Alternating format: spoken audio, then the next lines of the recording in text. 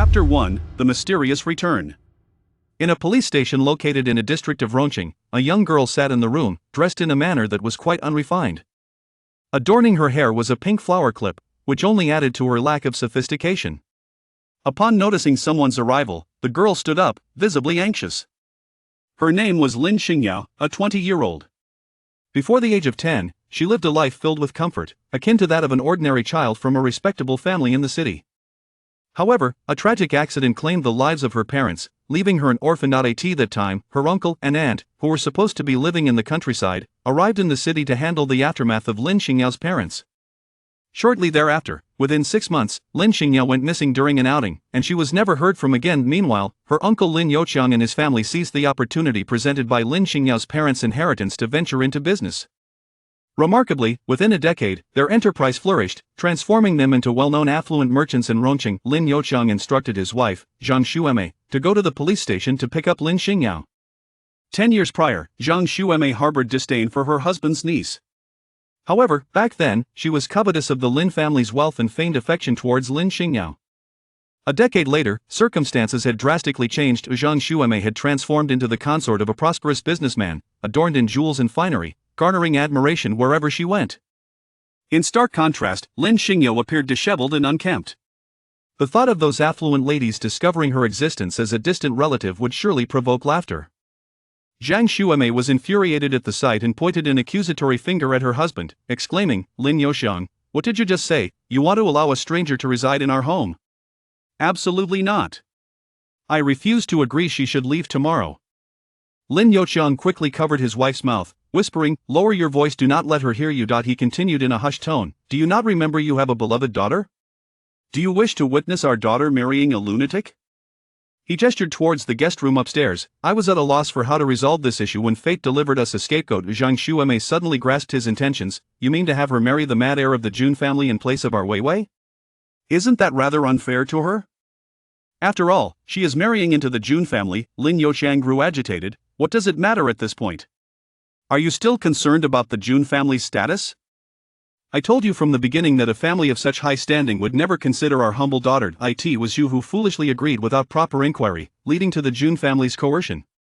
Now, this is an ideal solution. We can marry Lin Xingyao off, and the problem is resolved." Zhang Xueme nodded in agreement. "You have indeed thought this through." When the marriage contract was established, it only stipulated a daughter of the Lin family. It did not specify that a niece would be unacceptable. Lin Youqiang affirmed, for Lin Xingyao to marry that lunatic would be quite an elevation for her. In the guest room on the second floor, Lin Xingyao removed the hair clip from her head and pressed the communication button. "Is the White Wolf available?" "Present," came the reply. Lin Xingyao's demeanor shifted. Her voice now exuded authority as she inquired, "What is the status of the situation in country Y?" "According to your directives, all adversaries have been eliminated, and the hostages from country S, they have been successfully rescued without any casualties." There was a moment of hesitation before the voice continued. "The Jun family's case pales in comparison to international matters. It is unnecessary for you to intervene personally." At that moment, an arrogant voice pierced through from outside. "What? A country bumpkin has moved into our home? A cousin? I refuse to acknowledge her.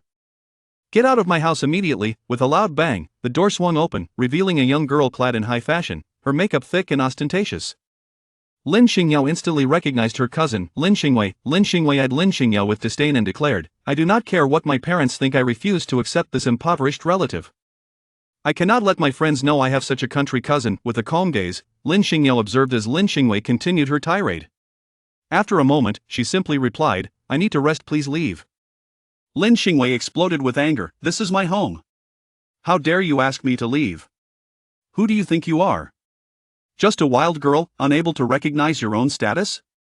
As she approached to strike Lin Xingyao, she was swiftly countered with a shoulder throw, crashing hard onto the floor, leaving her momentarily speechless from the pain.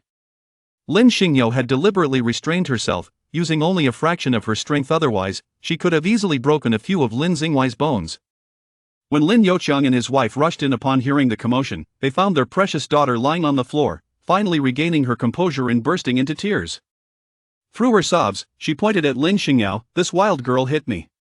Mom and Dad, you have brought a wolf into our home. If you do not drive her away today, I will run away." Zhang Xueme helped her daughter to her feet and sternly questioned Lin Xingyao. we took you in with good intentions, how could you resort to violence? Moreover, she is your cousin. Lin Xingyao lowered her head, as if acknowledging her fault. She came in and immediately tried to expel me, even attempting to hit me. Two have been bullied in the countryside and reacted instinctively. I'm sorry, uncle, I won't do it again. Though Lin Youqiang intended to scold her, he held back, recognizing her potential usefulness. Alright, this is not entirely your fault. You should rest well, and I will have someone bring you food later. After speaking, he ushered his still complaining daughter out. Once they departed, Lin Xingyao lifted her head, and the once timid glimmer in her eyes transformed into an intense fierceness. Meanwhile, the former head of the Jun family, Jun Xuanya, had inexplicably descended into madness at the height of his vitality. The mystery surrounding this incident could very well hold the key to her mission. Lin Xingyao intended to leverage the marriage contract to infiltrate the Jun family and uncover the truth. Chapter 2: Playing the Fool to Catch the Wise. After Lin Youqiang summoned his daughter, he revealed the plan for the substitution in marriage. Lin Xingwei ceased her ruckus and pretended to run away from home as per her father's strategy. The following day, Lin Youqiang specifically instructed Zhang Xuemei to take Lin Xingyao shopping for clothes. While Zhang Xuemei was generous with spending on her own daughter, she was miserly toward others. The garments she purchased for Lin Xingyao were mere night market finds, selected for their low prices. Although it appeared as though she had bought many items, the total cost was minimal. Lin Xingyao remained silent, adopting a seemingly dull demeanor. When she donned the inexpensive new attire, a look of surprise crossed her face. This only served to deepen Zhang Xuemei's disdain, thinking, truly a country girl unaccustomed to sophistication, so easily deceived. Zhang Xuemei hurriedly inquired, "What is wrong with your father? Is the business facing difficulties?" Lin Youqiang replied, "Someone from the Jun family has come, demanding our daughter be married within 3 days, or they will force our company into bankruptcy." He cast a glance at Lin Xingyao, deliberately raising his voice. "The Jun family is being utterly unreasonable. They wish to marry our Weiwei, simply because they belong to a prestigious family. Weiwei left home last night over this matter, and I have been unable to find her all day. How am I to explain this to the Jun family?" Zhang Xuemei played along. "We cannot afford to offend the Jun family, yet we cannot locate Weiwei. But if we fail to present her within 3 days, not only will we lose our wealth, but our lives may also be at stake." Noticing Lin Xingyao's unyielding demeanor, Zhang Xuemei internally cursed, "Fool!" Suddenly, Lin Youqiang grasped Lin Xingyao's hand, pleading, Yao, your uncle and aunt have treated you with kindness. You cannot turn a blind eye to our plight." Lin Xingyao spoke in a somewhat wooden manner, "But I don't know where my cousin has gone. But if you'd like, I can help you look for her." Lin Youqiang was nearly driven to despair by her foolishness, thinking to himself, "Who needs you to find Weiwei? Why can't you simply mention that you'll take her place?" Yet, he persisted, attempting to reason with her. The Jun family is a top-tier aristocracy. Marrying into such a family guarantees a lifetime of wealth and luxury, far superior to toiling day and night for mere sustenance with an ordinary man. Don't you agree, Yao? Lin Xingyao nodded obediently. Yes. Finally, Lin Youqiang smiled. So? Then why would my cousin run away from her marriage? Uncle, do you want me to persuade her? Lin Xingyao responded earnestly. Alright, I understand. Once I find her, I will help you convince her. Lin Youqiang was exasperated. Was this girl truly so dense as to not understand human speech? Zhang Xuemei pushed Lin Youqiang aside and stated bluntly, "Your uncle doesn't want you to find your cousin. He wants you to marry Jun Xuanya in her stead. You've wasted 10 years and haven't completed your studies or secured a respectable job. Rather than face a bleak future, why not marry into wealth and enjoy a life of luxury? This is an opportunity that countless girls yearn for. If you weren't a member of the Lin family, you would never have such a chance." Lin Xingyao found their arguments riddled with holes. If Jun Xuanya were truly so desirable, why wouldn't Lin Xingwei marry him? However, she chose not to expose their deception, pretending to be astonished. "You want me to take my cousin's place? Isn't that deceitful? How can that be considered deceit?" Lin Youqiang retorted. The Jun family only stated they desired a daughter from the Lin family, without specifying that a niece was unacceptable. But no buts. Think about the life you lived before and then envision the life of a wealthy young lady. Your uncle and aunt care for you, which is why they're offering you this once-in-a-lifetime opportunity.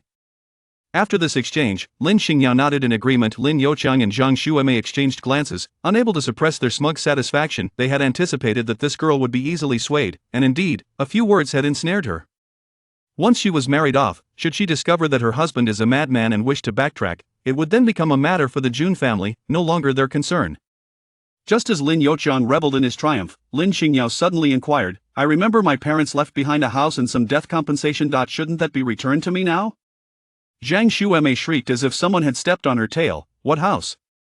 What compensation? Lin Xingyao attempted to maintain his composure, conjuring a pre-prepared lie. Indeed, your parents once had a house in compensation. However, you went missing, remember? Your uncle searched high and low for you, spending money like water to find information. For your sake, he even sold the house and exhausted the compensation. When he first learned of his niece's disappearance, he was elated. He had no intention of searching for her. The house was indeed sold, but the money had been invested in business ventures. There was no way he would return it now. I see, Lin Xingyao nodded, seemingly convinced. Just as Lin Yuqiang's insincere smile began to reappear, Lin Xingyao suddenly asserted, then please prepare a dowry for me. After all, as a daughter of the Lin family, my wedding should not be too modest. It need not be excessive. 2 million will suffice. 2 million was neither too much nor too little, precisely the sum of her parents' estate and the compensation. Lin Yuqiang's smile faltered. Yao, how much did you say? How could this wild girl comprehend the concept of a dowry? And to demand 2 million right off the bat? Surely she must have misheard. Lin Xingyao held up 2 fingers, stating earnestly, after consideration, I believe 2 million is just right. It is neither ostentatious nor too shabby. Although my bank account is with a rural credit union, it seems I can still use it across banks. The account number is 55,000XXXX. Lin Xingyao was taken aback. She was indeed serious. Zhang Xueme was furious but could only suppress her anger and say, Yao, you will be marrying as the second young mistress of the Jun family. They are quite affluent and will provide you with whatever you desire. Lin Xingyao blinked innocently, yet with a serious demeanor. But doesn't marrying a daughter require a dowry? In our small village, that's how it's done, and especially in a big city? If there is no dowry, wouldn't the Jun family think I am not a legitimate daughter? Chapter 3, Reclaiming the Inheritance. Lin Xingyao has come to realize that this wild girl is not foolish, rather, she is audaciously ambitious. Attempting to extort them for a staggering 2 million. Yet, they find themselves powerless against that obstinate girl, who resolutely insists on her demand. The Jun family is pressing hard. And with no alternatives left, Lin Xingyao, for the sake of his precious daughter, ultimately concedes the sum of 2 million. Zhang Xueme, the proverbial miser, is so distressed over the amount that she finds it difficult to sleep at night. Early the next morning, the Jun family arrives as scheduled to escort the girl. There are no grand wedding festivities, no splendid bridal attire, and certainly no throngs of guests. Lin Xingyao, clutching her rural credit union savings card and a bundle of inexpensive clothing, steps into the luxurious vehicle destined for the capital. The chauffeur, Mrs. Zhou, a woman in her 40s adept at navigating social hierarchies, scarcely acknowledges Lin Xingyao's humble appearance, maintaining a frosty demeanor throughout the journey.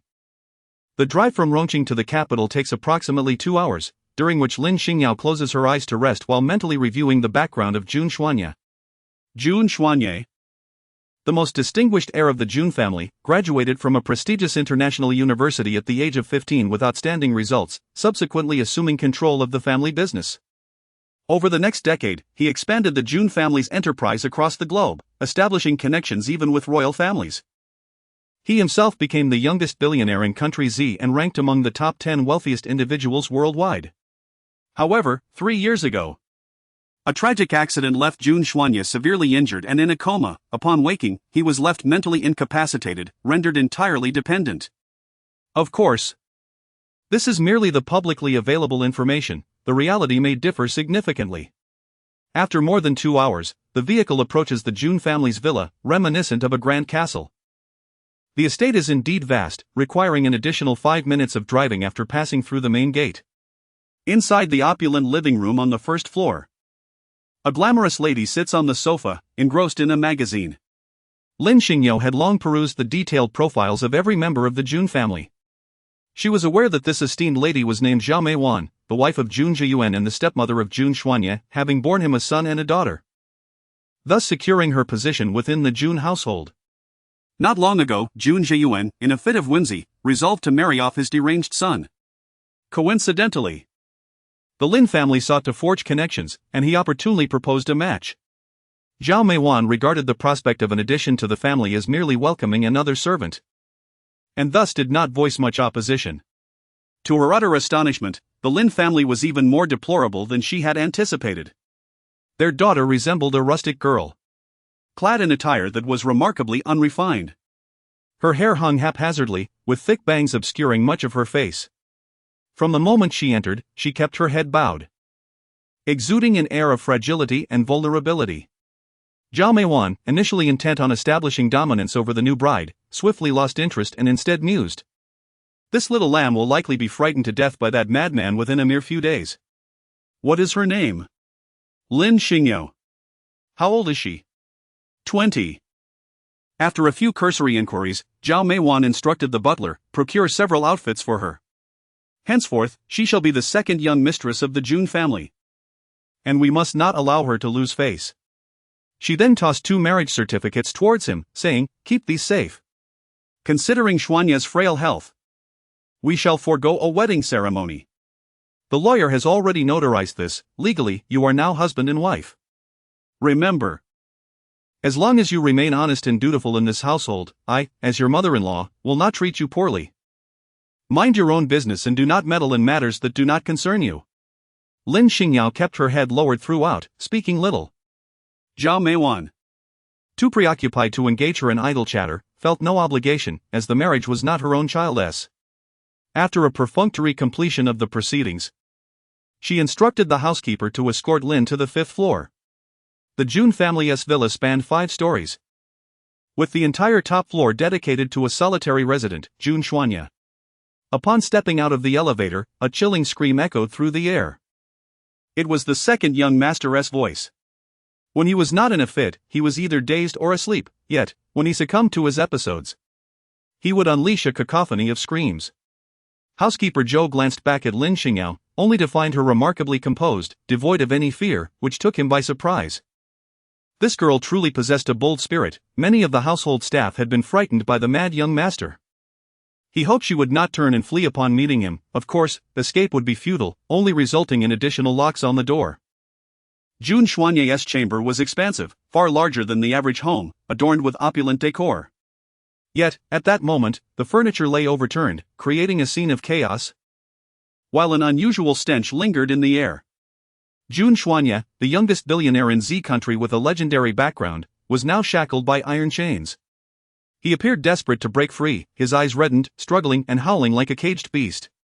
Inside the room, 2 male servants stood helpless, and upon seeing housekeeper Zhou, they looked as if they had spotted a savior.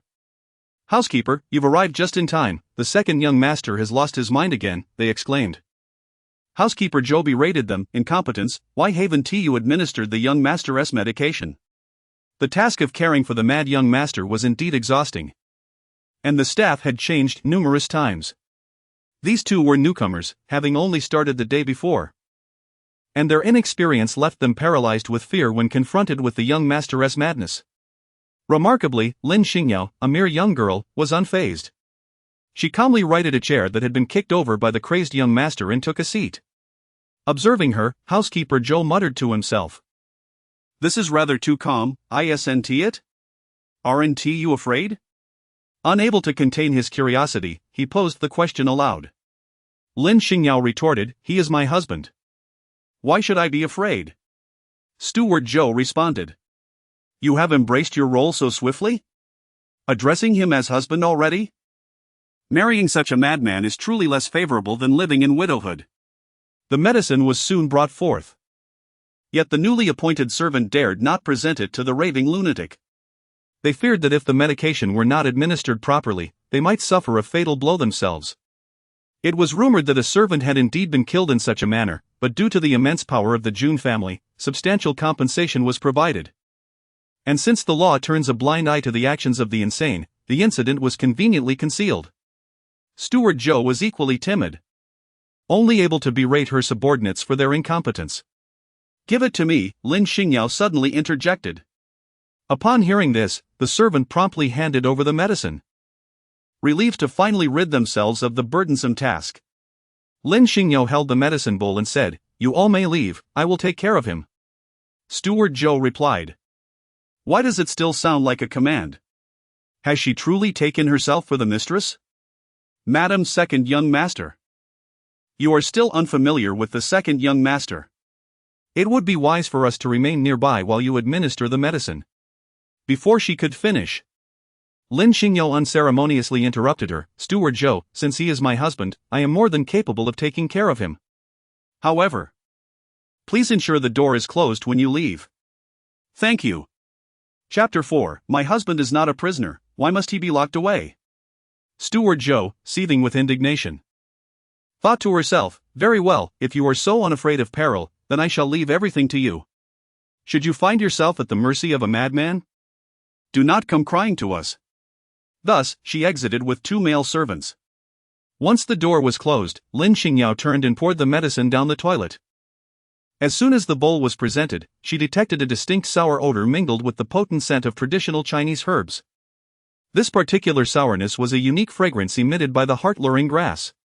The heart-luring grass possesses hallucinogenic properties. Prolonged use can lead to madness, ultimately resulting in a state of utter exhaustion and death. This herb is rare, found only in the northern regions of Myanmar, and few within the country would even recognize it. Initially, Lin Xingyao suspected that Jun Xuanye might be feigning madness, but at this moment, it became evident that he was genuinely deranged, albeit in a manner distinct from mental illness. This was a manufactured insanity. It appeared that the Jun family's entanglement in this murky situation was far deeper than she had anticipated. Approximately half an hour later, Jun Xuanye finally succumbed to exhaustion and collapsed onto the bed. Lin Xingyao approached at a leisurely pace, taking the pulse of Jun Xuanye. The symptoms were indeed as she had surmised, and the condition had reached a terminal stage. If left unattended, he would undoubtedly meet his demise within a month. As she scrutinized Jun Xuanye more closely, it became evident that this man was extraordinarily handsome. His features were flawless, and together they created an unparalleled charisma. A man of such stature was destined to stand at the pinnacle. What could have possibly led him to such a state of disarray? His wrists and ankles bore the marks of iron chains, and after his recent struggles, blood had begun to surface. Lin Xingyao retrieved the key she had just discreetly taken from butler Zhou and proceeded to unlock the iron chains. Lin Xingyao presented a pill for him to consume, then gently probed the back of his head. As her fingers encountered something, she exerted a firm pull and extracted a silver needle. The man winced in pain, yet his complexion visibly improved. The needle had darkened over time, indicating it had been lodged in his brain for quite a while. How treacherous! I have taken lives, yet I have also saved them. Jun Xuanye, in this endeavor to rescue you, I sincerely hope you will not let me down. Upon finishing her words, she adjusted Jun Xuanye into a more comfortable sleeping position and thoughtfully tucked him under the covers. In the evening, a servant arrived bearing several sets of clothing, the packaging revealing them to be of high-end brands, albeit ones that lacked widespread recognition. Lin Xingyao was unreserved as she selected a dress that pleased her, then retreated to the bathroom for a refreshing shower before donning her new attire. Upon her emergence, her entire demeanor and appearance had transformed dramatically. She was indeed quite beautiful, with a delicate, oval face and almond-shaped eyes that sparkled with vivacity, complemented by a flawless figure. Previously, in an effort to embody the persona of a rural girl, she had deliberately darkened her complexion and applied makeup to create the illusion of dark circles, rendering her appearance rather drab. However, within the confines of the Jun residence, she no longer felt the need to conceal her true self. She removed her makeup, shed the inexpensive garments, and adorned herself in a pristine white dress, resembling a lotus blooming from the water. When butler Zhou returned, he nearly failed to recognize her.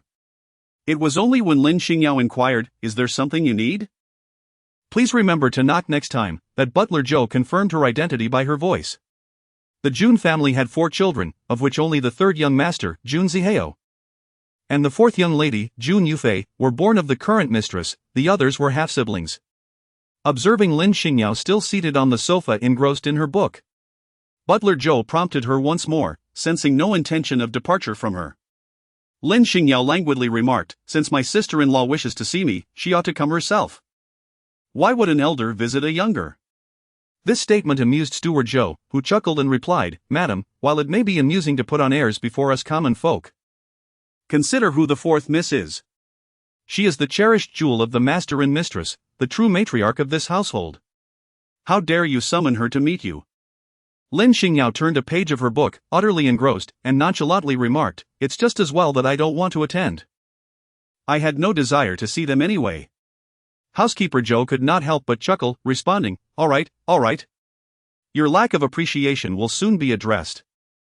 Just wait and see how the fourth young lady will discipline you. She is the little tyrant of our June family, and no one dares to provoke her."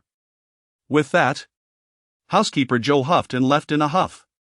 Lin Xingyao finally set the book aside and rose to her feet. However, it was not the butler's final words that startled her, rather, it was the sight of Jun Xuanya opening his eyes. His gaze was still somewhat dazed, yet unlike before. When he would awaken in a frenzy, shouting and thrashing about, he was remarkably calm at this moment. He remained still, fixated on the ceiling for quite some time, before slowly turning his eyes to rest upon Lin Xingyao. "After lying down for so long, you must be weary. Why not sit up for a while?" Jun Xuanya did not move or speak, like a marionette, allowing Lin Xingyao to assist him in sitting at the edge of the bed. Lin Xingyao gazed upon him with evident satisfaction. "You have made a commendable recovery, although you still appear somewhat dazed. Patience is key. And soon you shall return to your former self." Her profound medical expertise assured her that if she intended to save him, he would inevitably regain his full health. Steward Zhou had long harbored a disdain for Lin Xingyao, seizing this opportunity to embellish the tale before the 4th Mississippi. As anticipated, Jun Yufei was incensed. "I wish to see her, that would indeed be an honor for her. Yet, not only does she refuse to meet me, but she even dares to claim she does not wish to see me? Does she truly believe herself to be my sister-in-law?" Previously, she had been reluctant to ascend to the 5th floor, as Jun Xuanya's icy demeanor never offered her any warmth. Following his descent into madness, which rendered him quite formidable, her aversion only deepened. Today, her anger reached a boiling point, yet as Jun Yufei stormed through the door, intent on reprimanding that wild girl, she was taken aback to find her second brother seated by the bedside. "Second brother, you are awake?" Her relationship with Jun Xuanya was rather distant, and her understanding of his condition was superficial at best. Meanwhile, the steward, upon witnessing Jun Xuanya's awakening, feared he might spiral into madness once more. Noticing the absence of his shackles, his face paled in alarm. How could the second young master's shackles be removed? Steward Zhou hastily searched his pockets for the keys, only to find them empty. In his moment of confusion, Lin Xingyao produced a key, waving it before him. "Is this what you seek? You left it with me earlier. And seeing the marks on my husband's limbs, I took the liberty of unlocking him." Steward Zhou's face turned a shade of green with fury. You audaciously freed the second young master from his restraints?" Lin Xingyao, with a perplexed expression, retorted, "My husband is not a criminal, why should he be confined?" Chapter 5, The arrogant sister-in-law kneels before me. Did you not witness how troublesome it is when the second young master loses his temper? With the chains, no one dares to approach him, and if they are removed, it becomes even more chaotic. Recalling the second young master's frenzied demeanor, Steward Zhou felt compelled to leave, urgently pulling the 4th young lady along. "Miss 4, we must depart swiftly. When the second young master goes mad, he recognizes no kin." As they spoke, her gaze fell upon a bag of clothes resting on the bench by the bed.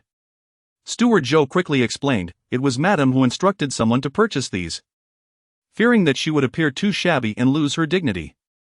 Jun Yufei scoffed, "Ha! Does a servant really need to dress so elegantly? My mother is simply too kind-hearted." "Steward Zhou, did you not mention that your daughter's birthday is approaching? Those garments shall be a gift to you." Upon hearing this, Steward Zhou was overjoyed. "But those are all designer outfits. They would fetch a considerable sum if sold." She contemplated retrieving them but hesitated due to the mad young master.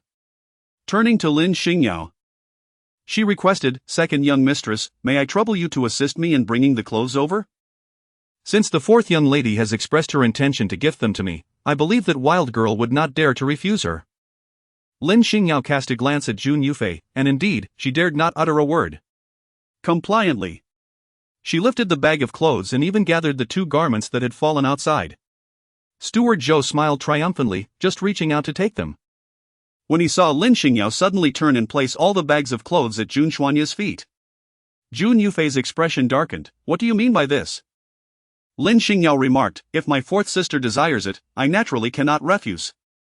However, since I am already the wife of Xin Yi, it is prudent to seek his consent for such matters." Miss 4th. Just as Steward Zhou intended to restrain her, Jun Yufei, heedless of the consequences, rushed forward. indignantly declaring, "Do not think you can use my second brother as a shield." My second brother. Before she could finish, a crisp slap resonated, striking Jun Yufei's face, leaving a strikingly clear imprint on her delicate visage. Stunned by the blow, Jun Yufei glanced at the bewildered Jun Xianyi and then at Lin Xingyao, exclaiming, "You actually dare to hit me? It was your second brother who struck you." Lin Xingyao replied, casting a reproachful glance at Jun Xianyi, "My dear, it was merely a few articles of clothing. Is it really necessary to resort to violence against your own sister?" Jun Xianyi's eyes widened slightly as he gazed blankly ahead, his expression obscured from Jun Yufei's view. In disbelief, she turned to look at the steward. Steward Zhou, with a pained expression, lamented, "It all happened too swiftly, I did not catch it clearly." Unwilling to relent, Jun Yufei was about to voice her protest when suddenly a sharp pain shot through her leg, causing her to collapse, kneeling at Lin Xingyao's feet. Lin Xingyao chuckled, "Fourth sister, although I am your second sister-in-law, there is no need for you to perform such a kneeling ceremony, this is not ancient times." She playfully shot a reproachful glance at her husband, Jun Xuanya, and added, "Darling, you too, there is no need to be so harsh on your own sister." Jun Yufei's teeth ground in irritation, yet it was the steward Zhou who first reacted, hastily pulling her aside. "Miss Fourth, the second young master seems a bit unwell today, we should leave swiftly. There will be ample time to deal with that wild girl later." Without needing to be told twice, Jun Yufei refrained from causing further trouble. Her legs, once aching, were now entirely numb, rendering her unable to stand steadily. She could only allow Steward Zhou to drag her away. Lin Xingyao was not the least bit disturbed by the matter concerning Jun Yufei. After spending some time in the company of Jun Xuanya, she gently remarked, "You must be tired after sitting for a while. Why not rest a little longer?" After ensuring that Jun Xuanya was comfortably settled, she administered a pill to him, and he soon drifted back into a deep slumber. Lin Xingyao carefully tucked in his blanket and murmured to the slumbering man, "I struck your sister, you wouldn't hold that against me, would you? If you dare to blame me, I shall revert you back to a madman, he." The man in a dream stirred his thick eyelashes, as if he had heard her, yet perhaps he had not. Jun Yufei had initially considered seeking her parents to intervene, but at that moment, her father was far away, and her mother was nowhere to be found. She could not find anyone to support her. Her legs remained numb, and she feared they might be permanently impaired, prompting her to request butler Zhou to take her to the hospital. After a series of examinations yielded no findings, her legs inexplicably returned to normal by dawn the following day. How peculiar. Meanwhile, Zhao Meiwan had played mahjong through the night, only learning at daybreak that her daughter had been hospitalized. In a flurry of concern, she hurried over, her complexion shifting dramatically upon learning that Jun Xuanya had kicked her child. "Are you saying that Jun Xuanya has awakened?" Jun Yufei had seldom ventured to the fifth floor and was hardly concerned about Jun Xuanya's condition, possessing scant knowledge. However, Zhao Meiwan was acutely aware that if that madman stirred, he would lash out indiscriminately. The fact that her precious daughter had been on the fifth floor upon his awakening and had escaped severe injury was a stroke of fortune. Reflecting on this, Zhao Meiwan felt a twinge of fear and glared furiously at butler Zhou. "What is the situation with the second young master? You, who should know, are completely oblivious? Who permitted you to take her upstairs?" Butler Zhou stammered, "I." Zhao Meiwan offered him no chance for an explanation. "What do you mean I? Didn't you see that the young lady was terribly frightened? How dare you argue? You can forget about your bonus this month, and if you make another mistake, I'll have you thrown out of the Jun family." Butler Zhou felt unjustly wronged. He had done nothing amiss. Why should his bonus be docked? The Jun family's salary was modest, but the bonuses were substantial. Losing a month's worth was a significant blow. After reprimanding the butler, Zhao Meiwan turned to educate her daughter. "I've already warned you not to go to the fifth floor, why did you disobey? What is there to see with that madman? When he loses control, he spares no one." Thankfully, this time it was a close call. What if you had truly injured your legs? Jun Yufei, having received no solace from her mother and instead being lectured, felt a wave of grievance. "Who wants to see that madman? I was merely curious upon hearing that my father arranged a bride for him to lift his spirits. I wanted to see what kind of woman would willingly become the wife of a madman for money." A wife? More like a servant. To be frank, your second brother is gravely ill, Dr. Zhang has said he has less than a month to live. Jun Yufei was taken aback. Mom? Are you saying that my second brother is going to die? Chapter 6. The mother-in-law seeks trouble. Zhao Meiwan realized she had overstepped but dismissed it lightly. Your father feels indebted to him, which is why he thought to arrange a nominal wife for him, so he wouldn't depart this world in utter desolation. As for that wild girl, we can easily find a pretext to dismiss her later. How dare you be upset over that wild girl, she is hardly worthy. Upon hearing this, Jun Yufei felt somewhat relieved. The Jun family. The weather today was splendid. With a clear blue sky and a temperature that was neither too hot nor too cold, providing an exceptionally comfortable atmosphere. Jun Xuanye appeared to be in slightly better spirits today. When Lin Xingyao fed him breakfast that morning, he instinctively opened his mouth and kept his gaze fixed on her. No longer exhibiting the aimlessness he had shown the previous day. Lin Xingyao gently helped him into the wheelchair and softly inquired. Have you not breathed in the fresh air outside for a long time? Jun Xuanye slowly turned his head and cast a glance out the window. Lin Xingyao smiled and said, let us take a stroll in the garden, it will be beneficial for your recovery. The villa belonging to the Jun family is equipped with a private elevator, making it quite convenient to maneuver the wheelchair. For a full 3 years, Jun Xuanye had not ventured beyond the confines of his 5th floor room. Upon their emergence, the household staff were taken aback by the sight. Butler Zhou contemplated intervening but hesitated. Hastily contacting Zhao Meiwan.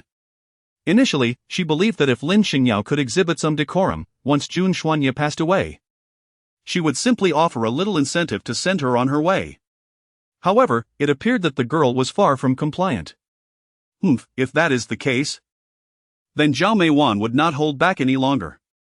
Lin Xingyao was still unaware that even a casual stroll could incite resentment. Even if she did, it mattered little. The flowers were truly exquisite, yet their bloom was regrettably fleeting. Gently, she removed the fallen petals from Jun Xuanye's hair, and as she lowered her gaze, she noticed a flicker of melancholy in his eyes, which led her to believe he was reminiscing about his current plight. Indeed, once a figure of great renown, he was now derisively labeled a madman, shackled and confined for a full 3 years. During this time, he was not entirely oblivious. There were moments when he was acutely aware of his madness, when he wished to refrain from violence, yet found himself unable to control his actions or articulate his true thoughts. It felt as though his soul was ensnared within a body spiraling out of control. A sense of helplessness that was beyond description. Now, he was gradually regaining his composure, his consciousness becoming clearer, and when he recalled the past, it was inevitably accompanied by a profound sense of humiliation. Lin Xingyao consoled, what has transpired is now behind us, soon, you shall regain your former self. Perhaps you could regard these past 3 years as merely a dream. Jun Xuanye gradually lifted his gaze, meeting her gentle, tender eyes. His lips parted slightly. And with great difficulty yet unwavering determination, he uttered a single word, no. The prouder a person is, the less they can endure humiliation. Lin Xingyao, not one to exert undue pressure, smiled and said, then let us expedite your recovery, so you can trample those who have wronged you beneath your feet. From a nearby path, the sound of hurried footsteps broke the serene atmosphere as a group of several people rushed in. Housekeeper Zhou, already seething with frustration, found newfound confidence with the presence of the lady of the house, no longer hesitant or timid. Madam, the second young master requires rest. Please accompany me to the laundry room, declared housekeeper Zhou, his tone brusque as he reached out to grab Lin Xingyao. Yet, before he could make contact, Lin Xingyao deftly hooked her foot, sending him sprawling unceremoniously to the ground. Lin Xingyao moved swiftly, so much so that bystanders barely noticed her actions, mistakenly believing that Butler Zhou had merely tripped over his own feet.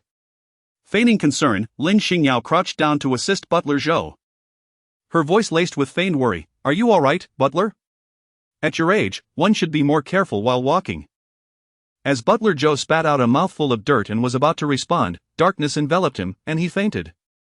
It was in that moment that Lin Xingyao, taking advantage of her supportive gesture, pressed on a pressure point that induced sleep.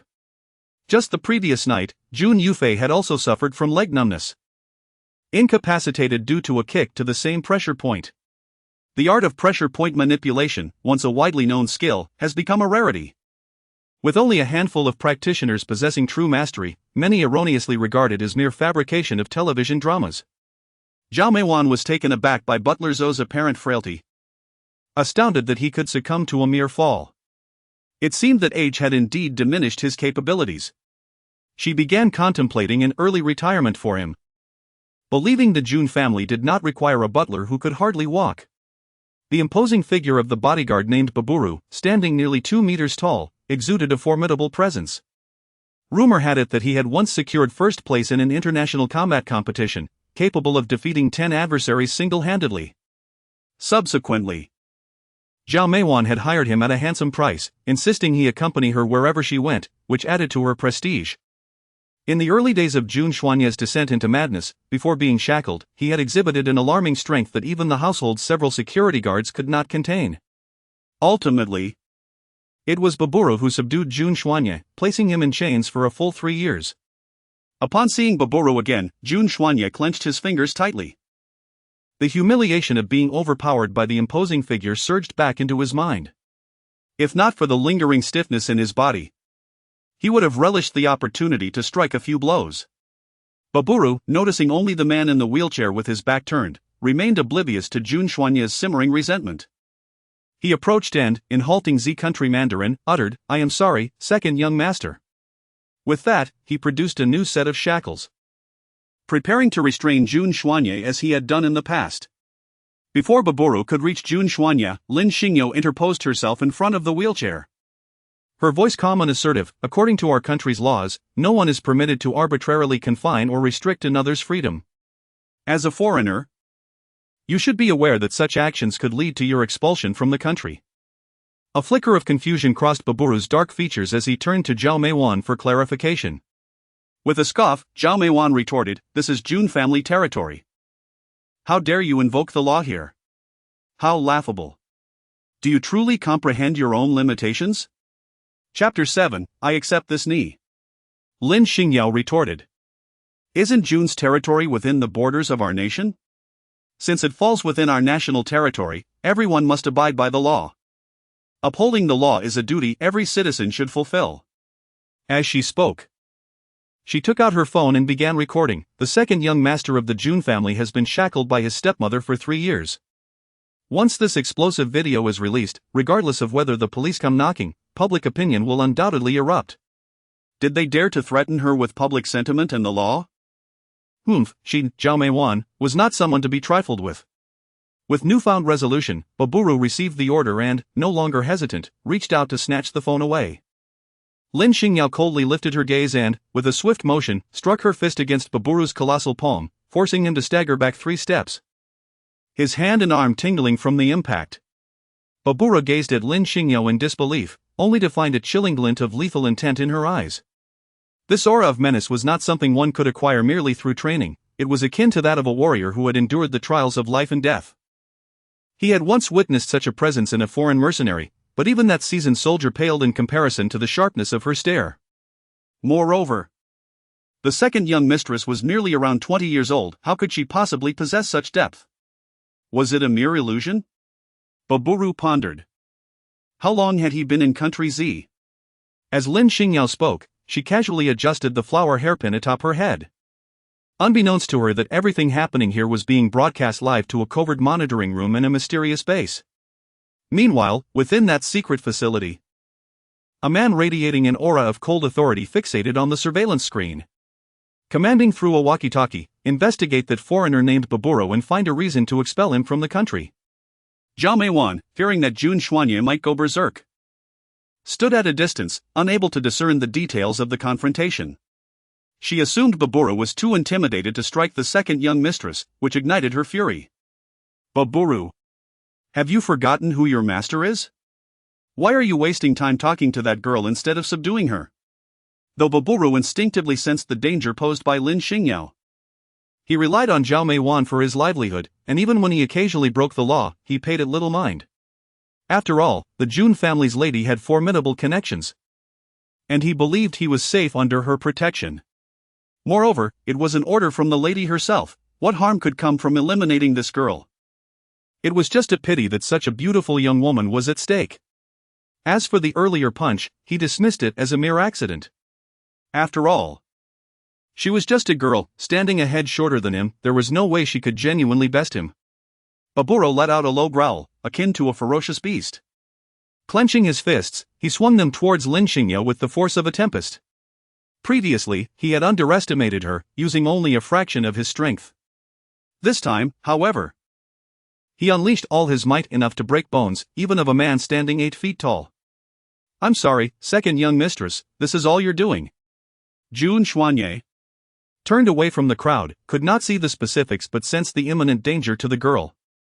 He struggled to rise but found his legs utterly unresponsive, rendering him helpless. Just as anxiety gripped him, a resounding bang echoed. The massive cherry blossom tree trembled slightly, and petals rained down, obscuring everyone's vision. As Baburu's punch descended toward Lin Xingyao, she suddenly furrowed her brow, realizing her shoelace had somehow come undone. She bent down to tie it, narrowly avoiding the blow. Baburu's full-force strike landed squarely on the trunk of the ancient cherry tree behind Lin Xingyao, causing a cascade of blossoms to fall. In that instant, Lin Xingyao's expression shifted. And she struck with precision, bang. Bang. Bang. Bang. She delivered 4 swift blows to Baburu's legs and arms, targeting specific vital points. Once the petals settled and Zhao Meijuan's vision cleared, she was taken aback to see Baburu kneeling motionless, his hands raised high in a gesture of surrender. Zhao Meijuan, infuriated by this imbecile, shouted, "Baburu, you fool! What are you doing? I commanded you to deal with that girl, not to kneel." Baburu had finally grasped Lin Xingyao's true prowess and recognized that his earlier doubts were unfounded. She was indeed a formidable expert, concealing her abilities. He opened his mouth, intending to explain to Zhao Meijuan, but as Lin Xingyao patted his shoulder, she smiled and said, "Are you perhaps feeling guilty towards my husband? Otherwise, why would you suddenly kneel before him? But don't worry, I shall accept this gesture." "I didn't." Baburu attempted to explain, but found himself rendered speechless. Lin Xingyao had inadvertently sealed his voice. "Useless fool!" Zhao Meijuan scolded, pulling out her phone to summon security, just as the captain's call came through. Zhao Meijuan was on the verge of a breakdown, exclaiming, "This black devil dares to solicit. Did I give him too much money?" Unbeknownst to her, Baburu was suffering silently. While the solicitation was true, he had frequented high-end establishments, and this was not his first visit. He wondered why he was now being reported. What a disaster! A criminal record would ruin his chances of making money in the future. Ultimately, Baburu was taken away by the police, carried out no less, as the pressure points on his body would take at least a day to relieve.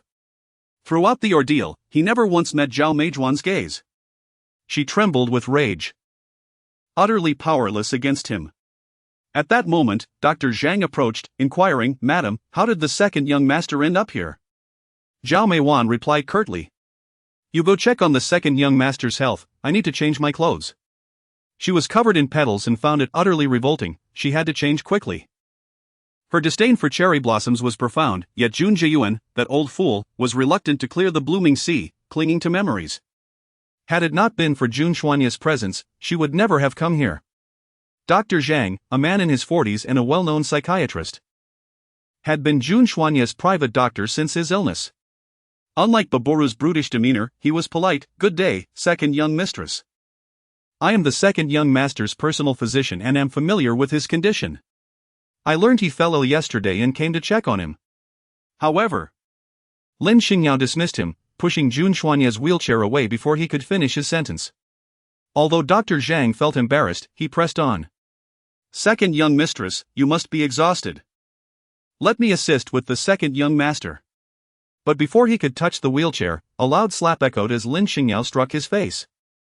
Dr. Zhang, covering his cheek, lamented, "Second young mistress, how could you strike someone so casually?" Lin Xingyao shows no regard even for Zhao Meijuan, let alone for this obvious lackey. In the case of Jun Xuanye, even if there is no direct connection to Dr. Zhang, an indirect relationship still exists. To put it another way, even if Dr. Zhang is utterly oblivious, he would still be deemed a quack, as delaying treatment is tantamount to committing murder. Lin Xingyao cast a sidelong glance at him. "If I were you, I would never seek unnecessary suffering." Under Zhao Meijuan's orders, Dr. Zhang was to conduct another examination on Jun Xuanye today, to ascertain the extent of his deteriorating health. Thus, even after receiving a slap, he was unwilling to retreat. Maintaining his demeanor as a doctor, he stated, "Second young mistress. Attending to second young master is my duty as a physician. Your constant interference, might it be driven by ulterior motives? How audacious, to shift the blame onto Lin Xingyao. You attend to second young master? The more you examine, the worse it becomes. Is that truly your duty? How can you dare to call yourself a doctor?" "Doctor." Zhang's face turned ashen. "Second young mistress, what do you mean by that?" After saying this, he pushed the wheelchair away with a flourish. Dr. Zhang stood there, bewildered. What did she mean? Could it be that she discerned something? What could it be? Could that wild girl possibly save that madman? "Doctor." Zhang pondered. If it were at the beginning, it would indeed be hard to say, but now second young master has already reached a critical state. He is no sage who could simply be saved by mere words. However, what if? I worry that once second young master is gone, she will spread rumors. Rumors? Zhao Meiwan slammed her hand on the table with a cold laugh. A wild girl from a humble background, how could she dare to stir trouble in the Jun family? While her words held some truth, Zhao Meiwan couldn't help but feel a twinge of regret. Had she known that this troublesome character would enter the family, she would have firmly opposed the idea of a marriage for luck. Once that madman dies, she would be cast aside. Did she truly believe herself to be of significance? Zhao Meiwan reconsidered. To avoid prolonged troubles, perhaps it would be best to send them off once more. During the day, the servants had delivered medicine several times. Naturally, Lin Xingyao would not allow Jun Xuanye to consume any more dubious concoctions. Even the meals were scrutinized by her before being served to him. At night, Lin Xingyao once again administered the medicine to Jun Xuanye. At this moment, he had regained some strength, though his words were still somewhat slurred. "I am recovering?" Lin Xingyao understood his meaning. After all, he had been ill for such a long time and should not be too anxious. However, he would recover soon, trust her. She tucked the quilt around Jun Xuanye, urging him to sleep.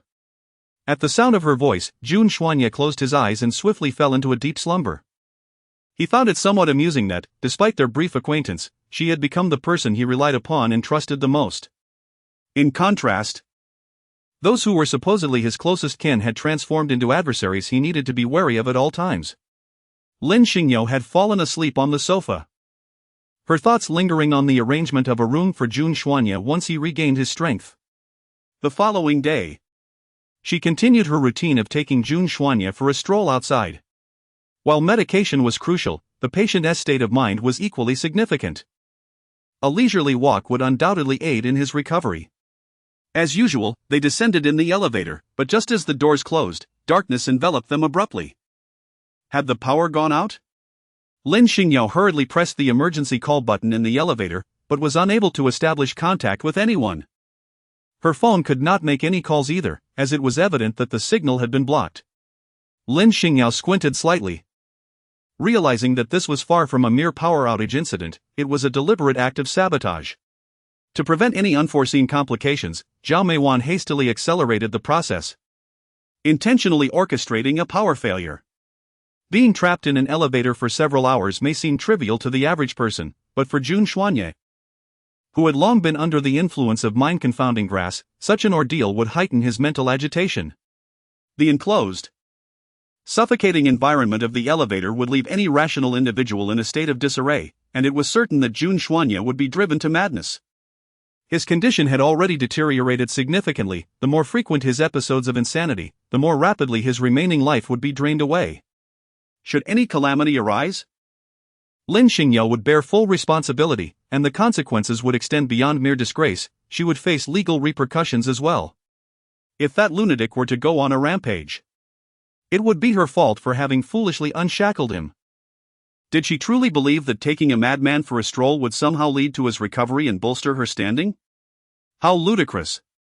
At that moment, Butler Joe approached with undue eagerness, inquiring, "Madam, it has been quite some time, how much longer shall we wait?"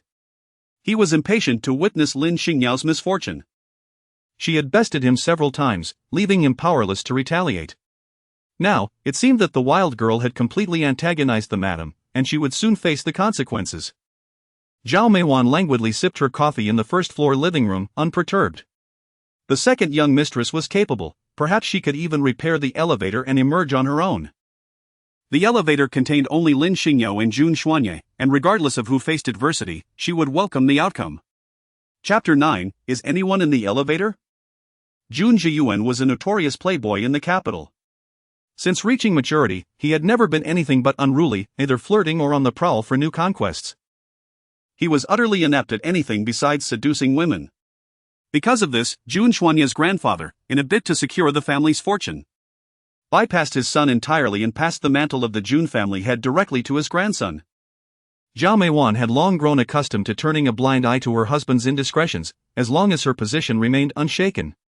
On one hand, she was resigned to this. On the other, Jun Zhiyuan had received a video last night of his young girlfriend's infidelity, mocking him for his age and inadequacies. As for Xuanye, I must check on him. Hasn't the bride meant to bring him good fortune already arrived? How is he faring after the auspicious union? Having uttered these words, Jun Zhiyuan prepared to ascend the stairs to see his son. Despite his wayward lifestyle, he occasionally remembered his child, particularly Jun Xuanye, who was born of his most beloved woman and was the most exceptional of his sons. Now, reduced to madness, it was a source of regret. Yet the bond of kinship remained. Zhao Meijuan's eyes darted as she remarked, "What a pity. You insist on believing in some sort of good fortune. Yet that girl is nothing but a harbinger of misfortune. She shows no regard for Xuanye's health and pushes him out to face the elements. I wonder if she is hoping for his demise to claim compensation and depart." What? Jun Zhiyuan's anger flared. What sort of matron are you to allow her to run amok? Over the years, Jun Zhiyuan had shown no accountability for family matters, merely blaming others when problems arose. Zhao Meiwan feigned innocence, saying, "I wish to intervene, but she doesn't regard me as a mother-in-law. She acts on her own accord. And for every word I utter, she has 10 retorts. I truly do not understand how you chose such a daughter-in-law." As they spoke, a servant arrived, breathless, reporting, "Master, it is dire. The second young mistress insists on taking the second young master out for a stroll, and now they are stuck in the elevator due to a malfunction." Feigning surprise, Zhao Meiwan exclaimed, "Oh dear. He is unwell and can hardly get out of bed. How could she possibly take him out for leisure? It must be that the second young mistress desires to play and has dragged our Xuanye along for her folly. What are you waiting for? Quickly find someone to open the elevator, we must not frighten Xuanye further." Jun Zhiyuan was also anxious. "Which floor is the second young master trapped on?" "On the 5th floor." "Hurry, to the 5th floor."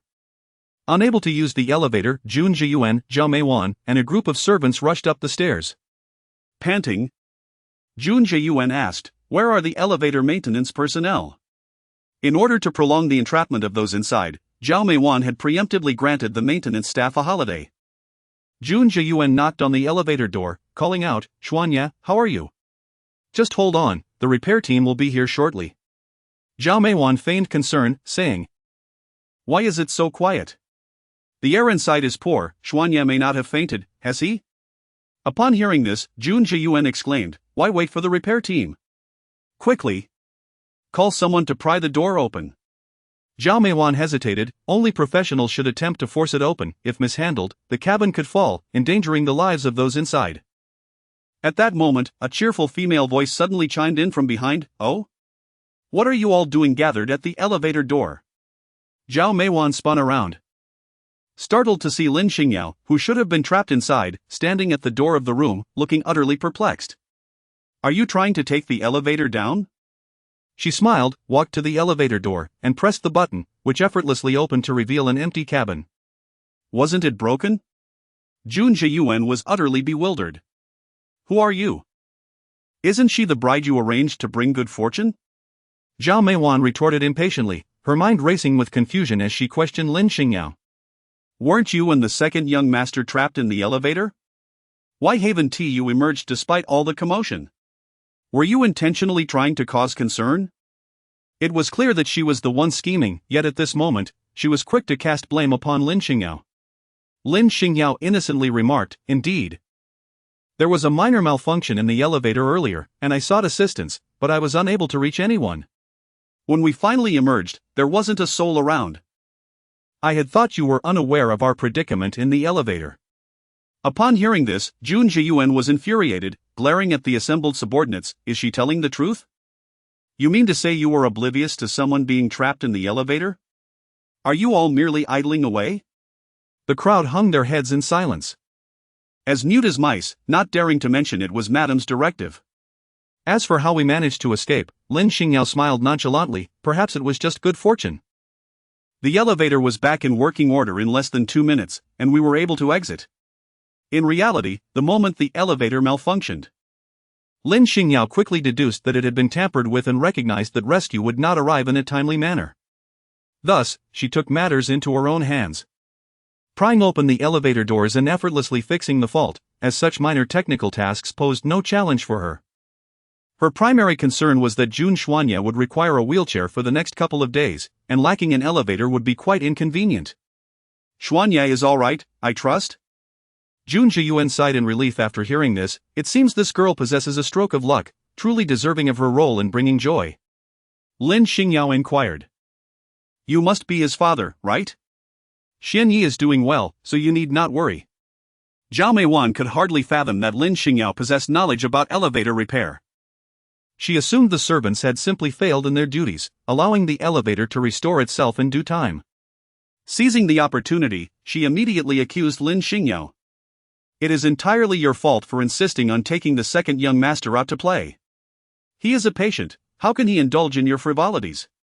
Should anything happen, your life could not atone for the mistake. Regardless of the circumstances, she was determined to preemptively place the blame on Lin Xingyao. Jun Jiyuan had initially found the young girl quite charming, with her beauty and cheerful demeanor. However, upon hearing his wife's words, he began to perceive Lin Xingyao as rather frivolous. Observing the change in Jun Jiyuan's expression, Zhao Meiwan continued to embellish. Just yesterday, Dr. Zhang wished to check on Xianya's health, yet this wild girl was adamant about preventing him from doing so. One wonders if she is deliberately wishing for Xianya's condition to worsen. The implication was clear. Directly accusing Lin Xingyao of harboring ulterior motives aimed at harming Jun Xianyi. Chapter 10. You will always be the second young mistress of the Jun family. Indeed. Upon hearing these words, Jun Jiyuan's demeanor shifted dramatically. I cannot believe you would behave so recklessly. Not only are you thoughtless, but you also seem to wish ill upon my son. Zhao Meiwan continued to stab with her words. Precisely. Our Jun family cannot accept such a daughter-in-law, otherwise Xianyi may very well meet his demise at her hands.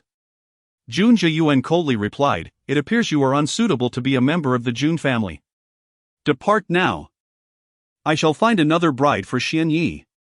This is what they call summoning a spirit easily, yet sending it away is a different matter entirely.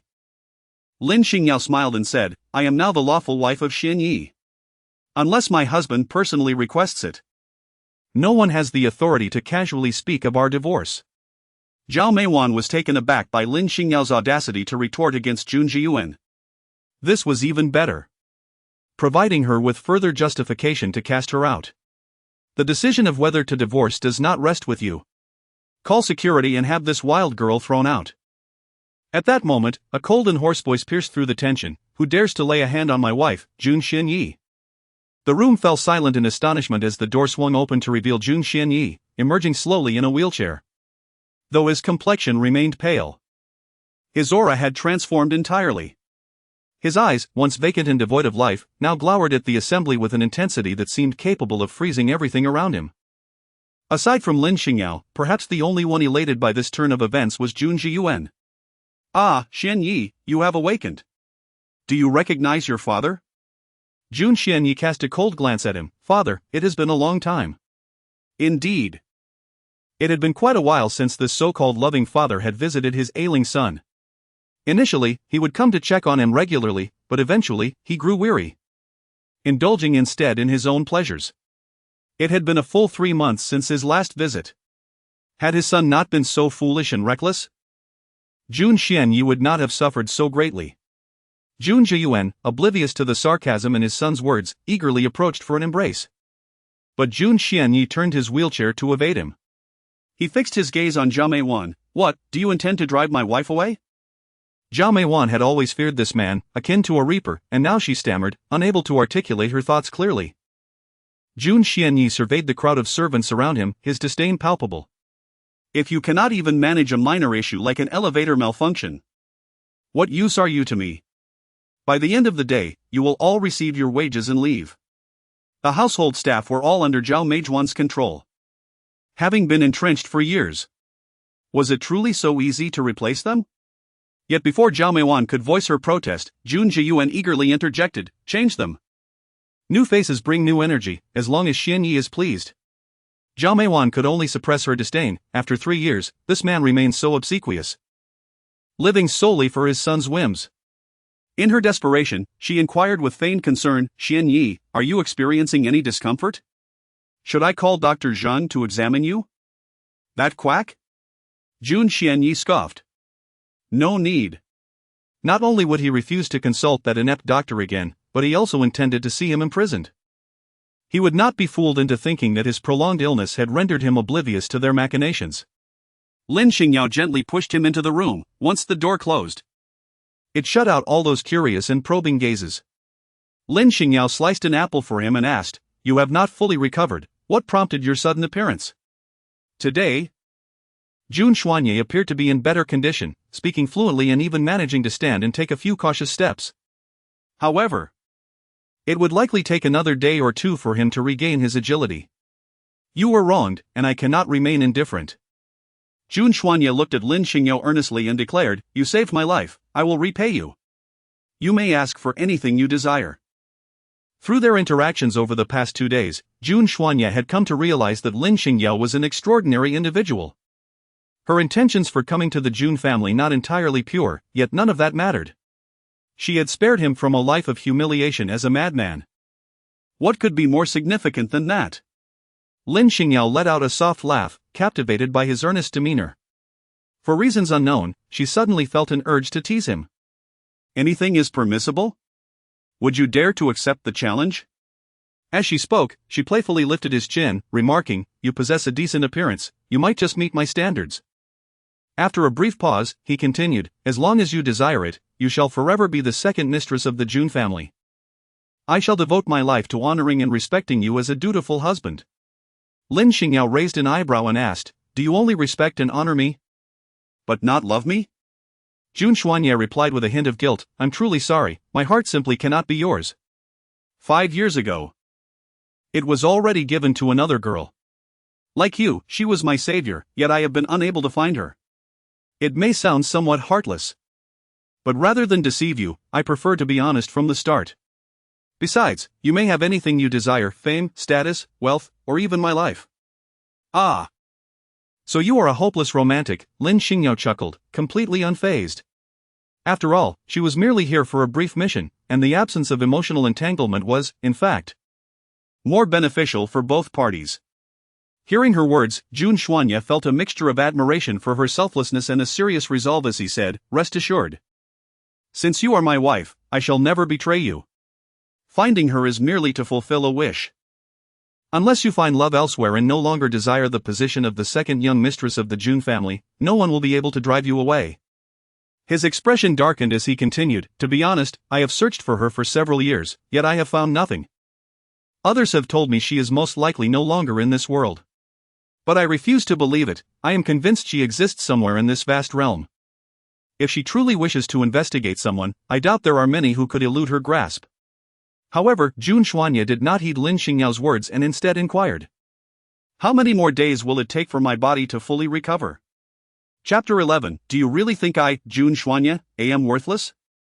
Noticing Jun Xuanye's furrowed brow, Lin Xingyao surmised his thoughts, a gentleman's revenge is best savored after a decade, why rush in these next few days? The one who harmed you must be Zhao Meiwan. And removing her shouldn't be too difficult. Jun Xuanye let out a cold laugh, just her? That mindless woman is merely a pawn for others. I have ample methods to deal with her, I simply do not wish for her to meet a swift end. Otherwise, how could I justify the shackles I have endured for the past 3 years? His tone was indifferent, yet the undercurrent of lethal intent was unmistakable. Lin Xingyao couldn't help but recall a remark she had once encountered in the dossier of Jun Xuanya: this person possesses a cold heart and a vengeful spirit. Those who offend him shall meet a miserable fate. Thus, Lin Xingyao silently lit a candle for Zhao Meiwan in her heart, patiently awaiting the unfolding of an intriguing spectacle. Although he was ostensibly the patriarch of the family, Jun Zhiyuan had managed to cultivate an image of a debauched scion, earning no respect even from his own son. In times past, his father had often been driven to hospitalization by his antics, ultimately bypassing this unfilial son and bequeathing the reins of the Jun family to his grandson, Jun Xuanya. Jun Zhiyuan forced a sheepish smile. Xuanya, in the presence of outsiders, do grant your father a modicum of dignity. Lin Xingyao raised an eyebrow. An outsider? Are you referring to me? In the next moment, she felt a warmth envelop her hand. It was grasped by Jun Xuanya. He lifted his face and offered her a gentle smile. Since we are married, a wife is akin to kin. Jun Zhiyuan inexplicably felt as though he had just been served a plate of dog food. His heart brimming with resentment. This little brat has never bestowed me with a genuine smile throughout his life. How can he smile so tenderly at a woman he has known for just a few days? Truly, has he forgotten his father upon marrying? Sighing, he decided to take his leave, adding, you two should come downstairs soon, everyone is waiting for you to dine together. As Jun Zhiyuan departed, he carried a hint of melancholy. Once the door closed, Lin Xingyao withdrew her hand from Jun Xuanya's grasp, asserting, do not touch me without my consent in the future. Jun Xuanya, having rarely touched a girl throughout his life, had only held her hand to save face for Lin Xingyao. Jun Zhiyuan was inherently selfish, known for his treachery. His earlier comment about her being an outsider was, in fact, a test. Had I not made a stand, he would have sought to trouble you thereafter. Lin Xingyao scoffed. Burning bridges? That depends on whether he possesses the capability. Jun Xuanya replied, I am well aware that you are unafraid, I merely wish to avoid causing you unnecessary trouble. Since her arrival, his family had persistently sought to create difficulties for her. At that time, although he was cognizant of the situation, he could only helplessly observe, relying on her for protection. From this moment forth, he vowed not to remain so powerless. When Jun Xuanya and Lin Xingyao descended from the 5th floor, the spacious dining hall was already filled with guests. In addition to those previously encountered Jun Zhiyuan, Zhao Meiwan, and Jun Yufei, there was an unfamiliar couple. The gentleman, impeccably attired in a tailored suit and sporting gold-rimmed glasses, exuded an air of elegance. He was none other than Jun Xingyao, the eldest son of the Jun family. Aged 32. At 17, Jun Zhiyuan had already caused a woman to bear his child before he had even graduated. Before the baby was born, he had shifted his affections elsewhere, leading to the tragic suicide of Jun Xinghao's mother after giving birth. The lady accompanying him was Wu Lianlian, Jun Xinghao's wife, who hailed from a prestigious family. However, a few years prior, her family faced significant business setbacks, resulting in sudden bankruptcy.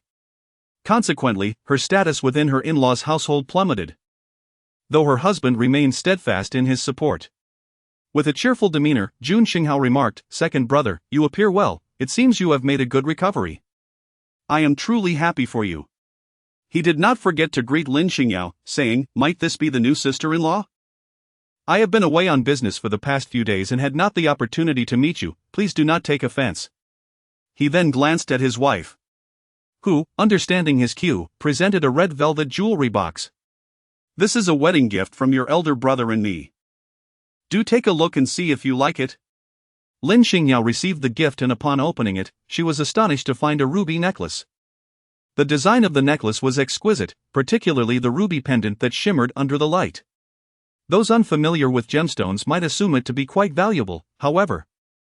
Lin Xingyao's discerning eye immediately recognized the stone's mediocre quality. The chain itself was merely coated with a thin layer of K-gold, rendering it nothing more than a superficial trinket, devoid of genuine worth.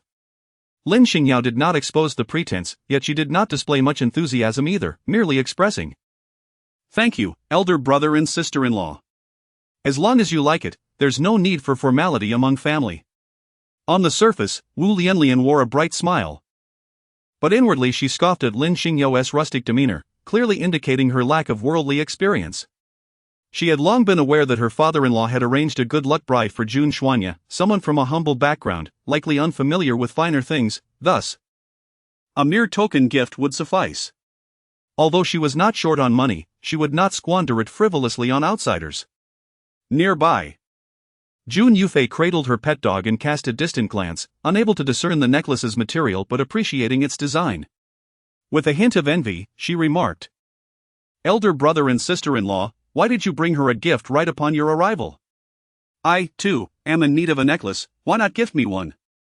Lin Xingyao chuckled, "At your age, you still dare to ask for gifts? Very well, I shall have your sister-in-law pick one out for you tomorrow." Yet, Lin Xingyao interjected, "Does the fourth sister fancy this necklace? If so, I might as well gift it to you." Really? Jun Yufei was somewhat incredulous. How could this woman be so accommodating?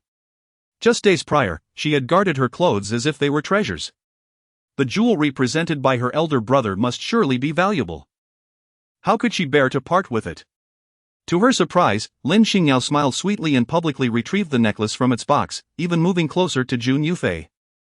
Jun Yufei thought, this wild girl is surely putting on an act for everyone to see. Since she dares to feign generosity, I shall accept it without hesitation. Feeling triumphant, she reached out to take the necklace, only to find Lin Xingyao deftly redirecting her hand, leaving her grasping at thin air. Instead, Lin Xingyao adorned the necklace around her pet dog's neck, which, to her surprise, suited the animal quite well.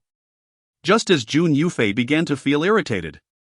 Upon looking closely at the necklace's quality, she burst into peals of laughter. "Ha, sister-in-law, you're rather stingy, gifting a gold-plated necklace." "Ha ha ha, I must say. It looks quite lovely on my dog." Jun Xuanye's voice cut coldly through the air. "Is this truly the gift that my elder brother painstakingly prepared for my wife? Do you truly believe that after 3 years of lying idle, I have become a fool, merely to be appeased with a counterfeit?" At this moment, although Jun Xuanye remained seated in his wheelchair, an air of chilling authority emanated from him, transforming him into a figure of wrath. Wu Lianlian had not anticipated her ruse being unveiled in such a public manner. After all, men are generally indifferent to jewelry. And this rustic girl could not possibly have encountered anything of worth. Who would have guessed she would so brazenly adorn her dog with it? Wasn't this a mockery of her gift, suggesting it was only fit for a pet? Moreover, Jun Yufei, that foolish girl, had recognized the truth and blurted it out, leaving Wu Lianlian feeling utterly humiliated. Just as she prepared to offer an explanation, Jun Xingyao interjected, "Second brother, please do not take offense. This must be a misunderstanding. Your sister-in-law was likely deceived into purchasing a fake without realizing it. I shall procure a proper gift for my sister-in-law tomorrow." Jun Xuanye replied, "There is no need. My wife possesses discerning taste. I fear the gift selected by my elder brother may not meet her standards. If you truly wish to show your goodwill, it would be better to provide cash instead." Lin Xingyao was instantly delighted. "My card number is 55,000XXXX, from the Rural Credit Cooperative. It is best not to transfer between banks, as it incurs transaction fees, which would surely concern my sister-in-law." Wu Lianlian's heart bled. How could this couple be so brazen? Who would directly cash out a gift into a bank card? They even insinuated that she was stingy, fretting over the transaction fees. How absurd. However, Jun Xingyao was unfazed and even inquired, "Is 1 million enough?" "What? 1 million? Wu Lianlian felt an even sharper pang in her heart. Repeatedly signaling her husband with her eyes, "It's merely a meeting gift, there is no need for such extravagance. 100,000 would suffice to purchase a splendid piece of jewelry." Lin Xingyao found Wu Lianlian's expression at this moment quite amusing, unable to resist the urge to evoke even greater sympathy from her. Having grown up in the countryside, she had little exposure to the world and truly did not know whether 1 million could procure a cherished piece of jewelry. Perhaps 2 million would suffice. "Brother, do you think that might be excessive? If it causes you distress, a lesser amount would also be acceptable." Lin Xingyao was not lacking in wealth. Yet she would never turn down an abundance of it. Why refuse what could be obtained for free? Wu Lianlian was nearly exasperated to the point of rolling her eyes, thinking, how dare this girl ask for such a large sum? It was merely a token of appreciation, so what justified her audacity to demand so much money? "It's not excessive, as long as my sister-in-law is pleased," Jun Xingyao remarked, displaying remarkable composure as he promptly transferred funds to Lin Xingyao's card in front of everyone. Once the pleasantries were concluded, the guests took their seats for dinner, while the servants diligently served dishes and poured soup. Observing the unfamiliar faces among the staff, Lin Xingyao inquired, "Have all the household members been replaced?" Ever since Lin Xingyao entered the household, misfortune seemed to follow. Her most reliable bodyguard had been inexplicably dispatched abroad. And Jun Xuanya had mysteriously recovered, promptly replacing all her long-term personnel upon regaining consciousness. Now, looking at Lin Xingyao, it was hard to perceive her as a bride brought in to bring good fortune. Rather, she appeared to be an ominous presence, casting a shadow over Zhao Meiwan. Jun Zhiyuan, oblivious to his wife's discontent, proceeded to explain the events of that morning to Jun Xingyao, who chuckled in response, "Indeed, second brother, you are decisive and swift, rejuvenating the household in no time." In the spirit of reciprocity, Lin Xingyao placed a delicacy of abalone into Jun Xuanya's bowl, saying, "You must nourish yourself after your recent illness." Consequently, the table full of individuals, each harboring their own thoughts, was unexpectedly fed a generous portion of affection. After returning to her room, Lin Xingyao took Jun Xuanya's pulse and presented him with a pill to consume. Jun Xuanya, possessing complete faith in Lin Xingyao, unhesitatingly ingested the medicine before inquiring, "What exactly is this medication you have given me?" Lin Xingyao winked at him playfully and said, "Poison, he." "Now you realize it, don't you? You've been consuming it for several days."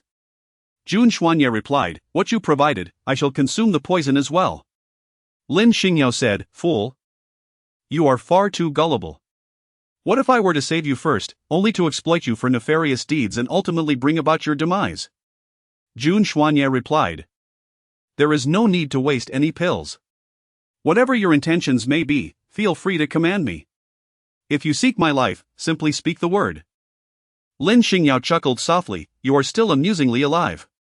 That pill is a detoxification tablet I concocted myself, capable of countering various toxins. I have a habit of carrying a few on me, just in case. Aside from its detoxifying properties, it has no other side effects." Lin Xingyao had saved many lives. Yet it was this man before her who piqued her interest more with each passing moment. "By the way, there is something I must mention. My previous presence in the same room was to safeguard you from potential harm, but now that the entire estate belongs to you, it seems unlikely that anyone could easily inflict harm upon you. I was wondering if you might arrange a room for me, as sleeping on the sofa these past few days has been quite uncomfortable." "I apologize for the inconvenience." Jun Xuanya contemplated seriously. "Logically, I should prepare a room for you. However, doing so would reveal the complexities of our relationship to others." Lin Xingyao felt a twinge of worry. That could be the case. "Why not purchase a bed?" "Yes. Let us opt for a sofa bed. It can be folded up during the day, making it less conspicuous." "Very well." Jun Xuanya promptly instructed his subordinates to arrange it. An hour later, the sofa bed arrived. One cannot deny the remarkable efficiency of Jun Xuanya's staff. Had he not been in a state of delirium, unable to issue commands, he would not have endured such hardship over the past 3 years. Once the bedding was set, Lin Xingyao intended to lie down, only to find Jun Xuanya occupying it first. "What do you mean?" "You shall sleep on the bed, I will take the sofa bed," Jun Xuanya declared, tucking himself under the covers. "Get some rest, good night." No matter how comfortable a sofa bed may be, it pales in comparison to a proper bed. Given Jun Xuanya's generous concession, Lin Xingyao wasted no time claiming his luxurious bed for herself. It must be said, the bed was indeed comfortable. And she quickly succumbed to slumber. Chapter 13, sharing a bed. Jun Xuanya, having been pampered since childhood, had never experienced sleeping on a sofa bed. That first night, he awoke in the middle of the night, feeling somewhat disoriented. As he turned over to continue sleeping, his gaze inadvertently fell upon the girl in bed. The room was illuminated by a soft nightlight, casting a gentle orange glow upon her lovely features, creating a tranquil and beautiful scene. Suddenly, the girl's brow furrowed deeply, and a look of terror crossed her face, as if she were ensnared in a nightmare. "Leave me alone, you devils. Mom, help me." At that moment, Lin Xingyao was no longer the invincible girl who seemed capable of overcoming any obstacle. She curled up like a fragile kitten, murmuring in her sleep, calling out, "Mom, Mom." Her mother, evidently unable to rescue her, left only Jun Xuanya to offer solace. He was unsure when he had lain down beside her, embracing her gently and whispering, "Do not be afraid, it is merely a dream. I am here, no one can harm you." The strength of an individual must be forged through trials and tribulations. At that moment, he was unaware of her past, but he could sense that she had undoubtedly endured much unseen suffering. Perhaps sensing his presence, the girl gradually quieted and drifted back into a peaceful sleep, enjoying a night of sweet dreams. It was perhaps the depth of this dream that caused her to awaken when the dawn broke. Jun Xuanye. This hypocritical scoundrel had somehow climbed into her bed and was, in fact, holding her. He was still deeply asleep, emitting soft snores. Lin Xingyao immediately erupted like a cat with its fur standing on end, flailing her arms and legs wildly as she broke free from the man's embrace. Before Jun Xuanye could react, she kicked him, sending him tumbling off the bed. Just as Jun Xuanye was about to explain, a torrent of furious exclamations assailed him. "How dare you, you hypocrite, take advantage of me? Have I been too courteous to you?" As she spoke, she rolled up the sleeves of her nightgown, ready to throw a punch. In a desperate attempt to quell her wrath, Jun Xuanye shouted, "I'm the patient here. If you kill me, you'll become a widow." Lin Xingyao, how dare you? Last night, you pretended to be a paragon of virtue, yet in the dead of night, you stealthily approached my bed, exclaiming, "What exactly have you done to me? If you do not confess, I shall skin you alive." With such a fierce demeanor, where is the slightest trace of the frail figure from last night? Jun Xuanye sighed helplessly, "Your attire is perfectly in place, what could I possibly do to you? Moreover, esteemed lady, as a legendary hero, even if I had 100-fold courage, I would not dare to offend you. Last night, I merely witnessed you having a nightmare and sought to comfort you, but inadvertently fell asleep myself with a legendary hero." At this juncture, regained her composure and meticulously examined her own clothing. Indeed, everything appeared intact. Upon further reflection, if anything had transpired, it would have been impossible for her to remain entirely oblivious. The issue of nightmares, which had plagued her for years and remained a well-kept secret, she had long grown accustomed to. Little did she expect it to be discovered by Jun Xuanye. "Very well. I shall reluctantly believe you." Lin Xingyao retracted her claws but did not forget to issue a fierce warning, "Do not casually divulge my nightmares to others." Primarily, she feared it might tarnish her formidable image, and should you encounter a similar situation again, you are to pretend as if you have seen nothing and refrain from hugging me. Jun Xuanye was amused by her antics and chuckled, "Rest assured, I shall keep your secret." Lin Xingyao looked at him with suspicion. "Why are you smiling? Are you laughing at me?" Jun Xuanye quickly composed himself. "No, I wouldn't dare." Lin Xingyao, "No, I saw you smile." Jun Xuanye. Women are unreasonable, and even deities find themselves helpless. By the time they descended the stairs for breakfast, it was already past 9 in the morning. Jun Chenghao had left for work early, while Wu Lianlian, burdened by the weight of 2 million from the previous night, had spent half the night restless and could only catch up on sleep during the day. Jun Zheyuan had ventured out to indulge in revelry the night before, and Zhao Meiwan had gone to play mahjong for leisure. The couple occupied themselves with their own pursuits, resulting in a semblance of peace. Jun Yufei, bleary-eyed, made her way downstairs, only to find the dining area monopolized by Jun Xuanye and Lin Xingyao. Before she could approach, Jun Xuanye cast a cold glance her way, and instantly, she lost her appetite, hurriedly lowering her head and exiting to attend her classes. Lin Xingyao could not help but chuckle. "Your sister didn't even eat her meal and was frightened away by just a glance from you. TSK, how pitiful." Jun Xuanye, who has always harbored a disdain for Zhao Meijuan's offspring, naturally wore a sullen expression. In response, he curtly remarked, "Rest assured, she won't starve." After finishing breakfast, Lin Xingyao suddenly turned serious and said to Jun Xuanye, "You have nearly recovered, there is no need for me to watch over you constantly." Lin Xingyao, seeing his misunderstanding, couldn't help but chuckle. "Who said I was leaving? I merely wish to go out for a stroll and purchase a few things." Jun Xuanye secretly sighed in relief. "Do you need me to accompany you?" Lin Xingyao hurriedly said, "There's no need, you still need to rest and recuperate. Shopping can be quite tiring, and you might not be able to handle it right now." It was a jest, after all. The items she intended to purchase were feminine products, and it would be too awkward to have him accompany her. Jun Xuanya nodded in agreement. All right. He then produced a card of pure black, adorned with a golden border, and handed it to Lin Xingyao. Lin Xingyao inquired, what kind of card is this? It's quite beautiful. Jun Xuanya replied, this is the black gold card from Tianfu City. With this card, you can make purchases at your discretion without the need for additional payment. Tianfu City is the most prestigious shopping mall in the imperial capital. A beloved destination for noble ladies, where the expenditures are undoubtedly extravagant. Lin Xingyao raised an eyebrow and inquired with a playful smile. You can buy anything without having to pay? Don't tell me that shopping mall is yours. She was aware that the owner of Tianfu City was quite enigmatic, entrusting all matters, big and small, to the CEO of the mall, never making an appearance himself. Jun Xuanya nodded slightly. When I was 13, my grandfather, in an effort to test my business acumen, provided me with a sum of money on the condition that I would not utilize the Jun family's connections to invest. I purchased a parcel of land and established Tianfu Mall. The following year, property prices in the capital soared, and the value of the land quadrupled. Once Tianfu City was completed, it swiftly ascended to become one of the premier shopping destinations in the nation. The black gold card you possess is the only one of its kind. With it, you could empty the entire mall if you wished. Chapter 14, An Unexpected Encounter with Cousin. Lin Xingyao did not detect the hint of boastfulness in his tone. She clicked her tongue twice and exclaimed, are you really going to empty an entire mall? That is quite an extravagant endeavor. If I were to do so, wouldn't you feel a pang of regret? That would indeed cost a fortune. She then burst into a fit of giggles, adding, but rest assured, I won't be that greedy. I shall settle for emptying only half of the mall. Ha ha ha.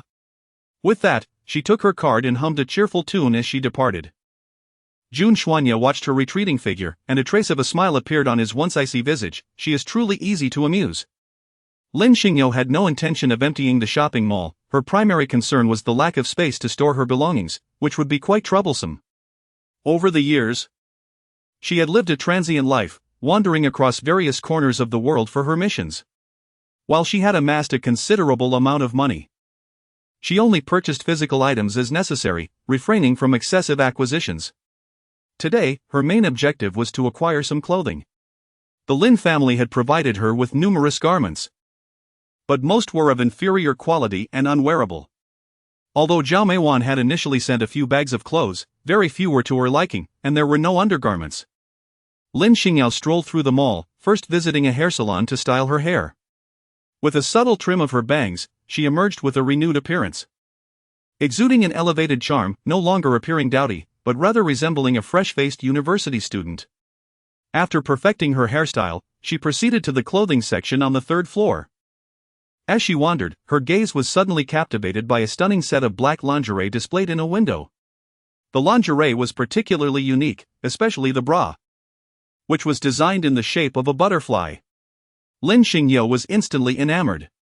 Upon entering the lingerie store, she was promptly greeted by a sales associate. Lin Xingyao pointed directly at the lingerie displayed in the window, asking, is this available for fitting? Of course, the sales assistant replied, just as she had removed the garment from the mannequin. Suddenly, an older employee emerged, her expression stern as she reprimanded. I have told you repeatedly that this piece is quite delicate and should not be taken down casually. Why can't you seem to remember? The young sales assistant stammered. But there is a customer who wants to see it. A customer? The older employee scrutinized Lin Xingyao's attire. Although her clothing was also from renowned brands, they were merely remnants of the fashion world, not on par with their own label.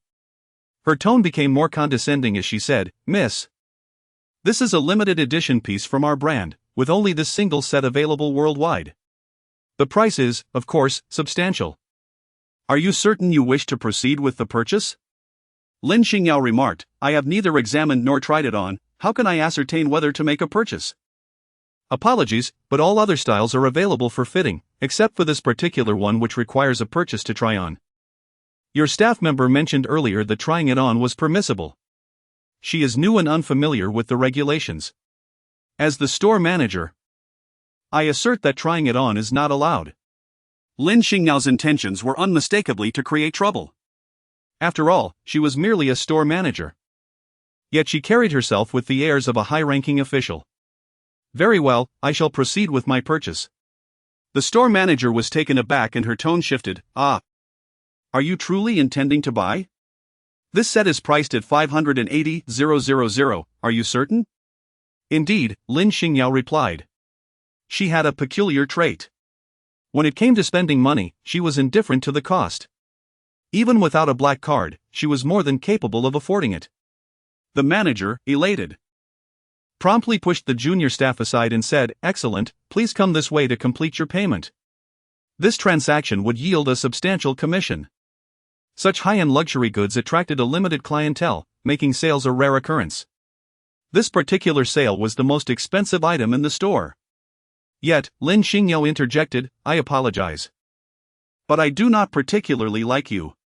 Please have that sales assistant assist me with the transaction." She pointed to the junior staff member, who appeared quite youthful, exhibiting a certain naivety and a hint of rustic charm, clearly someone new to the city seeking employment. "Ah. Her? She is still in her probationary period and may not provide satisfactory service." "Perhaps." Lin Xingyao offered her no opportunity to speak, abruptly seizing the lingerie and tossing it to the sales associate, exclaiming, "What are you standing there for? Hurry up and ring me up." At that moment, another customer entered the store, and by a stroke of misfortune, it was none other than her cousin Lin Xingwei, who had disdainfully deemed Jun Xuanye a madman and had urged Lin Xingyao to take his place in marriage. Lin Xingwei recently befriended a new companion, Miss Song Chanqian, hailing from one of the 3 prestigious families of the capital.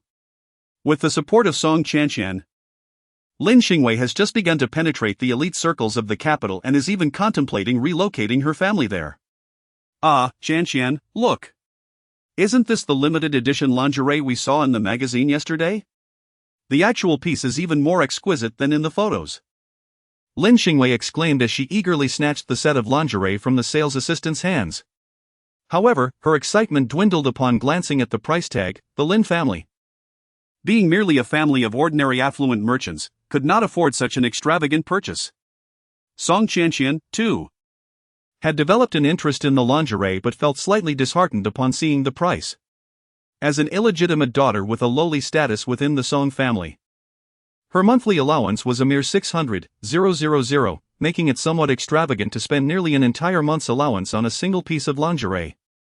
Just as she hesitated, the store manager, who had been previously intimidated by Lin Xingwei, immediately approached Song Chanqian with a subservient demeanor, as if she had found her protector. "Miss Song, this piece is a global limited edition. It is truly one of a kind. The design is exceptional, especially the eyes of the butterfly adorned with sapphires, exuding luxury and elegance. It perfectly complements your noble and ethereal aura. Why not give it a try?" Indeed, Song Chanqian was fond of the piece, and after hearing the manager's flattery, she thought to herself that if it looked splendid, she might as well purchase it, tightening her budget on other expenses if necessary. Lin Xingyao felt a twinge of displeasure. "Why is it that when I expressed my desire to try it on, you adamantly refused, yet when someone else arrives, you eagerly invite them to do so?" Before the sales associate could respond, Song Chanqian, brimming with self-satisfaction, interjected, "Such limited edition lingerie is exceedingly valuable. Typically, only VIP customers in the store are permitted to try it on. Ordinary customers lack the awareness of its worth. What if they were to detach the gemstone embellishments and take them away?" "You are Lin Xingyao? How did you come to be here?" Lin Xingwei finally recognized Lin Xingyao. The primary reason for this recognition was that Lin Xingyao had previously presented herself in a rather unrefined manner while at the Lin residence, rendering her current pure and beautiful appearance almost unrecognizable. Lin Xingyao humorously remarked, "What is so strange about me wandering around the mall?" Song Chanqian inquired of Lin Xingwei, "Do you know her?" In the past, Lin Xingwei would have been reluctant to acknowledge this cousin. However, her perspective had shifted significantly. "Chanqian, allow me to introduce my cousin. Lin Xingyao, the one who was sold off to bring good fortune to others." Consequently, Song Chanqian regarded Lin Xingyao with a hint of derision. "Ah. So you are the cousin who, for 2 million, sold herself to marry a madman. No wonder you can afford to shop in such luxury stores, after all." You have sold yourself. Chapter 15, The Wager. Her expression darkened as she coldly stated, "Return my lingerie to me and do not provoke me. Or you shall bear the consequences." Lin Xingyao retorted, "Repay you? You haven't even settled the bill, so on what grounds should I repay you? If anything is to be given, it must be contingent upon whether our Miss Song takes a liking to you. If she does not, then it is certainly not your turn. What are you flaunting about, having extorted 2 million from the Lin family? If you have money, you ought to spend it wisely. Otherwise, when your family's lunatic meets their end, you might find yourself cast out. At that point, do not dare to shamelessly come knocking at our door." Before she could finish her words, a sharp sound echoed as Lin Xingyao delivered a resounding slap across her face, leaving several finger marks upon her cheek. Lin Xingyao spoke coldly, "Previously at the Lin family, it was my mistake. I underestimated you, allowing you to act so audaciously before me now. You! How dare you strike me?" Lin Xingyao, filled with indignation, recalled the time she was thrown over Lin Xingyao's shoulder, leaving her in pain for several days. Thus, she dared not confront Lin Xingyao and could only look pitifully at Song Qianqian. Lin Xingyao snorted coldly, "I couldn't care less about your identity." Song Qianqian puffed out her flat chest, declaring, "Let me inform you, I am the daughter of the Song family." "Are you aware of the Song family? One of the 3 prestigious families. In the capital, even the Jun family would not dare to disrespect the Song family." Lin Xingyao scoffed. "The Jun family shows respect to the Song family? That is merely in deference to your cousin, Song Baishu, and not to you, the illegitimate daughter. The 3 prominent families of Country Z initially regarded the Jun family as the foremost. However, after Jun Xuanye fell ill, the Song family, under the leadership of Song Baishu, began to exhibit a rising trend of surpassing them. The stigma of being an illegitimate child made Song Qianqian exceedingly wary. And Lin Xingyao's public revelation felt akin to a slap in the face. Seething with anger, she addressed the shopkeeper. "If you wish for the Song family to continue patronizing your establishment, you must immediately, without delay, remove this woman from here. Do not fret. She is merely a country bumpkin with no support." Initially hesitant due to Lin Xingyao's status, the shopkeeper, upon hearing Song Qianqian's remarks, cast aside his reservations and stated plainly, "Miss, please leave. We will not conduct business with you here. There is no need for such formalities." Lin Xingyao leisurely gazed at her and inquired, "Are you the owner? Who do you think you are, declaring that my business shall not proceed?" The store manager, brimming with self-satisfaction, replied, "To be frank, our store is directly operated by the mall, and the big boss does not oversee daily sales. I am the manager of this establishment. And whether or not to engage in your business is indeed within my purview." Lin Xingyao chuckled, "So you are actually the store manager, my apologies." Song Qianqian then scrutinized Lin Xingyao's attire, remarking, "Look at your outfit, such a small brand is hardly worth mentioning. Even our maid would scoff at clothes from that label. How dare you compete with me? Truly ignorant of your own limitations. Why are you still standing there, being an eyesore? Manager, why are you dawdling? Hurry and escort her out."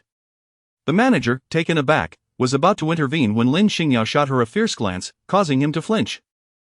Her gaze was so intense it felt as if daggers were poised to spring forth. Lin Xingyao coldly inquired, "Are you certain you wish to dismiss me?" The store manager, though outwardly imposing, trembled internally as he replied, "It is not I who seeks to expel you, but rather you have offended someone you ought not to have. It would be wise for you to depart sooner rather than later, lest you invite further misfortune upon yourself. Pray tell, to whom should this garment be sold?" Lin Xingyao cast a sidelong glance at the young sales assistant beside her. Upon hearing Lin Xingyao's query, the assistant promptly responded, "It was this young lady who expressed her intent to purchase it first. I was merely preparing to finalize her order when Miss Song arrived. In fairness and reason, this lingerie rightfully belongs to the first buyer." The store manager bellowed, "You foolish girl, do you not value your life? How dare you offend Miss Song?" Song Qianqian let out a cold laugh, "You have already crossed that line, do not expect to find employment in this industry again." Lin Xingyao did not anticipate that this young clerk possessed such audacity, daring to retort without any backing, reminiscent of her own earlier days. She bent down to retrieve the young woman's coat and handed it to her, assuring, "Rest assured, your position is secure."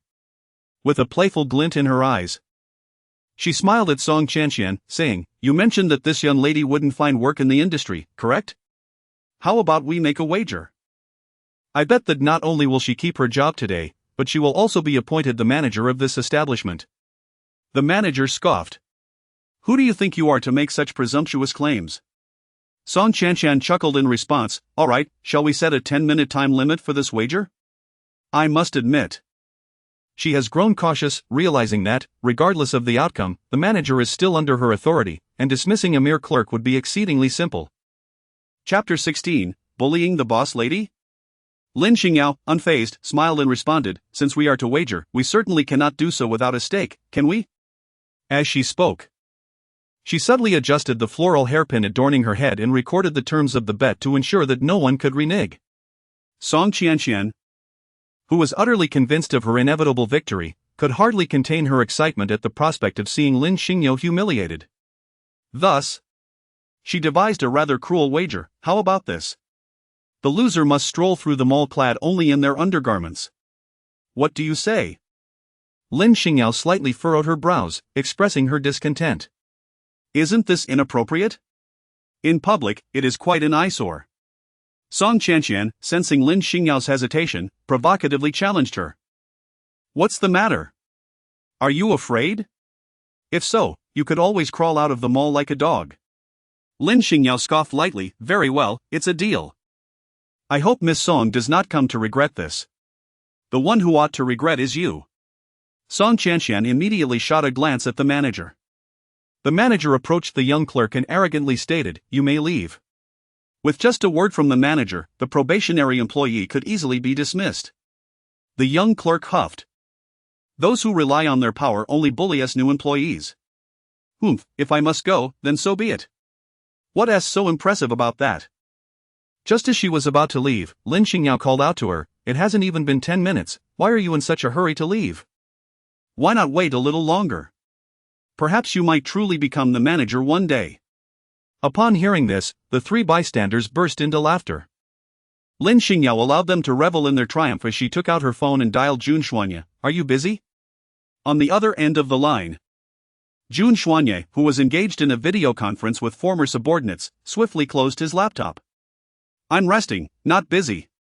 Lin Xingyao responded with a nonchalant hum and stated plainly, "I find the manager of the Tianfu City LL lingerie boutique rather displeasing. I wish to replace them with someone else. You have 5 minutes to resolve this for me." With that, she abruptly ended the call. Before leaving, Lin Xingyao specifically instructed him to rest well and not to overwork himself. Upon hearing this, Jun Xuanye let out a sigh of relief, grateful that it was not an inquiry about his whereabouts. Song Chanxian crossed her arms and scoffed, "Look at this attitude. One might mistakenly think she is the owner of Tianfu City." Lin Xingwei concurred. It seems that being in the company of a lunatic for too long has rendered one's mind unbalanced, blurring the lines between imagination and reality. Song Chanxian shook her head with a sigh. A perfectly fine individual, driven by greed, marries a madman and ultimately succumbs to madness herself. At that moment, a sharply dressed man hurried into the store. Upon seeing him, the manager immediately bowed and greeted, "Good day, Mr. Luo." Luo Wen is the professional manager of Tianfu Shopping Mall, overseeing its entire operation. He had been in a meeting when he received a sudden call from Jun Xuanye, which took him by surprise. Upon learning that the lady had arrived, he could hardly remain seated and rushed over without delay. Luo Wen surveyed those present and cautiously inquired, "May I ask who possesses the black gold card?" Lin Xingwei appeared utterly bewildered. Song Chanxian took out a black card from her bag and, with a smug glance at Lin Xingyao, remarked, "President Luo, did you come to receive me upon hearing that I was here?" Lin Xingwei immediately began to extol, "Wow. It's a VIP card, reserved exclusively for patrons whose spending exceeds 5 million at the mall. Chanxian, you truly are extravagant." Luo Wen shook his head and replied, "I apologize, but the VIP card only offers certain special discounts. What I mentioned earlier was the black gold card, of which only a single copy has ever been issued. The holder of the black gold card is entitled to procure any merchandise from this mall free of charge, even to the extent of emptying the entire establishment." Lin Xingwei and Song Chanxian were both taken aback. To completely empty an entire shopping mall, there exists such a card? The value must be extraordinarily high. Lin Xingyao casually drew a card from her bag and inquired, "Are you referring to this card?" Upon seeing the card, Luo Wen immediately comprehended Lin Xingyao's identity and bowed respectfully, expressing, "I sincerely apologize for the unpleasant shopping experience you endured." He then turned to the store manager and asserted, "You are dismissed, please vacate this mall immediately." The store manager, unwilling to accept this fate, protested, "Luo, I have dedicated several years of my life to this establishment. On what grounds can you simply demand my departure?" Luo Wen replied, "It is because you have offended someone you should not have." Song Chanqian stepped forward and declared, "So? You are Mr. Luo? I must inform you that, regardless of the circumstances, you cannot dismiss this store manager today. I am a member of the Song family, and I have spent a considerable amount of money here over the years. Should you choose to disregard my instructions, you will inevitably lose the patronage of the Song family." Lin Xingyao raised an eyebrow and remarked, "The esteemed client. Mr. Luo, from this day forth, Tianfu City shall no longer conduct business with Miss Song." Luo Wenda replied, "Indeed, as you command." Song Chanqian's expression changed abruptly. "Mr. Luo, do you truly not care about offending our Song family?" Luo Wenda responded, "I apologize, but I am merely an employee. When the matron issues a directive, I must comply." Lin Xingwei was still trying to comprehend the situation. "What mistress?" Luo Wen turned to Lin Xingyao, "This lady is indeed the mistress of Tianfu City." Song Chanqian looked at Lin Xingyao in disbelief. "Are you saying it's her? When did she become the mistress of Tianfu City?" "Your boss. Could it possibly be that mad young master from the Jun family?" Luo Wen's gaze turned icy. "Miss, I urge you to choose your words with care. Our boss had indeed been in poor health previously, but he has now begun to recover. Since Tianfu City got on track, Jun Xuanya, our boss, has not interfered with the business here.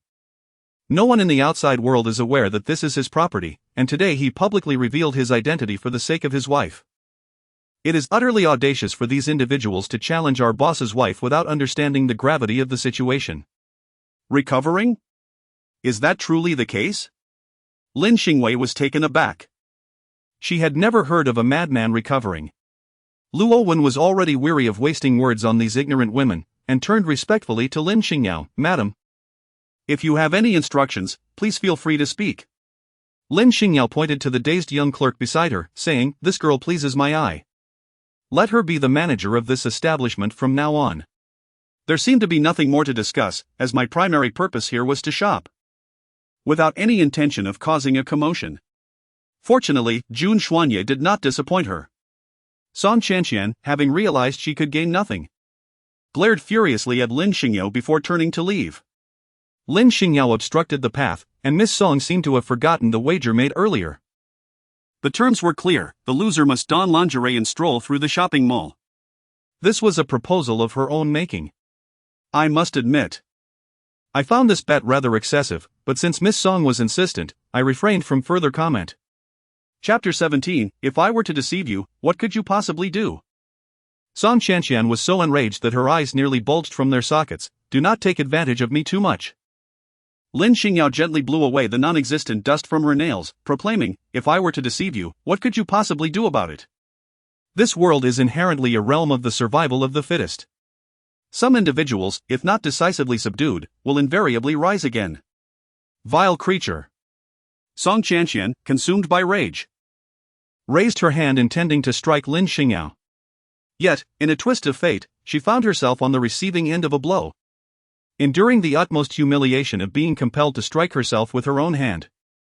At that moment, one could truly lament not only the pain in her hand but the anguish etched upon her face.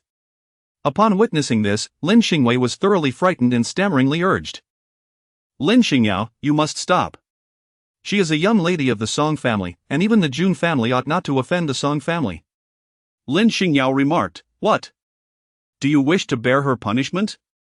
I advise you to carefully consider whether you can withstand it."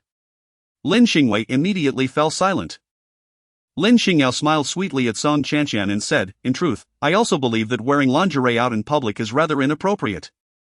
Song Chanqian, having been thoroughly defeated, was about to breathe a sigh of relief upon hearing this. However, Lin Xingyao continued, "The main issue is that your figure is rather unappealing. which could detract from the aesthetics of the surroundings. How about this? If you crawl out like a dog, I might just let it slide. Song Qianqian, completely overwhelmed by her words, burst into tears and said, I can no longer contend with you. Considering that I am a member of the Song family, let us leave it at that.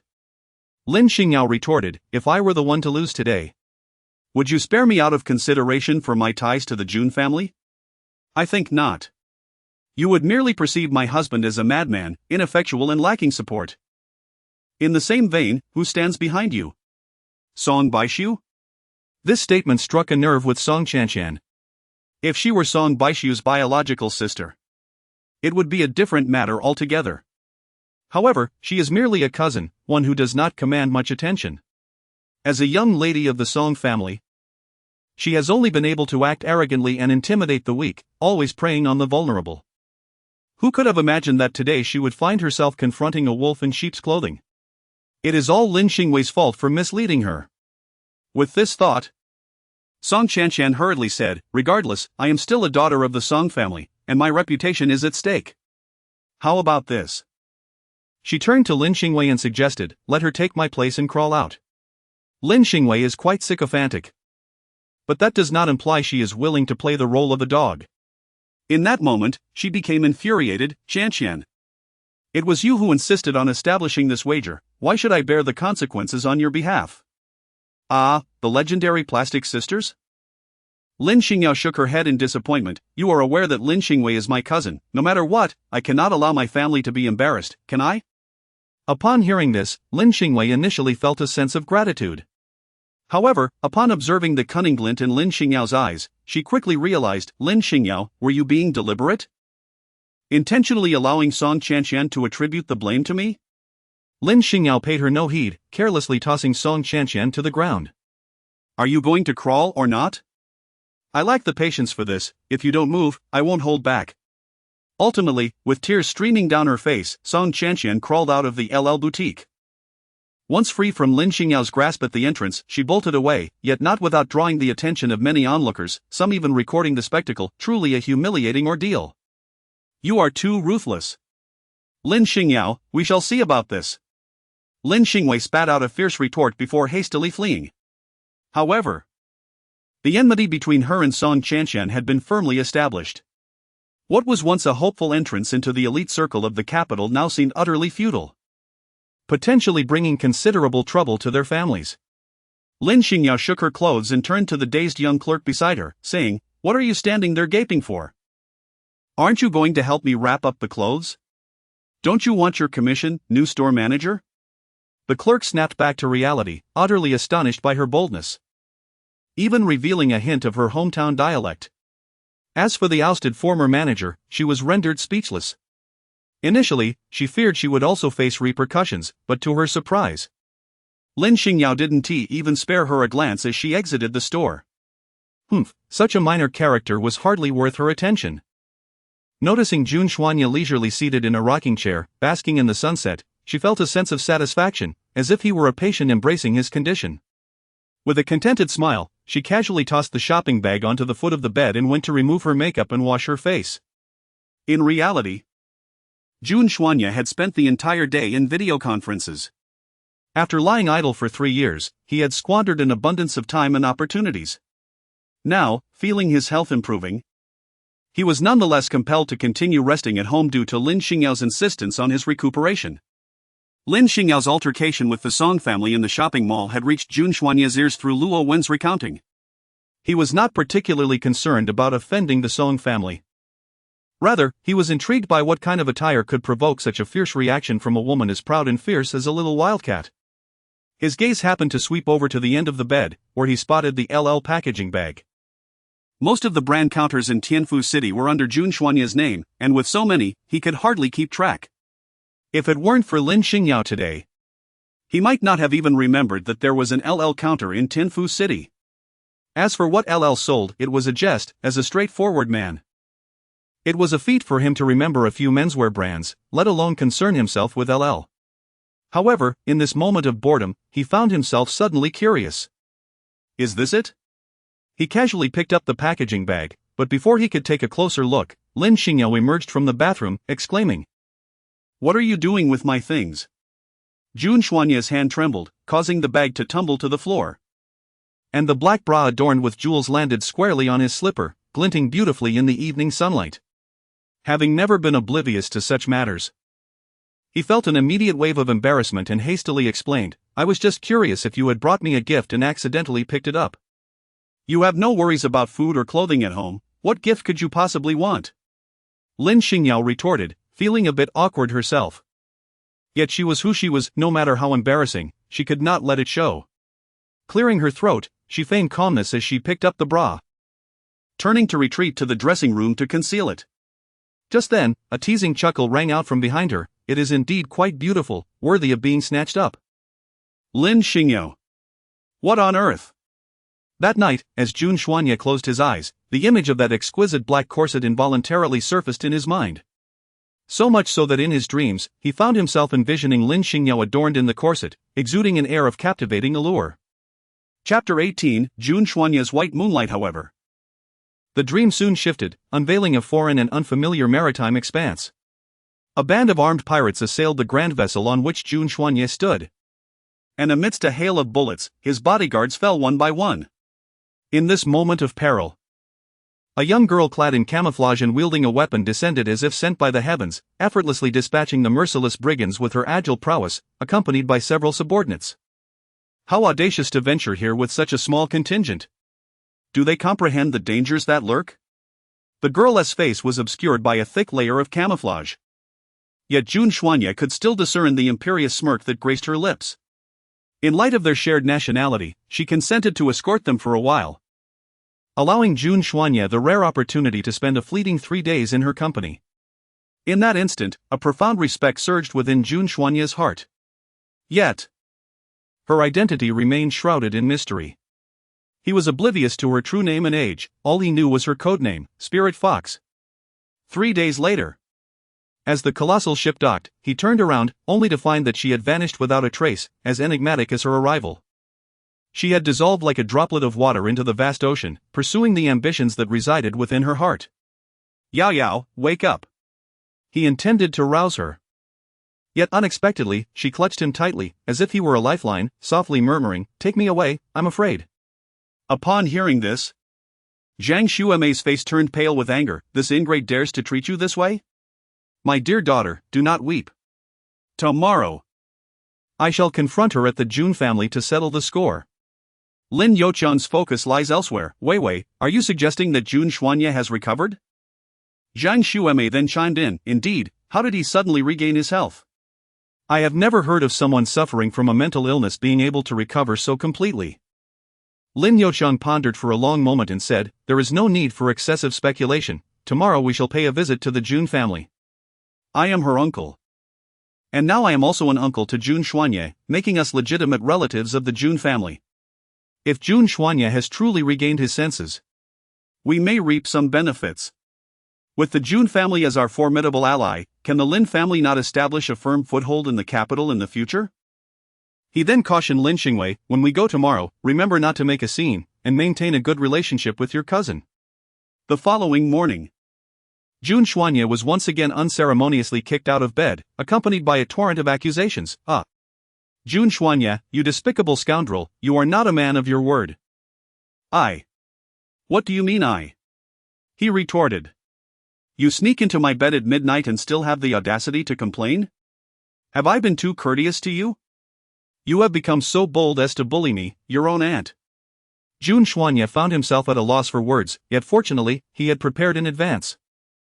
During the night, he had deliberately activated his phone's recording function, capturing not only Lin Xingyao's nightmares but also proving that he had behaved impeccably throughout the night, without any inappropriate conduct. Lin Xingyao gazed at the video, blinking a few times, her anger dissipating significantly. Jun Xuanye silently sighed in relief, secretly commending his own cleverness. However, in the next moment, Lin Xingyao placed her hands on her hips and exclaimed, "Who permitted you to secretly film me? I had no idea you possessed such a voyeuristic penchant. Despicable. Shameless. Indecent. Jun Xuanye. Women are unreasonable, and even deities find themselves at a loss. Zhao Meiwan had been feeling quite vexed these past few days. The Jun family had undergone a complete personnel overhaul, and the current servants were all loyal to Jun Xuanye, making her feel quite uncomfortable, as if she were under constant scrutiny, which made her reluctant to remain in the house. This morning, just as she was about to leave, she suddenly noticed an unfamiliar car parked at the entrance. Upon inquiry, she discovered that it was Lin Xingyao's uncle's family paying a visit. The security guard intended to report this, but Zhao Meiwan quickly interjected, "The in-laws have arrived, why report anything? Such blind fools, they should promptly open the door." She could instantly discern that this family was not composed of virtuous individuals. It was likely that their visit was either to cause trouble for Lin Xingyao or to extort some benefits. Jun Xuanye seems to treasure his impoverished wife. What better way to reveal the true nature of her relatives? Lin Youqian's family did not anticipate that Zhao Meiwan would be so amiable, personally welcoming them at the door and engaging in cheerful conversation throughout their arrival, exuding warmth and friendliness. Lin Xingwei mused to herself, so it turns out that Jun's mother-in-law is so kind-hearted, showing no sign of looking down upon their humble household. No wonder Lin Xingyao dares to be so arrogant outside, she must be relying on the affection of her in-laws. Upon seeing the Jun family mansion, which is as grand as a royal castle, adorned with opulence both inside and out, their modest villa appeared almost like a doghouse in comparison. Lin Xingwei was filled with regret. Had she known, she would have preferred to marry into the family, even if it meant living as a widow. Perhaps residing in a palace-like setting, she could have found joy in her solitude. Chapter 19, The Peculiar Uncle and His Family. The Lin family of three had just entered the living room, barely managing to settle in. At that moment, Lin Xingyao happened to descend the stairs, and she appeared somewhat surprised to see them. "Ah, Yao Yao is here!" Lin Youqian exclaimed, his initial joy quickly giving way to tears of excitement. "You've been married for several days now, why haven't you called your uncle? Are you adjusting well at the Jun residence? How is young Master Jun treating you?" Lin Xingyao truly admires Lin Youqian's acting skills. She smiled and said, "So, uncle cares so much for his niece. I thought after not hearing from you for several days, you might have forgotten about me." Lin Youqian touched his nose and chuckled awkwardly, "How could that be? You are my only niece, and your uncle has always cherished you the most." He subtly signaled to Zhang Xueme, who promptly retrieved the gift she had prepared in advance. Lin Youqian began to enthusiastically distribute gifts, stating, "These items were thoughtfully selected by your uncle and aunt. This one is for the mother-in-law, this is for the father-in-law, and this is for Yao Yao. Oh, where is the second young master?" Upon hearing this, Zhang Xueme felt an overwhelming sense of embarrassment. She had once been looked down upon, receiving clothing that was merely from street vendors, yet she was acutely aware of it all. Who, then, was the surprise meant to impress? Although Lin Xingwei was filled with resentment, she complied with her father's prior instructions and feigned an apology. Upon hearing this, Zhao Meiwan immediately grew curious. Yesterday? What happened yesterday? Consequently, Lin Youqian recounted the events of the previous day in a succinct manner, deliberately downplaying the humiliation that Lin Xingwei and Song Qianqian had inflicted upon Lin Xingyao, merely framing it as a minor disagreement over a garment. Yet, in doing so, he reduced Lin Xingyao to merely a piece of clothing, portraying her as unreasonable and offending the Song family. At this moment, Lin Youqian realized that he had inadvertently spoken out of turn, and thus feigned sincerity as he approached Jun Zhiyuan to speak favorably of Lin Xingyao. "Dear-in-law, please do not take offense. My niece has been raised in the countryside and is somewhat unaccustomed to the ways of affluence. I kindly ask for your understanding. Should she have faltered in any regard? I, as her uncle, humbly offer my apologies on her behalf." Lin Xingyao truly found it rather uninteresting and turned to ascend the stairs. Lin Xingwei exuberantly exclaimed, "Yao Yao! The Jun residence is simply exquisite. Why don't you take me upstairs?" Lin Youqian had yet to experience the formidable nature of Lin Xingyao. Emboldened, he hastened to catch up, saying, "Yao Yao, we have not finished our conversation. Why did you leave? How is young Master Jun? Is he at home? Perhaps you could escort us upstairs to see him." Lin Youqian remained unconvinced, exclaiming, "How can you refer to us as mere idle folk? We are all your family. Zhao Meiwan, ever eager to stir the pot, interjected. I observed Xianyi in good spirits during breakfast. He should certainly be able to greet guests. Moreover, what kind of son-in-law shuns his wife's family? Who says I am avoiding anyone? A cold, melodious voice suddenly pierced through the air. The onlookers then beheld a man, clad in a grey-blue silk shirt, descending gracefully from the staircase, exuding an air of noble elegance. He no longer required a wheelchair and, at that moment, appeared entirely untroubled by any past ailments. When Lin Xingyao beheld Jun Xuanye, her eyes widened in astonishment. Is this truly Jun Xuanye? How had she never heard of his astonishing handsomeness? He surpassed even the most dashing young men on television by 100-fold. Moreover, he appeared remarkably healthy, devoid of any trace of illness. Lin Xingyao had managed to marry a man akin to an immortal. Most infuriating of all, this man was originally Lin Xingyue's betrothed. Yet, Jun Xuanye did not spare her even a glance. His gaze was solely fixed upon Lin Xingyao. Only when he saw Lin Xingyao did the ice within his eyes begin to thaw, as he gently inquired, I heard your family has come to visit. Why did you not inform me? Lin Xingyao remarked that she only learned of their arrival upon descending the stairs. At that moment, Jun Xianyi immediately discerned a significant detail from her words. The family had come uninvited, without prior notice. Just then, Jun Zhiyuan approached to lodge a complaint. My son, you must keep a close watch on your wife. Do you have any idea what mischief she caused yesterday? She actually got into a conflict with Miss Song over a piece of clothing. Surely, she has offended the Song family, and you must find a way to remedy this. Before he could finish, Jun Xianyi coldly interrupted, the audacity to compete with my wife for clothing, and I have yet to hold the Song family accountable. Jun Zhiyuan was instantly infuriated, you scoundrel. How can you speak so lightly for a woman? The Jun family has collaborated closely with the Song family these past 2 years. What will we do if this incident jeopardizes our business relations? Jun Xianyi replied with a sneer, in these 2 years. It has been Jun Zihao and Jun Changhao who have engaged in business dealings with the Song family, not I a father. Since you choose to be a hands-off manager, refrain from meddling in business matters. You unfilial son. Jun Zhiyuan, fuming with rage, could only stomp his feet in frustration, ultimately leaving with no recourse against his son. Lin Xingyao preferred not to disturb Jun Xuanye with her personal matters. So she addressed Lin Youxiang directly. What is your purpose in coming here today? Just speak plainly. Lin Youxiang initially intended to be more tactful, but Lin Xingyao, unwilling to squander any more time, stated, have you made your decision? This opportunity is singular. It may not be so easy to gain entry to the Jun family's estate in the future. Although Lin Youxiang felt disrespected, the opportunity was right before him, and he had no choice but to seize it. Yao Yao, may I have a word with you?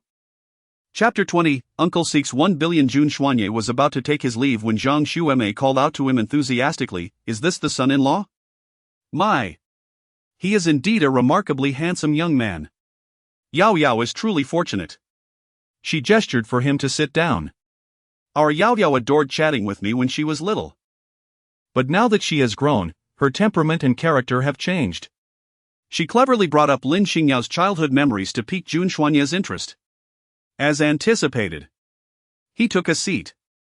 Zhang Xueme casually reminisced about some of Lin Xingyao's past, then shifted the conversation. Wei Wei was closest to Yao Yao when they were young. They shared all their secrets. Why don't we let Wei Wei have a word with you? She then turned to Zhao Meiwan, mother-in-law, the garden scenery seems delightful. May I stroll around a bit?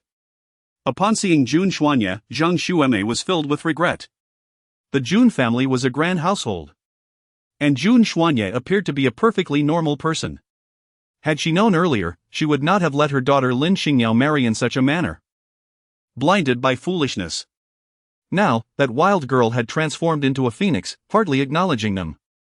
Looking at her own daughter, who had been fixated on Jun Xuanye, Zhang Xueme discerned her intentions and sought to create opportunities for them to be alone.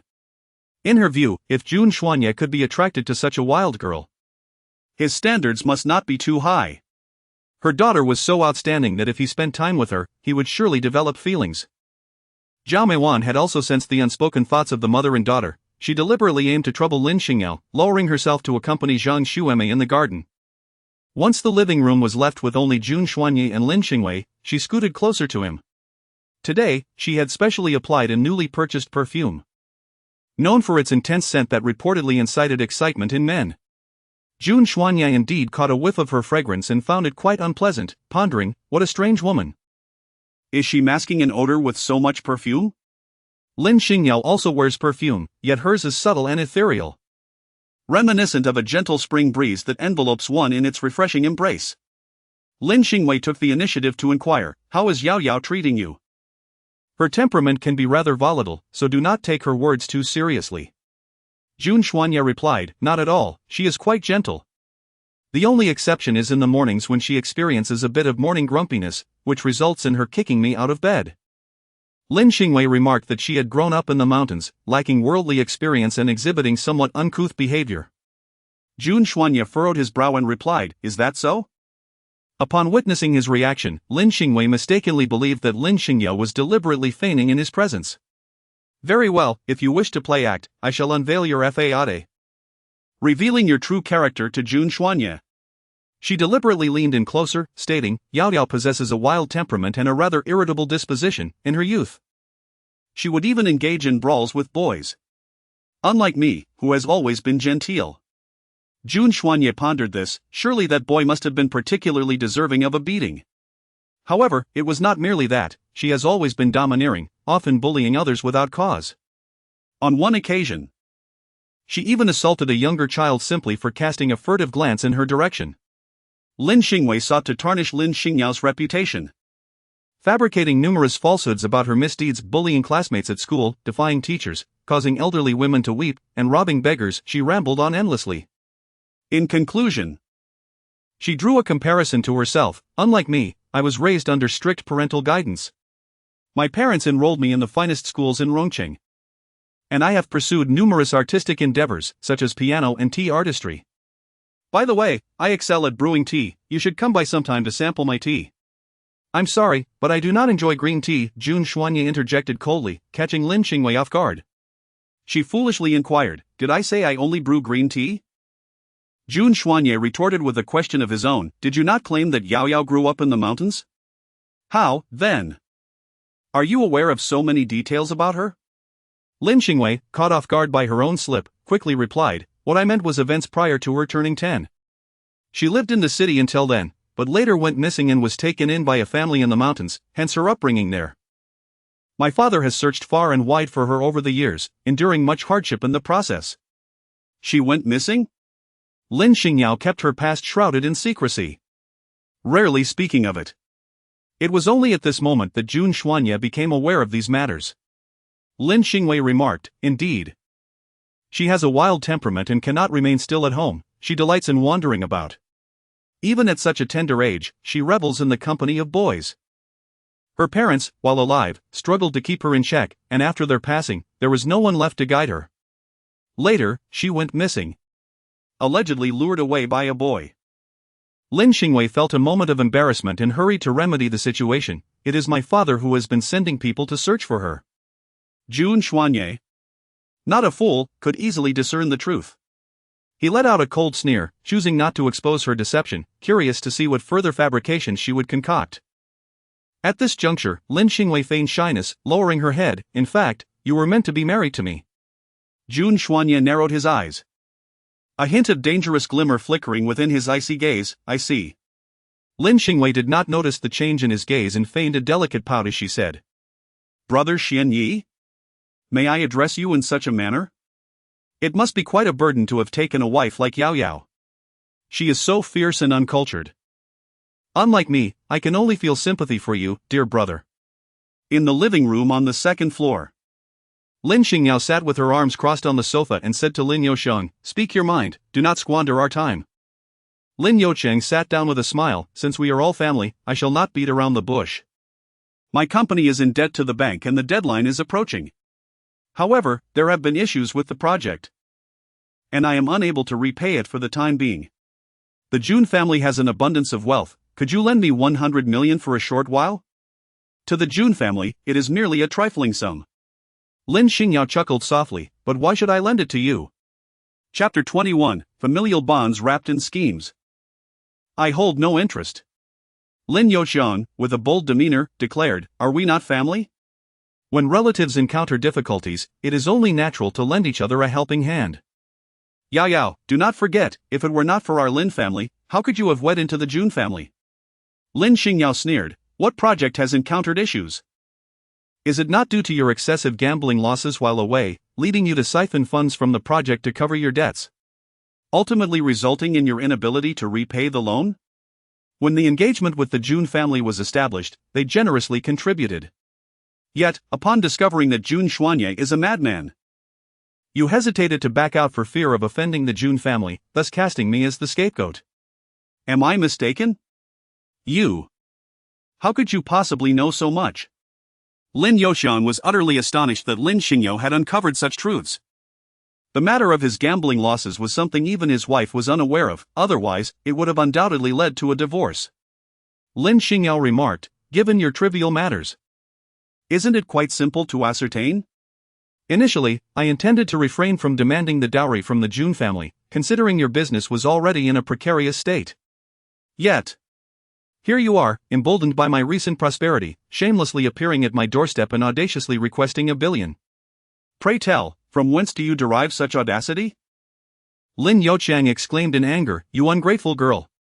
I am, after all, your dear uncle, the only family you have in this world. How can you speak to me in such a manner? Even if I have plotted against you, have I not ultimately ensured your marriage into the Jun family? Allowing you to lead a life of luxury as a noble lady?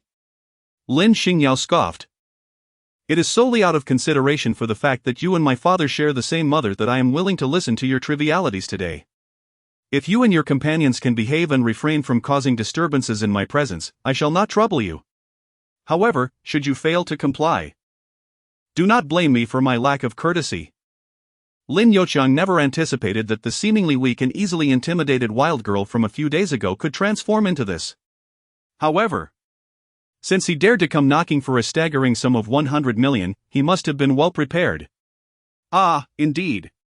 She has grown bold, no longer regarding her uncle with deference. Yet, I wonder if she still harbors any thoughts of her father in her heart. Lin Xingyao furrowed her brows and inquired. What do you mean? Lin Yongxiang remarked, when your parents tragically passed away, weren't you the least bit curious about the circumstances of their demise? At that time, Lin Xingyao was still a child, suddenly confronted with a calamity, her entire being engulfed in sorrowful disbelief. She had not comprehended, in the least, that there was anything amiss regarding that fateful accident. Now, as she hears Lin Yongxiang bring it up, her heart skips a beat. What do you mean? Are you suggesting that the accident was deliberately orchestrated? Lin Yongxiang sighed, your parents were truly unfortunate, you have no idea how dreadful it was at that time. Their vehicle was utterly crushed, and the state of their bodies was beyond recognition. They had no other relatives. And it was only I who hurried over to assist with the aftermath. At that moment, I sensed something was amiss, and upon further investigation, I indeed uncovered some troubling clues. Lin Xingyao hurriedly inquired, what have you discovered? Lin Yongxiang smiled slyly, Yao Yao, do you see? This is the advantage of having family. Only relatives can offer support in times of trouble. Your uncle is aware that I have wronged you over the years. However, even if you disregard everything else, you should consider that I am the only brother of your father. If he were still alive, he would undoubtedly extend his hand to assist his brother in times of need. Lin Xingyao's tone turned icy. Are you threatening me now? Lin Yongxiang chuckled. How can that possibly be a threat? It is clearly a matter of family supporting one another. I am short on funds, so you lend me some money. You wish to learn about your father's affairs, and I shall certainly be forthcoming with information. It is a reciprocal relationship, quite splendid indeed. Yet, Lin Xingyao loathed nothing more in her life than being coerced by others. Lin Xingyao closed her eyes, seemingly weary, and said, you may leave. I have no desire to lay a hand on you. Lin Yongxiang was taken aback. What do you mean? Do you not wish to know about your parents' affairs? Humph. Truly an ungrateful wretch, just because of an insignificant sum of 100 million, you care not for the grievances of your own parents. My elder brother has indeed sired a remarkable daughter. Lin Xingyao suddenly opened her eyes wide, a fierce glint radiating from her clear gaze. And through gritted teeth she pronounced each word with deliberate intensity, "You are unworthy to speak of them."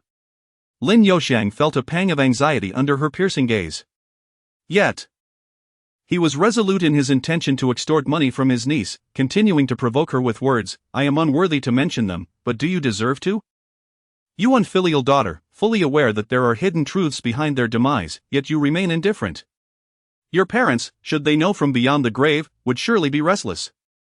I tell you, today you must hand over 100 million to me, or I shall, in the name of the legitimate heir of the Lin family, relocate your parents' graves, depriving you of the chance to pay your respects, lest they be troubled by the sight of such a disloyal daughter." With a resounding crash, Lin Xingyao's fist struck the coffee table, shattering the exquisite and sturdy marble surface into several shards. Lin Xingyao clenched her fist and spoke coolly. "This punch was intended for your head, but I fear it may soil my hands. Lin Youxiang, I initially had no desire to dwell on our grievances. So why must you provoke me? Had you been forthright about my parents' situation from the outset, I would have shown a modicum of consideration. A mere 100 million. To me, is but a trifling sum. Yet you insist on wielding it as a bargaining chip to compel my submission. I, Lin Xingyao, have no interest in familial ties wrapped in schemes and deceit." Lin Youxiang had never encountered such a fearsome visage of Lin Xingyao before. And he was so startled that he fell to the ground. "What do you intend to do?" he stammered. "As for my parents' matters, there is no need for you to elaborate. I am capable of uncovering the truth from that time myself. And regarding you..." Lin Xingyao treaded upon the shards of marble, approaching him with an imposing demeanor. "Lin Youxiang, if my memory serves me correctly, your company is a joint stock enterprise. Is it not? There are several shareholders involved. It is not merely your own little workshop. Embezzling funds to settle your gambling debts is indeed unlawful. I wonder how many years you might face when the time comes." Lin Youxiang's countenance changed dramatically. He was well aware that misappropriating public funds was illegal, which is precisely why he sought to gamble on the loopholes before the matter came to light. "Yao, uncle was wrong. I should not have threatened you. In truth, I was driven to desperation, which led me to commit such a foolish act. Please, help me, won't you? I am begging you." As he spoke, Lin Youxiang genuinely knelt before Lin Xingyao, bowing his head. "I was merely trying to frighten you. How could I dare to disturb my brother's grave? As for your parents' affairs, allow me to explain." "There's no need," Lin Xingyao interjected, unwilling to owe him any further favors. "Leave, and never let me see you again." Chapter 22. Thank you for not disdaining me as a madman. When Lin Youxiang arrived, he was brimming with confidence, yet, upon his departure, he was utterly disheveled. Even more unfortunate were Zhang Xuemei and her daughter Lin Xingwei. Initially, Lin Xingwei had provoked Jun Xuanye's ire, and just as she was on the verge of being expelled, Zhang Xuemei and Zhao Meiwan arrived on the scene. Upon witnessing Lin Xingwei being forcefully dragged away, Zhang Xuemei mistakenly believed it was Lin Xingyao who sought to expel her daughter, and without regard for Lin Xingyao's presence, she unleashed a torrent of abusive words. This only served to further ignite Jun Xuanye's fury, who commanded that the mother and daughter be unceremoniously thrown out and forbade them from ever entering the Jun family residence again. As Zhang Xuemei was disgracefully carried away, she implored Zhao Meiwan for assistance. To her utter disbelief, the very person who had just accompanied her through the garden with joviality, Zhao Meiwan, not only refused to help but, in a private moment with Jun Xuanye, remarked, "I had expected you to possess some capability to vex that insufferable girl. But it appears you are utterly inept, truly a waste of my time this morning." Humph.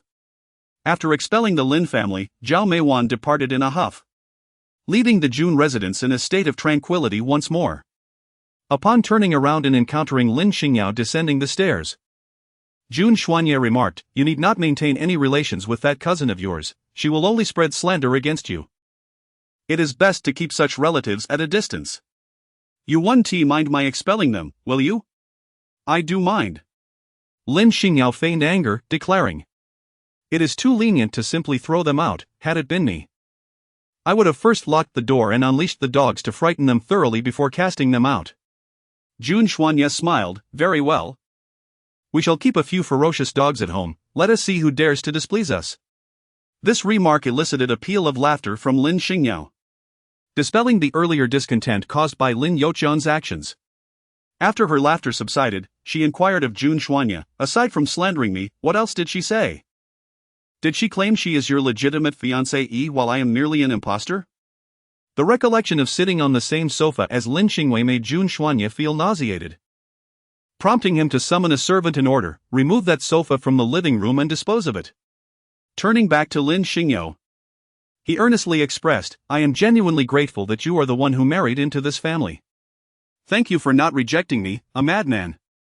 I must admit, when I lose my composure, I can be more formidable than you."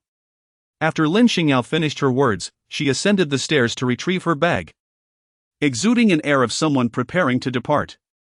Jun Xuanya inquired, "Did you not mention this morning that you would not be going out today?" "It's just a minor matter that has arisen. I need to step out for a moment." Furthermore, Lin Xingyao flung her bag over her shoulder and winked playfully at Jun Xuanya, "If I don't go out, how will you manage to work secretly?" Jun Xuanya responded, "How did you figure that out?" "Well, primarily, it was evident when I took your pulse, it indicated that you were somewhat fatigued." Caught in the act, Jun Xuanya felt a twinge of guilt. "I apologize, I failed to heed your advice." Lin Xingyao remarked, "Deceiving a physician is certainly not the hallmark of a good patient. However, considering your recovery is nearly complete, I shall permit you to work for 2 hours, only 2 hours, without exceeding that limit." Jun Xuanya was amused by her serious demeanor. "As you wish, my lady," he replied, momentarily taken aback by his own words. Yet, he quickly found solace in the realization that she was indeed his wife, even if merely by name. Once Lin Xingyao departed, Jun Xuanya took out his phone and called a subordinate. "Adam, please investigate my wife's past thoroughly and in detail." Initially, he had no intention of delving deeply into her history. However, upon hearing Lin Xingyao mention that she had been lost for a decade, he was compelled to ponder what she had endured during those years, which had resulted in her nightly torment and inability to escape from it. His curiosity was not merely superficial, it was a profound yearning to uncover every facet of her life. Lin Xingyao sat in the luxurious vehicle of the Jun family, exiting through the grand entrance before alighting at a secluded intersection. She made her way to a nearby parking lot, where she located a modest white sedan and found the car keys beside it. The opulence of the Jun family's cars was overwhelming, each one worth hundreds of thousands, if not millions, making it far too conspicuous to drive one out. Thus, she had instructed the base to prepare a vehicle for her yesterday. Today, her destination was Rongqing. As she set off, she pressed the flower-shaped hairpin atop her head, connecting to the base's line. "Bai Lang, it is I. I have received the car. It is quite satisfactory." "I am pleased to hear that," came the response. "Furthermore, please assist me in retrieving all records pertaining to the catastrophic traffic accident that occurred on the Airport Avenue in Rongqing 10 years ago. Additionally, I require comprehensive details on all individuals involved in the incident, along with their entire network of connections. I expect to have all the information within 2 hours." "Understood. The data has been fully transmitted to you." Lin Xingyao pulled over to the side of the road and activated the onboard computer. Indeed, there was a new email from the White Wolf in her inbox. A decade ago, the catastrophic traffic accident on the airport road in Rongqing had caused quite a stir throughout the city, primarily due to the horrific scene at the site. Lin Xingyao's parents' car had collided head-on with a massive truck, completely crushed in the process. The ensuing investigation revealed that the driver was intoxicated and exhibited signs of speeding. Ultimately, the verdict held the driver entirely responsible, leading to his criminal detention. Naturally, these were merely the publicly available facts. The information provided by the White Wolf, however, included numerous clandestine details obtained through special channels.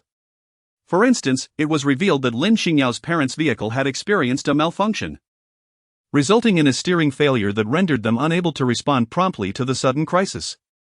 Coincidentally, shortly after her mother's passing, the hospital where she had worked announced the findings of a significant medical malpractice investigation, attributing the patient's death to the negligence of the attending physician, who happened to be Fang Xingru, Lin Xingyao's mother. Such glaring issues were not lost on Lin Xingyao. who promptly tasked the White Wolf with further investigation. They possessed a unique intelligence network capable of easily uncovering many hidden truths.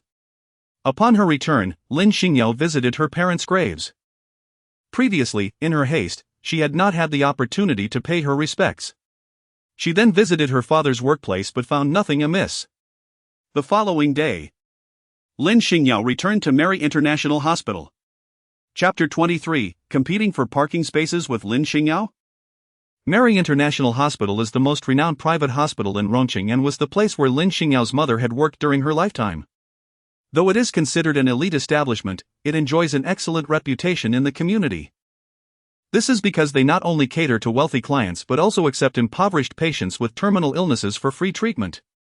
Lin Xingyao's mother had been lured to this hospital with a high salary, drawn by its stellar reputation. To this day, Lin Xingyao can vividly recall the memories of accompanying her mother during late shifts at the hospital during her childhood. Lin Xingyao drove her car to the underground parking lot of the hospital. Fortune smiled upon her as she discovered a parking space near the elevator. As Lin Xingyao approached, a red sports car happened to have its sights set on the same parking spot. However, Lin Xingyao seized the opportunity first, and with her exceptional driving skills, she deftly maneuvered the steering wheel and parked with precision. Generally, the act of vying for a parking space is a common occurrence, governed by the unspoken rule of first come, first served. To Lin Xingyao's surprise, a woman with cascading, voluminous curls emerged from the red sports car, shouting at her, "Who permitted you to park here? This is my spot, move aside." Lin Xingyao removed her sunglasses and glanced around the parking area, stating, "The hospital garage is not a private parking space, why should I be unable to park here?" The curly-haired woman retorted, "This parking spot has been designated for me by the hospital, I simply have not had the chance to put up the sign yet." Lin Xingyao replied, "Let me know when your sign is displayed, it is unreasonable for me to bear the consequences of your oversight." In a place like a hospital, parking spaces are typically shared, suggesting that the woman must have some influence to monopolize a spot. However, Lin Xingyao was not one to be intimidated by such tactics. The curly-haired woman was used to being imperious and had never encountered such defiance, especially from someone driving a modest sedan. "Do you know who I am?" she demanded. "How dare you speak to me in this manner? I assure you, even the director treats me, Su Mimi, with utmost respect. In this parking lot, I shall park wherever I please, and if you are wise, you will yield, otherwise, I will not hesitate to be ungracious." Lin Xingyao chuckled. "I used to think this hospital was owned by your family, it turns out you merely have a favorable relationship with the director. The garage is accessible to everyone. Not your private domain. You claim it as your own with such audacity? Very well, I shall park here today and see how you respond." The woman named Su Mimi, infuriated, decisively positioned her sports car, effectively blocking the entire path ahead. Not only could no cars pass, but Lin Xingyao also found herself with no way to exit. Su Mimi, with a sense of triumph, declared, "Will you let me through? If not, I shall confront you today." Lin Xingyao finally witnessed what it meant to be unreasonable, and she felt a surge of indignation. "I will count to 3, step aside, or do not blame me for my rudeness." "Oh? You seem quite assertive. Let us see how you handle this," came the retort. 3. Such bluster, HM. Driving a dilapidated vehicle and still daring to speak so boldly. Do you fancy yourself a lady of privilege, protected by someone? 2. With the final count, Lin Xingyao sprang into action, leaping gracefully onto the roof of the sports car, executing a flawless backflip before landing deftly beside it. "Since you are so idle, why don't you stay here blocking the way all day?" With that, Lin Xingyao casually touched the car door, manipulating it in some unknown manner, causing the vehicle to emit a series of urgent beeping alarms. The woman inside attempted to open the door, but the car's operating system had succumbed to paralysis, rendering the locks inoperable. In the rearview mirror, Lin Xingyao departed with a flourish, not forgetting to wave farewell. Lin Xingyao arrived at the hospital lobby, where a beautiful guide approached her and inquired, "Hello, miss. Do you have an appointment?" "No." "I'm sorry, but our hospital operates on an appointment-only basis. Without an appointment, you cannot see a doctor." After 10 years, the regulations at this hospital had seemingly multiplied, and Lin Xingyao recalled that things had not been so cumbersome in the past. Her eyes darted around until they landed on a promotional banner for a lecture, prompting her to ask, "May I attend that lecture?" The guide replied, "That is a public lecture hosted by our director, aimed at the elite of the medical field. Only physicians at the director level and above from major hospitals are permitted entry." "Oh, I see." Lin Xingyao rummaged through her bag and produced a golden card. "Will this suffice?" In China, medical titles range from junior to senior levels, while Lin Xingyao's golden card represented an internationally recognized designation of elite physician. Only those with exceptional contributions and extraordinary medical skills could obtain such a card. In Z country, the number of individuals possessing this golden card was exceedingly rare. "I'm afraid that does not appear to be a recognized title in our country." The guide, lacking sufficient knowledge, failed to recognize its significance, otherwise she would have promptly reported to the director to receive Lin Xingyao. Must it be a domestic certification? Lin Xingyao did not press the matter, contemplating that she should indeed acquire more domestic certifications in the future. She tucked her elite physician card away and exited the hospital building. However, she was not ready to concede. If the main path was blocked, she would traverse the shadows instead. The security vulnerabilities of such a conventional hospital were numerous and easily exploitable. She effortlessly slipped inside and made her way to the auditorium on the third floor. The auditorium was filled with individuals, all distinguished elites from various hospitals across the nation.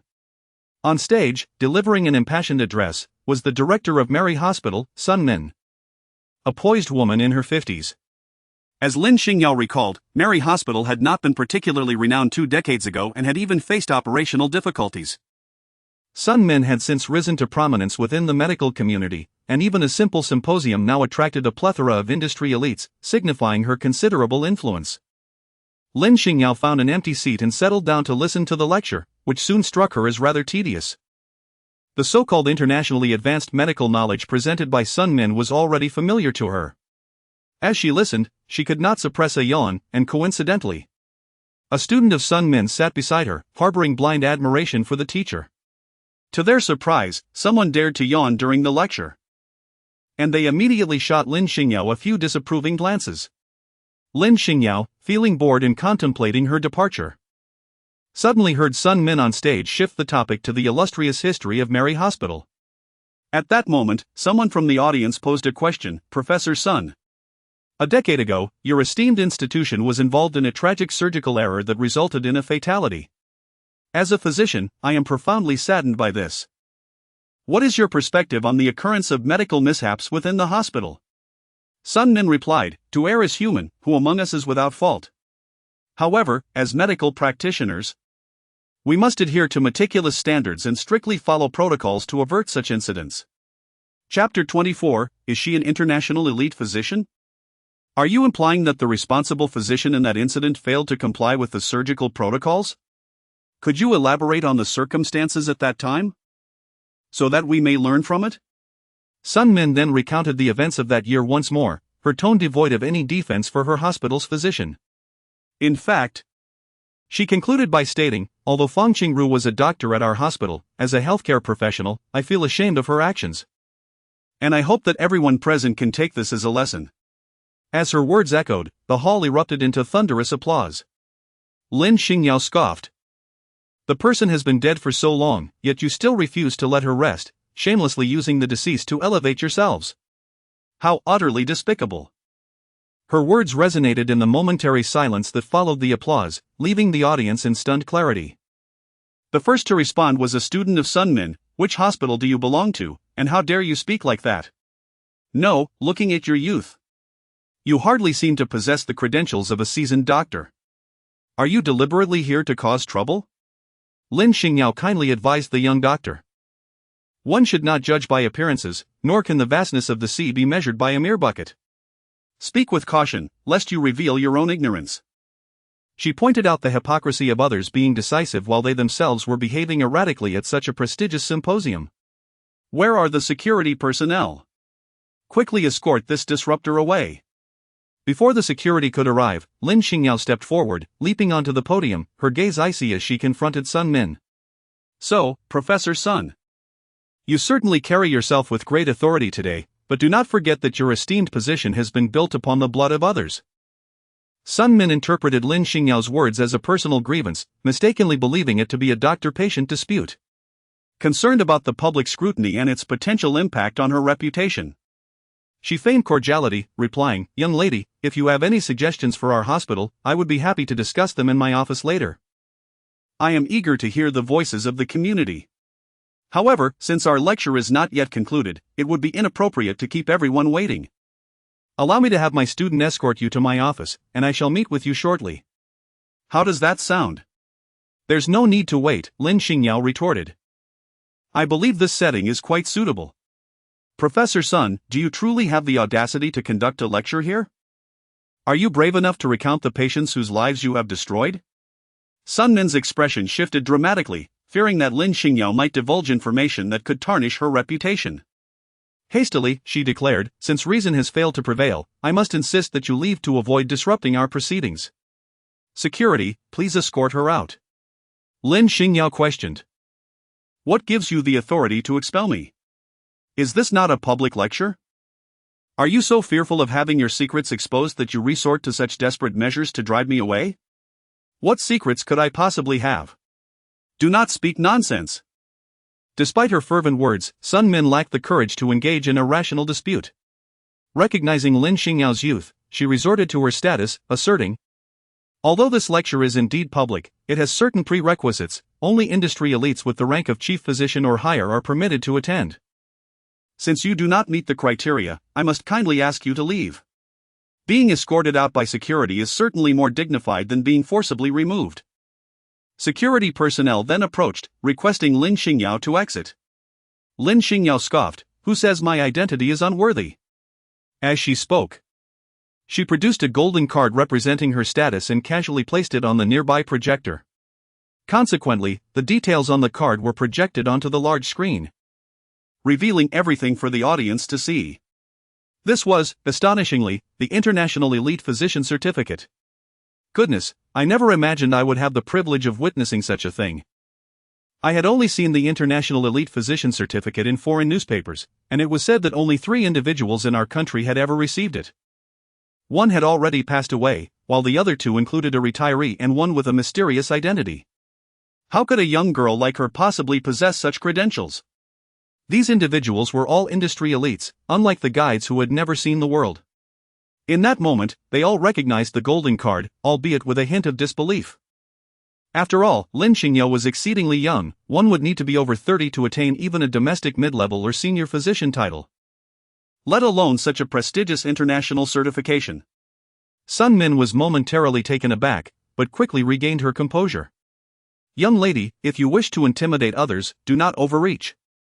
Do you have any idea how rare such an honor is? Not only you, but even I cannot aspire to it. If you genuinely wish to attend my lecture and humbly seek guidance, I might consider granting you an exception. Resorting to deceit will only lead to your own embarrassment." Her ignorant student echoed from behind, "If you're going to deceive, at least measure your own abilities. Coming here to seek attention, do you think we are all fools? Are you unaware that impersonating a doctor and engaging in fraud is a criminal offense?" Lin Xingyao regretfully shook her head inside. "It is quite unfortunate that you all consider yourselves to be elite in this field, yet you cannot even discern the authenticity of my certificate." At that moment, a middle-aged doctor from the crowd spoke up, "My mentor is one of the 3 individuals in the country who have received this honor.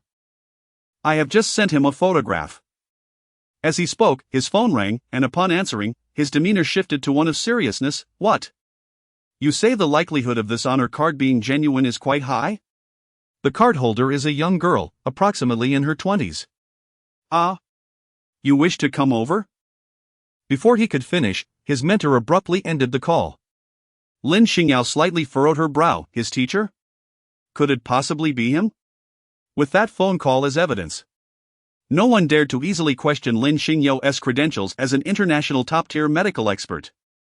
Seeing this, Sun Min remarked, "Even if this certificate is genuine, it may not necessarily belong to you. If a senior were present, we would naturally welcome them with utmost respect. However, to flaunt someone else's credentials and deceive others is rather excessive. Even if the certificate is authentic, Sun Min aimed to tarnish Lin Xingyao's reputation by branding her as a fraud. This way, even if she were to uncover any incriminating evidence against herself, the credibility of her claims would be significantly diminished. A certificate of such caliber undoubtedly belongs to a highly esteemed senior. It is likely that this young lady is merely showcasing her elderess credentials. Even if true, such behavior is contemptible. Approximately 20 minutes later, a septuagenarian hurriedly arrived. Appearing travel worn. Upon his sudden appearance, everyone present immediately rose to greet him, their voices filled with warmth. "Ah, it's old Lu. Teacher. How did you arrive so quickly?" It's unexpected that old Lu truly came. "Old Lu, it's been a long time, how have you been?" "Old Lu. We are honored by your presence, please have a seat." Chapter 25, Good and Evil Will Eventually Be Rewarded. Lin Xingyao initially intended to unveil Sun Min's hypocritical facade, but upon hearing of Elder Lu's impending arrival, she patiently decided to wait. Upon hearing this, Elder Lu displayed a look of indignation. He grasped Lin Xingyao's hand and pulled her to the microphone. His tone notably grave. "I can attest that this certificate is indeed authentic." As he spoke, he produced another identical gold card and placed it alongside Lin Xingyao's card on the projector. With a fervent voice, he began to recount. Even Elder Lu had only a superficial understanding of Lin Xingyao's identity. He was unaware that the virus outbreak was, in fact, a deliberate act designed to initiate a global crisis, starting from Africa. Lin Xingyao had been entrusted with the task of safeguarding the elite experts of country Z, but inadvertently uncovered the underlying conspiracy and resolved the crisis through her remarkable medical skills. After addressing the situation in Africa, she immediately set off for Europe to undertake a new mission. She had neither the time to bid farewell to Elder Lu and the others nor to engage in any media interviews or award ceremonies. Had it not been for the high value of that certificate, which might prove beneficial in the future, she would have likely left without even providing an address. Of course, that address was merely temporary. After listening to Elder Lu, the crowd regarded Lin Xingyao with profound respect. It was indeed true. There were individuals exceptionally gifted, capable of overshadowing others at such a tender age.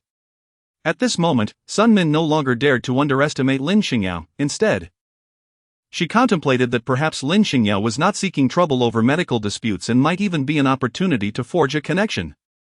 Thus, she altered her previous demeanor and approached with a cheerful disposition. "In our great China, talent truly abounds. I never expected Miss Lin to be so outstanding at such a young age. May I inquire from whom you have learned?"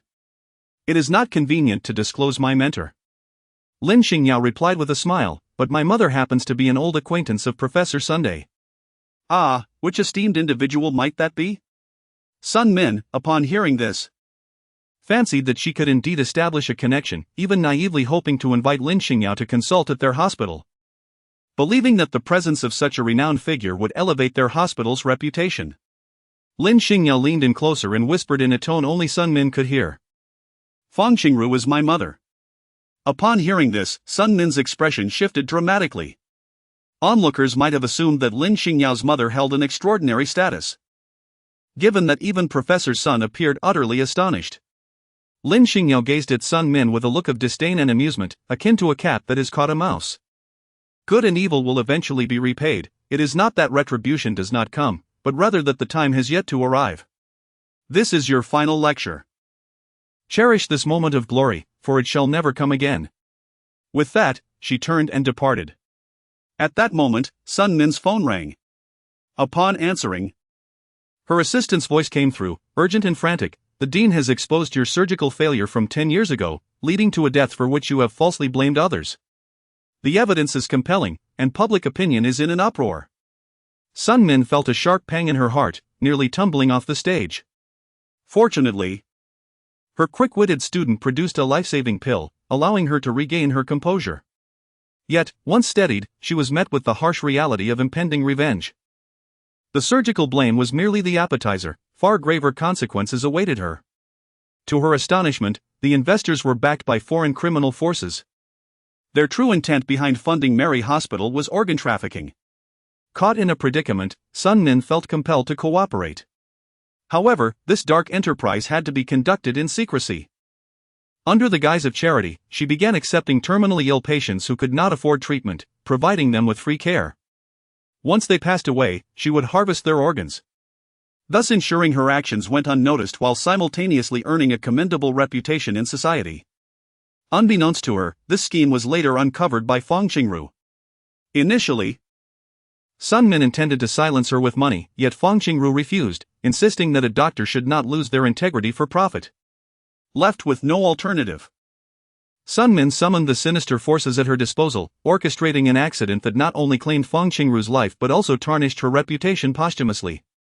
Years earlier, while handling the affairs of his deceased brother's family, Lin Youxiang discovered threatening messages from Sun Min on Fang Qingru's phone. Although he was unaware of the specifics, he sensed a connection to the accident. After extorting a sum from Sun Min with the messages, he chose not to pursue the matter further. However, Lin Xingyao was no ordinary individual. She had no need to be intimidated by such threats.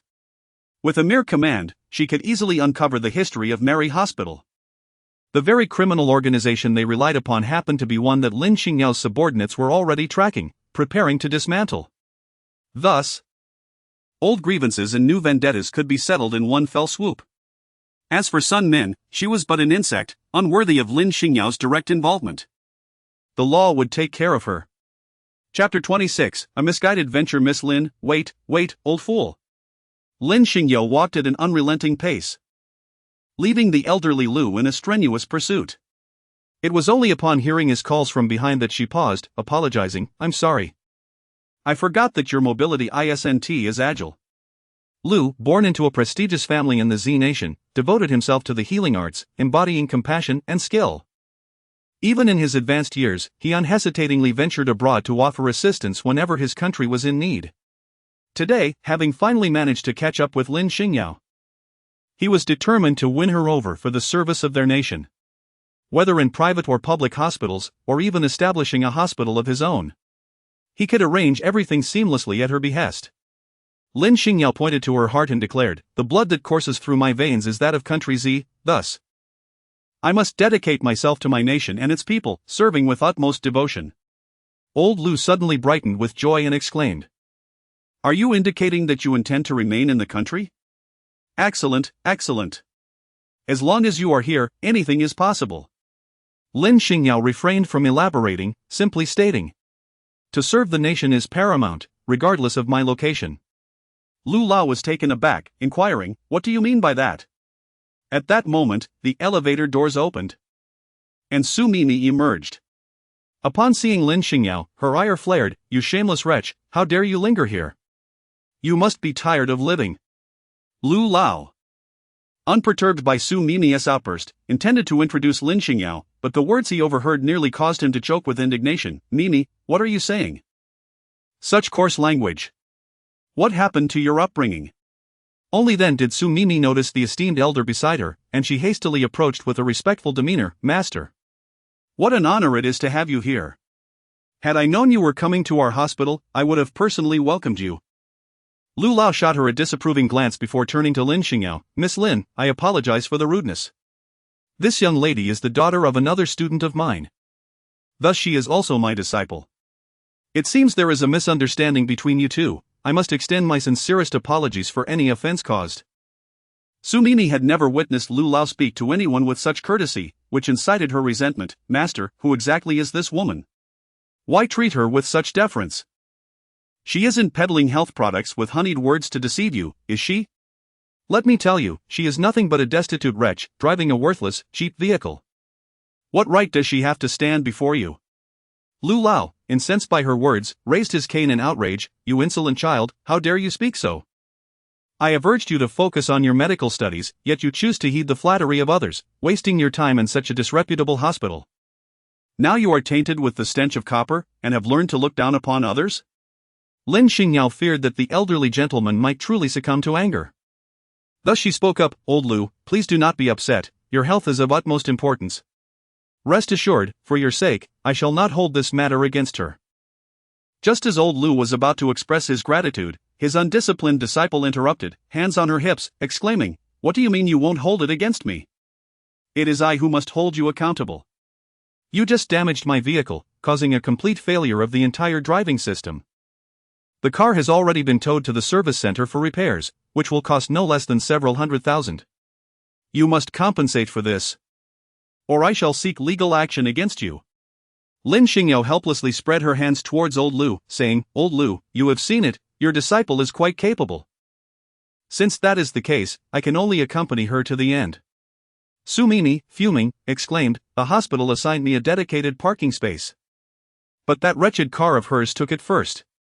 I asked her to move, but she stubbornly refused.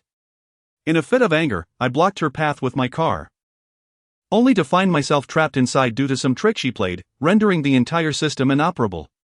Eventually, I had to have someone forcibly open the door to escape. Now my car needs repairs costing hundreds of thousands. Of course, I must seek compensation from her." Old Lu, upon hearing this, was immediately enraged. "The hospital's garage is not your backyard. Where is there a dedicated parking space?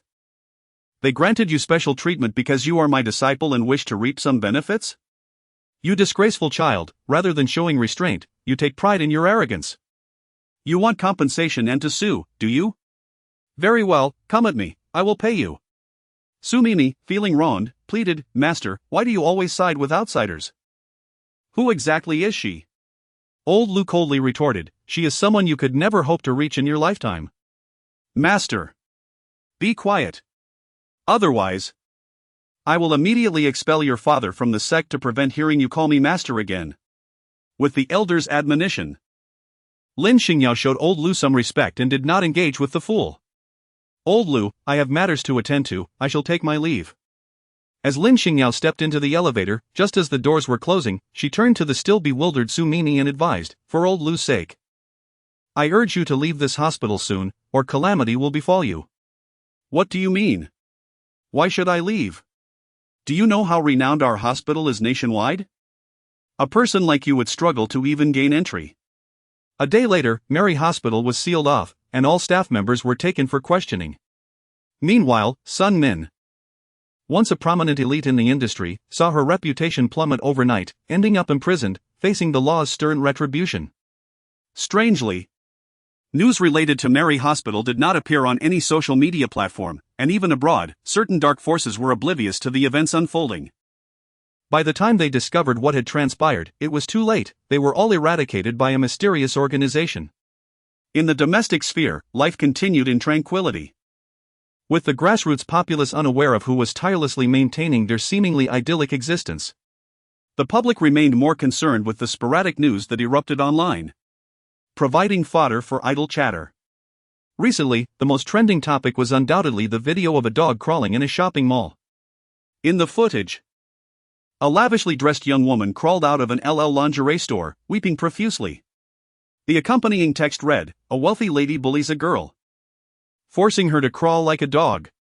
Upon the video's release, the public, driven by sympathy for the weak, vehemently condemned the wealthy lady.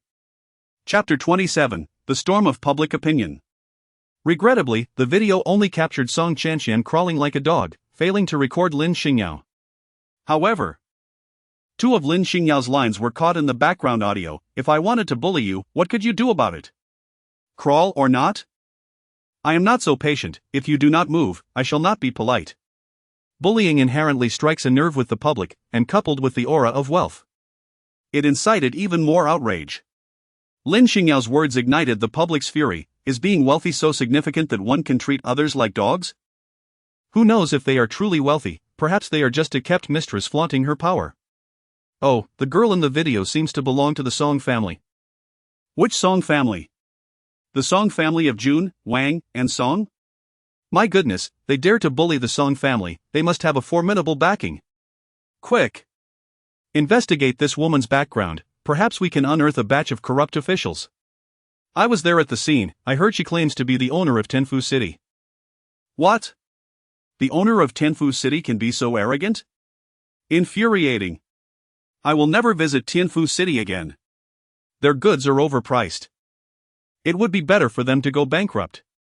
Thus, the initial outrage directed towards a certain wealthy lady transformed into a campaign to boycott Tianfu Mall. The video's popularity on social media continued to soar. At home, Jun Xuanyi also came across the video, instantly recognizing it as the commotion Lin Xingyao had caused that day. At that moment, a distinguished guest arrived at the Jun residence, Song Baishu. At 28 years old, Song Baishu was a youthful prodigy. He and Jun Xuanyi were once known as the dual heroes of the business world in Country Z, engaged in both overt and covert competition. After Jun Xuanyi's severe injury, Song Baishu began to dominate the field. Long time no see, Jun Xuanyi. I never expected you to recover. I also did not foresee that after giving you 3 years, you still could not surpass our Jun family. I feared the Jun family would perish too quickly, leaving you without shelter.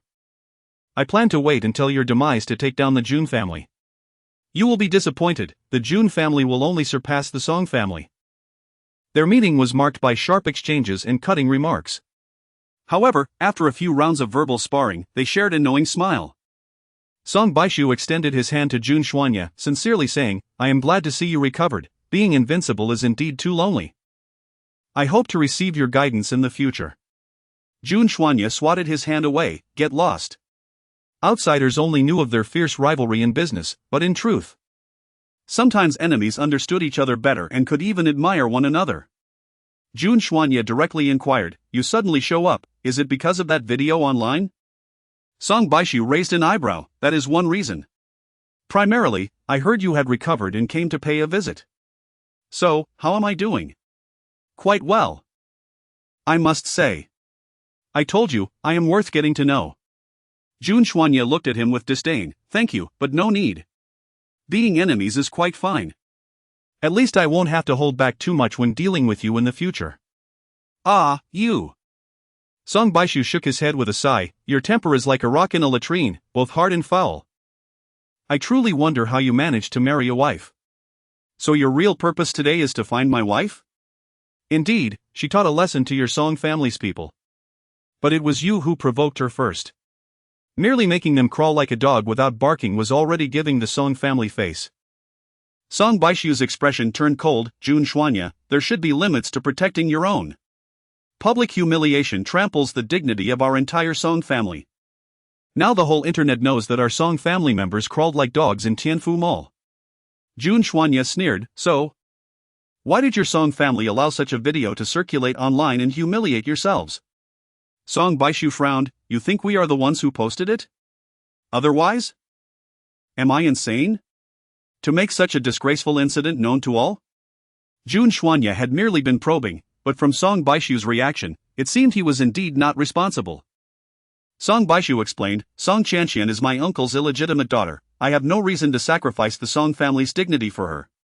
To be frank, that night, Song Qianqian came to me in tears. My sister realized the severity of the situation and immediately informed me, and I had Song Qianqian sent abroad that same day. I intended to settle this privately with you, but before I could reach out, the video leaked first. Jun Xuanyi replied, so, you think I did it? Song Baishu nodded. Expressing his prior thoughts, before arriving, I anticipated such a scenario, for your reputation for madness precedes you, rendering even the most outrageous actions unsurprising. However, my perspective has shifted. Upon reflection, it appears that the primary target is you, Jun Xuanyi, with our Song family merely collateral damage intended to incite discord among us.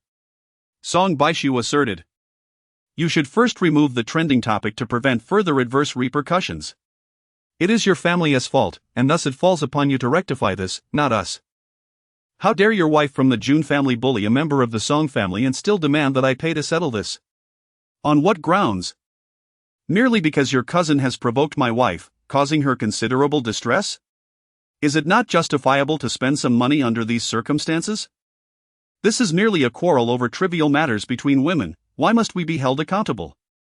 Jun Xuanyi, I have already shown you leniency by not pursuing this further. Do not overstep your bounds. If I can prove that your side initiated the provocation, would you then take responsibility? Should you be able to provide such evidence? I will personally address this matter and apologize to your wife. As soon as he finished speaking, Jun Xuanyi turned his computer screen towards Song Baishu, suggesting, take a look for yourself. In the brief interval of their discussion, the prominent social media influencer who initially shared the video had removed it and replaced it with a new, unabridged version. This new video clearly documented the moment Lin Xingyao and Song Qianqian began their wager. Showcasing Song Qianqian's haughty demeanor as she brazenly bullied a shop assistant and suggested that the loser run around the mall in their underwear, among other things. Once this video surfaced, the tide of public opinion shifted dramatically. Those who initially sympathized with Song Qianqian were now incensed. The Song family is utterly excessive. A mere illegitimate daughter is far too arrogant. It is evident that she attempted to seize someone else's possessions while trying to expel the shop assistant. I stand firmly with the owner of Tianfu City. She is simply magnificent. If I were the owner, I would make that Song miss crawl out bare. Such individuals need to be taught a harsh lesson, otherwise, they will continue to stir trouble. Jun Xuanye regarded Song Baishu with a calm demeanor, asking, "So, Master Song, have you gained clarity?" The tide of public opinion has undoubtedly shifted. Even if you were to offer compensation, it likely would not suffice to quell the uproar. Chapter 28, Is she a top hacker? Song Baishu's expression fluctuated between anger and disbelief. Song Qianqian had indeed not told the truth. That day, she had merely claimed not to recognize the Jun family as second young mistress and had inadvertently offended her. Not only did she downplay her own faults, but she also shifted the blame onto the other party, subtly suggesting that Lin Xingyao's sudden wealth had rendered her so arrogant that even the Song family was beneath her notice. Jun Xuanye chuckled, stating, "One must acknowledge their faults, it is not shameful. Master Song has always been a man of his word and would never go back on his promises." Song Baishu felt as though he had been ensnared by Jun Xuanye's cunning, yet he possessed no evidence. "I will not go back on my word." With that, Song Baishu turned on his heel and departed.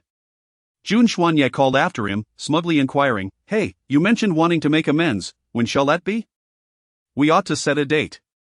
Curiously, Jun Xuanye noted the impending storm that loomed, seemingly aimed at undermining her, yet before it could strike, the winds shifted unexpectedly. She caught sight of the video frozen on Jun Xuanye's computer screen. "You have seen that video too?" Jun Xuanye, believing her to be worried, offered reassurance, "The issue has been resolved, you need not fret." Lin Xingyao smiled radiantly, "Am I not aware of how I resolved it myself?" Jun Xuanye was taken aback. "You resolved it? How did you manage that?" On the day of the incident, Lin Xingyao noticed a considerable crowd gathering around her. With confidence in her integrity, she remained unperturbed. However, she has always been meticulous in her actions, ensuring she leaves no incriminating evidence behind. Thus, when she struck a wager with Song Qianqian, she casually recorded a video, unaware of its eventual significance. Upon the video's release today, she immediately recognized its implications. It was evident that the footage had been maliciously edited to create the illusion that she was bullying the fragile Song Qianqian. Had she not been prepared, such a situation would have been exceedingly difficult to clarify. At that point, it was likely that Jun Xuanye's Tianfu shopping mall would also suffer from her predicament. Jun Xuanye sighed in response, "I never anticipated that my esteemed wife is not only an exceptional physician but also a top-tier hacker." Nowadays, social media platforms employ dedicated cybersecurity teams, and ordinary hackers often expose themselves before they can even breach a system. Yet, Lin Xingyao managed to infiltrate undetected in such a brief span, showcasing her formidable prowess. Lin Xingyao shrugged nonchalantly, declaring, "A mere trifle, hardly worth mentioning." To Jun Xuanye's ears, her words seemed humble, yet they were anything but.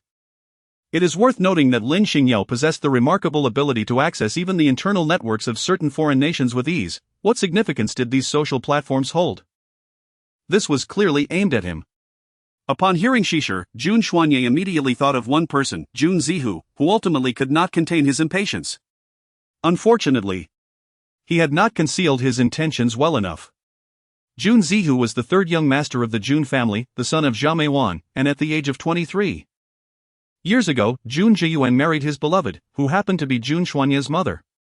Regrettably, he was at heart a notorious playboy, and all his professed vows were mere empty promises. Not long after Jun Furen became pregnant, Jun Zhiyuan began to entangle himself with several other women, leading a life where the red flag at home remained upright while the colorful flags fluttered outside. Jun Furen had confronted her husband about his infidelities. Yet each time he wept and pleaded for forgiveness, her heart softened. Time and again, her forgiveness yielded only further betrayal, culminating in her tragic descent into depression. As for Jun Zhiyuan, while he mourned his deceased wife with heartfelt tributes and penned numerous poems in her memory, his lamentations did nothing to hinder his pursuits of romance outside. Zhao Meiwan was among the many mistresses who excelled in pleasing Jun Zhiyuan, never bothering to concern herself with his other affairs, projecting an image of magnanimity and virtue. Ultimately, she won his heart and was brought into the family. After Jun Xuanye fell ill, Jun Xingyao took the reins of the family's domestic business, while Jun Zihu assumed control of the overseas operations, effectively dividing the empire. Now, with Jun Xuanye's unexpected recovery, his temperament assured that he would not allow his brother to encroach upon his domain. Therefore, Jun Zihu resolved to strike first before Jun Xuanye re-emerged. Zhao Meiwan, feeling despondent for several days, found little joy at home. She occupied her time playing cards with wealthy ladies or shopping to alleviate her boredom. What does it mean to be without a mother's position? Mother, you are the matriarch of the Jun family, having dedicated years of hard work to this household. Regardless of the circumstances, you are the unequivocal mistress of the Jun family. Upon hearing her son express such sentiments, Zhao Meiwan was overwhelmed with emotion, tears of joy brimming in her eyes. Indeed. Having a son as a pillar of support made all the difference. Ah, that's right, my birthday is just a week away, I almost forgot. In years past, Zhao Meiwan would host grand celebrations for her birthday. This year, however, after enduring repeated frustrations, she had even neglected her own special day. Fortunately, she had a dutiful son. In a buoyant mood, Zhao Meiwan promptly called her friends and family to invite them to her birthday soiree next week. Eager to shine at the event, she busied herself with beauty treatments and shopping, preparing fervently for the occasion. Lin Xingyao was holding an enormous bag of chips while laughing heartily, exclaiming, "How amusing! Look at that old woman, buying so many clothes while still believing she is 18. No matter how she dresses up, it won't make much of a difference." Zhao Meiwan glanced at the garments she was carrying and felt as though she was the target of that mockery. Jun Xuanye, sitting nearby, wore no smile. He simply remarked, "What is there to laugh about? Some people just enjoy creating a scene." Zhao Meiwan wondered, "Are you implying that she is the one causing a ruckus?" Chapter 29, Offering Unsolicited Kindness. Either a thief or a scoundrel. Zhao Meiwan then noticed that the sofa in the living room where Lin Xingyao and the others were seated had been replaced. It was no longer the set she had originally purchased. "Where is the sofa I bought? Why has it changed?" Jun Xuanye had been ill for 3 years, and Zhao Meiwan had long since taken ownership of the entire Jun residence. This residence had originally been designed by Jun Xuanye's mother. When Zhao Meiwan first entered the household, she did not dare to make any significant changes. However, after Jun Xuanye fell ill, she replaced all the furniture and decorations with her own preferences. Though she was irritated, Zhao Meiwan felt powerless against him and said, "Don't you have a television upstairs? Why not watch it there?" "The television upstairs is a bit small.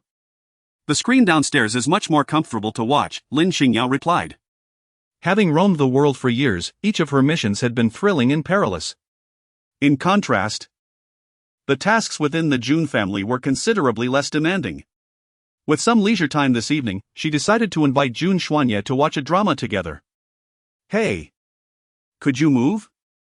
You're blocking my view," Lin Xingyao exclaimed, irritated with Zhao Meiwan, who stood defiantly in front of the television, seemingly unaware of who had provoked her. After returning to her room, Zhao Meiwan felt increasingly unsettled. Jun Xuanye had already been a source of annoyance, and now with Lin Xingyao joining him, she felt her place in the household was at risk of being entirely usurped. Pulling out her phone, she made a call. "Shaoli, have you found out what I asked you to investigate?" "Madam, I cannot uncover much about Lin Xingyao's past. I only know that she is the niece of Lin Youqiang. Went missing 10 years ago, and was then adopted by an elderly couple in the mountains." "That is common knowledge. I asked you to look into more private matters. For instance, where exactly are the elderly couple who adopted her? With so many mountainous regions in the country, which one do they reside in?" I'm sorry, madam, but I truly cannot find that information." "Useless. No, I cannot allow that insolent girl to continue her arrogance. If I cannot handle Jun Xuanye, Surely I can deal with a wild girl from the mountains.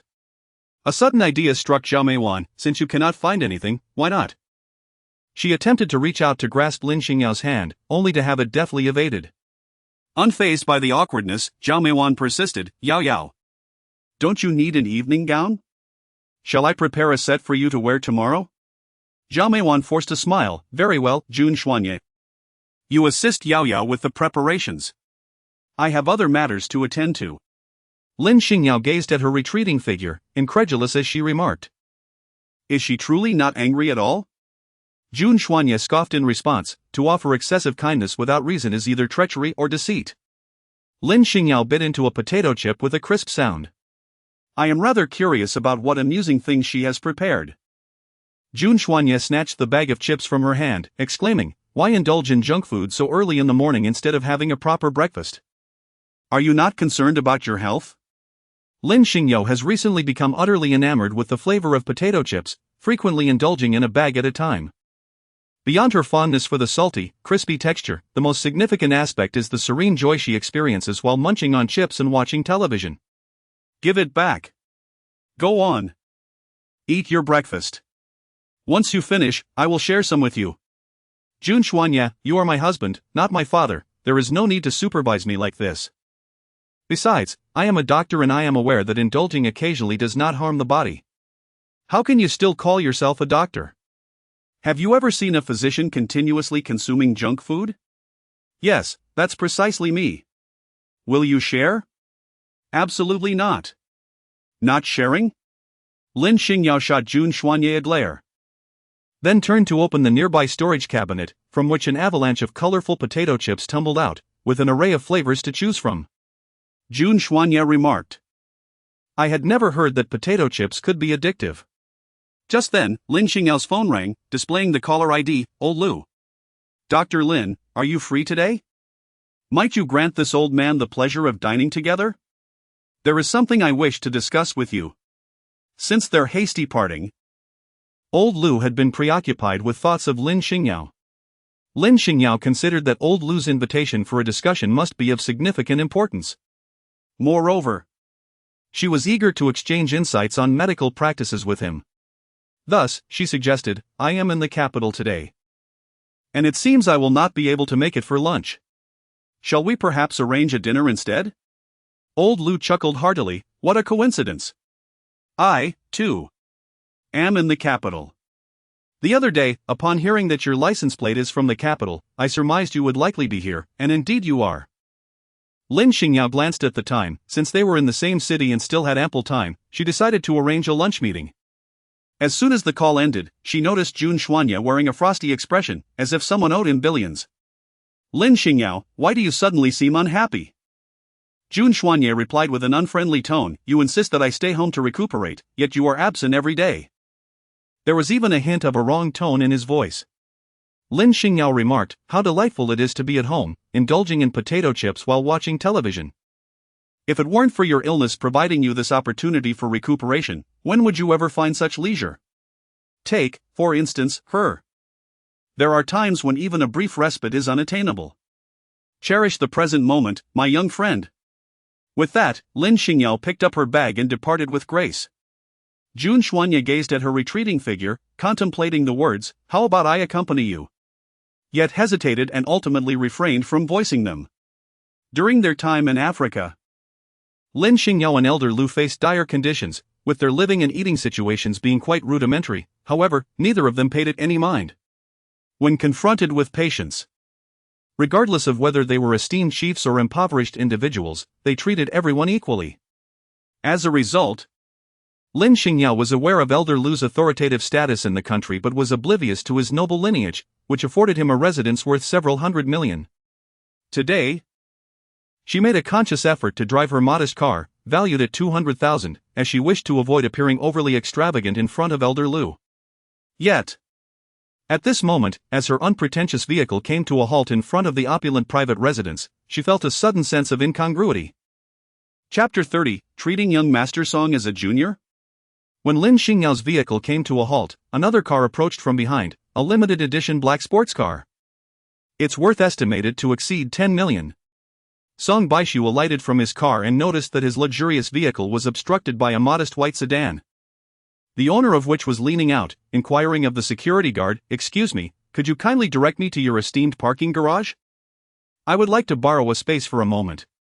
Guests visiting the Liu family are invariably affluent, with their vehicles starting from at least $1 million.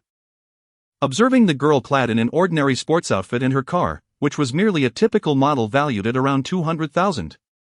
Coupled with her use of the word borrow, Song Baishu genuinely believed she was unable to find a parking spot and had come to request one. He casually remarked, "Just drive forward, take a left, then a right, and you will find a parking area at the end." Lin Xingyao found it peculiar that the parking space at the Liu residence was situated so far away. Didn't it seem rather inconvenient? Nonetheless, she dismissed the thought and flashed a smile at Song Baishu, expressing her gratitude. "Thank you." Little did she know, the actual parking spot was even farther than she had anticipated.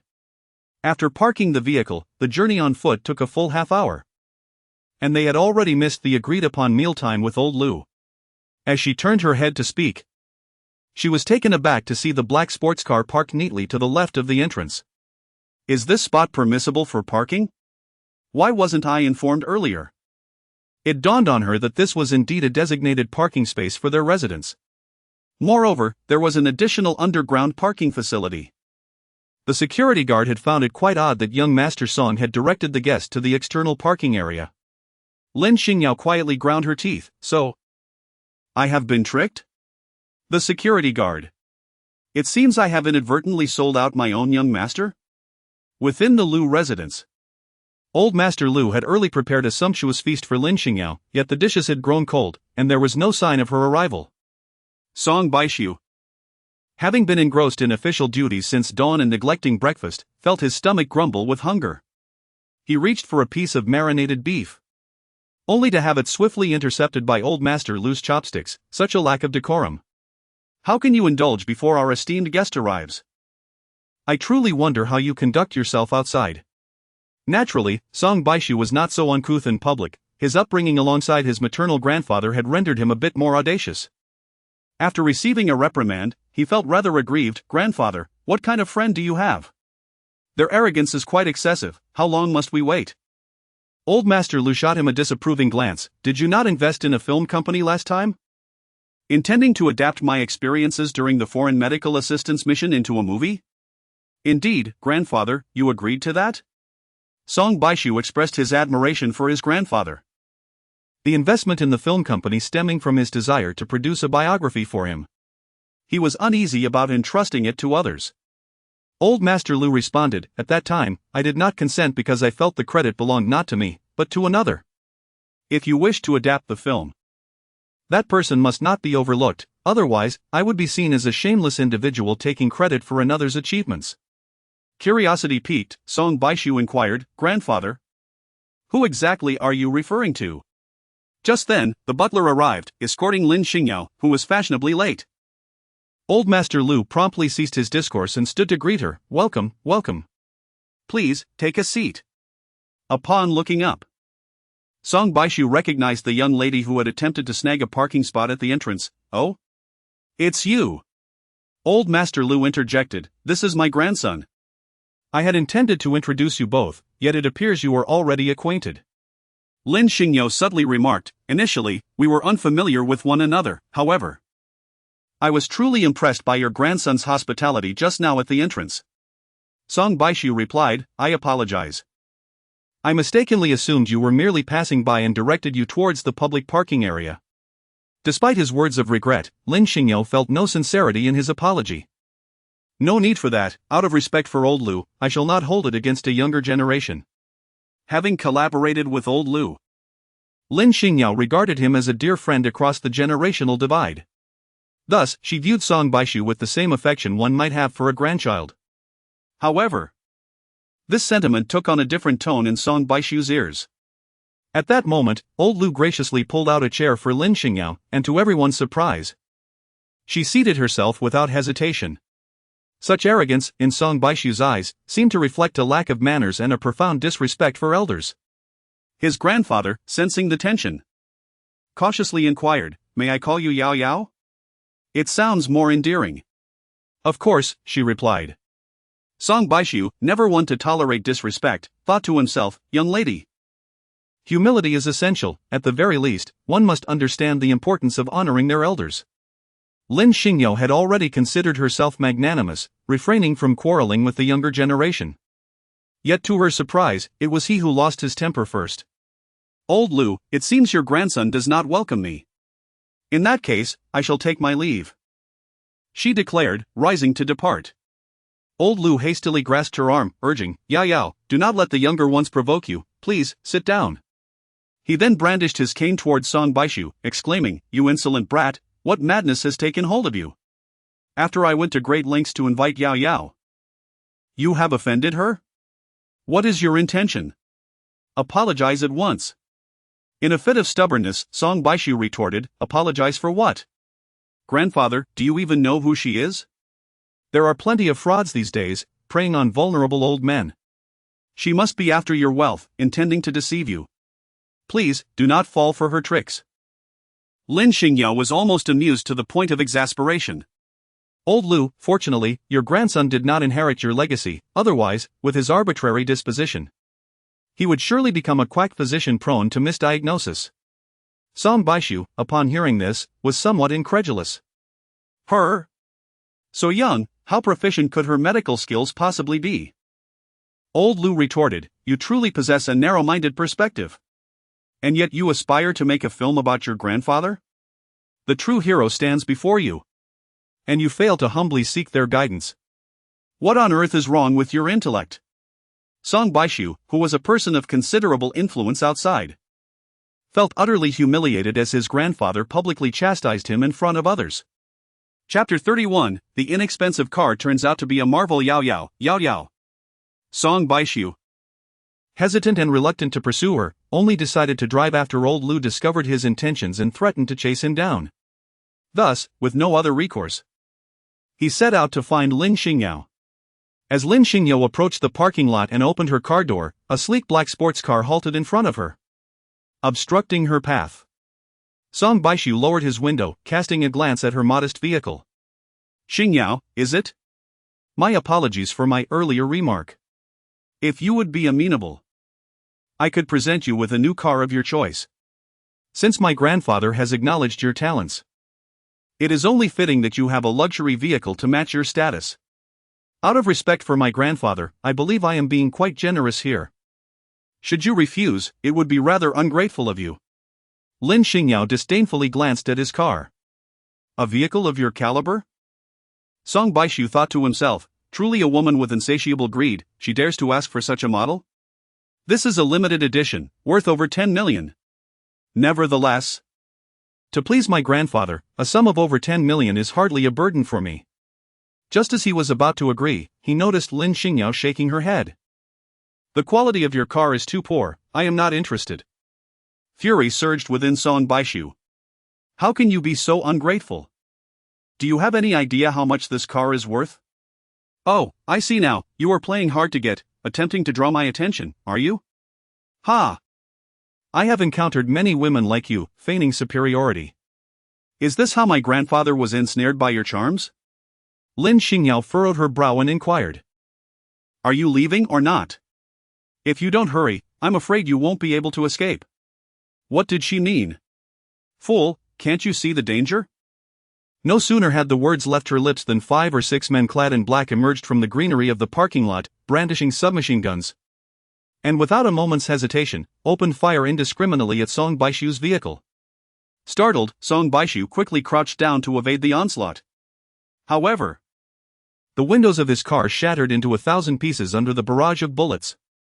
The assailants surrounded him, and one of the leaders brazenly declared, Song Baishu, today is your last day.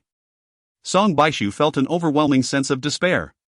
He usually traveled with bodyguards, but today, having come to visit his grandfather, he had let his guard down, inadvertently becoming the target of a deadly pursuit. Just as the situation grew increasingly dire, a delicate hand yanked open his car door.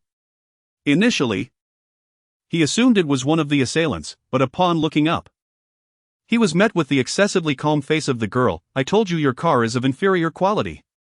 Remember, when purchasing a vehicle, one should not solely focus on aesthetics.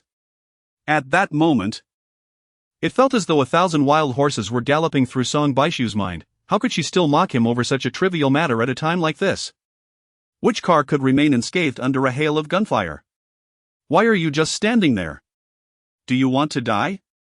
Lin Xingyao seized him and dragged him out of the car. Before he could fully comprehend the situation, she had shoved him into her vehicle as though he were a sack of potatoes.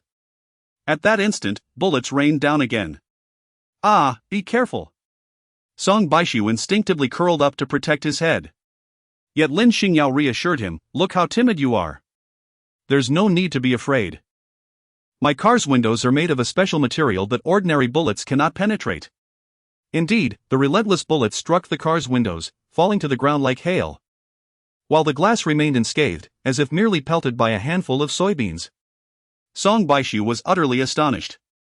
Is this bulletproof glass? Is this truly a cheap car worth only a couple of 100,000? Lin Xingyao paid him no heed and pressed the accelerator, propelling the vehicle forward with remarkable speed. The initial velocity rivaled that of high-end sports cars. As fate would have it, Song Baishu's car had inadvertently obstructed Lin Xingyao's path, and in a moment of urgency, she rammed her vehicle against his. Ah, be careful! Song Baishu's concern was not for his own prized sports car, but rather for Lin Xingyao's vehicle, fearing that if it were damaged, their escape would be hindered. No sooner had he spoken than he witnessed his limited edition sports car being forcefully shoved aside by Lin Xingyao's car, the rear crumpling under the impact. In stark contrast, Lin Xingyao's vehicle remained unscathed as it sped away effortlessly. Yet, the men in black, undeterred by the unfolding chaos, leaped into their cars in hot pursuit. After a brief moment of astonishment, Song Baishu inquired, what kind of extraordinary vehicle is this? It's astonishing. Lin Xingyao smiled faintly, saying, naturally. It is the inexpensive vehicle that those from affluent families look down upon. The car prepared for her by the White Wolf had undergone special modifications, allowing it to charge into battle even on the battlefield. Song Baishu remarked, do not try to deceive me. Even with modifications, a vehicle can hardly be fortified to the extent of an armored one. There are scarcely a few such vehicles in the entire country. Who exactly are you? And why have you altered your car in this manner? Do you perhaps have enemies? Lin Xingyao found no necessity to elaborate further, especially with the dark-clad pursuers hot on their heels. She produced a compact megaphone and proclaimed, to the vehicles behind, take heed, the illegal possession of firearms is a transgression. Pursuing others with such weapons is an even graver offense. Adhering to the law is the duty of every citizen. I urge you to surrender before any harm is inflicted. The law offers a chance for redemption. Song Baishu felt as if a flock of crows had swept overhead, rendering him momentarily speechless before he inquired. You must be a police officer, correct? Lin Xingyao denied, it is not. Song Baishu chuckled, if it isn't you, why do you still shout so loudly?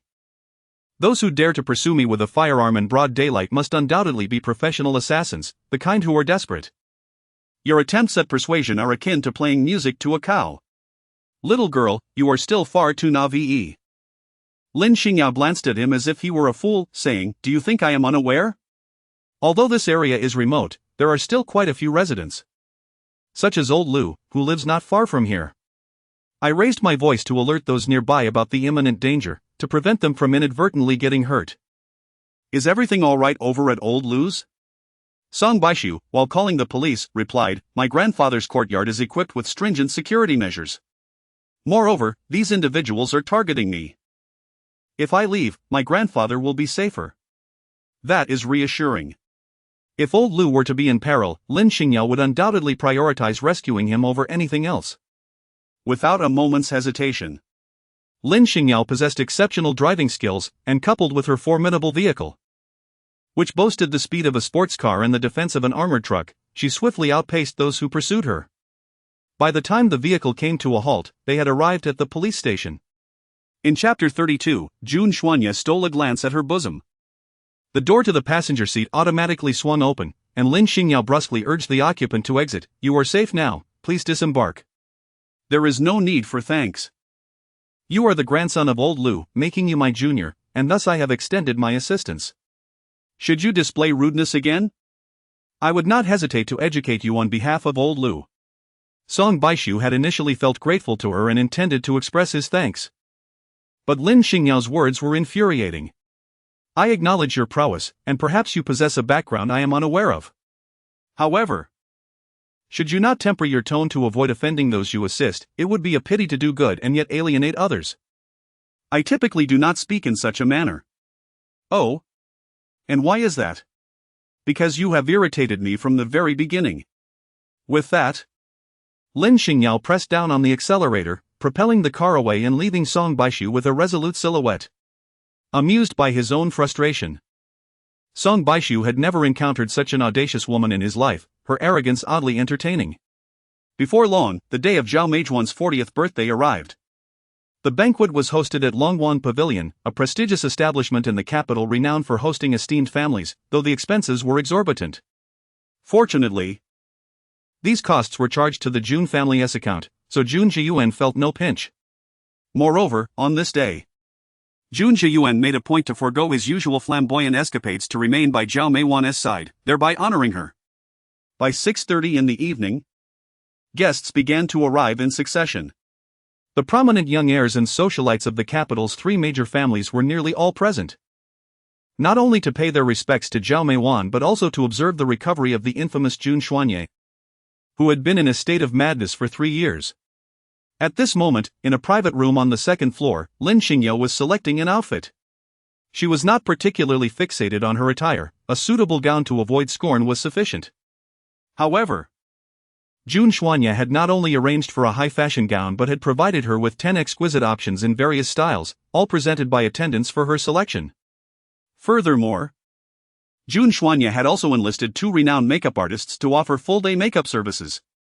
Lin Xingyao couldn't help but find it amusing. Am I not the protagonist today? Is such a grand display really necessary? Jun Xuanye replied, do you genuinely believe that those individuals are here solely for Zhao Meijuan? What significance does she hold to attract the core figures of the 3 prominent families? Go change your attire, those affluent ladies are accustomed to judging by appearances. Even if you disdain such trivialities, at least an exquisite outfit can deter some of those who might otherwise trouble you.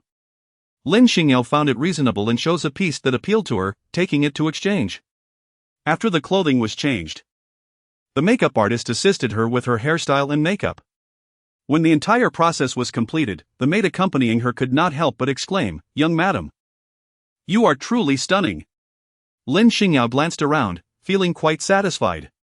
By the time she emerged, Jun Xuanye had already donned his formal attire.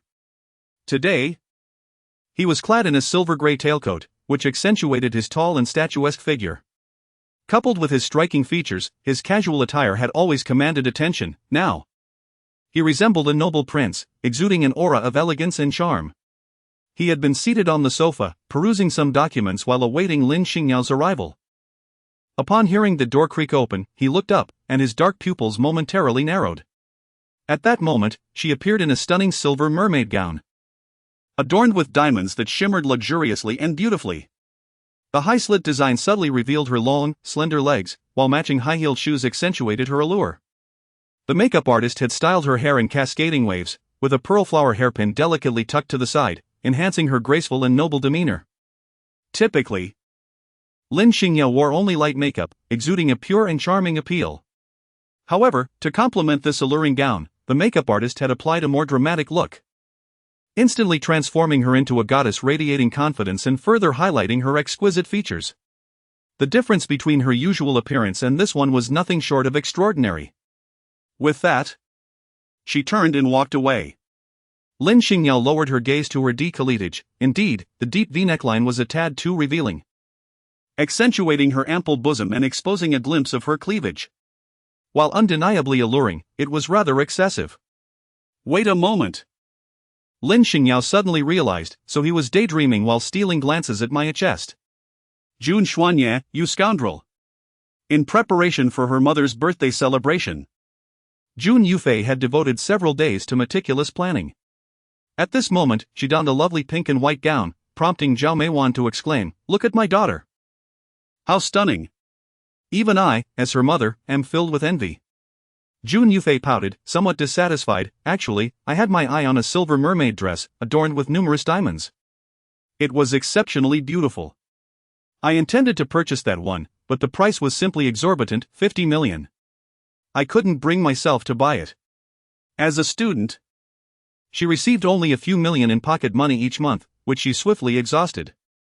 The expenses for this gown were graciously sponsored by Zhao Meiwan. Zhao Meiwan replied, "This dress also costs several million, it's not lacking." Once your brother fully takes charge of the Jun family, you can acquire any extravagant gown you desire. By the way, where is your brother? Jun Yufei glanced at the time. My brother mentioned he would arrive by 7 o'clock. So there rests still half an hour. He should be here soon. Let us head to the banquet hall, quite a number of guests have already arrived. Just as she spoke, the door to the adjacent room opened. Lin Xingyao emerged, radiant and resplendent. Her presence, makeup, and beauty entirely overshadowed Zhao Meiwan and her daughter. Lin Xingyao's relationship with her mother was strained, leading her to forego any greetings and leave without a word.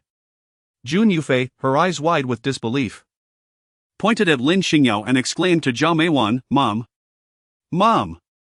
The dress worth 50 million that I mentioned earlier is the one she is wearing. How dare a country girl from the mountains wear such an expensive gown, one that I have yet to don?" Zhao Meiwan, seething with resentment as she beheld Lin Xingyao's stunning figure receding into the distance, thought to herself, "This wretched girl, today I am the center of attention. What is she trying to achieve by dressing so beautifully? She must think that since the guests today are all esteemed, she can leverage this opportunity to infiltrate the elite circles of Kyoto. She may adorn herself with swan feathers, but that will not transform a wild chicken into a swan. My dear daughter, do not be anxious. Tonight, we shall ensure she makes a grand spectacle of herself." Chapter 33, The Sister-in-Law's Provocation. Again Jun Yufei, being of an impetuous nature, found it intolerable to remain passive at Zhao Meiwan's behest. Especially when she observed numerous distinguished ladies from Kyoto engaging in conversation with Lin Xingyao, praising her beauty. Jun Yufei's anger simmered. At that moment, a waiter approached, carrying glasses of red wine. Suddenly, an idea sparked in Jun Yufei's mind. Despite the country girl's exquisite appearance, she was still an unsophisticated mountain dweller. Surely unfamiliar with the nuances of red wine, unlike those true daughters of noble households who had been groomed from a young age in various high-end etiquette courses, including the essential art of wine tasting. Thus, Jun Yufei seized 2 glasses of red wine and strode purposefully towards Lin Xingyao. "Sister-in-law, you must be parched. Here, have a glass of red wine." Lin Xingyao had initially intended to simply stroll around the venue.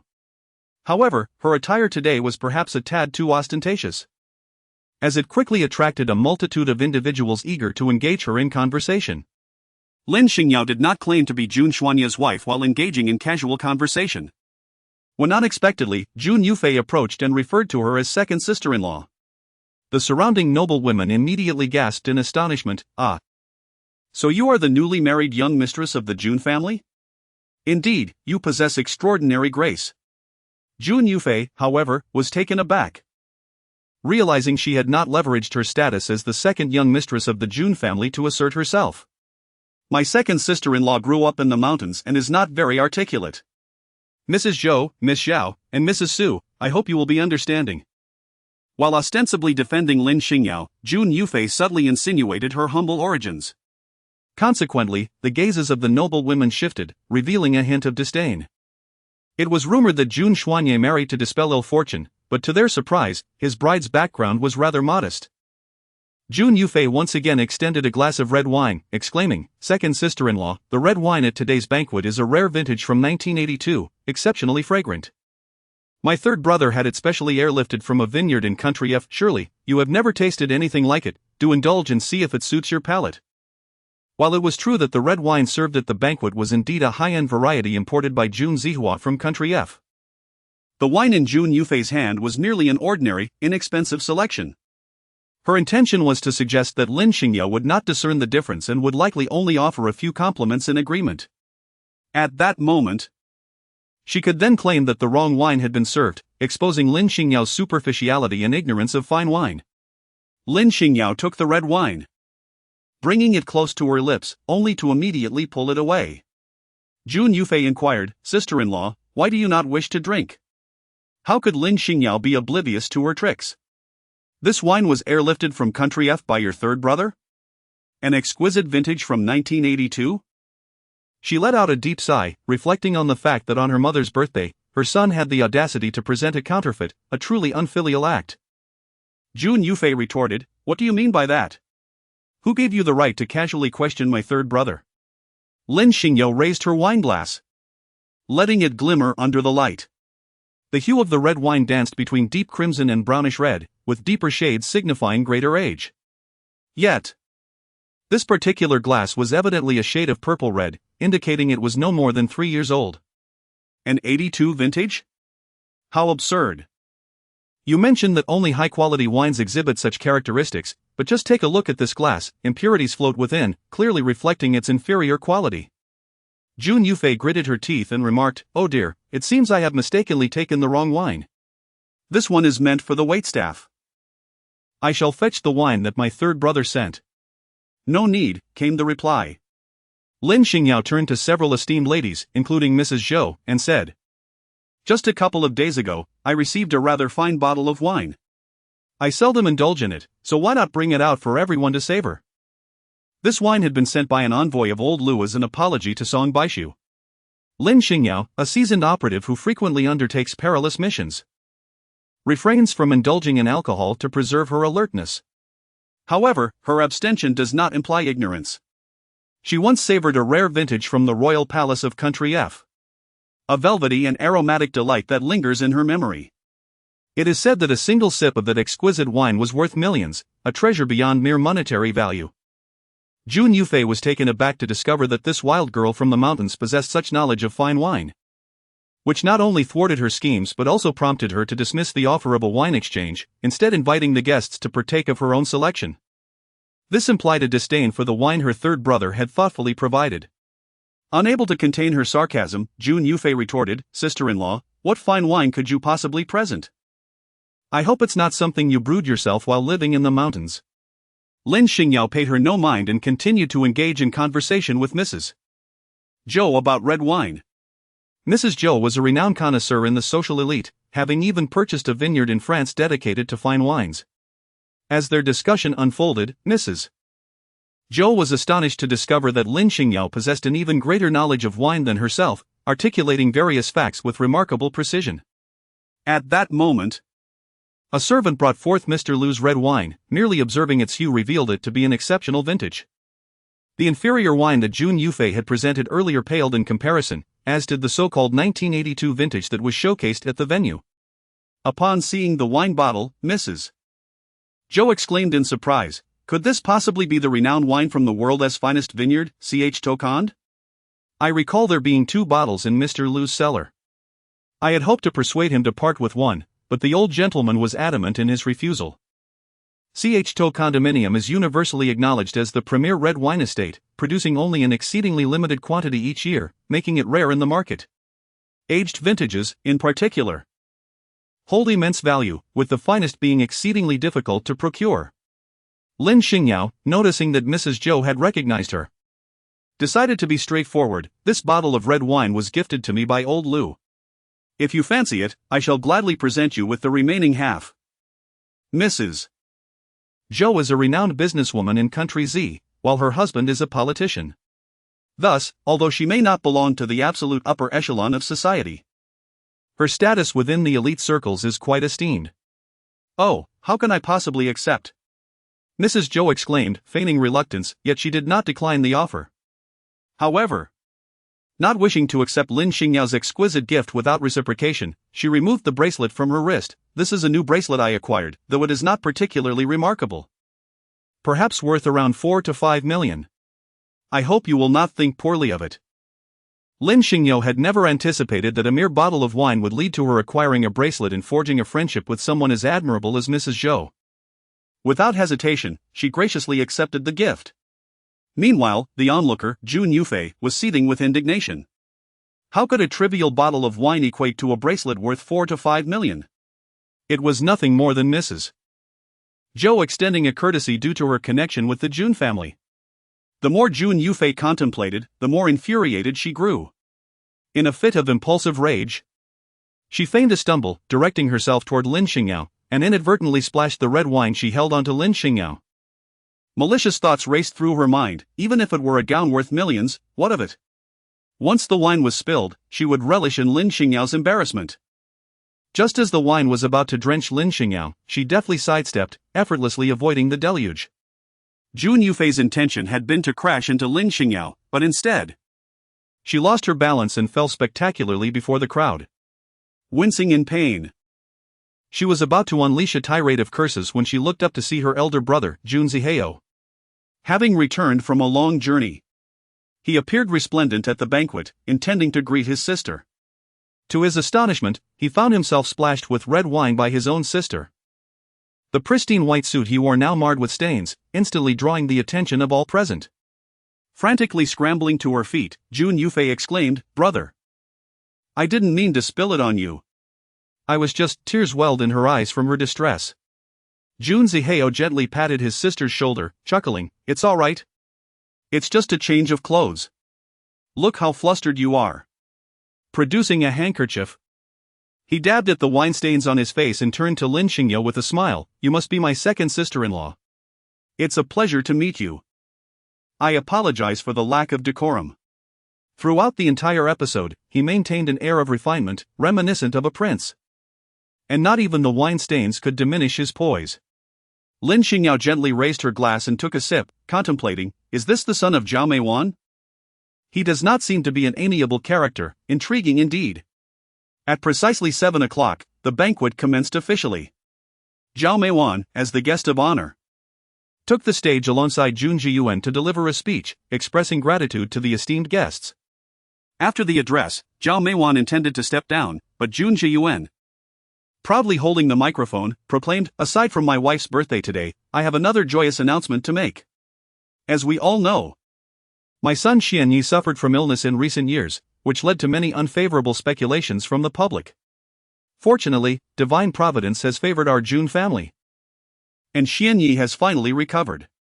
Today, during my wife's birthday celebration, I wish to share this delightful news with everyone."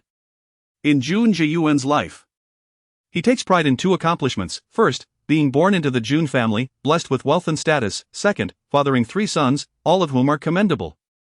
In simpler terms, he relies on his father to establish his legacy and on his sons to uphold it, enjoying the fruits of their labor. Thus, even if Xianyi occasionally challenges him with a few remarks, he remains unperturbed. As long as his sons are present, his days of prosperity are assured. However, Zhao Meiwan found a different flavor in his words.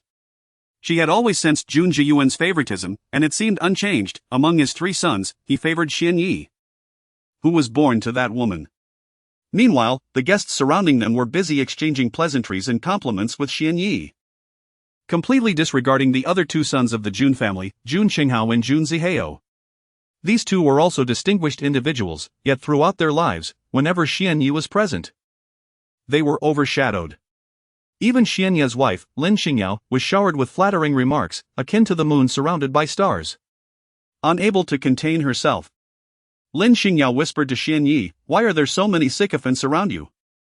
Xianyi smiled gently while holding his red wineglass, "It's just a matter of habit." Just then, the main doors of the venue swung open, and 2 plainly dressed rural individuals entered. One was an elderly woman, appearing to be in her 60s or 70s, with graying hair. The other was a man in his 30s or 40s, loudly exclaiming, "Mom, is Yao Yao really here? This place seems so upscale. How could we, from the countryside, afford such a feast?" "Dog Dan, do not fret, she is your wife. No matter where she is, as long as she is alive, we will surely find her." The surrounding guests couldn't help but laugh at their conversation, some even preparing to call security. At that moment, Dog Dan's eyes suddenly lit up. "Mom, look. My wife is right there." The once mocking guests followed his pointing finger and were instantly stunned. Is that not the second young mistress of the Jun family? Lin Xingyao was engaged in casual conversation with others when she suddenly heard someone call her, "Yao Yao." Shortly thereafter, she noticed a stranger, an elderly lady, approaching her with great excitement, attempting to reach out and grasp her. How astute is Lin Xingyao! Without waiting for her adversaries to approach, she subtly evaded them. Jun Xuanye stepped forward, shielding Lin Xingyao behind him, and sternly inquired, "Who are you?" The couple, Lin Xingyao and Jun Xuanye, were already a striking sight. And this prompted all the guests present to gather around, murmuring amongst themselves, "Are they actually here to confront the second young mistress of the Jun family? What does this mean? The second young mistress of the Jun family has already been married? And has given birth? I heard that she went missing during her childhood." It is said that some mountain folk, unable to afford a bride, resort to purchasing one. This second young mistress is quite pitiful, isn't she? Pity aside, how can she still claim to be the second young mistress of the Jun family if she has been married before? What sort of person is Jun Xuanye to accept a woman who has borne a child? How unfortunate it is, such a beautiful maiden. Once thought to be a perfect match for Jun Xuanye, now appears to have been a flower prematurely planted in dung.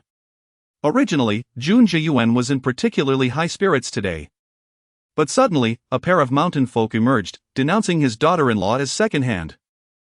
He had never favored Lin Xingyao and now felt even more incensed at this woman for concealing her past, which brought disgrace upon the Jun family. Tell me, is what they say true? Have you truly been married before? Have you given birth? As Lin Xingyao was about to explain, a large hand gently grasped hers. It was Jun Xuanye's hand, warm and broad. "Do not be afraid, I am here," he whispered soothingly, with a tenderness that enveloped her. However, when he turned to face others, his expression darkened to a terrifying coldness. Those who understood him knew that he was truly enraged. He dismissed the mother and son with a disdainful remark, calling out, "Mr. Wu." "Second young master. How may I assist you?" Mr. Wu, the owner of Longwang Pavilion, attended to the guests personally due to the gathering of affluent elites tonight. Jun Xuanye gestured towards the mother and son, inquiring, "Is the security at Longwang Pavilion so lax? How can such deceitful individuals be allowed entry without scrutiny?" He used the phrase deceitful individuals with such conviction that it implied their words were utterly untrustworthy. Chapter 35, How dare a mistress claim to be my mother? The man known as Dogdan was immediately infuriated. "On what grounds do you accuse us of deceit? Yao Yao has been our child bride for nearly a decade. Last year, she even bore me a son. When I caught her in an affair with a man from the village, I slapped her in anger. Who could have predicted she would flee without caring for our child?" Before he could finish his tirade, Jun Xuanye delivered a powerful kick, sending the burly man crashing to the ground, unable to rise for quite some time. Lin Xingyao felt a secret delight, thinking, so this sickly person is actually a skilled fighter. The old woman, upon seeing her son kicked to the ground, wept and wailed. Attempting to approach Jun Xuanye, but was firmly restrained by security, unable to draw near. Jun Xuanye coldly fixed his gaze upon the owner of Longwang Pavilion. "Why do you not respond when I inquire?" The owner of Longwang Pavilion wiped the sweat from his forehead and explained, "I just asked the security at the entrance." This mother and son pair were initially not permitted entry. However, he glanced at Zhao Meiwan, who had just emerged and, after a few inquiries, allowed them to enter. The security naturally dared not obstruct them any further. "Jun, madam?" Jun Xuanye turned to Zhao Meiwan, "So this is the person you brought in." Zhao Meiwan was well prepared, affirming, "Indeed, I permitted their entry." They are pitiable souls. A mother and her orphan child, wandering the city in search of someone. I happened to see them holding a photograph of Lin Xingyao and thought, could it be a mere coincidence? Thus, I consented to let them in for a look. Little did I expect.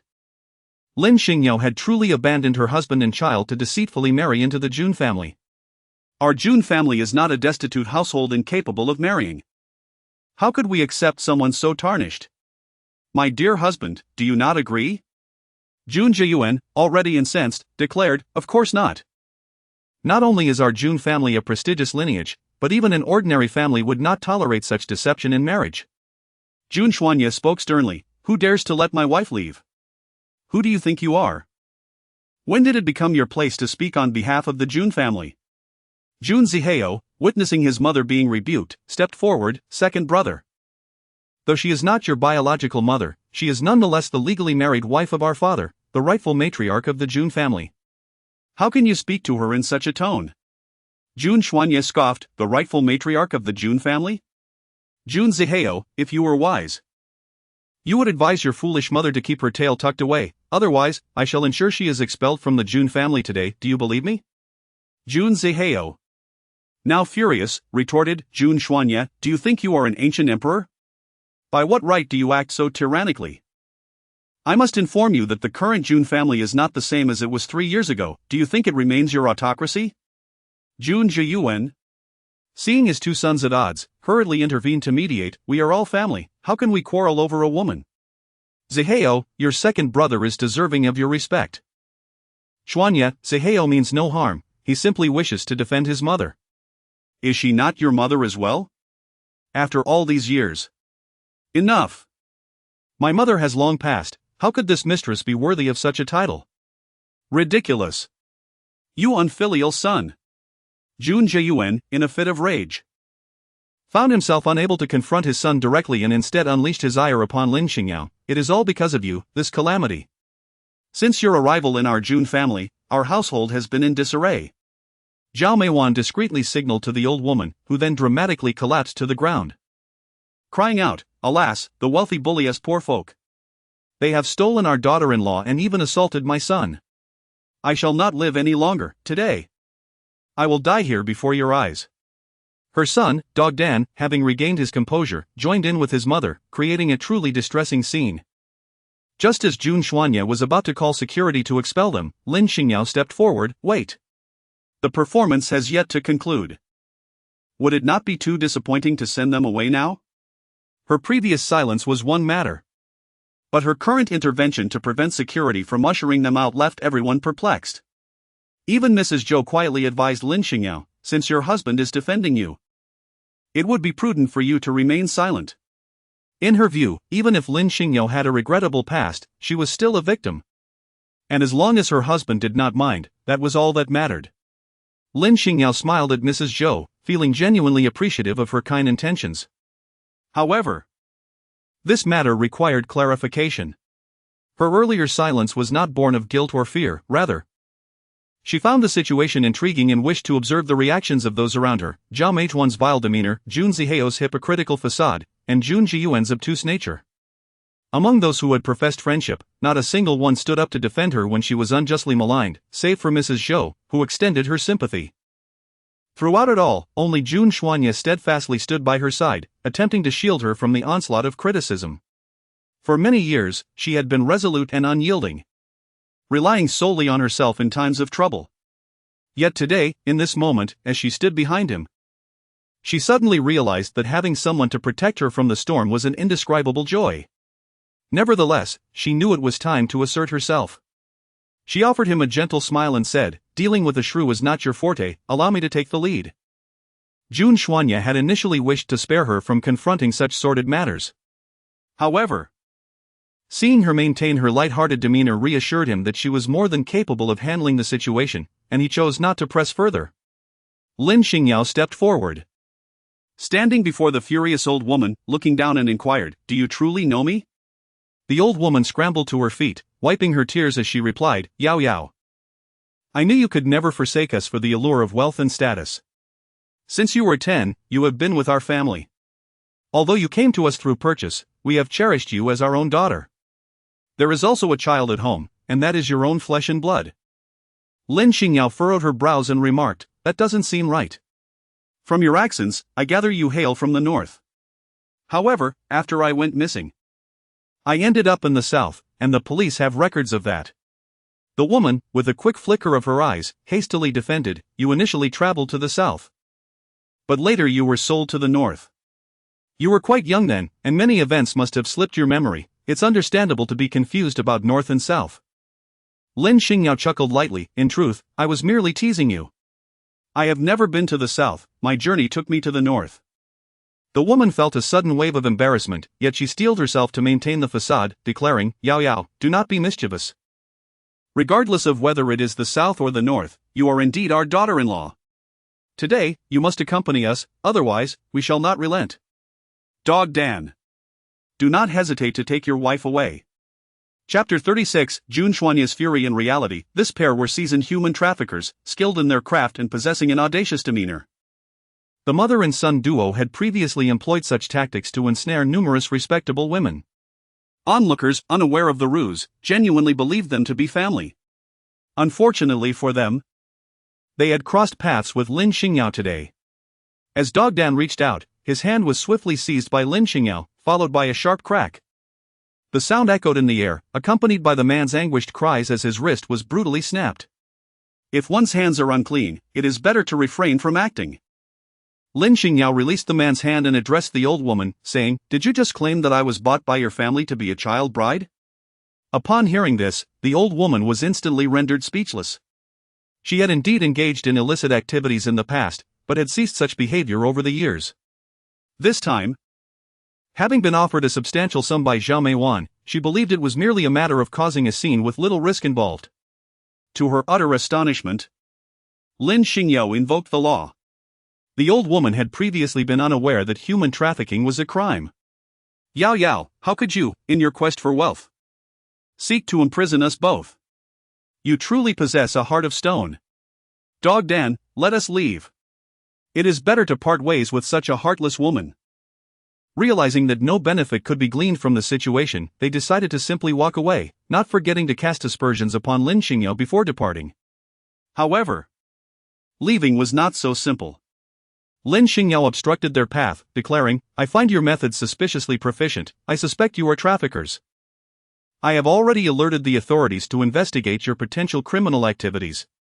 The security personnel promptly stepped forward, detaining the mother and son for subsequent handover to the police. Lin Xingyao surveyed the crowd around her and proclaimed, "Allow me to enlighten you all. If you encounter a woman or child being pulled by a stranger claiming to be a family member in the streets, do not be easily deceived. First, intervene and then promptly alert the authorities. Let the police discern the truth. Sometimes, your act of kindness could prevent a tragic fate for a family. Often, while we understand this logic, when faced with the situation, panic and anxiety can overwhelm the victim, leaving them speechless. In such moments, if bystanders could voice their support, the outcome would be vastly different." Mrs. Zhou was the first to applaud, exclaiming, "The second young mistress is absolutely right. Do not heed any unfounded claims. Let the police investigate." Applause erupted from the surrounding crowd. Zhao Meiwan had meticulously orchestrated her plans for days, only to have Lin Xingyao unravel them with a few succinct words. Infuriatingly, the individuals she had hired at great expense were now suspected of being traffickers. Alas! It's all due to the tight schedule. I had no time to select more suitable candidates. In this day and age, one encounters all sorts of people. I never expected to confront evildoers masquerading as Yao Yao's family, Zhao Meiwan chastised herself. Jun Zihai, sensing her distress, offered, since it was a misunderstanding, its best resolved. Jun Zhiyuan silently exhaled in relief. At least it was merely a misunderstanding, thus preserving the Jun family's reputation. Throughout the entire ordeal, no one had apologized to Lin Xingyao, as if the incident had never occurred. "Zhao Meiwan," Jun Xuanye called out to her as she prepared to leave, "do you truly believe you can escape unscathed?" Jun Zihai defended his mother, stating, "Second brother, the earlier incident was a misunderstanding. Mother was deceived, which led to the entry of that mother and child." Jun Zhiyuan interjected, "Xuanye, the family's dignity is paramount. Let us not dwell on this in public." Xuanye, however, disregarded them and directed his attention solely to Zhao Meiwan, demanding, "Apologize." Zhao Meiwan found this utterly ludicrous. She was the matriarch of the Jun family, Lin Xingyao's nominal mother-in-law. How could a mother-in-law apologize to her daughter-in-law? Especially in front of so many witnesses? "Xuanye, though I may not be your biological mother, I am still your elder. How can you exhibit such disobedience?" Zhao Meiwan fumed, landing a label of unfilial upon him. Seeing the guests gathering once more, Jun Zhiyuan became anxious, exclaiming, "Xuanye, what are you trying to achieve? Do you not fear ridicule?" Xuanye retorted coldly, "If you, Jun Zhiyuan, fear not the laughter of others, why should I?" Faced with his obstinacy, Jun Zhiyuan turned to Lin Xingyao, urging, "You should speak to him." He intended for Lin Xingyao to persuade Xuanye, but to his surprise, she responded, "A mere verbal apology suffices, instead. Why not compose a formal apology letter to post online?" She relished the opportunity to strike down those already in a vulnerable position. "You!" Zhao Meiwan's face turned a shade of green with rage.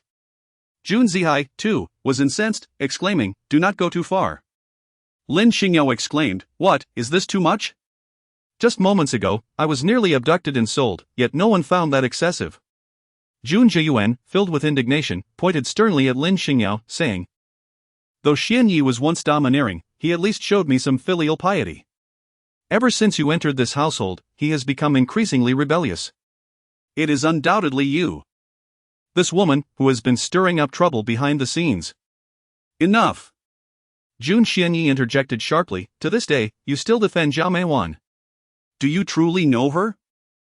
Are you aware of her true nature? Just because you indulge in a life of revelry, and she remains silent, you deem her virtuous?" Jun Xianyi.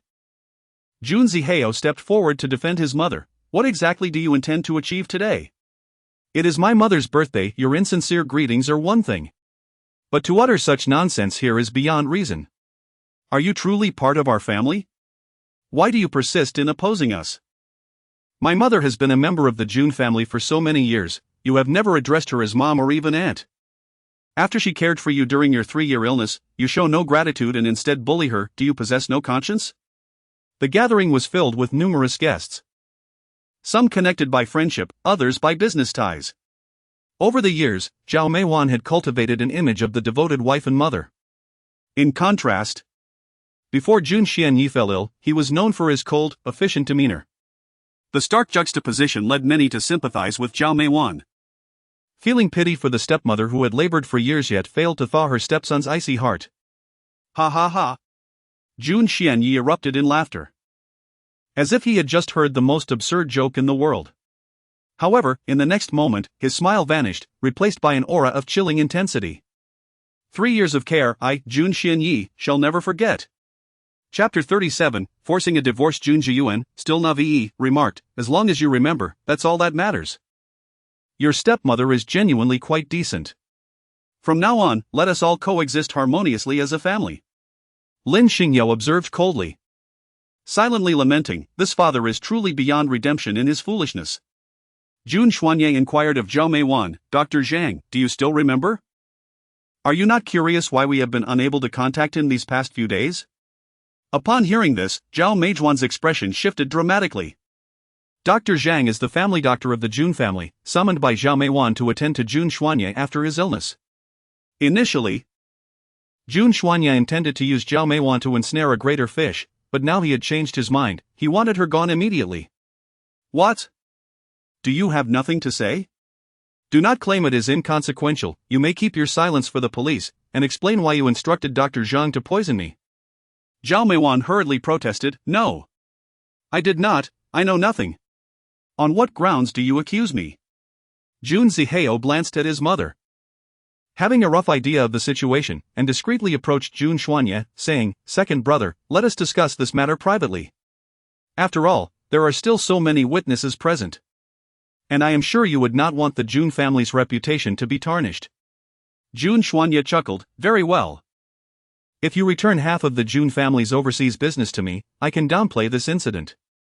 Before Jun Zihao could comprehend the implications, his mother Zhao Meiwan rushed over, clutching her son's arm, urgently whispering, "Zihao, I am your biological mother, you cannot stand by and let me face imprisonment at my age." The other guests kept their distance. But Jun Zhiyuan was close enough to hear everything clearly.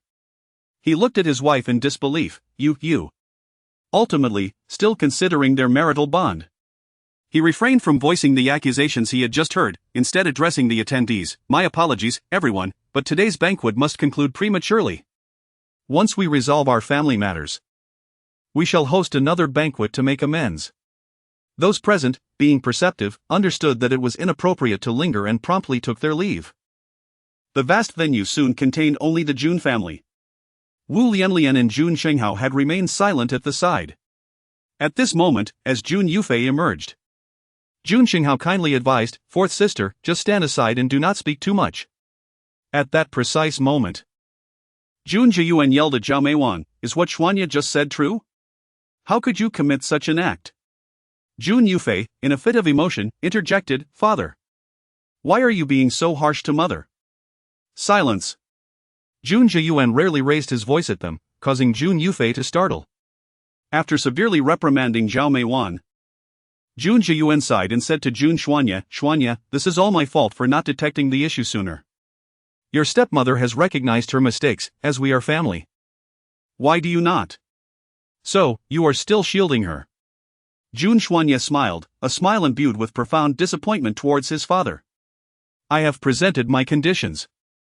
He then turned to Jun Zihao, his dark eyes glinting with a hint of mockery. As for whether you agree or not, that is beyond my purview.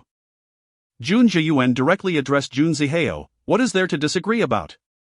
The overseas business was initiated by Xuanya, returning it to him is only fitting. In his view, they are all his sons, and the difference is negligible. After weighing the situation thoroughly, Jun Zihao ultimately conceded, very well, I agree. Jun Xuanya immediately summoned someone to bring the equity agreement for Jun Zihao to sign. The contract was prepared by the lawyer in advance, and all formalities were completed swiftly. Jun Xingyao smiled from the side, truly, my second brother, everything was prepared ahead of time. Wu Lian, bewildered, quietly asked her husband, is Jun Zihao truly so inept? So easily threatened? If it were someone ruthless, they would rather forsake their mother than relinquish power. Jun Xinghao's expression darkened, inept indeed. Most of the Jun family's overseas business was established by Jun Xuanya, many prestigious families and royals abroad only recognize him.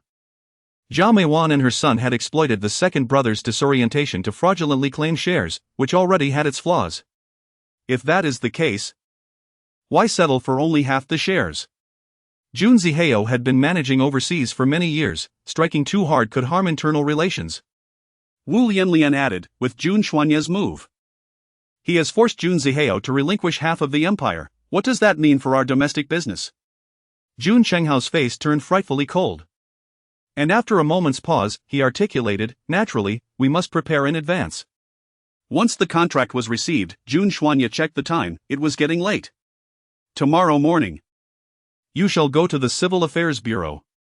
Jun Zhiyuan, puzzled, asked, for what purpose? To handle the divorce proceedings, this woman can no longer remain in the Jun family. Zhao Meiwan shouted, Jun Xuanya, do not be overly tyrannical. My marriage with your father is none of your business. Jun Zihao added, Jun Xuanya, do not go too far. I have already returned half the shares, what more do you want? I only stated that I would not pursue her legal responsibility. But I did not say she could continue as the mistress of the Jun family. Jun Xuanya's cold gaze was filled with mockery, or perhaps, would you like to offer your other half of the shares to allow her to stay? Jun Zihao fell silent. Surrendering half had already been the most significant concession he could muster, he would never yield further. Besides, there remains Jun Zhiyuan, right? Though that old fool is unfaithful. He has always treated Zhao Meiwan well. Indeed, Jun Zhiyuan stepped forward in opposition. All these years, he has been able to indulge freely due to Zhao Meiwan's tolerance. From his perspective, no one is more suitable to be his wife than Zhao Meiwan. Jun Xuanya remarked, Father, do you know why, despite your numerous affairs over the years? Zhao Meiwan has never uttered a word of complaint? Why? The earlier revelations had already been shocking, but at this moment, Jun Zhiyuan sensed an even greater storm awaiting him. Jun Xuanya continued, her exceptional tolerance towards you stems from her indifference, she has never cared for you as a person. Jun Zhiyuan hastily denied, No. You are mistaken. Meiwan truly loves me. Before we married, she voluntarily had a property agreement drawn up, stipulating that in the event of a divorce, she would not claim a penny from the Jun family. She does not seek my wealth. Chapter 38, The Humiliation of Castration. Jun Xuanya addressed Jun Zhiyuan, over the years, you have kept so many women, yet you have not a single illegitimate child. Are you not curious? This. Jun Zhiyuan had never contemplated this. He already had 3 sons and 1 daughter, so whether or not he had more did not matter. Only upon hearing Jun Xuanya's words did he realize something was amiss. Silence. Zhao Meiwan screamed frantically. Jun Xuanya said, Father, do you recall your appendectomy from over a decade ago? Zhao Meiwan took you to a private hospital where she had acquaintances. It was during that surgery that not only did you lose your appendix, but also, unknowingly, you were castrated. If you do not believe it, you may go for a medical examination. Jun Zhiyuan slowly turned to look at Zhao Meiwan. Still in disbelief, is what Xuanye said true?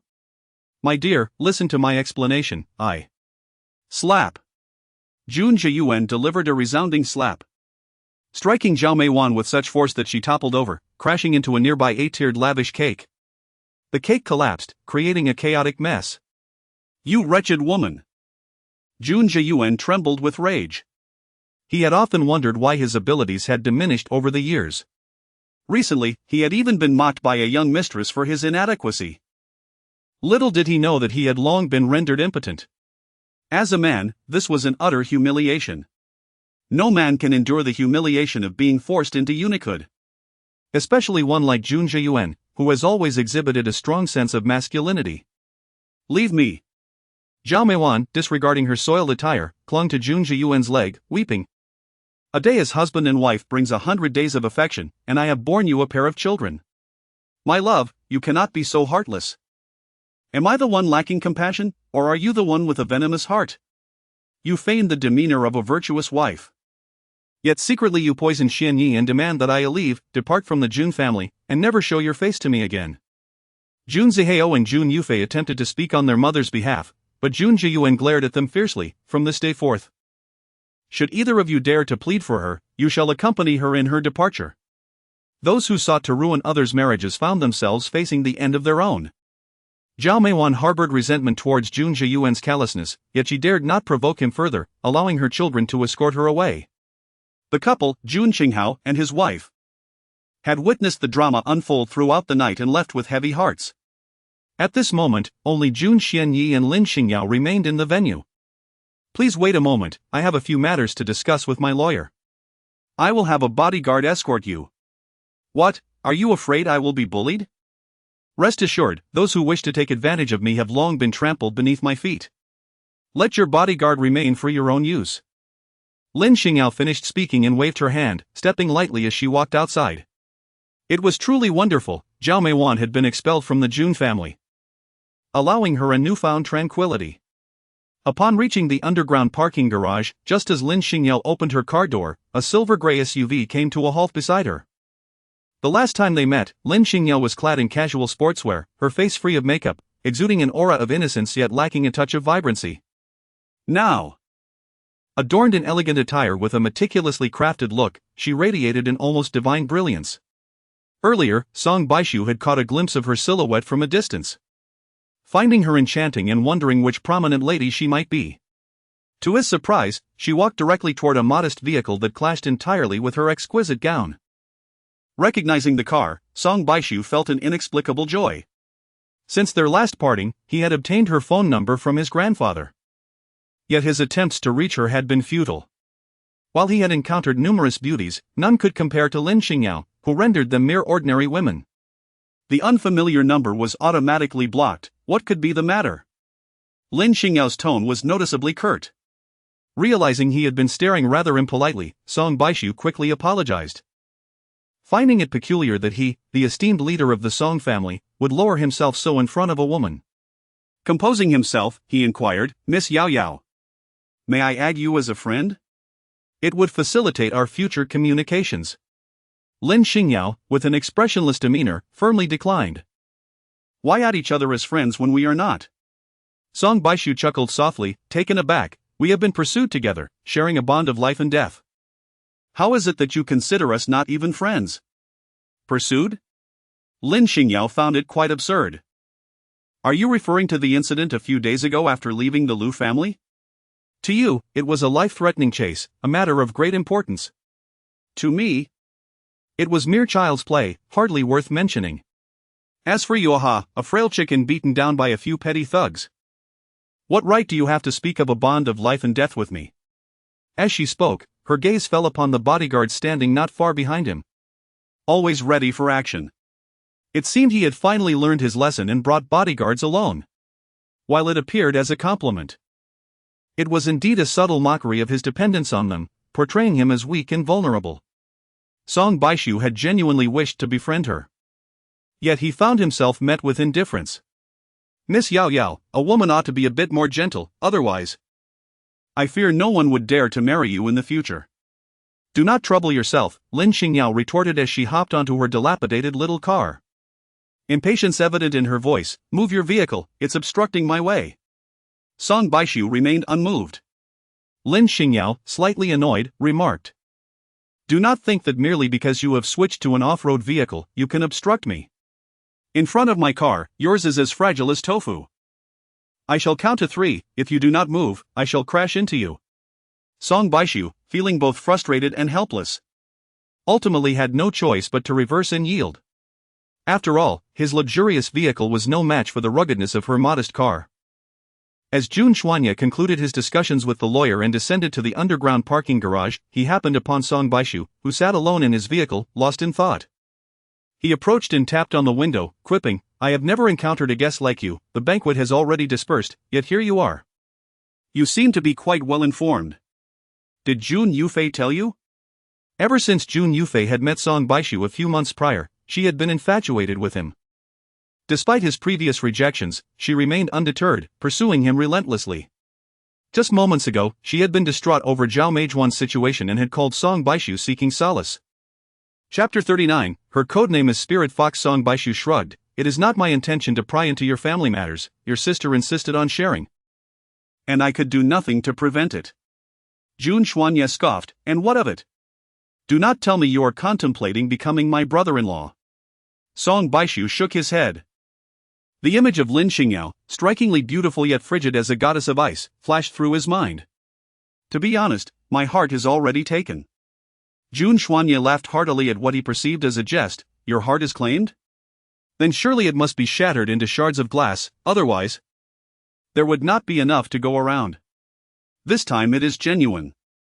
She is unlike any of the women I have dated before. Congratulations then, Jun Xuanya replied, unable to resist a jab at his foolishness. Perhaps she is already married with children. In this day and age, good women are hard to keep. While others remained oblivious. Jun Xuanya was well aware that Song Baishu, the notorious playboy, was never lacking in female company. How could he still pretend to be a devoted romantic?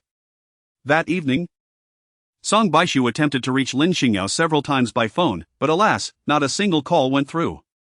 In desperation, he sought the counsel of his grandfather. Old Lu, astute as ever, quickly discerned his grandson's predicament. You rascal, are you finally experiencing some humility? I have told you to treat her with respect. Yet you did not heed my words. Now look where you are. I must inform you, Yao Yao is a good girl, you must not toy with her feelings. Song Baishu chuckled, she is so fierce, how could I dare? Grandfather, I am serious this time, I promise you. That very night, Lin Xingyao indeed received a call from old Lu, inviting her to dinner. A couple of days ago, Lin Xingyao received a bottle of exquisite red wine from the esteemed Mr. Lu, which she subsequently exchanged for a bracelet worth several million owned by Mrs. Zhou. Naturally, it was difficult to decline such an offer. The following morning, Lin Xingyao opened her eyes and, as expected, found herself once again in the embrace of Jun Xuanya. Just as she was about to push him away as usual, she noticed his brow slightly furrowed in discomfort. Lin Xingyao then realized that half of Jun Xuanya's body was being pressed beneath her. While she found comfort in this position, it was evident that after a night of such confinement, he must be feeling numb and pained. Yet, despite this discomfort, he remained silent, allowing her to rest atop him. For several consecutive days, this had been their routine. As for her, she would wake each morning and confront him with fierce little fists. At that moment, Lin Xingyao felt a rare pang of guilt. Gently, she shifted her weight, hoping to provide him with a more comfortable rest. Indeed, the man in slumber relaxed, his brows unfurling. It was unclear what dream occupied his mind, but a faint smile graced his lips as he murmured, "Spirit Fox." Lin Xingyao's expression changed dramatically. How did he know my code name? When Jun Xuanya opened his eyes, he was met with a pair of vigilant, beautiful eyes that were fixed on him without a blink. Jun Xuanya blinked, still somewhat dazed. Why are you looking at me like that? Suddenly recalling something, he hastily leaped out of bed, raising his phone as usual to explain, "Look, I came over this time because I saw you having a nightmare. I didn't intend to take advantage of you, there is video evidence to prove that I've been quite proper all night." Lin Xingyao squinted her eyes and inquired, "Have you never been curious about my identity?" Jun Xuanya, believing she had perceived his covert investigation into Lin Xingyao, Decided to confess candidly, I had not intended to inquire about your identity, although I sense that you harbor numerous secrets. It was only on that day when the Lin family, Lin Xingyao and his wife, visited the Jun household that I became intrigued. At that time, Lin Xingyao recounted some stories about your childhood disappearance, igniting my desire to learn about your past. Jun Xuanye could not articulate why exactly. He simply felt an earnest yearning to understand what she had endured, which led to her nightly torment of nightmares that tugged at his heartstrings. I apologize, he said, expressing his sincerity. Lin Xingyao inquired, so, what have you discovered? Jun Xuanye shrugged, aside from those well-known facts, I have found nothing. The subordinates he dispatched were certainly not ordinary individuals. Yet, apart from the events of Lin Xingyao's life prior to the age of 10, there was nothing to uncover. It was as if the 10 years she went missing had evaporated from existence, leaving no trace behind. Even the police could only succinctly summarize their findings. She had wandered into a certain mountainous region and was raised by an elder from the mountains. As for the specific region or the identity of the elder, there remained a complete void. Lin Xingyao has never feared scrutiny. Every day of her past decade has been shrouded in secrecy, and in the vast expanse of Z country, few could easily uncover her truth. Upon hearing Jun Xuanye mumble in his sleep, she initially feared that her identity had been compromised. However, as she regained her composure, she deemed it unlikely. Perhaps he was not referring to the spirit fox but rather to Linghu, a quaint lake situated on the outskirts of the capital. Her codename, if so easily traceable, would not have been Spirit Fox. I trust you, and I have already withdrawn the investigation personnel. Jun Xuanye paused, unable to restrain his curiosity. Have you truly ever been lost? Over these years, has your life been arduous? Lin Xingyao nodded in affirmation. Yes, I have been lost.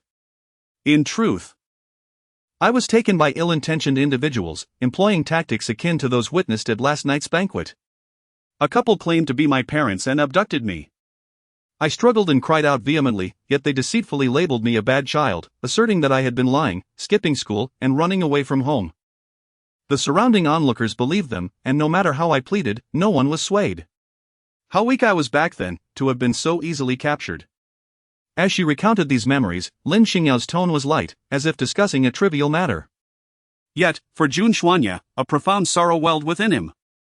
No matter how resilient and formidable she appeared now, a decade prior, she had merely been a child, having just lost her parents, still engulfed in sorrow. Only to be seized by malevolent forces. How frightened and helpless she must have felt in those moments.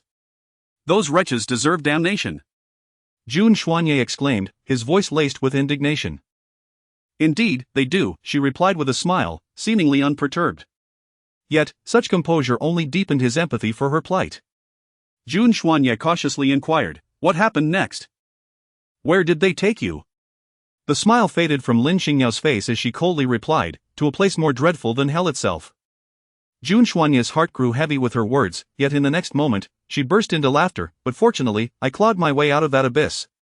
Since then, no one has dared to bully me. I am quite formidable now. If you dare to offend me, I shall flatten you. She raised her fist, feigning a fierce demeanor. Understanding her desire to move past the painful memories, Jun Xuanye refrained from probing further, responding in kind, I would never dream of it, I am a timid soul. How could I dare to provoke a heroine? In contrast, Lin Xingyao appeared significantly more at ease. In the morning, she had been enjoying the flowers and teasing the birds. And by the afternoon, she was off to meet with Elder Lu. This time, Elder Lu had chosen an upscale tea house, adorned in luxurious traditional Chinese decor. The open-style private room was set by the lake, allowing for a serene view while savoring tea. Learning from previous encounters, Elder Lu had specifically instructed Song Baishu to wait outside, opting to catch up with Lin Xingyao over tea first. Seizing the opportunity of Lin Xingyao's cheerful mood, Elder Lu broached the subject of Song Baishu, offering an apology for the previous incident and speaking highly of him. Lin Xingyao was not one to be overly calculating. And seeing old Lu adopt such a humble demeanor, she felt it inappropriate to voice any objections. Old Lu chuckled heartily, expressing his understanding that Xingyao would not stoop to the level of his disappointing grandson. In truth, he later realized his mistake. Upon hearing that he had invited her for a meal and tea, he had come along as well. Concerned that she might be displeased, He refrained from allowing his grandson to enter, stating that he was currently waiting outside. Should she wish to avoid a meeting, he would promptly escort him away. With matters laid bare, Lin Xingyao felt compelled to extend old Lu some courtesy. Since he has arrived, let him come in. Old Lu, brimming with delight, promptly called Song Baishu, urging him to come in without delay. You insolent young man, why are you not entering? Xingyao is gracious enough not to hold a grudge. So you must be on your best behavior this time. Despite being the distinguished head of the Song family, Song Baishu found himself waiting outside like a scholar in ancient times awaiting an audience with the emperor, a situation that struck him as absurd. Yet, as he answered his grandfather's call, the joy within him eclipsed all else. Upon pushing open the door to the private room, his gaze was immediately drawn to the enchanting figure of Lin Xingyao seated gracefully by the lakeside. Today, she adorned herself in a modified qipao, its smoky purple hue harmonizing with the soft, ethereal fabric that enveloped her. This attire softened her once fierce demeanor, imbuing her with an air of gentle elegance. Though her back was turned to him, the mere silhouette she presented stirred a sense of yearning within him. Seizing the moment, Song Baishu discreetly took out his phone and captured a photograph of Lin Xingyao's exquisite profile, which he then shared on his social media. Accompanying it with a poetic couplet, "In the north, there dwells a fair maiden, unparalleled and solitary. One glance bewitches a city, a second captivates a nation." Lin Xingyao was unaware that she was being secretly photographed, otherwise, all of old Lu's efforts would have been in vain. Ah Su has arrived. As old Lu spoke, he desperately tried to signal his grandson with his eyes. Naturally, Song Baishu dared not be presumptuous towards the fair maiden, and promptly greeted Lin Xingyao with utmost politeness. Indeed. As his words diminished, Lin Xingyao found him less objectionable, engaging earnestly with old Lu in discussions about medicine, sometimes furrowing her brow in contemplation, other times laughing merrily, each moment showcasing her unique charm. Old Lu, keen to encourage Song Baishu's performance, shifted the topic. "Ah Su, didn't you mention last time that you wished to turn your grandfather's humanitarian efforts in Africa into a film? I believe it would be far more captivating to feature Yao Yao as the protagonist." Song Baishu replied, "I share that sentiment, however, I am uncertain whether Yao Yao would be willing." Lin Xingyao believes that films can facilitate a deeper understanding of the medical aid teams and promote traditional Chinese medicine. She suggested, if you intend to make a film, it would be more impactful to focus on the entirety of the medical aid team, adopting a broader perspective. No matter how capable an individual may be, collective support is essential. If you wish to highlight a particular character, feel free to use my story if you find it fitting, I have no objections. As for the specifics, old Lu is well aware. If there are uncertainties, you may fabricate details as you please. Typically, a young girl might be overwhelmed with excitement at the prospect of having her story depicted on screen, yet this young woman, seemingly around 20, remains remarkably composed, attributing all accomplishments to the collective effort. At that moment, Song Baishu finally comprehended why someone so young could command such profound respect from his esteemed grandfather. Lin Xingyao seemed to have recalled something and inquired, "Have you not yet found a screenwriter?" Song Baishu replied, "Initially, I intended to enlist Hua Gu as the screenwriter. Hua Gu is a world-class writer, having penned only 3 scripts, yet each has achieved global acclaim, earning him the prestigious Oscar for Best Screenplay on 3 occasions. Regrettably, his identity remains shrouded in mystery. The public is entirely unaware of whether he is male or female, his nationality, or even his age. He has been absent from all 3 Oscar ceremonies, seemingly indifferent while others vie for recognition with fervor." Lin Xingyao felt a tinge of embarrassment. Perhaps it was merely good fortune, or the audience and judges were simply being gracious. In truth, it was nothing of great significance, hardly worth mentioning. Song Baishu, a fervent cinephile, had even chosen to minor in film studies during his academic years. He held himself in high regard, with but one idol, Huage, whom he revered for his immense talent and modest disposition. Although Lin Xingyao was the object of his admiration, her apparent disdain and belittlement towards Huage left Song Baishu feeling somewhat uncomfortable. "Miss Yao Yao, I acknowledge your esteemed position in the medical field, where your voice carries weight. However, in the realm of screenwriting, Huage is regarded as a deity. As the adage goes, different professions are like mountains apart. Is it not somewhat disrespectful to so casually disparage him?" In truth, Huage was but a pseudonym for Lin Xingyao. From a young age, she displayed a remarkable literary talent, penning stories in elementary school and securing first prizes in several national children's literature competitions. Despite the drastic changes in her circumstances, she continued to write in her spare time, seeking a semblance of inner tranquility. Chapter 41. It turns out Lin Xingyao has fans. The three award-winning films were based on screenplays Lin Xingyao had whimsically crafted years prior, each adapted from her genuine experiences with some embellishments. After submitting them to a film company, she did not inquire further, never anticipating that they would become global sensations and earn her 3 Academy Awards for Best Screenplay. She was not so high-minded as to reject accolades. But each time an award ceremony occurred, she was engaged in her duties, leaving her little time to accept the honors in person. Ultimately, she provided an address for the committee to send the trophies. Hearing Song Baishu's mention today, she realized that her part-time screenwriting had elevated her to a revered status. Mr. Song, I appreciate your admiration for Huge. However, those 3 films do indeed possess numerous shortcomings. For instance, Southern Rainforest depicts a girl's adventures in the tropical rainforests of Y country. The portrayal of the wilderness's harshness is insufficiently detailed. Incorporating more crises would enhance the narrative. The protagonist was quite young at the time, and a deeper exploration of her psychological state, particularly her initial fear and helplessness, would have enriched the story. Even the most skilled screenwriters often reflect on their past works with a desire for greater perfection, and Lin Xingyao was no exception. In this moment, she regarded Song Baishu purely as a fan and candidly expressed her thoughts. However, to Song Baishu, Lin Xingyao seemed to be tarnishing the reputation of his idol. Insufficiently detailed? He chuckled in disbelief.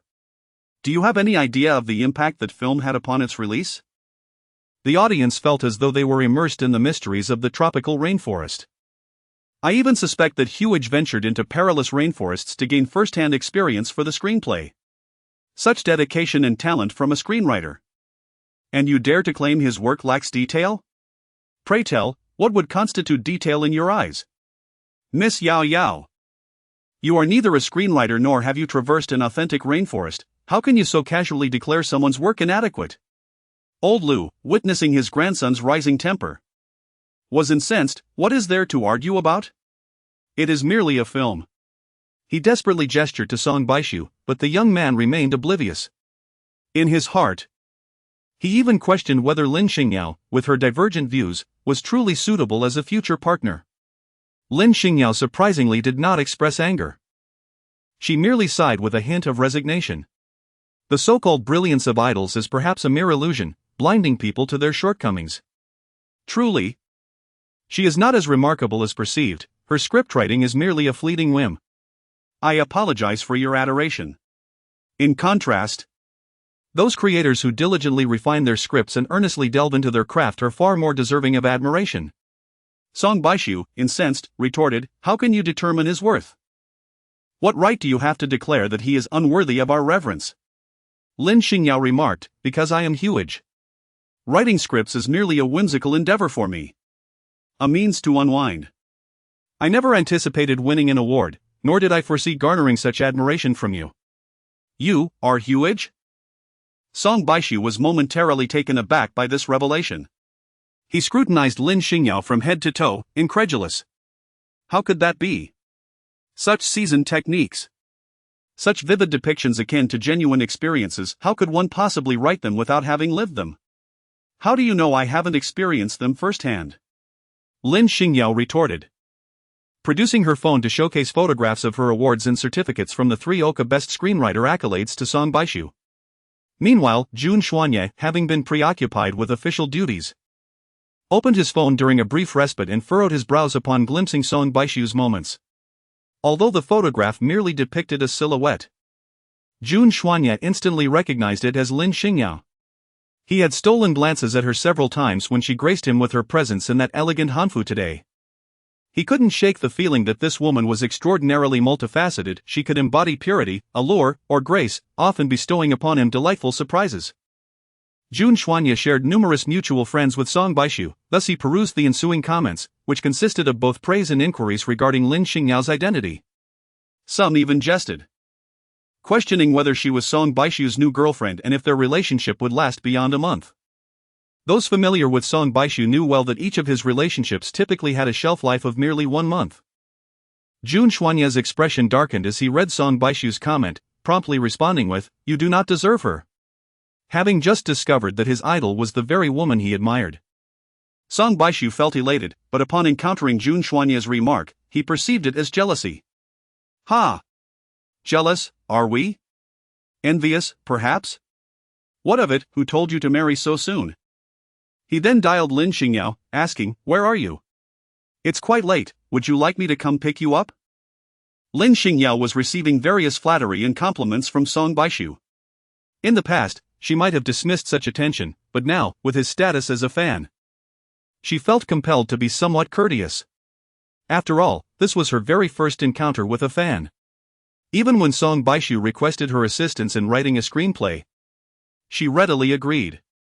After all, it was merely a film script, brief in nature, and her skills would enable her to craft it swiftly. It was only when she received a call from Jun Xuanye that she realized it was already past 8 in the evening.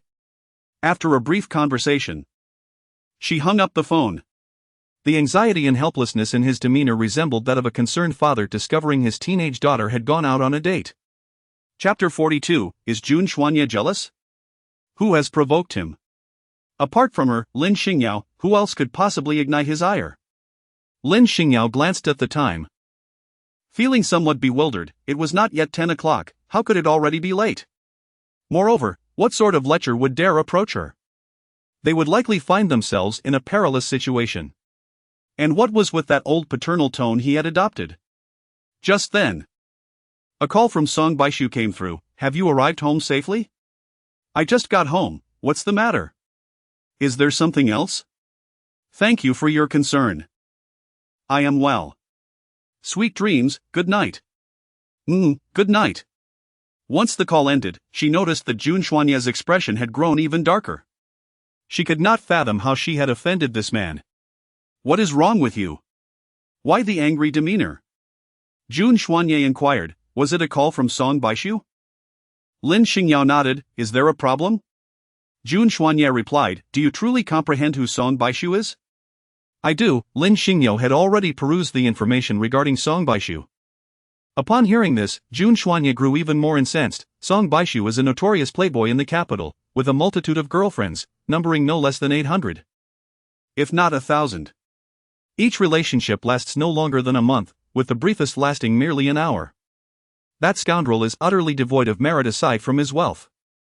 Although we are not a legitimate couple, and I should not concern myself with your romantic endeavors, as a friend, I cannot bear to see you toyed with by that scoundrel." Lin Xingyao burst into laughter. "How could I not be aware of who Song Baishu is? The reason I know him is that he is the grandson of an old friend of mine. I regard him as I would my own younger kin, making it utterly impossible for me to harbor any such feelings." Upon hearing this, Jun Xuanye felt an immediate sense of relief wash over him. Secretly reveling in the thought, if Song Baishu were to learn that Yao Yao sees him merely as a younger relative, he would likely be infuriated to the point of spitting blood. "But do you know if he has feelings for you? That can't be true, can it?" Lin Xingyao felt that she had only met Song Baishu 3 times, with 2 of those encounters ending in discord. It was only today that their relationship had finally begun to ease. Therefore, Jun Xuanye decided to peruse his social media feed to show Lin Xingyao, "I knew you were oblivious when it comes to matters of the heart. Not even realizing you were being photographed without permission." That scoundrel even accompanied it with a pretentious poem, shamelessly posting a plagiarized work, truly the height of impertinence. Lin Xingyao had also added Song Baishu on WeChat, yet she had never perused his moments. It was only at this juncture that she discovered he had surreptitiously captured her and shared it online. Nevertheless, embodying the magnanimity of a senior, Lin Xingyao chose not to dwell on it, reasoning that it might have simply been a moment of exhilaration upon encountering an idol for the first time. Consequently, she took the opportunity to briefly mention her association with Huage, a globally acclaimed screenwriter. Jun Xuanye was utterly astonished after hearing this, an enigmatic healer, a top-tier hacker, an esteemed screenwriter. How many more facades did his young mistress possess that he remained unaware of? The following day, Jun Xuanye was set to travel to Country M for official duties abroad. He had initially intended to bring Lin Xingyao along, but she declined. She had long grown weary of foreign lands and relished the thought of spending even a single day in her homeland, where each breath felt refreshing.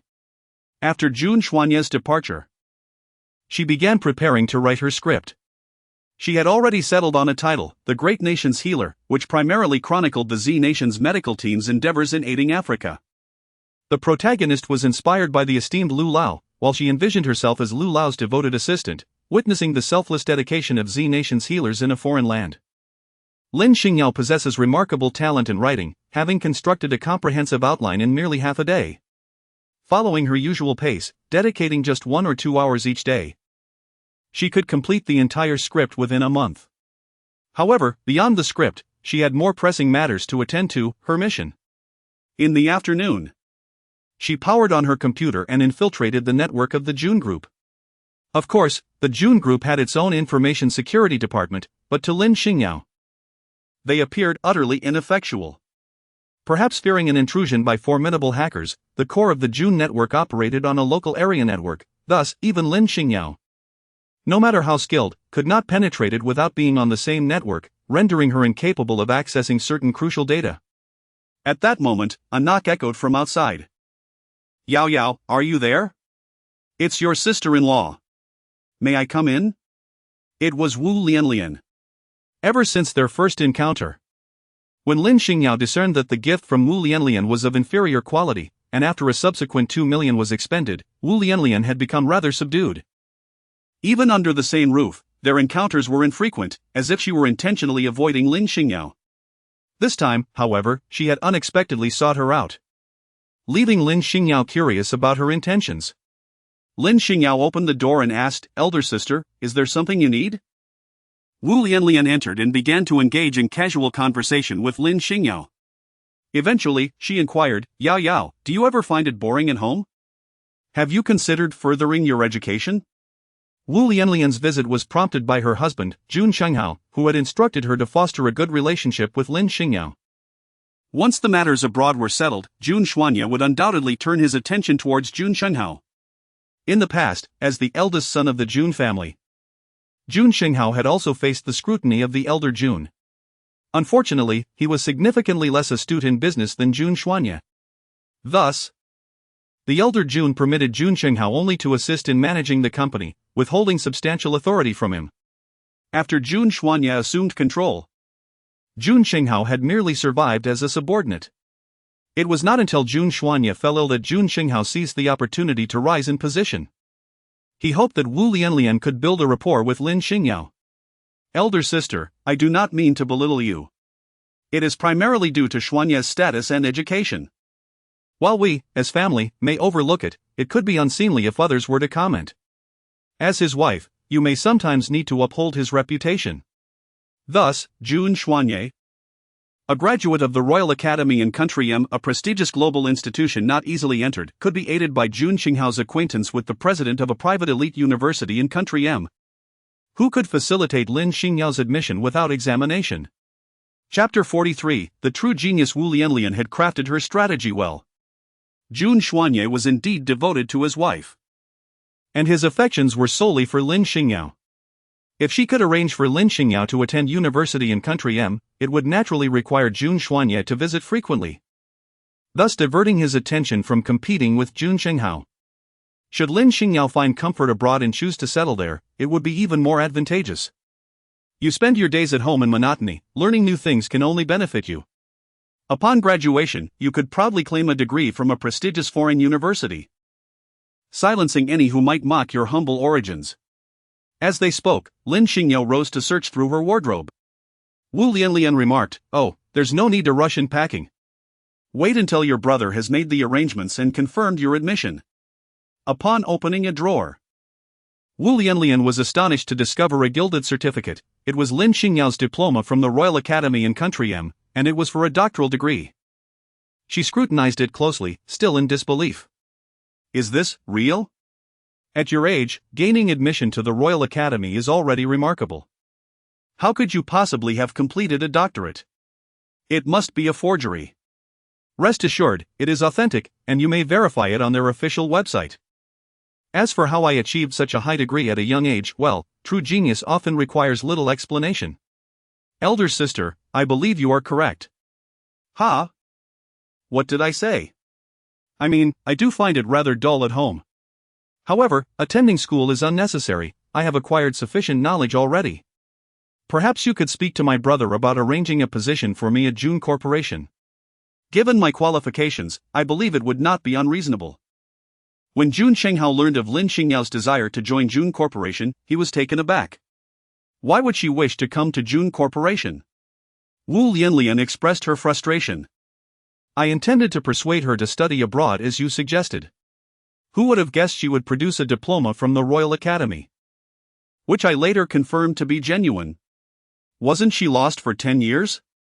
Did she go to Country M and somehow graduate from the Royal Academy, earning a doctorate? Jun Shenghao was equally perplexed. The issue of her educational background was secondary. Perhaps there truly existed such a phenomenon as genius.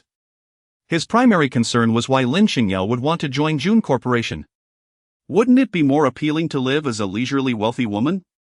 Or suddenly, a thought struck him, could this be orchestrated by Jun Xuanye? With Jun Xuanye preoccupied with matters abroad and unable to focus fully on domestic affairs, might he have sent his wife to pave the way? The following morning, as Jun Shenghao was having breakfast, Lin Xingyao also descended and immediately broached the subject of her desire to work at June Corporation. Jun Shenghao replied, "Sister-in-law, your elder sister mentioned this to me yesterday. Upon consideration, there are currently no suitable positions available for someone of your caliber. Perhaps we should wait?" Lin Xingyao remarked, "I have no intention of assuming a senior position. I am merely feeling rather idle at home. You may assign me to any trivial role you prefer." Jun Shenghao, still hoping to excuse himself by claiming a lack of vacancies, was preempted by Lin Xingyao, who continued, "I noticed last night that the company's website listed numerous job openings. If not, shall I submit my own resume?" Jun Shenghao was left speechless. Having checked the company's recruitment listings, he found himself unable to refuse her. The available positions were primarily entry-level, demanding considerable effort with modest remuneration, and required strict adherence to clocking in and out. Sister-in-law, for you to pursue such roles would indeed be a waste of your talents. Lin Xingyao smiled gently. Aren't all office workers like this?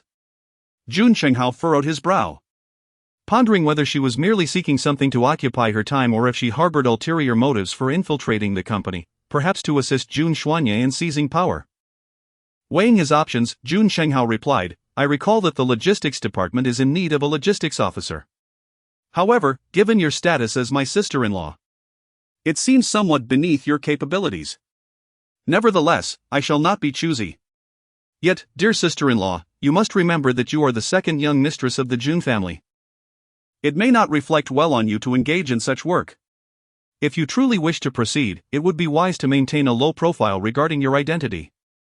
Otherwise, it could complicate relations with your colleagues." What do you think?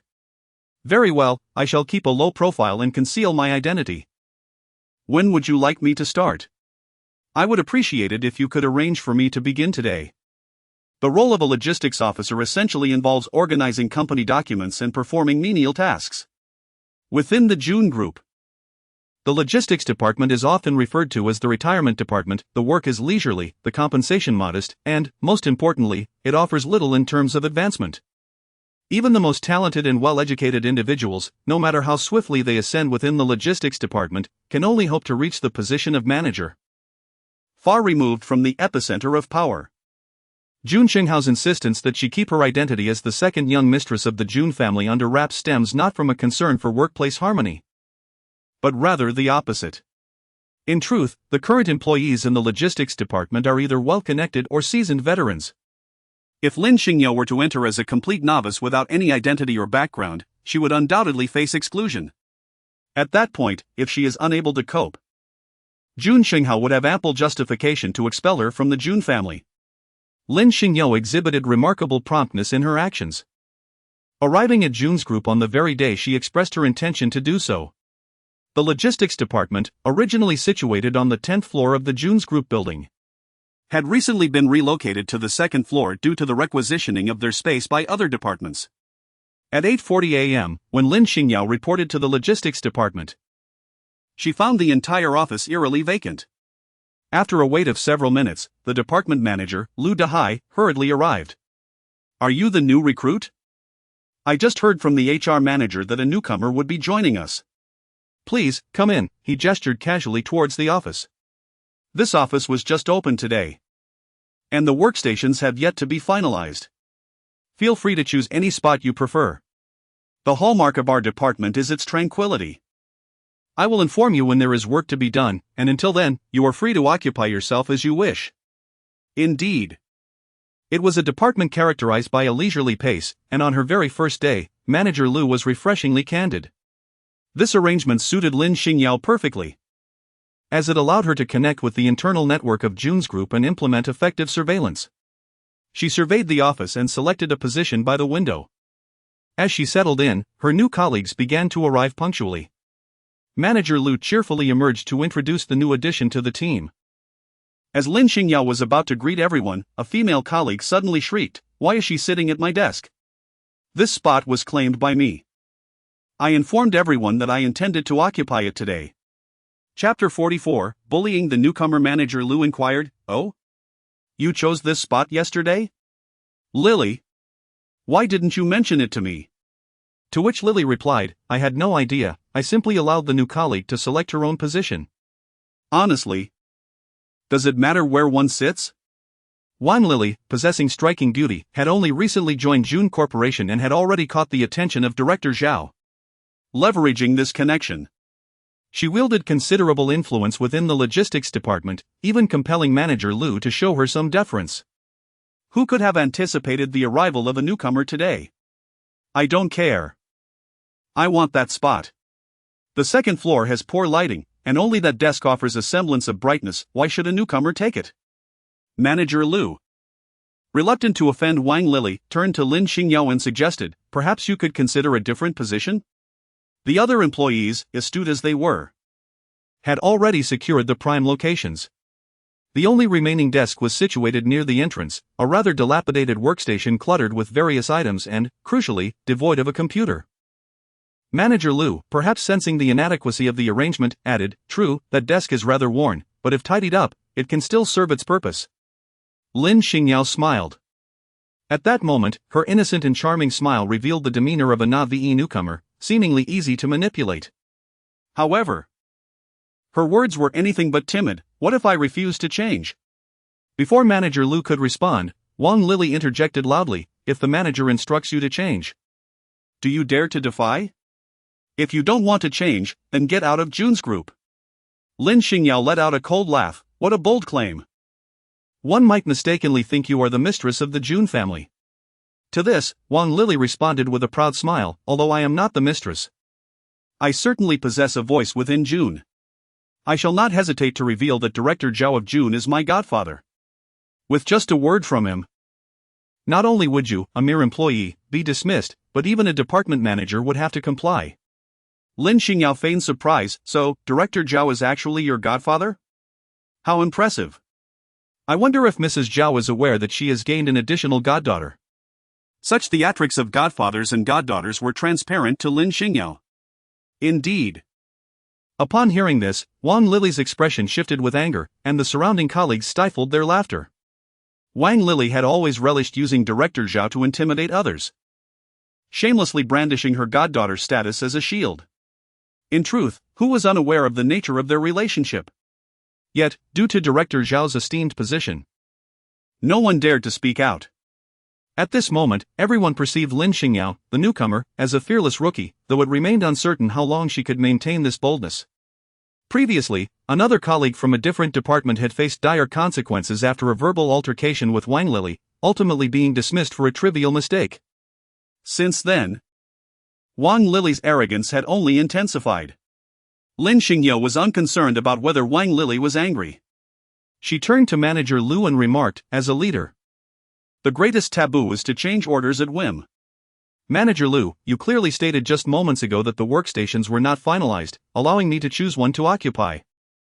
If other colleagues have objections, you should mediate as best you can. If mediation fails, you must adhere to the principles of fairness and justice to gain their respect and acceptance." Manager Lu felt the weight of his predicament. Did he not desire fairness? Yet, He could not afford to offend Director Zhao. Although Zhao held the lowest rank among the many directors at Junshi, he was still a director. How could a mere departmental leader like him challenge that authority? As Manager Lu contemplated further, Lin Xingyao interjected, "Since I have taken this position, I have no intention of relinquishing it." With that, she powered on the computer at her workstation, dismissing them entirely. Manager Lu, left with no options, ultimately assigned a colleague named Xiaodong to the position by the door and spent considerable time sweet-talking Wang Lili to smooth over the incident. However, Wang Lili could not shake the frustration that lodged in her chest. Enraged, she stepped outside to call the HR manager, seeking information about how Lin Xingyao had secured her position within the company. Wang Lili was not foolish. She had refrained from escalating matters earlier out of concern that Lin Xingyao might have powerful connections. When she failed to uncover any background information on Lin Xingyao, she exhaled in relief. Humph, a newcomer without any connections daring to act so arrogantly? She resolved that without teaching her a lesson. How could Wang Lili maintain her own dignity? In the morning, Lin Xingyao had an unpleasant altercation with Wang Lili regarding their workstations. Little did she know that soon after, Wang Lili, far from being upset, approached her with a beaming smile, eager to engage in conversation.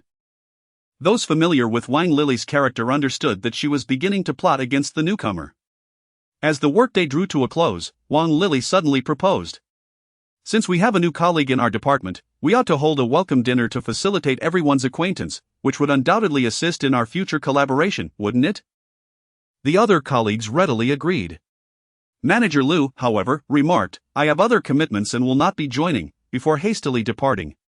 Another newcomer in the department, a bespectacled young woman named Xiaodong, discreetly attempted to catch Lin Xingyao's attention, signaling her with several furtive glances. Yet, Lin Xingyao appeared oblivious and readily accepted the invitation. Wang Lili then suggested, "I know of an excellent restaurant that I am certain you will all enjoy." Consequently, the others chimed in, affirming that Wang Lili's recommendation must be exceptional. Upon reaching the parking lot, Wang Lili took note of Lin Xingyao's vehicle, a domestic sedan that seemed to be secondhand, utterly incomparable to her own BMW Z4. Thus, she inwardly scorned Lin Xingyao once again. As Lin Xingyao was about to drive, Xiaodong approached and tapped on the window, saying, "I don't have a car, could you give me a ride?" "Sure, hop in," Lin Xingyao replied. She had noticed the young girl casting glances her way earlier, understanding that her arrival surely held significance. Indeed, as soon as Xiaodong entered the vehicle, she remarked, "You might want to reconsider attending that dinner. It's a private gathering, and the company won't reimburse it." Wang Lili suggested the dinner with the intention of extorting money from you.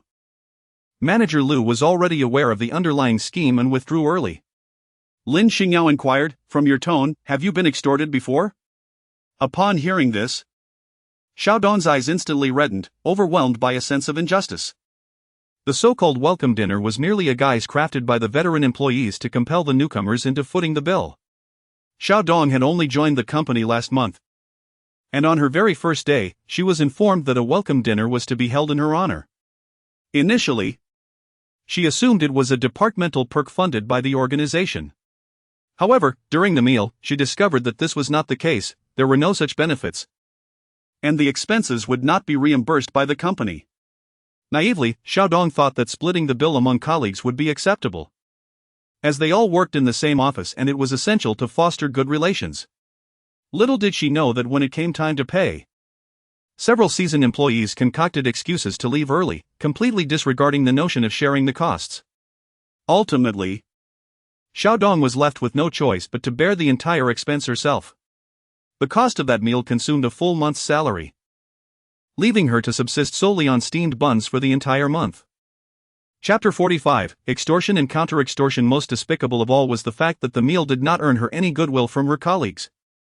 In the days that followed, Xiaodong became the target of relentless bullying, burdened with the most arduous and undesirable tasks. Today, she was even assigned the worst seat.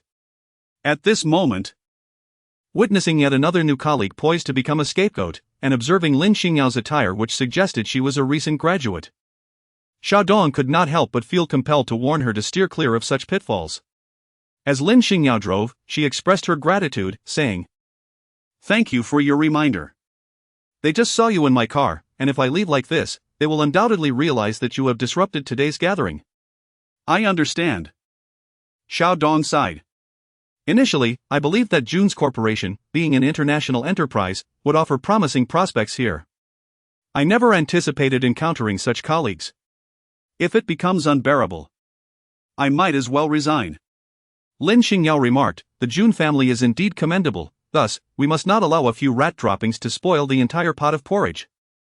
As she spoke, the vehicle had already arrived at their destination, the Minglan Private Club.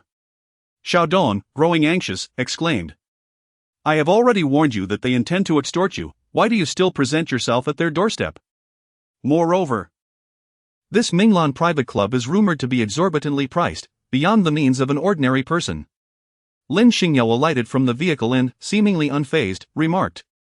Since they wish to engage in this game, I shall indulge them. I, Lin Xingyao, have never been intimidated by anyone.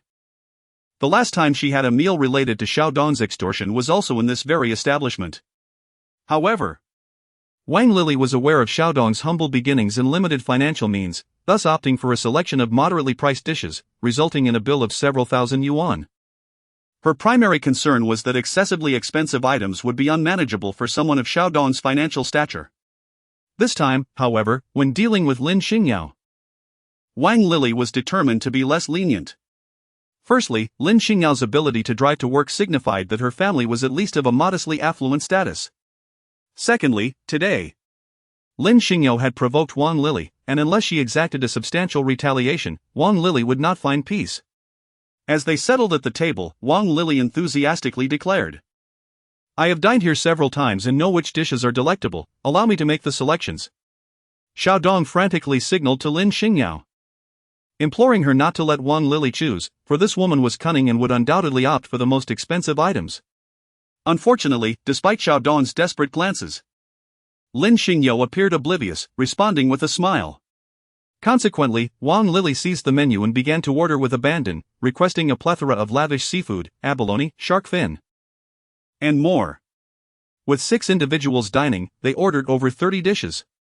Finally, Xiaodong could no longer contain himself and interjected, Sister Wang, can we truly finish all this? Perhaps we should reconsider some of the orders? Lin Xingyao found the Xiaodong quite intriguing, he appeared timid yet possessed a strong sense of integrity, daring to speak up for her when no one else would. Wang Lili immediately shot her a glare, saying, it's not like you're the one footing the bill. So why speak up? Another seasoned employee, Sun Ju, advised Xiaodong, the portions at the restaurant are rather small, if you don't order a variety, you won't have enough to eat. Lin Xingyao smiled silently, showing little concern. Wang Lili, observing her demeanor, assumed she was easy to manipulate and ordered 2 additional bottles of red wine. Xiaodong glanced at the menu and gasped, 2 bottles of wine would cost over 10,000. This meal was turning extravagant. Xiaodong discreetly sent a message to Lin Xingyao as a warning. The frustrating part was that Lin Xingyao, despite appearing intelligent and beautiful, was oblivious to such matters. Earlier, she had disregarded advice and insisted on attending, and now, when he messaged her, she didn't even glance at it. Soon, the dishes and wine were served. Among those present, apart from Wang Lili who had dined well a few times alongside Director Zhao, everyone else was a salaried worker with little opportunity to indulge in such lavish meals. At this moment, they disregarded etiquette and feasted heartily. Xiaodong, why not taste this? I've heard this premium red wine is exquisite, Sun Ju remarked as she saw Xiaodong continuously messaging, reaching for the wine to call for someone to open it. Lin Xingyao snatched the bottle of wine and frowned upon glancing at it. How much is this bottle of wine? Wang Lili, fearing that Lin Xingyao might find it too expensive, chuckled and replied, I ordered it casually earlier and forgot to check the price. It shouldn't be too costly, I suppose? Xiaodong interjected, I just took a look at the menu, it's over 5,000 for a bottle, which means over 10,000 for 2. There's no need for such an extravagant wine during a colleagues' gathering. Shall we consider a different bottle? Wang Lili's expression immediately turned cold. What is the point of drinking cheap wine? Xiaodong, if you haven't experienced fine red wine, you should appreciate the opportunity when it arises. Lin Xingyao decisively called out. Waiter, return this wine. Xiaodong felt a surge of joy, thinking to himself, she finally realized it, that wasn't easy. Wang Lili, on the other hand, retorted with sarcasm. What's the matter? Can't bear to part with it? It's merely a bottle of red wine, hardly anything extravagant. Is it really worth the trouble to return it? Lin Xingyao smiled and remarked, it is indeed not considered high-end. She summoned the waiter and inquired, is this the finest wine your establishment offers? Do you have any aged red wines that are over 20 or 30 years old? The waiter responded, we do have 2 bottles of 30-year-old vintage wine, however. They are quite valuable, priced at 100,000 each. Are you certain you wish to proceed? Lin Xingyao remarked, all right, let us go with that one. It's a rare occasion for everyone to dine together, how could we not indulge in something fine? Wang Lili mused to herself. Lin Xingyao must believe the company is covering the expenses, which emboldens her to order such an extravagant wine. Enjoy it while you can. Just don't weep when the bill arrives. The other colleagues eagerly anticipated the unfolding drama. When the red wine was served once more, everyone clamored to savor its flavor, showering it with praise regardless of their wine-drinking experience. Meanwhile, Wang Lili busily updated her social media with several boastful posts. Lin Xingyao took a sip and then set the glass aside. When compared to wines priced in the millions, a bottle costing a mere 100,000 seemed trivial.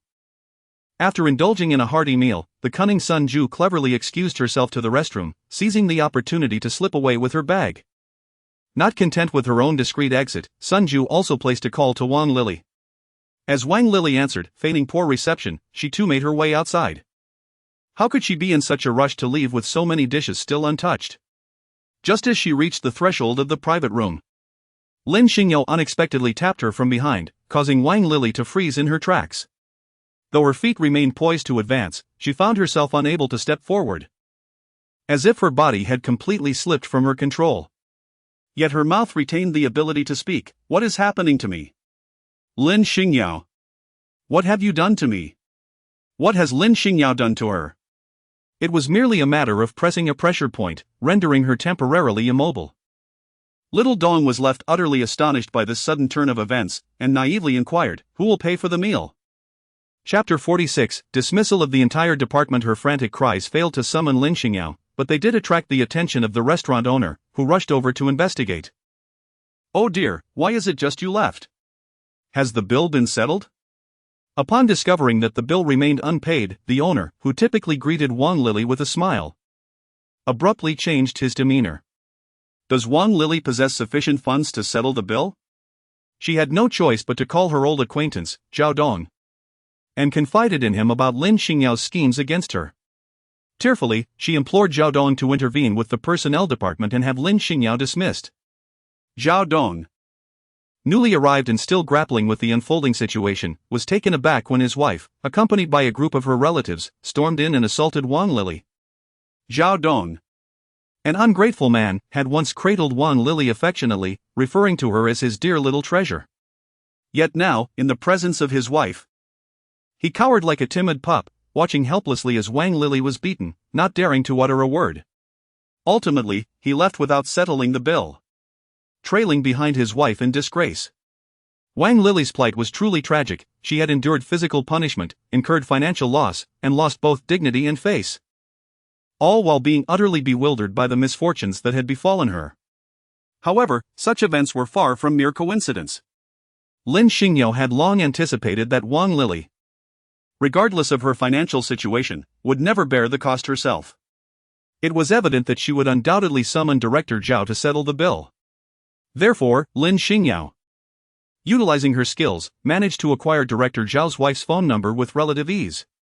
Consequently, a dramatic scene ensued in the private room, where the mistress was confronted.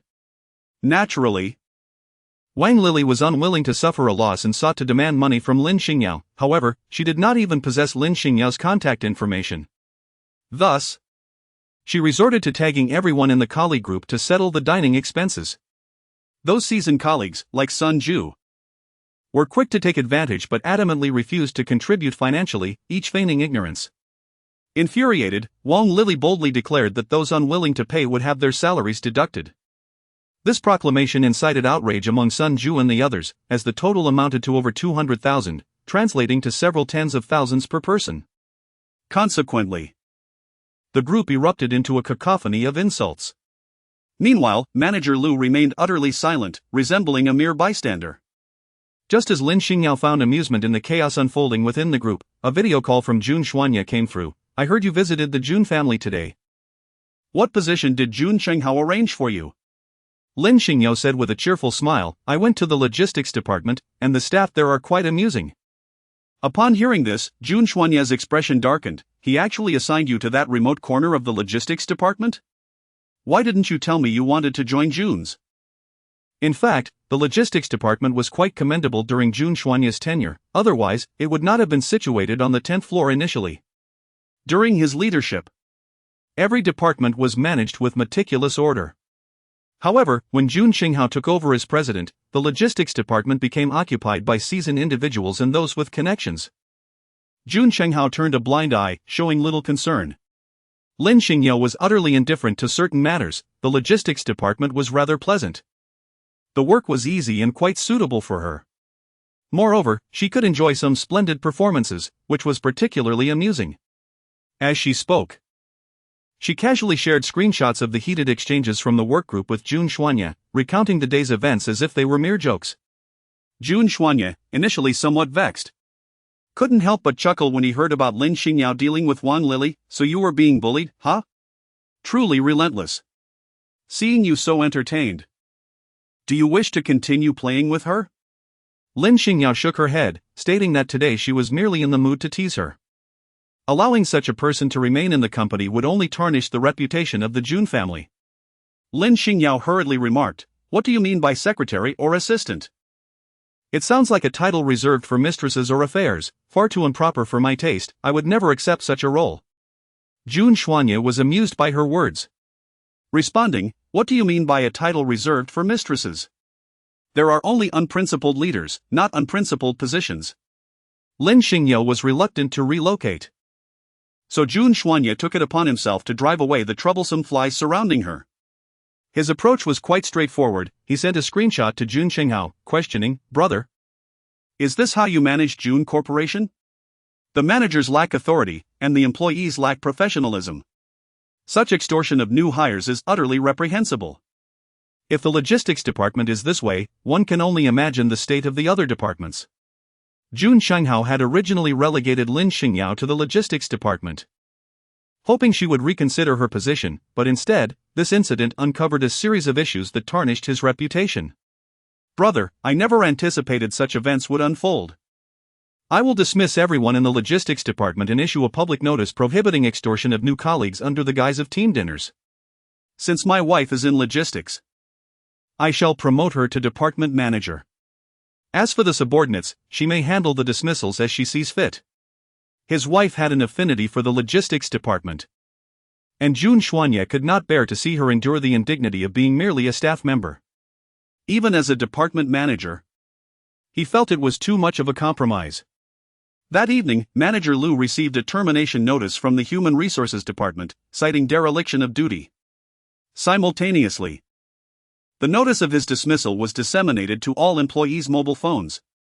The next day, several long-standing employees, including Sun Ju, arrived early at the company, buzzing with speculation about the reasons for Manager Lu's sudden dismissal, while also recalling the misfortunes faced by Wang Lili the previous day.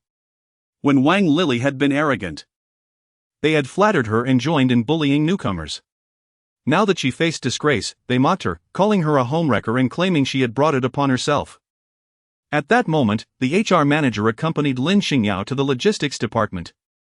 Sun Ju, with a smile, inquired, "Manager Wu, why was Manager Lu abruptly dismissed? And who is our new manager?" Sun Ju even fancied the possibility of being promoted, having been in the logistics department for several years. Manager Wu glanced at Lin Xingyao with a smile and announced, "This lady will be the new manager of the logistics department." Upon hearing this, everyone was taken aback. Sun Ju directly questioned, "Her? A newcomer who just started yesterday? What qualifies her to be department manager? Even if there is a vacancy, promotion should come from among us long-standing employees." Others echoed her sentiments. Chapter 47, Jun Xuanya was injured. Lin Xingyao paid no heed to the murmurs of those around her. And with a cheerful smile, inquired of the HR manager, "I have heard that department managers possess the authority to dismiss employees?" Her words rendered the crowd instantly silent. The HR manager affirmed, "That is indeed the case." Lin Xingyao elegantly raised her finger, pointing at Sun Ju and then indicating several other veteran employees. You. And you are all dismissed. June Corporation has no need for employees who merely waste time and oppress their colleagues. What right do you have to dismiss us? We have dedicated many years to June Corporation, and while we may not have remarkable achievements, our efforts cannot be overlooked. Sun Ju was the first to leap forward, exclaiming. She was no longer young, and finding another job would prove difficult, especially one that offered a salary comparable to that of June Corporation. The others quickly joined in, clamoring to file complaints with the relevant authorities. Lin Xingyao chuckled coldly, "If you are so reluctant to part with this position, why did you not dedicate yourself to your work while employed?" Engaging in underhanded tactics and extorting newcomers, these actions are all substantiated by evidence. Would you like me to submit the documentation for legal action? It is a great act of mercy on my part to allow you to leave June's company with dignity. Do not emulate Wang Lily, who, lacking competence, still seeks to stir trouble. Oh, by the way, Wang Lily is also on the termination list. Manager Wu. Please remember to inform her that she need not return to work. Thus, the entire logistics department was left with only Lin Xingyao and Xiao Dong. Xiao Dong was in awe of Lin Xingyao. She had secretly inquired whether Lin Xingyao had some sort of backing, for how else could she dare to confront Wang Lily? Of course I have backing, Lin Xingyao replied, brushing off her dress and uttering a rather pretentious remark. My backing is called justice. Xiao Dong. I can only smirk. With the troublesome elements of the department eradicated, Lin Xingyao joyfully adhered to her work schedule each day. Naturally, during her free moments, she did not forget to pen her scripts. Occasionally, Song Baishu would engage Lin Xingyao in conversation under the pretext of inquiring about her script progress. Lin Xingyao often ends the conversation abruptly, saying, "I am very busy with work, so I must take my leave." Song Baishu inquired, "You are working now? Which hospital have you joined as a physician?" Lin Xingyao candidly stated, "No, I serve as the supervisor of the logistics department." Upon hearing this, Song Baishu's expression darkened. Logistics department? Isn't that merely a menial position?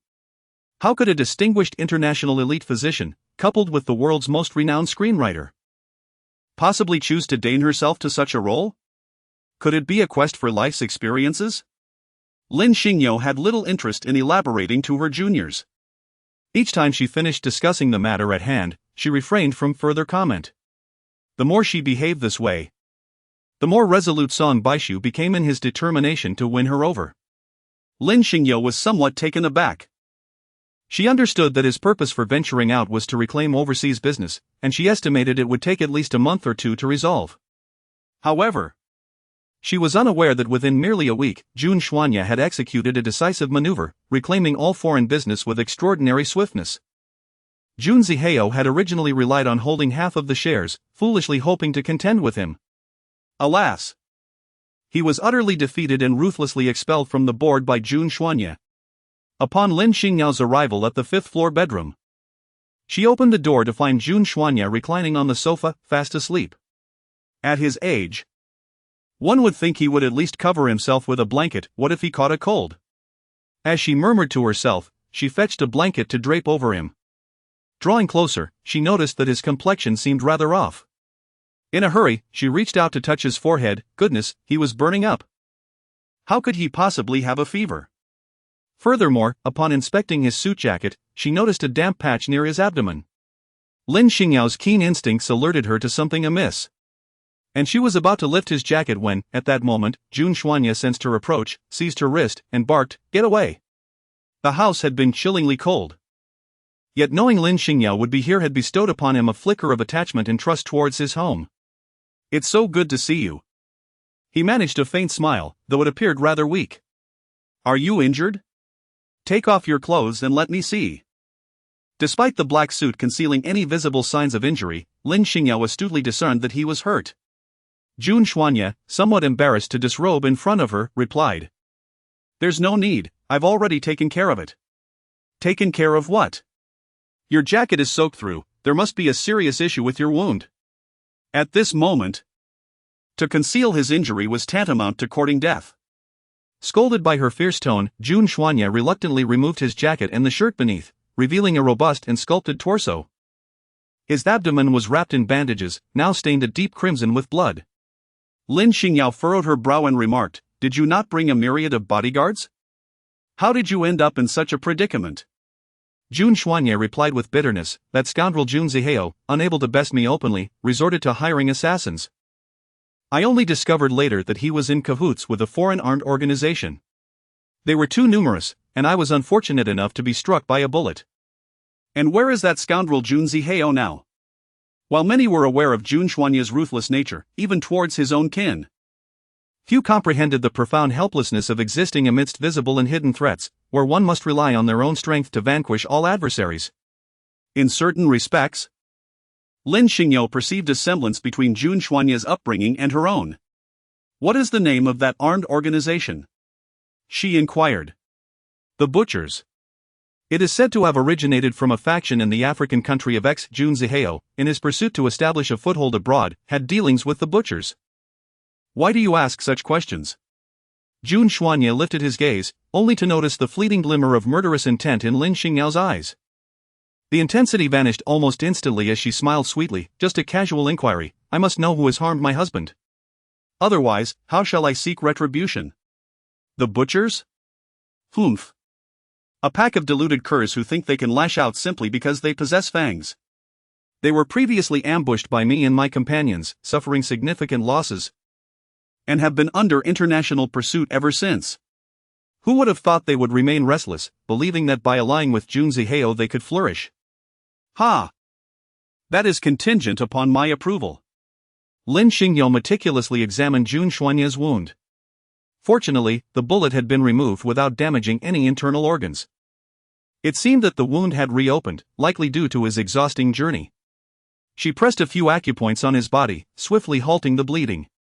Then, she retrieved her suturing tools and skillfully stitched him up once more. Lin Xingyao was particularly adept at treating external injuries, her technique was clean and efficient, allowing Jun Xuanye to feel no pain. The only sensation he experienced was the gentle, almost ticklish brush of her fingers against his skin. An inexplicable feeling that left him entranced. Chapter 48, A Kiss. Can you stand? I need to bandage you. Yes. When Jun Xuanye rose, he towered over Lin Xingyao by a considerable margin.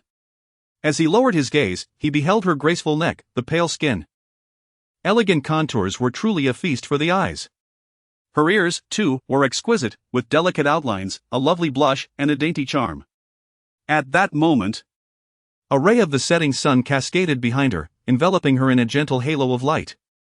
Perhaps the sunset was too enchanting. Or perhaps his fever-addled mind was in disarray, but he found himself uttering, "May I kiss you?" "What?" Lin Xingyao was focused intently on bandaging his wound and had not caught his murmured words. However, as she lifted her head, she was unexpectedly met with his kiss. Lin Xingyao's mind went blank in an instant, dismissing all thoughts of identity and purpose. The only sensation she felt was the soft caress upon her lips. His kiss was gentle, tinged with a hint of caution, yet infused with a touch of intoxicating passion. It was like poison, rendering Lin Xingyao, who prided herself on her rationality, utterly incapable of coherent thought. Goodness, this was her first kiss. She had planned to reserve it for her destined partner. Yet this scoundrel had audaciously seized the moment while she was distracted. The slap she delivered was forceful, catching Jun Xuanye completely off guard, causing him to tumble onto the sofa, his cheeks aflame, soon bearing the unmistakable marks of her fingers. Lin Xingyao turned her head and stormed off in a huff. Jun Xuanye seemed oblivious to the pain on his cheek. He reached up to touch his lips and murmured to himself, "Have I truly fallen in love with her?" He closed his eyes, recalling the girl clad in camouflage standing on the deck of a colossal ship in a distant sea. The wind blew fiercely, tousling her long hair and stirring his thoughts into disarray. Perhaps he was being greedy, allowing his heart to harbor the affections of two women. Lin Xingyao hurriedly made her way to the garden, her breath quickening as she pondered whether her earlier slap had been too forceful. After all, he was injured. And though the bleeding had finally ceased, she worried that her impulsive action might reopen the wound. Shaking her head to dispel such thoughts, she muttered harshly to herself, "Humph. If he bleeds again, he has only himself to blame." Ultimately, she connected with the White Wolf. White Wolf. The butcher organization has recently emerged in the western city of M country. Please investigate the specifics and discreetly leak all pertinent information, including photographs and characteristics of their core members, to the Security Bureau of M country. Understood. During its peak, the butcher organization had instigated several heinous attacks in M country, resulting in significant casualties, and the nation harbored an intense loathing for them. By forwarding the butchers' movements to the Security Bureau, they would undoubtedly take action against them. After severing the connection, Lin Xingyao reassured herself, "I merely wish to prevent the butcher from wreaking havoc upon the populace. It is not out of a desire for vengeance against that old rogue." Jun Zhiyuan received a call from Jun Zihao, seeking to reconcile between the two brothers. While Jun Shanghao had learned through special channels that Jun Xuanya had been injured and wished to investigate further. In truth, although they appeared to be a harmonious family sharing a meal, each harbored their own motives, prioritizing personal interests. When Jun Xuanya descended the stairs, he had already changed his attire. Apart from the glaring imprint of a slap upon his face, no other signs of injury remained.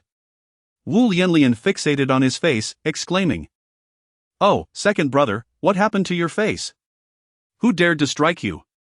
Just then, Lin Xingyao approached, casting a frosty glance at Jun Xuanya before taking a seat. He disregarded Wu Lianlian's inquiry and softly murmured to Lin Xingyao, "I am sorry." Initially, Lin Xingyao was genuinely furious and had resolved not to speak to Jun Xuanya again. However, upon hearing his apology, her resolve weakened. Noticing the curious gazes of Jun Xinghao and his wife, she began to grasp their implications. Wu Lianlian looked bewildered. "What does this mean? Do you two fight every time you meet?" Jun Zhiyuan immediately adopted a paternal tone, reproaching Lin Xingyao, as a wife, "You should be gentle and virtuous, placing your husband above all else. How could you dare to strike your husband? Such behavior is utterly uncouth." Jun Xuanya coldly glanced at his father, retorting, "What of it? Must you intrude upon our marital affairs, father?" Upon hearing this, Jun Zhiyuan was left utterly embarrassed. Lin Xingyao shyly lowered her head, yet secretly pinched Jun Xuanya's arm. The moment she made contact with his skin, she felt an intense heat. It dawned on her that he had just been feverish, and now, his temperature seemed to have risen further. He must be enduring this dinner with great effort. Cough, cough, cough. Jun Zhiyuan, feeling a bit awkward, spoke again, "Xuanya, I have just heard about your situation with Zihai. We are family, and there is no need for us to turn against one another. Wealth is but a material possession, yet the bond of brotherhood is irreplaceable in this life." "You've just heard?" Jun Xuanya scoffed. "What did Jun Zihai tell you? That I seized his position as CEO the moment I arrived in America? Why not question why the board unanimously approved my appointment as CEO? How much do you truly know about what Jun Zihai has accomplished abroad over the past 3 years? The current president of Jun Corporation is Jun Shenghao, who would never relinquish his position, thus he merely smiled in silence. Observing that the conversation was going nowhere, Jun Zhiyuan suggested aimlessly, "Xuanya, since you have taken over his shares, Zihai should no longer be involved in overseas matters. Offer him 100 billion and let him start his own venture." Jun Xuanya laughed heartily, "So, father, you blame me for stripping him of his shares and cutting off his income. When he disguised my authorization and took my shares while I was gravely ill, why did you remain silent?" Chapter 49, Men Compete for Affection. Jun Zhiyuan chuckled, "Weren't you ill at that time? So Zihai was merely acting on your behalf." Upon finishing his statement, he tossed his napkin aside and headed upstairs. Lin Xingyao ascended the stairs alongside him. After gently helping Jun Xuanya settle into bed, she hurriedly took his temperature, which read 39.5 degrees Celsius. It was likely a high fever induced by the injury. The temperature was alarmingly high. "Should we not take you to the hospital?" Lin Xingyao was about to take out her phone to call the driver when Jun Xuanya grasped her wrist, saying, "Do not go to the hospital, just handle it casually for me." Lin Xingyao suggested, "We should go to the hospital, they have a full supply of medicine." "Whereas I do not possess any antipyretics." Jun Xuanye shook his head in refusal, stating, I cannot allow them to discover my injury, for if they do, both Lin Xingyao and Lin Xingyao will undoubtedly become restless. When he is in good health, everyone is cautious and refrains from recklessness. However, should he fall ill, those restless elements will certainly emerge. Lin Xingyao has foreign armed forces backing him, and Lin Xingyao is exceedingly shrewd. Lin Xingyao contemplated for a moment and said, in that case, allow me to assist you with physical cooling. Please find a trustworthy confidant to procure some antipyretics and topical ointments. I shall provide you with the names of the medications. I appreciate your effort. Lin Xingyao nodded slightly, weakly closing his eyes. Throughout the night, Lin Xingyao tended to him, applying cooling methods and administering medication, laboring tirelessly until dawn approached. Only when his fever subsided did she finally succumb to a light slumber. When Lin Xingyao awoke, the brightness of day had already filled the room. As he opened his eyes, he beheld Lin Xingyao, who had fallen asleep at the edge of the bed. Her brow was slightly furrowed, seemingly still concerned for his well-being. In her hand, she clutched an electronic thermometer, having taken his temperature countless times throughout the night. Lin Xingyao furrowed his brow in mild dismay. Has she truly fallen asleep like this? What if she catches a chill? With utmost care, he rose and lifted her into his arms. Although Lin Xingyao was typically a vigilant individual, she felt inexplicably at ease in his presence. In her drowsy state, sensing his embrace, she instinctively recognized him and made no attempt to resist, instead snuggling closer to him. So warm, she murmured. Lin Xingyao gently placed her back on the bed, tucking her in securely under the covers. As he gazed upon her serene sleeping face, he could not help but smile, his furrowed brow relaxing into a gentle expression. Lin Xingyao had not slept for long and woke up just before noon. She changed the bandages for Lin Xingyao and carefully examined his body. Seeing that he was recovering well, she felt a slight sense of relief and joked, You are as robust as an ox, your recovery ability is astonishing. Concerned for Lin Xingyao, Lin Xingyao had taken the day off work, constantly monitoring his condition. During this time, a message from Song Baishu had popped up on the screen, which Lin Xingyao inadvertently caught sight of. Yao Yao, tomorrow is the weekend. May I invite you to dinner? It would be a good opportunity to discuss some issues regarding the script. Upon reading this, Lin Xingyao felt a surge of unnameable anger. Yao Yao? Such an intimate address is something you dare to use? How shameless. Stealing a glance at Lin Xingyao, who was watering flowers on the balcony, he asked, Yao Yao, my phone has run out of battery, may I use yours? The password is 8888, feel free. Lin Xingyao secretly mused, if she trusts me enough to lend me such a private item as her phone, it is evident that she considers me one of her own. How could Song Baishu possibly compare? Ding dong, another message from Song Baishu arrived, we have all faced life and death together. Isn't it too distant to call you Miss Lin? Lin Xinyao's heart tightened, they have all gone through life and death together? Just as he was about to say something more, Lin Xingyao entered the room. He hurriedly deleted the message and pretended as if nothing had happened as he returned her phone. Song Baishu seems to have sent you a message, inviting you to meet tomorrow. Do you wish to see him? He feigned weakness and generously added, if you have matters to attend to, do go. If I run a fever again or if my wound tears, I can manage it myself. I should survive. Lin Xingyao remarked, I shall remain at home. It is more convenient to respond to any developments. Lin Xingyao responded with a faint seemingly indifferent. However, the subtle arch of his brow betrayed the satisfaction he felt within. After a weekend of rest, coupled with Lin Xingyao's attentive care, Lin Xinyao's injuries had healed remarkably well. Once he began to recuperate, he found it impossible to stay cooped up at home. Although Lin Xingyao had initially suggested that he rest for a few more days, Lin Xingyao insisted, there is a board meeting on Monday, and I must be present. Lin Xingyao drove her own car, trailing behind his luxury vehicle. On one hand, she wished to avoid drawing too much attention, on the other, she believed this arrangement would allow her to detect any surrounding dangers more easily. The butcher organization had not been completely eradicated, and should they infiltrate the country, it would undoubtedly pose a threat to Lin Xingyao. Even Xiaodong could not help but recount the illustrious past of Lin Xingyao to Lin Xingyao. It was said that our former president was more handsome than a movie star. And many freshly graduated young women had interviewed at June's corporation just to get closer to him. So, did you come to June's for the same reason? Oh no. How could that be? I am not particularly attractive, and I lack any notable family background.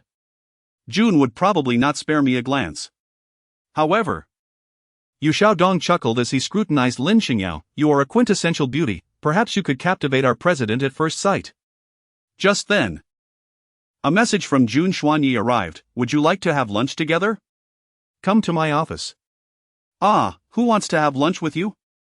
Xiaodong inadvertently glanced at Lin Xingyao's contact name for Jun Xuanyi, which read Old Scoundrel, instantly sparking curiosity. Who is this? Inviting you to lunch in the office, could it be a colleague? Lin Xingyao casually remarked, he is my husband. Ah. You actually have a husband? Which department does he belong to? What is his profession?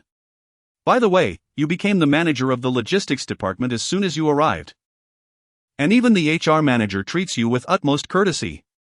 Could it be that your husband is an executive in our group? Chapter 50, Attempting to Scheme Against Lin Xingyao?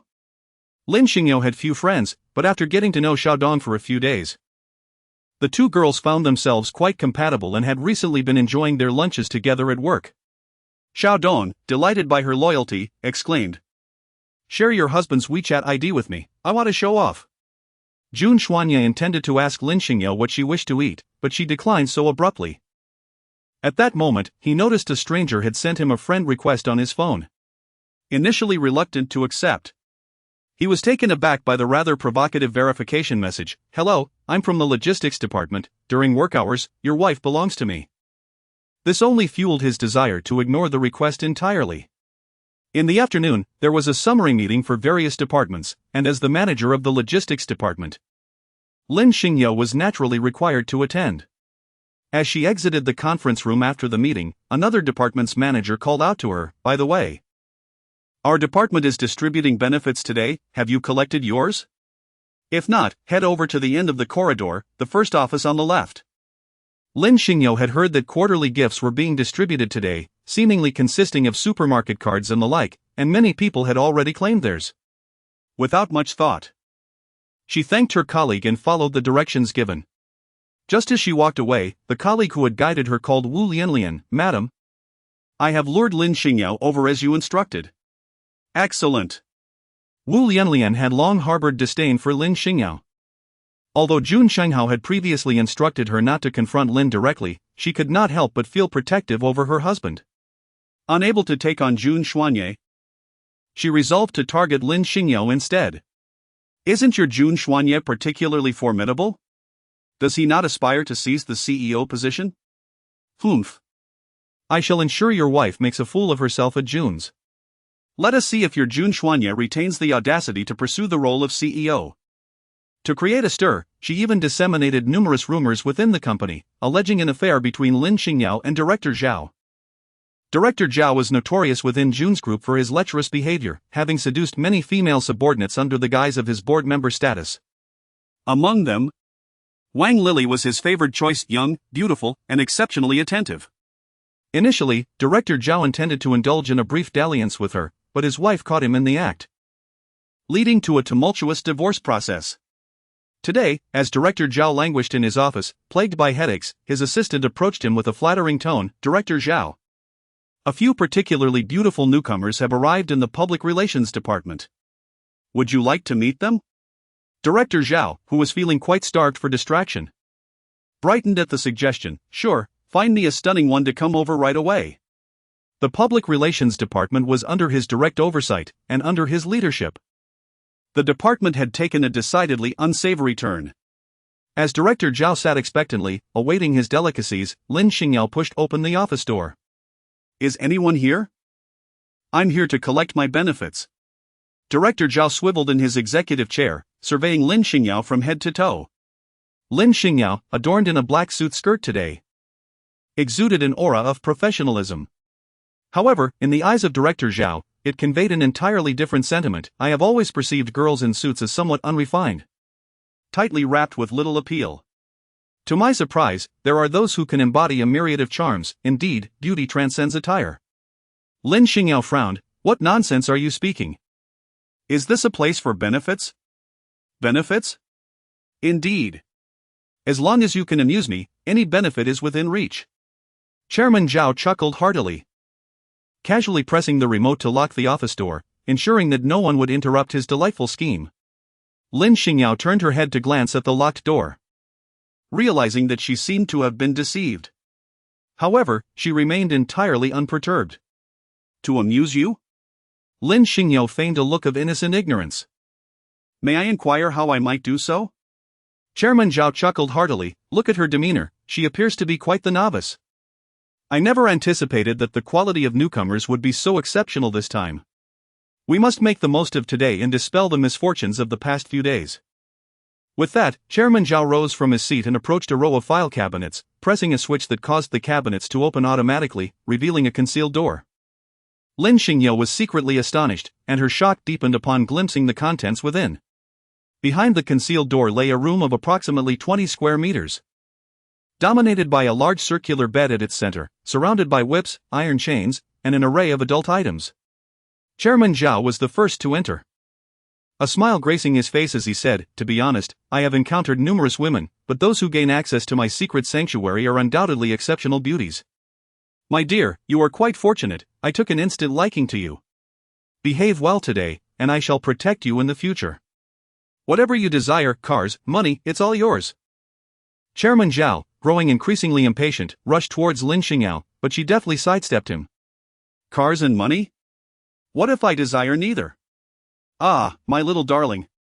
Then what is it that you truly wish for? Lin Xingyao toyed with her flowing hair, declaring, "What I desire, I fear you cannot provide." Chairman Zhao, intrigued, chuckled heartily. With my wealth exceeding several billion, what could I possibly lack?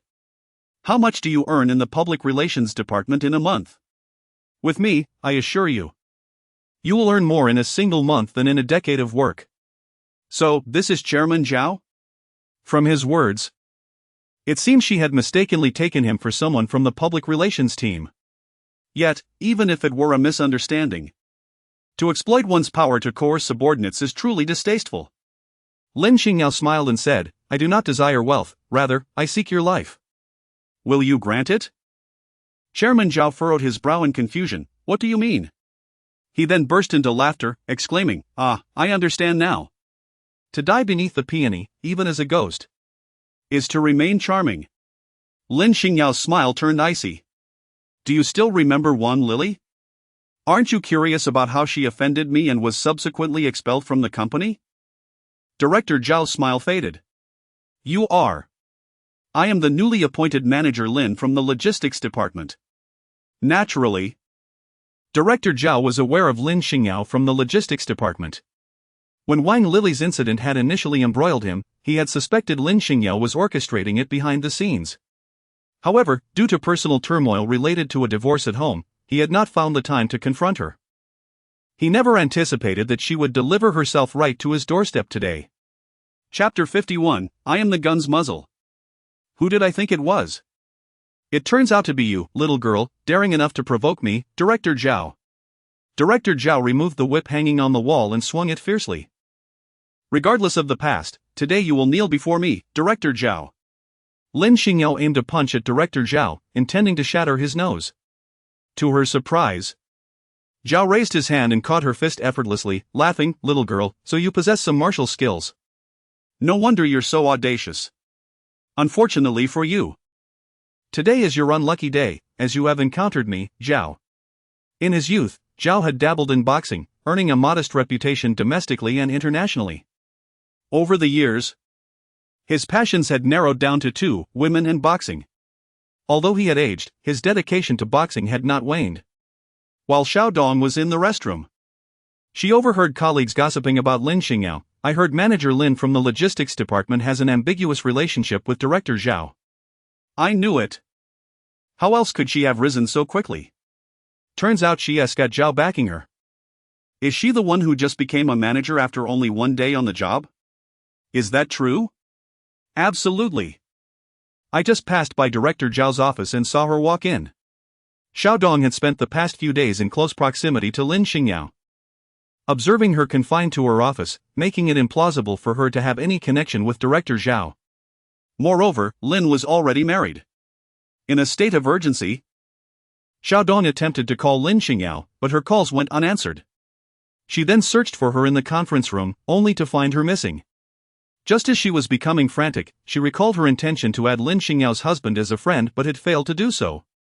Therefore, she sent a verification message, "Are you manager Lin's husband? She is in trouble. Can you help her?" Wu Lianlian, the chief financial officer at Jun's company, was not reviewing financial statements but rather fixated on the clock, estimating how long Lin Xingyao had been in Director Zhao's office. "Don't blame me for being ruthless as a sister-in-law, blame your poor choice in a husband." After calculating the time, Wu Lianlian called several company executives to convene in Director Zhao's office, her purpose being to witness Lin Xingyao's disgrace. At that moment, she would publicly declare Lin Xingyao as the newlywed wife of Jun Xuanye, causing a scandal that would ripple throughout the entire company. Regardless of whether Lin Xingyao was coerced, who would care? Moreover, there would be witnesses attesting to her entry into Director Zhao's office, and with rumors swirling about her involvement, even her skills would be of no defense. The more Wu Lianlian contemplated her cunning plan, the more self-satisfied she became, especially in contrast to Zhao Meiwan, who had failed to outmaneuver her younger counterpart and had been cast aside. Rumor had it that after Jun Jihao's incident abroad, no one was willing to support her financially, leaving her to reside in a cheap apartment, looked down upon even by her own family. As Wu Lianlian triumphantly approached Director Zhao's office with her entourage, she coincidentally spotted Jun Xuanye and Xiaodong arriving as well. Xiaodong, having recently joined the company and being a low-level employee, did not recognize many executives. She merely noticed a group of people gathering but could not identify Lin Xingyao's husband. Without time to ascertain identities, she anxiously exclaimed, "The door is locked from the inside. I've knocked for ages, but no one is answering. We need to think of something. Step aside." Jun Xuanye kicked the door 3 times with force, forcing it open. The office appeared desolate, seemingly empty, yet the sound of muffled sobs could be heard from within. The individuals present were not oblivious to Director Zhao's sordid affairs and had already speculated about yet another female employee falling victim to his advances. In past occurrences, such situations had either been consensual or brushed aside with monetary settlements. As long as the truth remained concealed, everyone turned a blind eye. Jun Xuanye's expression was a chilling one, striking fear into the executives, who dared not greet him, trailing behind in silence. Upon entering the office, they discovered a hidden chamber, eliciting gasps of astonishment.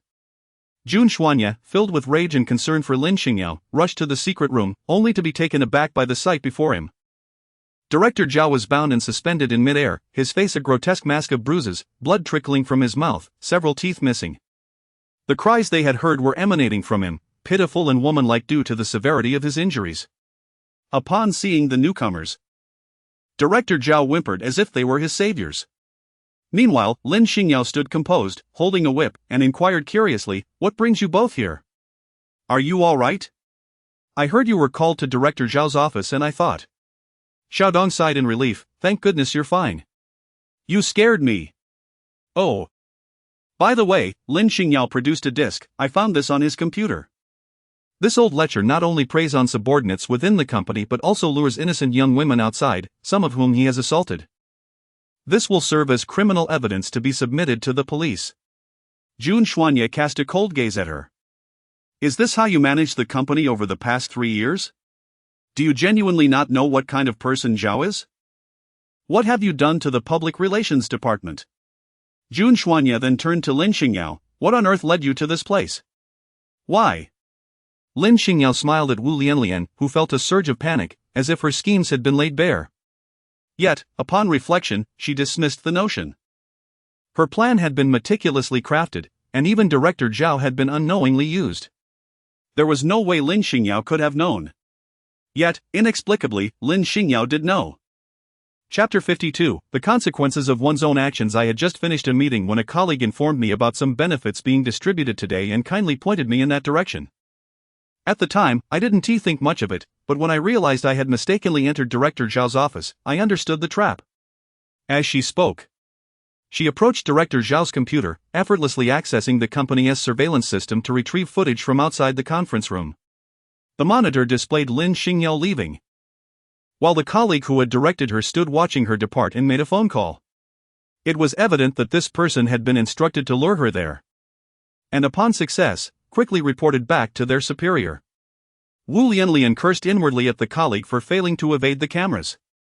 Nevertheless, she maintained her composure, responding, "Our company's surveillance does not record audio. How can you be so sure he was making a call? Truly, you are relentless." Lin Xingyao magnified the footage until everyone could see the individual's phone screen clearly. It prominently displayed the name of the caller, President's wife. Lin Xingyao smiled as she turned to Wu Lianlian and inquired, "May I ask how many wives of the presidents are there in the Jun Corporation?" Wu Lianlian found herself at a loss for words. Jun Xianyi cast a cold glance at Jun Xinghao and said, "Shouldn't you provide an explanation regarding this matter?"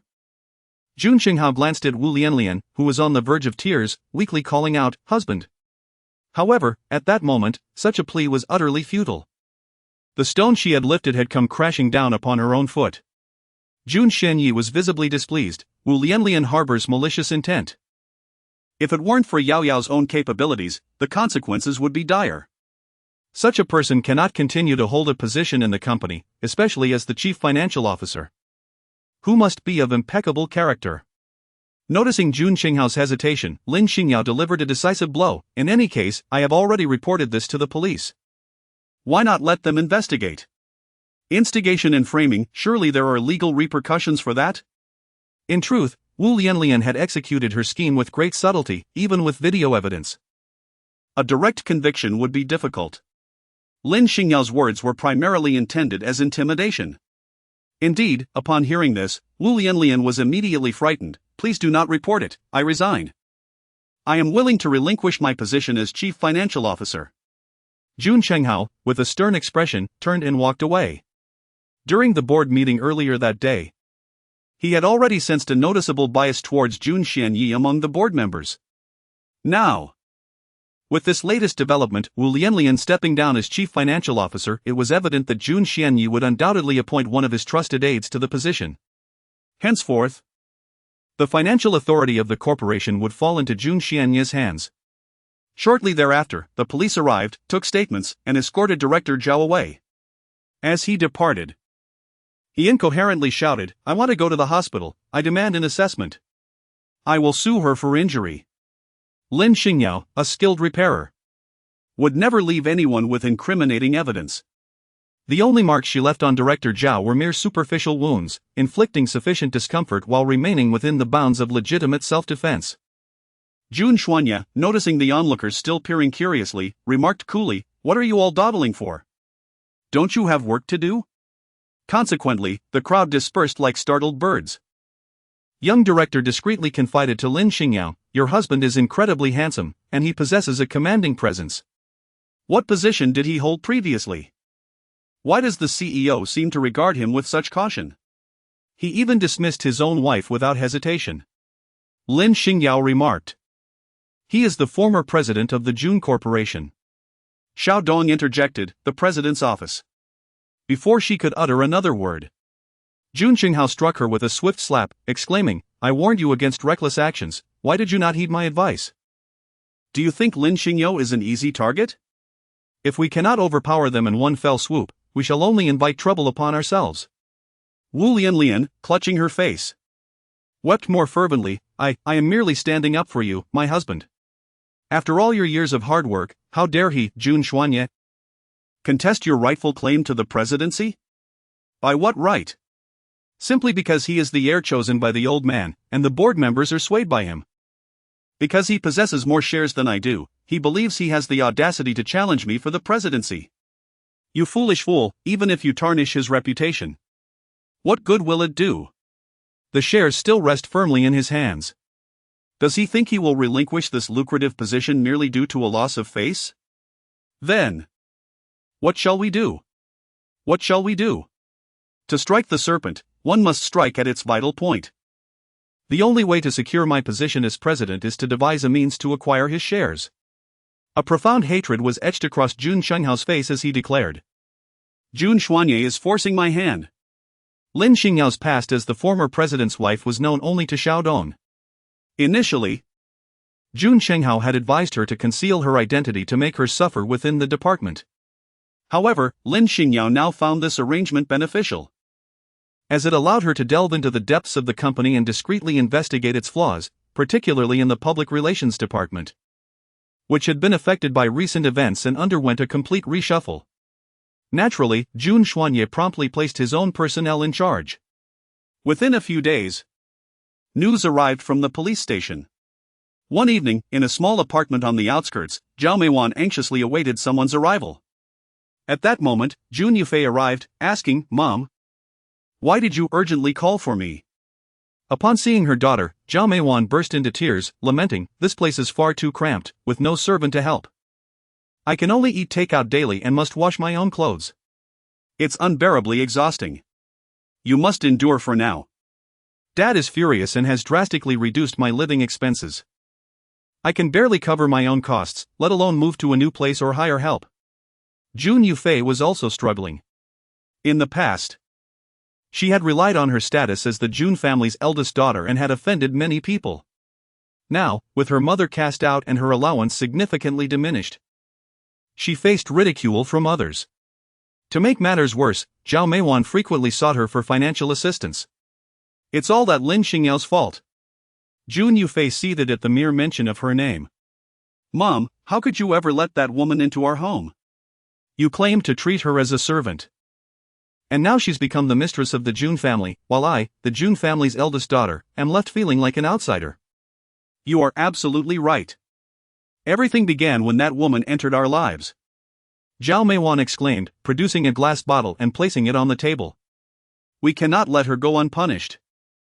Jun Yufei was taken aback upon seeing the label on the bottle. "Mom, why did you buy sulfuric acid? What are you planning?" Chapter 53, The Younger Sister's Misfortune. Zhao Meiwan gritted her teeth.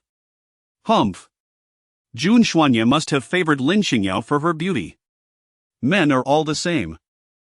If her face were disfigured, she would inevitably be cast aside.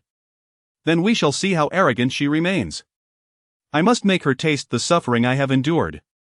But Mom, you can't even enter the Jun household now, let alone get close to her. How could you possibly throw sulfuric acid at her? Zhao Meiwan handed the acid bottle to Jun Yufei. My dear daughter, you still have access to the Jun family. It won't be difficult for you to approach her. Here, take this and throw it in that wretched woman's face. Jun Yufei gasped in horror. Mom! That's illegal. Zhao Meiwan dismissed her concerns lightly. Don't worry. You are the daughter of the Jun family, the legitimate child of Jun Zhiyuan. He won't let you go to prison. No. My second brother won't let me off the hook. Despite her usual arrogance, Jun Yufei had never engaged in such acts. Throwing sulfuric acid was far from pouring a glass of red wine. She genuinely feared the consequences. After leaving Zhao Meijuan's rented apartment, night had fallen. As Jun Yufei walked alone on the street, her mind was troubled, leading her to take a wrong turn. Two drunken men approached her. And upon seeing the young and beautiful Jun Yufei, they surrounded her with lewd comments. Come on, join us for a drink. I promise you'll have a good time. Get lost. Jun Yufei shouted, attempting to walk away. The two men positioned themselves in front of her, blocking her path. Oh, what a feisty little thing. Just what we like. With a grin, one man grabbed her arm, pulling her towards the bushes. Terrified, Jun Yufei screamed for help, but the area was too secluded, with not a soul in sight. Soon, she was dragged into the depths of the greenery, her clothes torn. Just as despair settled in, a commanding voice rang out, "Stop!" The ruffians were startled, but upon looking up, they saw another young and beautiful girl approaching, which caused them to lower their guard. Ha ha!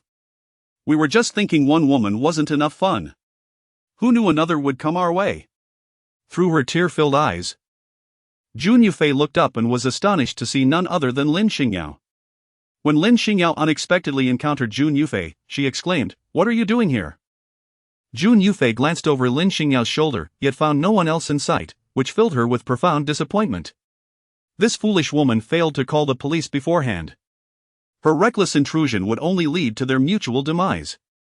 This beautiful one, I must have her. One of the thugs declared as he abandoned Jun Yufei and lunged toward Lin Xingyao. Seeking death. Lin Xingyao retaliated with a swift kick, sending him sprawling to the ground. Her stiletto heels pressing down heavily upon his hand. Observing this, another thug, undeterred, brandished a spring knife from his pocket and, baring his teeth, charged forward. Lin Xingyao deftly seized the knife with her other hand and plunged it into the back of his hand, creating a clean puncture. The thug immediately erupted into a wail of anguish. Lin Xingyao remarked softly, "You should be grateful to be born in Z country. In a society governed by the rule of law, I would not take a life so casually." Were such events to transpire in certain foreign locales? The knife would swiftly find its way to the hearts of these scoundrels. Not far away, Jun Yufei stood in stunned silence. This woman is astonishingly formidable. Lin Xingyao took off her coat and draped it over Jun Yufei's shoulders. "Are you all right? Do you need me to take you to the hospital?" Jun Yufei let out a cry, bursting into tears. Having been pampered since childhood, she had never encountered such an ordeal. She never imagined that the person she despised the most would be the one to save her life in such a moment. Lin Xingyao assisted her in reporting to the police, and since there were no substantial injuries, she did not visit the hospital. Once the statement was recorded, Lin Xingyao accompanied her out of the police station. At this point, Jun Yufei had calmed down. And she could not help but ask Lin Xingyao, "If you had known it was me from the beginning, would you still have saved me?" If the roles were reversed, and Lin Xingyao had been the victim, Jun Yufei would undoubtedly have turned away, relishing in her misfortune. "To be honest, I find you quite detestable. Your simplistic mind and perceived superiority lead you to look down on others. However, that does not mean you deserve to be assaulted. My decision to save you was solely based on your suffering, independent of your identity." She spoke these words with a calm demeanor, yet her integrity shone through distinctly. In that moment, Jun Yufei realized that her previous assumptions were nothing more than the petty thoughts of a small-minded individual. "Is this your car? It seems rather low-end. Doesn't it? If you deem it low-end, you need not ride in it." No, I will ride. Though I can't help but murmur, in our household. Even the grocery cart of the maid is superior to this. How can you drive such a car?" Lin Xingyao remarked. The worth of a car lies not in its brand or value, but in whether one truly admires it. Similarly, for individuals, if one is unpleasant and irksome, no matter how privileged their background, it avails them nothing. Such didactic words, in the past, would have prompted Jun Yufei not only to dismiss them but to engage in fervent rebuttals. Yet now, she remains silent, absorbing the words without protest. Lin Xingyao remarked. "Raising children is not solely the responsibility of one individual. As a father, what have you imparted to her over the years? Given her current state, you ought to inquire into the situation rather than resort to a barrage of reproaches. What kind of father does that make you? If it weren't for Jun Zhiyuan's daily indulgence in hedonism, Jun Yufei would not have turned out this way. While Zhao Meiwan certainly bears some responsibility, Jun Zhiyuan is even more at fault.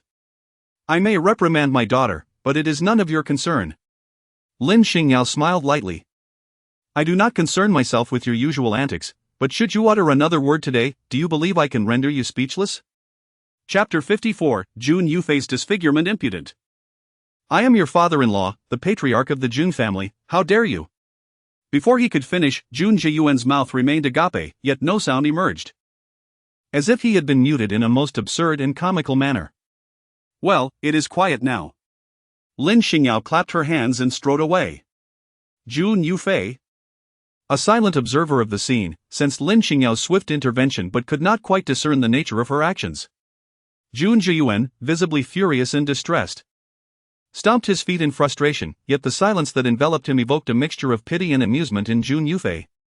Upon returning to her room, Jun Yufei suddenly recalled Zhao Meijuan's plan to use sulfuric acid against Lin Xingyao.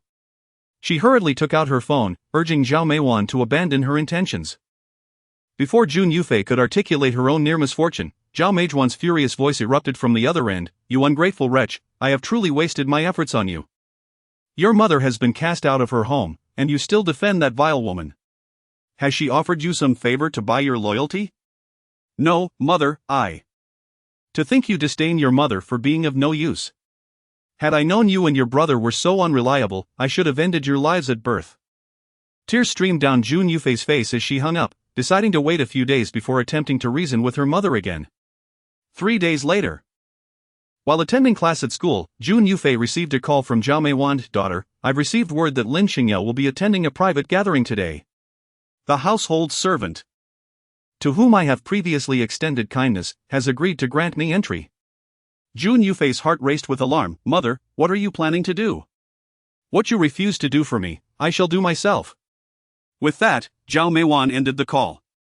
When Jun Yufei attempted to reach her again, she found the line disconnected.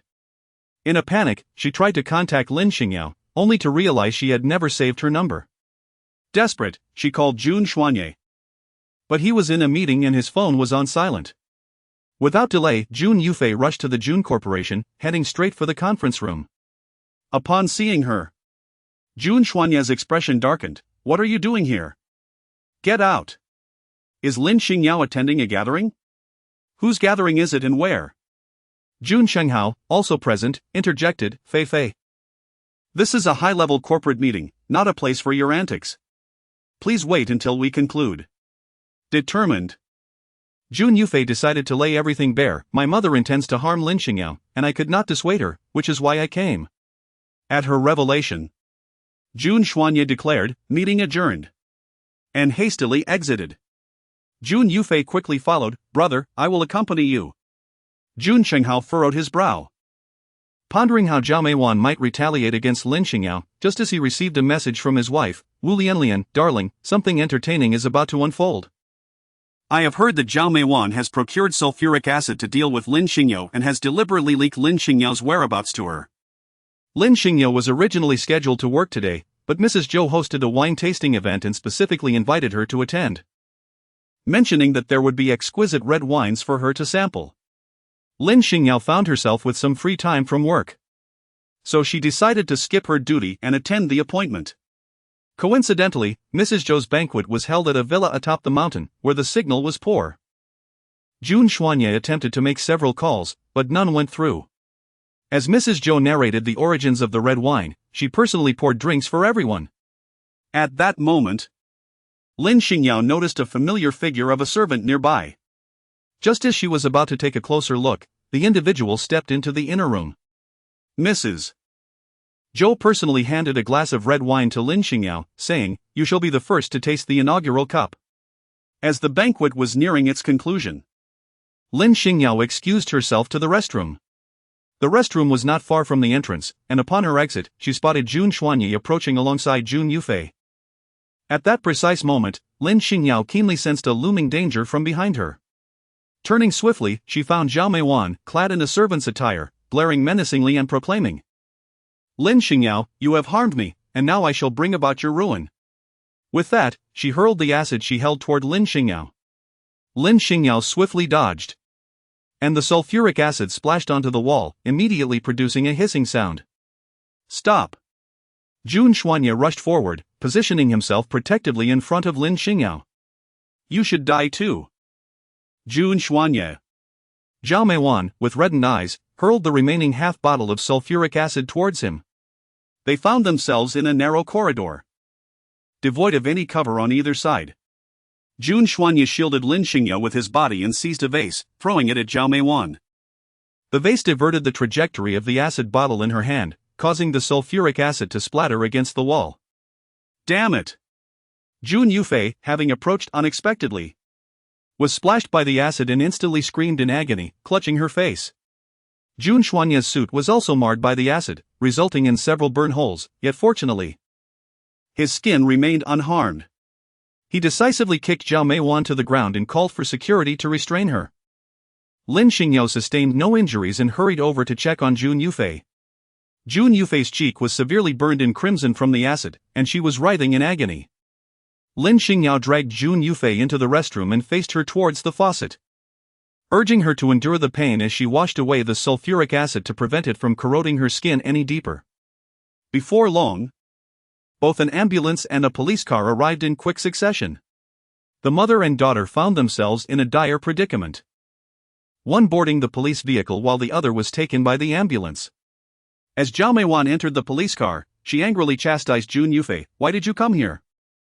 I was so close to achieving my revenge, and you just had to interfere. You wretched girl, you've ruined everything. Tears streamed down Jun Yufei's face in response to her mother's relentless blame, still obstinate even at this critical moment. Upon arriving at the hospital and after her wounds were treated, Jun Yufei nervously inquired of the doctor, "Will my face be able to recover? It won't leave any scars, will it? I am still so young, I cannot afford to be disfigured." The doctor shook his head with a sigh. "The sulfuric acid has already penetrated to the dermis, scarring is inevitable.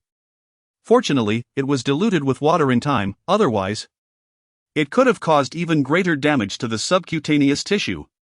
The realization of her potential disfigurement shattered Jun Yufei completely. Ignoring the comforting words of the nurse and doctor, she broke down in tears, lamenting, "I am still so young, not yet married. How can I live if I am disfigured? I don't want to live anymore." When Lin Xingyao and Jun Xuanyi arrived, they were met with the sounds of her anguished cries. "What a disgrace!" Jun Xuanyi's cold reprimand silenced the girl instantly, proving more effective than 100 words from the medical staff. Lin Xingyao couldn't help but give Jun Xuanyi a thumbs up. "So, you are the legendary master of soothing tears." Consequently, Jun Yufei, who had already ceased her crying, was once again reduced to wailing by Lin Xingyao's remark. Chapter 55, If I happen to fall in love with you, you shall be in grave misfortune. Lin Xingyao said to Jun Yufei, "Is that all it takes to defeat you? I had thought the little tyrant of the Jun family was far more formidable." Jun Yufei replied, "Are you here to witness my humiliation? My mother initially intended to harm you, but instead, she brought misfortune upon her own flesh and blood. Truly, what a poetic justice." Lin Xingyao did not harbor any anger towards her. Instead, she tossed a bottle over, saying, "Remember to apply this when changing the dressing." Jun Yufei picked it up and examined it, inquiring, "What is this?" "It resembles hand cream." Lin Xingyao was amused by her. "What hand cream?" "This is a scar removal ointment, personally formulated by me. With a scar of this magnitude, applying it for a month will restore it to its original state." This ointment was specifically developed by Lin Xingyao for her own use. Over the years, she had endured countless battles and sustained numerous injuries. Without this medicine, she could only imagine how many scars would have marred her body. The only drawback was that the raw materials for this ointment were exceedingly rare, making mass production impossible. Jun Yufei, initially filled with despair, was suddenly struck with a mix of astonishment and joy upon hearing Lin Xingyao's words. Though she was still somewhat incredulous, "Can it truly eliminate the scars on my face?" But the doctor mentioned that since it affected the dermis, scarring is inevitable. "If you don't believe me, you can return it. My stock is limited, and I need it for myself," Lin Xingyao replied. Lowering her head, Jun Yufei whispered, "Second sister-in-law, I believe you." Suddenly recalling something, she added, "When my second brother was gravely ill, he miraculously recovered shortly after you married into the family. Now, even the doctor insists that I will surely be left with scars, yet you are able to present such a miraculous remedy. Could it be that you possess medical knowledge?" This naive girl had indeed pieced it together. Lin Xingyao smiled ambiguously, saying, "It is perhaps best for you not to delve too deeply into your second brother's affairs. The conflicts within the Jun family are fraught with complexity, with siblings turning against one another and mothers clashing with their offspring. It is undoubtedly unwise for someone of Jun Yufei's limited intelligence and emotional acumen to be overly informed." Suddenly, Jun Xuanyi spoke coldly, "What do you know about Zhao Meijuan's situation?" His words, though few, nearly frightened Jun Yufei to tears. I only know that she purchased a bottle of sulfuric acid with the intention of confronting my second sister-in-law. I tried to dissuade her, truly, but my words fell on deaf ears. Yesterday, she suddenly informed me that she had received reliable news, knowing that my second sister-in-law would be attending a gathering. And coincidentally, one of the servants there was familiar with her. Fearing for an impending disaster, I rushed to find my second brother. Jun Xuanyi furrowed his brow, then. Who supplied her with this information? The gathering organized by Mrs. Zhou was a spontaneous affair, and few were aware of it. Jun Yufei shook her head, initially intending to say she didn't know, but suddenly recalled something and hurriedly added, "Oh, by the way, I happened to see my sister-in-law visiting my mother once." And they were together, denouncing the second sister-in-law. The insults were quite harsh. At the time, I thought little of it, but in retrospect, I truly feel remorse for Lin Xingyao. Wu Lian.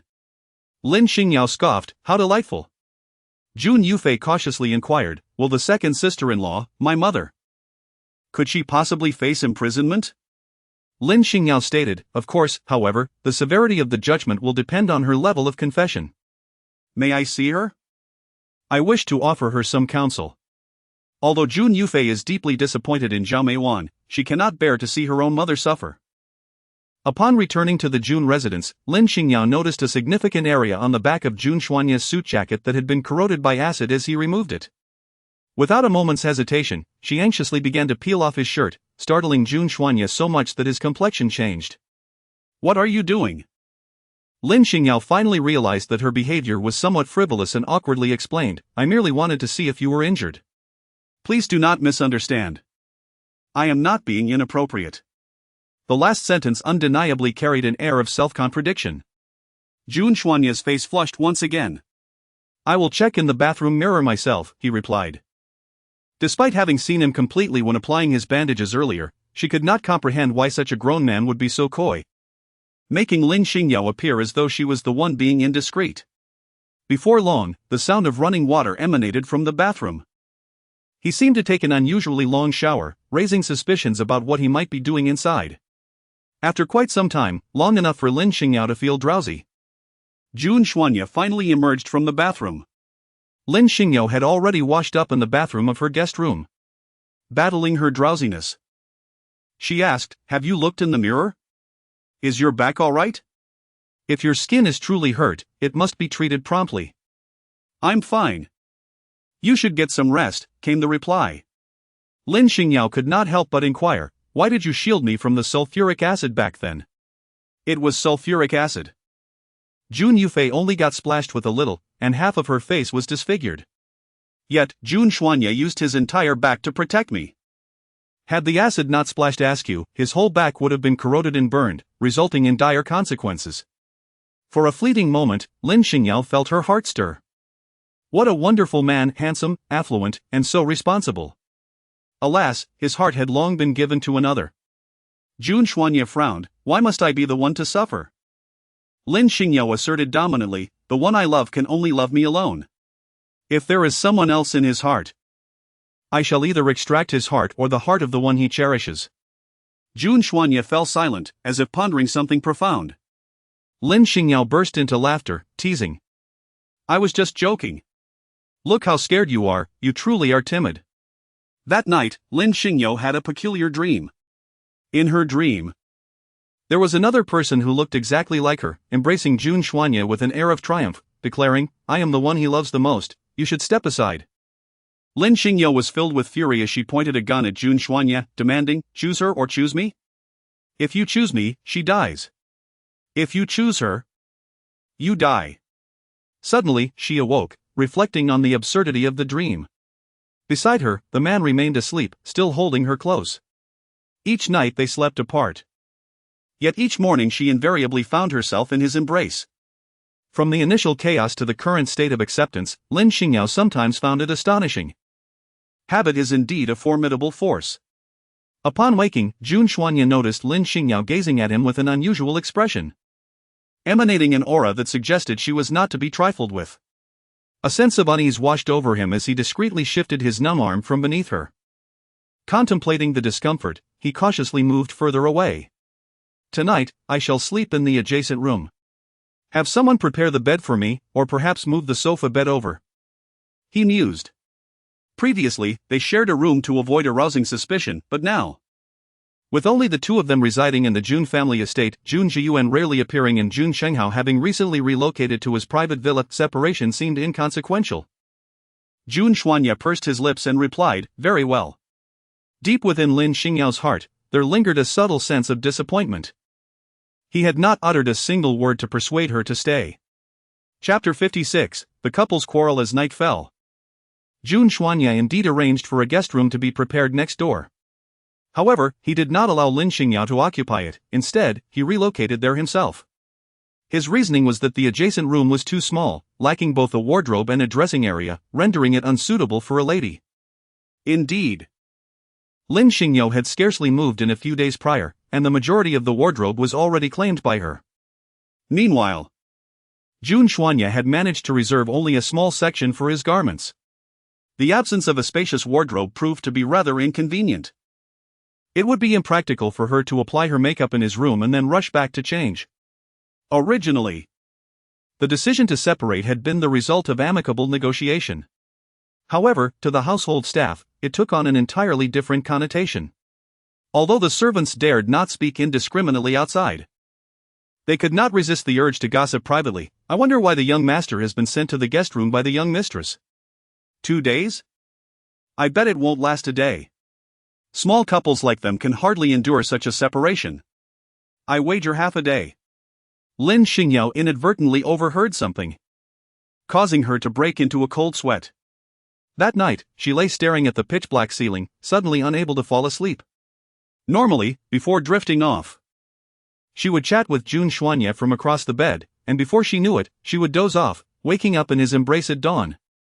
Reflecting on it now, it was an indescribable beauty. Perhaps it was due to her accustomed wandering that even a touch of tranquility became an object of her yearning. In a haze, she lost track of time before finally succumbing to slumber. Even though her mother had long passed, she still fantasized about her resurrection. How wonderful it would be. Would that mean she could rescue her from that hellish place? That dreadful place, devoid of light, where time was imperceptible. They could only sense the surrounding space swaying violently, occasionally jolted by tremendous upheavals that caused them to collide. It was only upon reaching their destination that she realized they had been adrift at sea all along. When the hatch opened, out of the original 120 children, only a third had survived. Several had shared words with Lin Xingyao and had wept together, but eventually, they too perished. One by one, their small, motionless bodies were cast into the ocean, swiftly consumed by the waves. In that moment, Lin Xingyao understood that there truly existed a hell where sunlight could not penetrate. Jun Xuanya awoke suddenly in the middle of the night, the first thought on his mind being whether Lin Xingyao was having another nightmare. But as he turned his head, he realized he was in the guest room, and she was not there. After pondering for a moment, he felt an unsettling worry and made his way to the adjacent master bedroom. Standing at the door, he hesitated briefly before stealthily entering, like a thief. Once inside, he saw the girl curled up, resembling a pitiful little cat, trembling slightly. As he approached, he noticed tears pooling at the corners of her eyes, dampening a small patch of the pillow. Alas, it was truly disconcerting. Jun Xuanya gently lifted the covers and embraced her. In her dreams, it seemed she had grasped a lifeline, tightly clutching his nightshirt, gradually calming down and sinking deeper into slumber. In the early morning, when Lin Xingyao awoke and saw Jun Xuanya, she momentarily failed to comprehend the situation. 10 seconds later, Jun Xuanya, you truly are a rogue. Even after separating rooms, you still climbed into my bed. She seized a pillow and unleashed a flurry of furious strikes. The servants, who had inadvertently witnessed certain scenes, began to gossip. Heavens! Is this still our cold and domineering young master? Upon turning to see Lin Xingyao standing with a frosty expression behind them, the servants scattered like startled birds. Only one slightly older servant, with a serious tone, kindly advised Lin Xingyao, "Young madam, the second young master is a good man, please do not bully him so." Lin Xingyao. When did she ever bully him? It was merely an occasional act of pushing him off the bed. Truly, just on rare occasions. A few days later, news arrived from the police station. Under the persuasion of Jun Yufei, Zhao Meiwan confessed to her crimes, revealing that the entire incident was orchestrated by Wu Lianlian in private. Even the procurement of sulfuric acid was suggested by Wu Lianlian. Consequently, Wu Lianlian was also incarcerated, charged with inciting others to commit a crime. It is said that before being taken away by the police, Wu Lianlian vehemently proclaimed her innocence and vehemently accused Zhao Meiwan of slander. As for the truth, it became irrelevant. Jun Xinghao proved to be quite ruthless. The moment Wu Lianlian encountered trouble, he promptly initiated divorce proceedings, severing all ties. Mrs. Zhou personally visited Lin Xingyao, bringing a plethora of gifts. She felt deeply remorseful that such an incident occurred at her wine-tasting event, feeling greatly apologetic towards Lin Xingyao. Lin Xingyao felt quite embarrassed about receiving gifts. Especially since Zhao Meiwan had specifically targeted her, ultimately ruining what was meant to be a delightful wine-tasting event. As a result, Mrs. Zhou even came to apologize in person. Aside from this incident, there seemed to be no other significant matters, except that Jun Xuanye appeared to be sulking. He not only refrained from visiting Lin Xingyao's bed at night but also either avoided her or pretended not to see her whenever they crossed paths. Lin Xingyao pondered and concluded that the issue stemmed from the incident a few mornings ago when she had struck him. However, she recalled having struck him before as well. On one occasion, she had kicked him so hard that he lay on the ground for quite some time without getting up.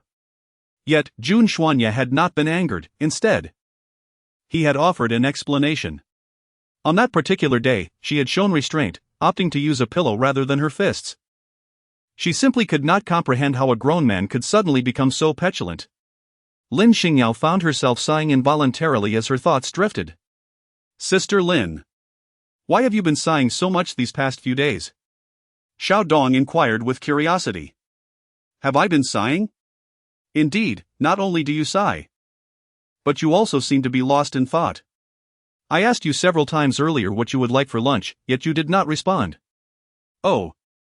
Anything will do. Sister Lin, have you had a quarrel with young Master Jun? Lin Xingyao pondered for a moment and inquired of Xiao Dong. In the event that a couple engages in a quarrel and subsequently enters a period of silence, is it preferable for the party at fault to initiate an apology? Xiao Dong replied, so, Sister Lin, you are the one at fault? Chapter 57, Jun Xingyao takes action. Lin Xingyao rubbed her small hands together and, feeling somewhat embarrassed, remarked, in the past, when I struck him, he never took offense. I wonder why he is upset this time. Sigh, men can be so troublesome. If he's displeased, he might as well come over and have a scuffle with me. It's as if he's acting like a little wife. Xiao Dong was even more astonished, exclaiming, Sister Lin, you actually laid hands on him? This is domestic violence. Good heavens, how unfortunate for Jun. Lin Xingyao, huh? Is this domestic violence? Xiao Dong replied seriously, it must be. Domestic violence is shameful and morally reprehensible. Lin Xingyao, is it really that exaggerated? Sister Lin, are you even a woman? Let me tell you, women should not be too fierce. You actually resorted to domestic violence against your husband? And multiple times. Aren't you afraid that if you hit him too much, he might leave you? An apology is absolutely necessary. Lin Xingyao sighed, I did contemplate offering an apology, yet it feels too humiliating. I, Lin Xingyao, have never submitted to anyone. Apologizing to my husband is not something to be ashamed of. As a woman, one must not be overly assertive. While I may successfully twist open a bottle cap, replace a light bulb, or fend off a rogue, such abilities might render men feeling inadequate, causing them to keep their distance. A woman may exude strength in the outside world, but before her husband, she must feign vulnerability. Only then can she evoke his protective instincts. Thus, amidst Xiao Dong's incessant chatter, Lin Xingyao ultimately resolved to seek out Jun Xianyi and extend her apologies. Lin Xingyao wandered around Jun Xuanye's office several times, ultimately lacking the courage to enter. Apologizing was simply not her style. I heard from my assistant that you came looking for me, is there something you need? When an opportunity presented itself, Lin Xingyao hurriedly sent a text, are you free after work? I would like to treat you to dinner. Sounds good. See you at 5:30 in the underground parking lot. Lin Xingyao felt an inexplicable sense of relief, as if she had mistakenly taken the wrong script. Around 5 in the afternoon, she arrived at the underground parking garage, but Jun Xuanye had yet to arrive. At that moment, a faint sound of weeping echoed ahead. Lin Xingyao turned her gaze in the direction of the sound and spotted a man and a woman stealthily passing in front of her car, cradling a child. The little boy, perhaps only 2 or 3 years old, was utterly terrified, crying to the point of near hysteria. Lin Xingyao hurriedly leaped from the vehicle to obstruct their path. What are you doing? Put the child down. The woman, her expression tinged with anxiety, implored. My son is unwell, and I am anxious to take him to receive medical attention. Please, step aside. Lin Xingyao let out a cold laugh, your son? This child is clad in designer attire, while you two look utterly disheveled. You hardly resemble a family. Due to her unique childhood experiences, Lin Xingyao harbored a profound disdain for human traffickers, who would shatter a family for a mere pittance. Release the child, or I shall ensure your demise. The man revealed a menacing demeanor, retorting, You insolent woman, mind your own business. The woman, with a sly glint in her eyes, whispered to the man. This girl is rather attractive, we could fetch a handsome price for her. She smiled at Lin Xingyao, saying, My dear, you are mistaken, we are not villains. This child is genuinely unwell. If you don't believe us, accompany us to the hospital. Come now, our vehicle awaits over there. As she spoke, she produced a spray-like device and unexpectedly aimed it at Lin Xingyao's face. This spray, acquired through dubious means, was capable of rendering someone unconscious with a single application, leaving them vulnerable. A triumphant smile spread across the woman's face. Today is indeed a bountiful harvest, one large and one small, we shall profit immensely. However, just as her smile fully manifested, the girl in front of her suddenly vanished. In the next moment, two forceful kicks struck her behind the knees, causing her to collapse in immediate agony. Lin Xingyao slowly turned around to gaze at the man. What do you intend to do? The man took a step back, his voice trembling profoundly. I will relinquish the child, I no longer want him. Please spare me. My mother is gravely ill and requires substantial funds for her treatment. I am compelled to do this. Grant me a chance, and I shall reform my ways. Lin Xingyao gritted her teeth and declared, No justification can absolve your wicked deeds. Do you have a mother? Have you ever contemplated the profound sorrow of other mothers who have lost their children? A scoundrel who harms even a child is truly unworthy of being called a human. As the man witnessed her advancing menacingly, he let out a howl and hurled the child towards her. Lin Xingyao leaped gracefully, catching the child in her arms. With a swift motion, she hurled her bag at the man, her strength propelling it with such force that it rendered him unconscious. The little boy, terrified, cried out heartily. Lin Xingyao comforted him, saying, Don't cry, dear child, I will take you to find your mother. Just as her words trailed off, a sudden dizziness enveloped her mind, and she hurriedly pushed the child away, but it was too late. The child had been dosed with a sleeping agent, and by the time she realized what had happened, he had already succumbed to unconsciousness. Xingyao. As Jun Xuanyi approached, he witnessed Lin Xingyao collapse. Before he could reach her, he was struck fiercely from behind. Moments later, several figures clad in black emerged from the shadows and swiftly bundled both Lin Xingyao and Jun Xuanyi into a black sedan. Once the vehicle sped away, one of the assailants approached a long Lincoln with utmost deference, inquiring, President Jun, how shall we proceed? Shall we eliminate them directly? The tinted window of the car slowly descended, revealing the cold and sharp visage of Jun Xinghao.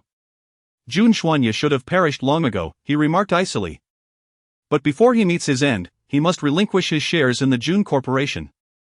Jun Xuanyi was typically vigilant, yet he let his guard down significantly when he was with Lin Xingyao. To capture him, it was essential to use Lin Xingyao as bait. However, Lin Xingyao was not as easily manageable as one might presume. Her profound hatred for human traffickers, evident at Zhao Meijuan's birthday banquet, demonstrated that her disdain was deeply rooted. Thus, when faced with similar perilous situations, her ability to assess danger was markedly diminished. Consequently, Jun Xinghao orchestrated this elaborate scheme. Time passed, and Lin Xingyao gradually regained consciousness, her surroundings spinning around her. She quickly surveyed her environment, a confined cargo truck, which was still swaying.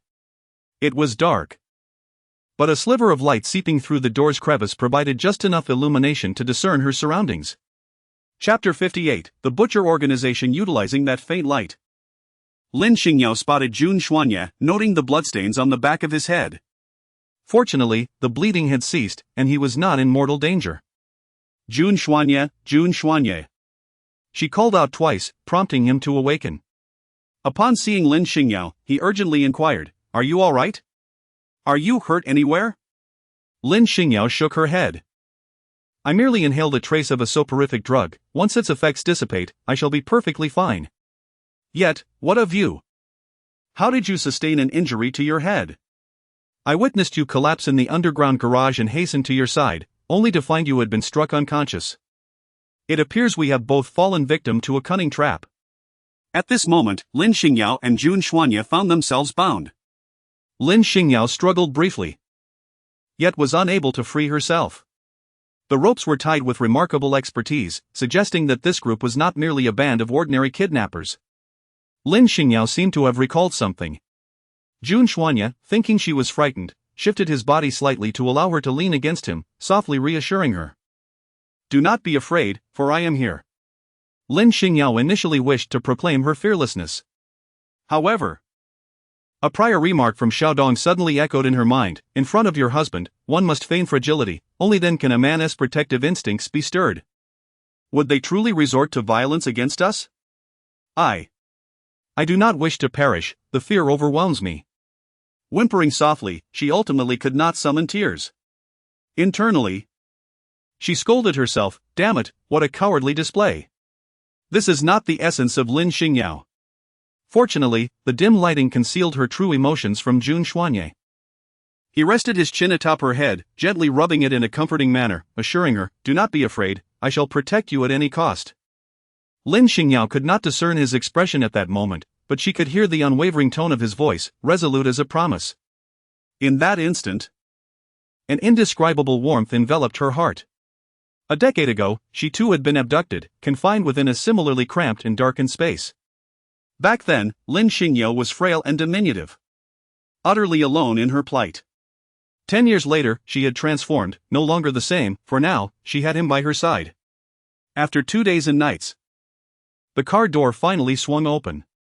Before them lay a desolate and unfamiliar expanse, and they were thrust into an abandoned factory. Awaiting them were over 20 foreign individuals. A mix of black and white, each brandishing firearms, many of which were heavy machine guns. Lin Xingyao immediately recognized the blonde man standing in the center. He was none other than the leader of the butcher organization, codenamed Cobra. Even Lin Xingyao's own organization, during their recent assault on the butchers, had only managed to annihilate a significant portion of their forces, while Cobra had mysteriously vanished without a trace. To her surprise, this infamous serpent had now come knocking at her door. Truly, it was a case of fated adversaries crossing paths. Cobra, unaware of Lin Xingyao's identity, approached her closely, scrutinizing her features, and remarked in broken Mandarin, "You are quite beautiful, it would be a shame to kill you." Lin Xingyao feigned a look of fear and edged closer to Jun Xuanye. Jun Xuanye made an effort to shield her behind him and exclaimed, "What is your true intention?" "Ah, young Master Jun, we meet again. Last time, I failed to eliminate you, but this time, I shall rectify that." The Cobra brandished a gun, pressing it against Jun Xuanye's head. Jun Xuanye sneered, "There is no need to intimidate me with a firearm. If your intention was to kill me, you could have acted long ago, there was no need to travel all this way." The Cobra chuckled, "Indeed, young Master Jun, you are quite clever. Far superior to that worthless Jun Zihao. Since you are an astute individual, I shall be straightforward." He produced a document and tossed it before Jun Xuanye. "Sign this, and you may leave unscathed." The document was a stock transfer agreement, relinquishing all shares of the Jun Corporation and Jun Xuanye's overseas enterprises to Jun Chenghao. Lin Xingyao hurriedly exclaimed, "Do not believe him, signing means our certain demise." Jun Xuanye, fully aware of the gravity of the situation, raised his gaze towards the Cobra, his expression devoid of any trepidation. "Do you comprehend the worth of this equity agreement? 1,000 billion in US dollars. How much has Jun Chenghao offered you? 100 million? 1 billion? Or perhaps 10 billion? Those who can be swayed by Jun Chenghao are undoubtedly motivated by greed. If it can be resolved with money, I, Jun Xuanye, can assuredly provide you with more than Jun Chenghao." Indeed, the Cobra's demeanor shifted slightly upon hearing this revelation. Jun Chenghao's offer was merely 1 billion. Had he not found himself in dire straits, he would never have consented to be a mere pawn for Jun Chenghao. Jun Xuanye continued, "While I cannot furnish you with 1,000 billion, as it encompasses numerous non-liquid assets, I can mobilize 200 billion in the short term. You might wish to contemplate this." 200 billion. The allure was undeniable, far too compelling for the Cobra to dismiss. It is worth noting that during the zenith of their butchers' organization, they could scarcely muster such an amount. With this 200 billion, he could recruit and expand, perhaps rendering the organization stronger than ever before. Very well, I agree. You may call your family. Once the money is in hand, I shall release you all. Bring forth the individuals and untie them. After all, these two are our esteemed guests, how can they remain bound? Politeness aside, once the money is secured, the Cobra would not hesitate to eliminate them. The butchers' organization is notoriously untrustworthy. As the ropes fell away, Jun Xuanye shielded Lin Xingyao behind him. I cannot place my trust in you. After all, you are the infamous butchers, and you have indeed committed acts of betrayal. The Cobra chuckled ominously. Very well. Since we are mutually distrustful, we need not pursue this transaction. Jun Xuanye replied, if 200 billion fails to entice you, then we must part ways. The Cobra, unwilling to relinquish such a sum, pondered for a moment before stating, I shall retain one hostage. This is my final ultimatum. Jun Xuanye recognized the Cobra's inherent cunning and suspicion. Negotiations had reached their limit. Release my wife. Lin Xingyao suddenly raised her head. You would exchange 2 billion for my life? Are you out of your mind? What if they take the money and still harm me? Are you willing to throw your life away? This unwarranted calamity is ultimately a result of my entanglement with you. I must protect you at all costs. Moreover, Jun Xuanye smiled gently, his eyes brimming with tenderness. Moreover, my life is already yours to save. I have promised that if you desire it, I can relinquish it at any moment. Fool, I do not want your life. I did not go to such lengths to save you just to let you die. Lin Xingyao let out a soft huff and addressed the Cobra. Release him, I will remain as your hostage. Lin Xingyao. Jun Xuanye's expression suddenly darkened as he shouted. Do not act recklessly. What are you all waiting for? Let her go. Chapter 59, All I desire is your safety. Jun Xuanye was so enraged that the veins on his forehead throbbed. Do not heed her nonsense. Is my life not worth more than that of a woman? You must free her, otherwise, I shall not part with a single cent. The Cobra suddenly burst into laughter. I have heard that young Master Jun is quite enamored with his newlywed wife. I was skeptical, but now I see it is indeed true. He gestured towards Jun Xuanye. You may leave. I shall take good care of your esteemed wife. Within 3 days, I demand 20 billion, if the funds are not forthcoming. I will send your beautiful wife to you, piece by piece. Upon hearing this, Jun Xuanye was consumed by fury. Release her, or I will not pay you a single penny. Lin Xingyao firmly stepped on Jun Xuanye's foot to silence him, then turned to the Cobra and said, He has a stubborn temperament. May we discuss this matter privately as a couple? I shall persuade him. The Cobra readily agreed, leading the others a few paces away. However, the critical exit remained heavily guarded, and they did not dare to relax their vigilance in the slightest. Lin Xingyao lowered her voice and said to Jun Xuanye, Time is of the essence. Do not speak, just listen to me. Once we step outside, we must not provide them with any funds. The butcher organization is notorious for its malevolence. If they were to acquire a substantial amount of money, they would undoubtedly recruit more followers. Should they gain strength, they would become a malignant force in the world, posing a significant threat. Jun Xuanye responded with indignation, I am fully aware that this money must not be given. Which is precisely why I am allowing you to leave. Why must you act so recklessly? I will find another way to ensure your escape, and once you are out, you must report them to the authorities. Lin Xingyao smiled gently and said, Jun Xuanye, your words alone suffice. You truly understand matters as I anticipated. Remember, under no circumstances should you give them any money. Not even a single penny, let alone 2 billion. Jun Xuanye replied anxiously, I will not give them anything. Not even a cent. As long as you are safe, I will manage to negotiate and buy time. Our Jun family holds a prominent position in Z country. Once you report to the police, they will certainly take it seriously. Rest assured, they will rescue me. Please, for the sake of our safety, leave first, will you? In his final words, there was a tone of pleading. Lin Xingyao couldn't help but reach out to caress his cheek. All right, I promise you. I will go out and call the police to rescue you. At that moment, Jun Xuanye felt a sudden sense of relief. However, just as he was caught off guard, Lin Xingyao swiftly struck his acupoint, inducing a deep slumber. Jun Xuanye felt all his strength being drained away, and as he softly collapsed. In the final moment before his eyes closed, Lin Xingyao glimpsed fear reflected in his gaze. Despite being held at gunpoint by a cobra and maintaining his composure with wit, he was now engulfed in profound terror. Was it because of her? Lin Xingyao gently embraced him and whispered, "Do not be afraid, you will awaken in half an hour. Remember my words, under no circumstances should you part with any money." The half hour swiftly elapsed, and when Jun Xuanye opened his eyes, he was momentarily stunned before abruptly sitting up. At that instant, he realized he found himself at a desolate intersection, devoid of both people and vehicles. He hastily reached into his pocket. His phone was intact. Upon powering it on, he discovered a message from an unfamiliar number. "Jun Xuanye. I require 20 billion in cash within 3 days, or face the consequences. Your esteemed wife is quite content here, so do not worry." Accompanying the message was a photograph of Lin Xingyao, her hands shackled, seated at a dining table adorned with 2 plates, one held a steak, while the other contained bullets. The implication was unmistakable.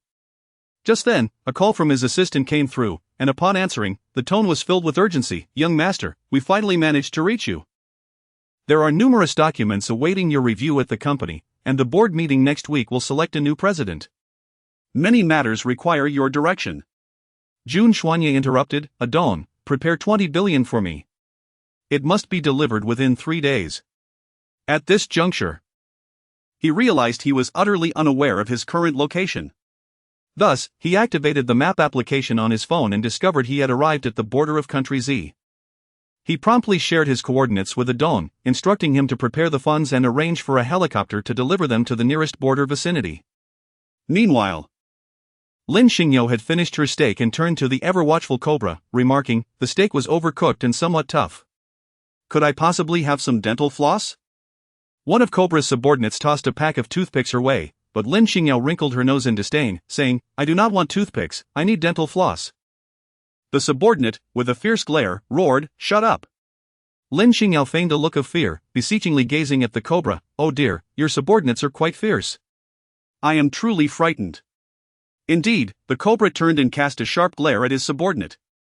"Madam Jun, do not be afraid.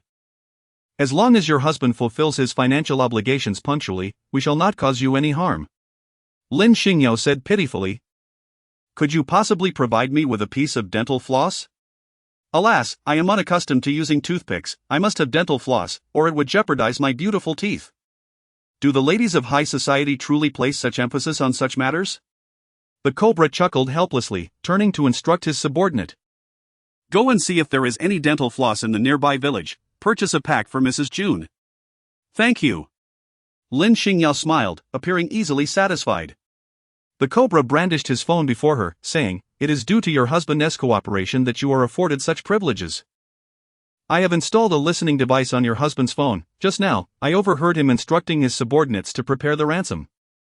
You should consider yourself fortunate to have encountered a man who truly loves you." "Has he really arranged for the money?" she pondered. "Or has he anticipated the listening device and released a smokescreen instead?" Lin Xingyao speculated inwardly while outwardly maintaining a facade of composure. "Once the money is secured, will you truly set me free?" The cobra smiled faintly. "Of course, we are a trustworthy organization." "Ha!" Lin Xingyao thought to herself. "I trust you as far as I can throw you." The abduction business was one they had engaged in countless times, 2 years prior. They had kidnapped a young prince from the royal family of our country in Europe, only to ruthlessly eliminate him after receiving the ransom. If they would not spare a child, how could they possibly spare her? "Madam Jun, you may rest now, we have prepared a comfortable room for you." Lin Xingyao was taken away, and the member of the butcher organization, codenamed Lizard, a dark-skinned man, chuckled as he intended to follow. Chapter 60, The God of Death appears. Cobra halted him. "You cannot touch her." Lizard's expression darkened. "Brother, you can't be serious about letting her go, can you?" "Humph, she is going to be slaughtered anyway. Why not let me enjoy her while she still breathes?" Cobra glared at him fiercely. "Until the money is secured, you must not lay a finger on her. Otherwise..." If her husband finds out, he might refuse to pay. However, can you not contain yourself? Once the money is in hand, what woman is beyond reach? Think about it, 2 billion. After notifying his subordinates to gather funds, Lin Xingyao followed the navigation on his phone, eventually arriving at a small county. He purchased another phone and SIM card, then dialed the director of the Public Security Bureau in the capital. Of course, there was a police station in the small county. But he dared not approach casually. The unfamiliar environment made him wary of potential infiltration by the butcher's men. Upon discovering a phone in his pocket, he suspected it had been tampered with. His immediate call to Adong for funds was motivated by the thought that if the phone were being monitored, the butcher would learn of his attempts to raise money, which might lead them to treat Lin Xingyao with a modicum of kindness. Reporting to the police was an additional layer of security. If 2 billion could ensure Lin Xingyao's safe return, he would not hesitate for a moment. Yet, he did not dare to trust the butcher's men blindly.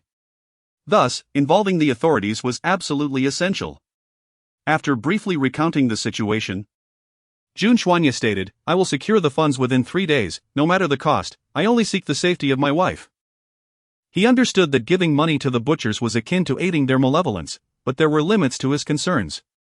The night quietly fell. At this moment, Lin Xingyao found herself confined within a modest chamber, with both the door and windows securely locked, while someone outside kept a watchful eye. She strained to listen to the sounds beyond, faintly detecting the soft rhythm of snoring.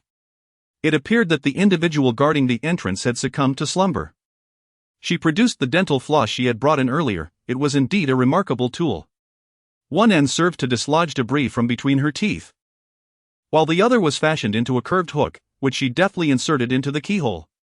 With a gentle manipulation, the lock yielded to her efforts.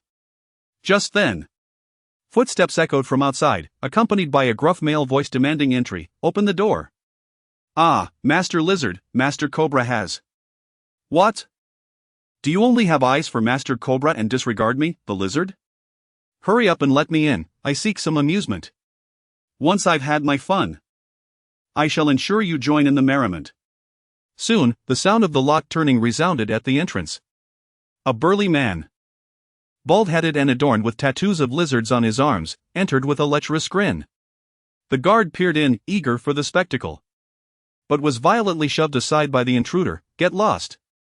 Once I am satisfied, you shall not be deprived of your rewards." With that, he impatiently began to undress.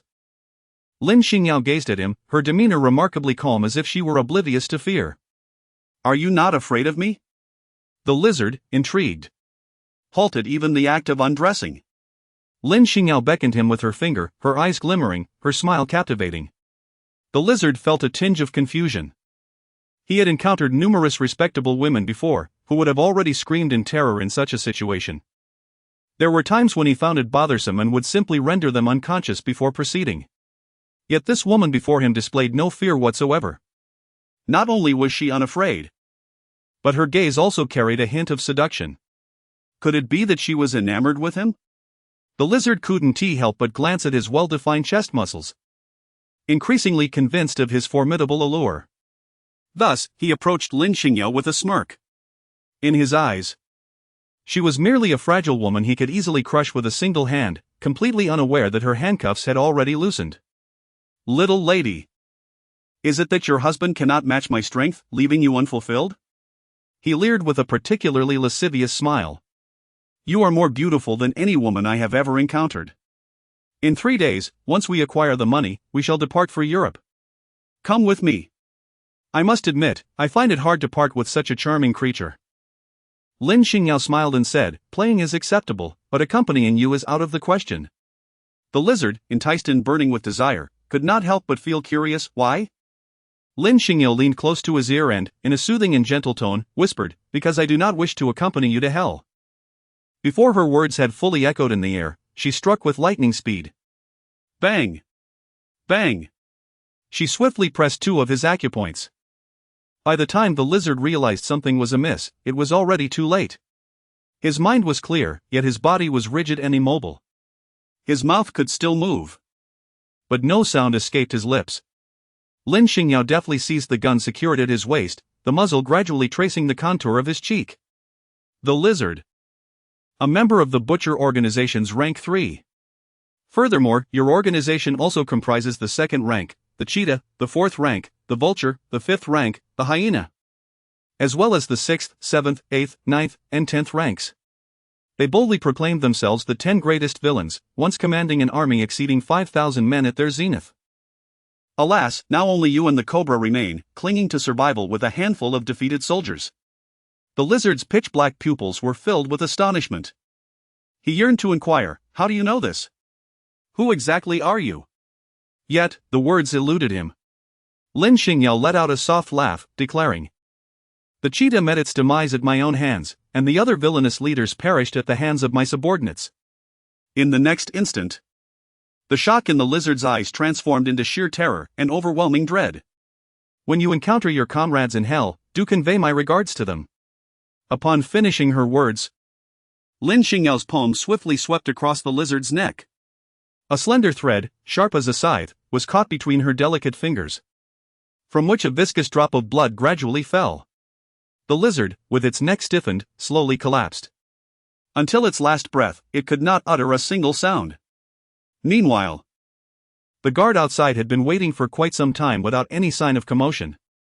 Just as impatience began to set in, the door swung open. "Has Lord Lizard finished? Ah, is it my turn now?" A lowly minion peeked inside, but before he could discern the situation, a sharp crack echoed as his neck was snapped. Lin Xingyao dragged 2 corpses into the center of the room and arranged them side by side. Standing at the doorway, she glanced at the empty corridor inside. With such lax defenses, it is no wonder they are destined for annihilation. She contemplated leaving, a task that could not have been simpler. However, there is a saying that it is easy to invite the gods but difficult to send them away.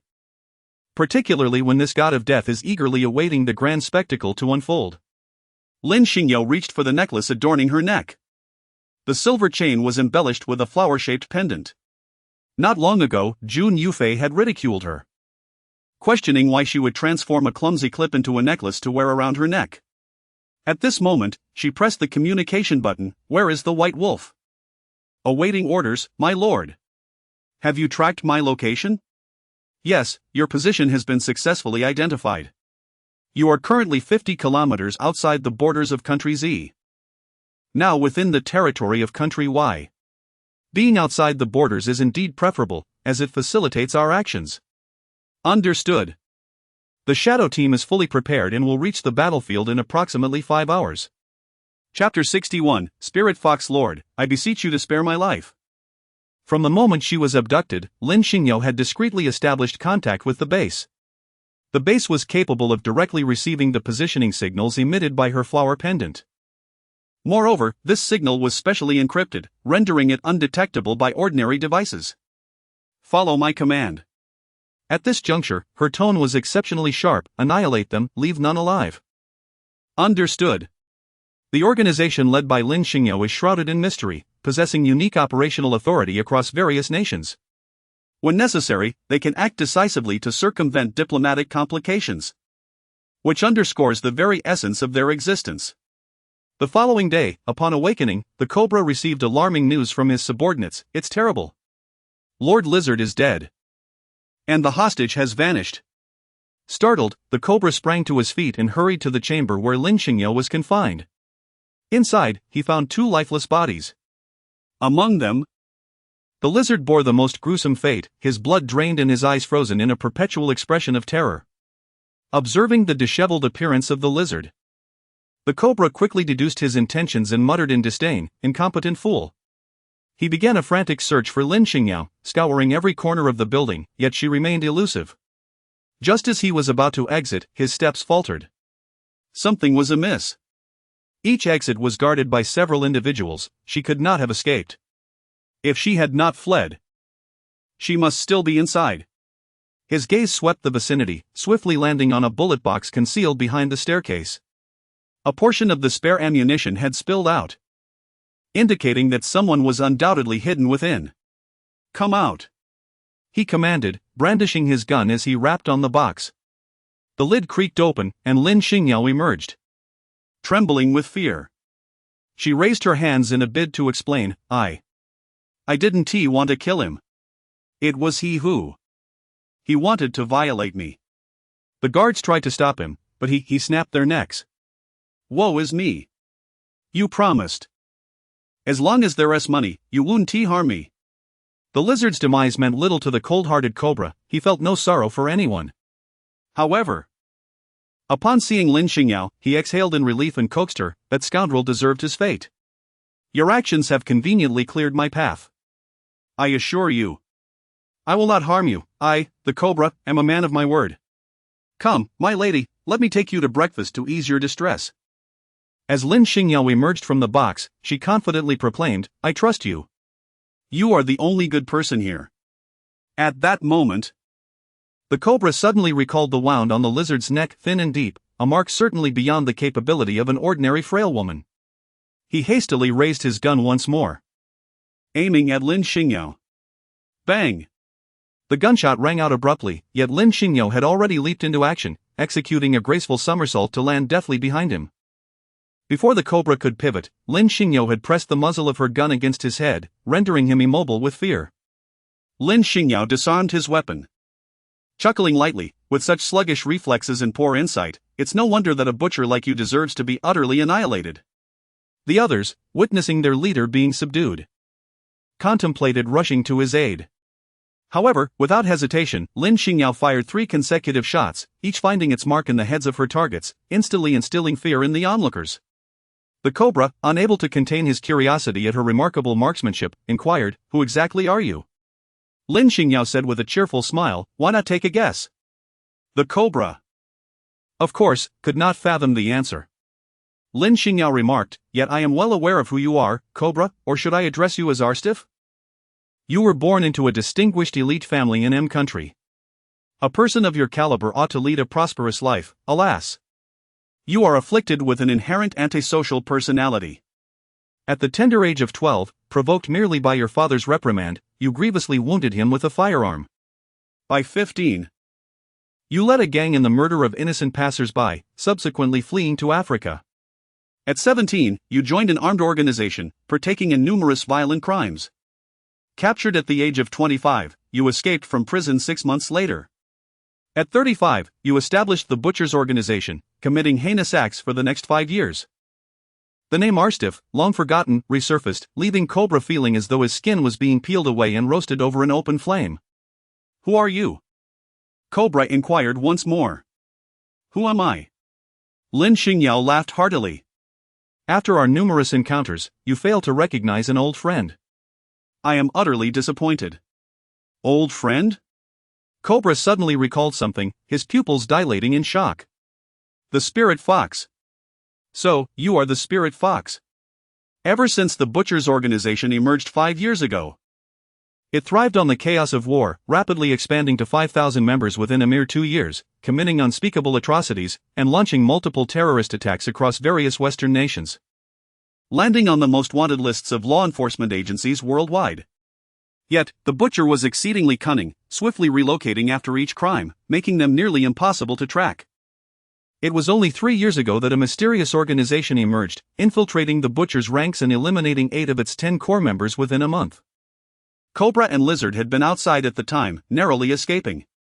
They had lurked for years, failing to regain their former glory, and somehow entangled themselves with Lin Xingyao, forming a treacherous alliance. Just as they began to recover, they found themselves targeted once again by that enigmatic organization, forced to flee with their remnants to this place. Even while being pursued, they remained oblivious to the true nature of that mysterious group, only aware that its pivotal figure was a young woman. However, they knew nothing of her age, appearance, characteristics, or background. Upon arriving in Asia, they had hoped to extract a fortune from Lin Xingyao and then establish a base in Y country to recuperate and plan their resurgence. Little did they know, they had fallen into the hands of the Spirit Fox. It was a veritable trap. I beg your pardon, Lady Spirit Fox. I truly had no inkling of your connection to Lin Xingyao.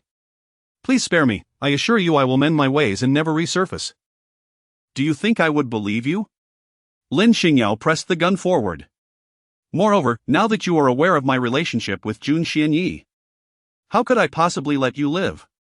Cobra gritted his teeth. Even if you are the spirit fox, you stand alone with but a single firearm. We have over 100 men here. Even if you kill me, there is no escape for you. Spirit fox, you are an intelligent individual. Surely you wouldn't jeopardize your life for a scoundrel like me. Lin Xingyao blinked her eyes. Of course, my life is far more precious than yours. The cobra, believing she had wavered, continued, if you release me, I shall do the same for you. I will depart from Asia, vanish without a trace. And I shall never appear before you again. I implore you, O spirit fox, I beseech you. Spare my wretched life. Chapter 62, I desire you to be my true wife. Are you also reduced to begging? Lin Xingyao's smile gradually turned icy. How many have implored you in such a manner? Among those innocent souls were the elderly and the children. Did you spare them? Such a person as you deserves to die 1,000, even 10,000 times over for your sins. The cobra roared in fury, Spirit fox. Are you truly willing to perish alongside me rather than grant me mercy?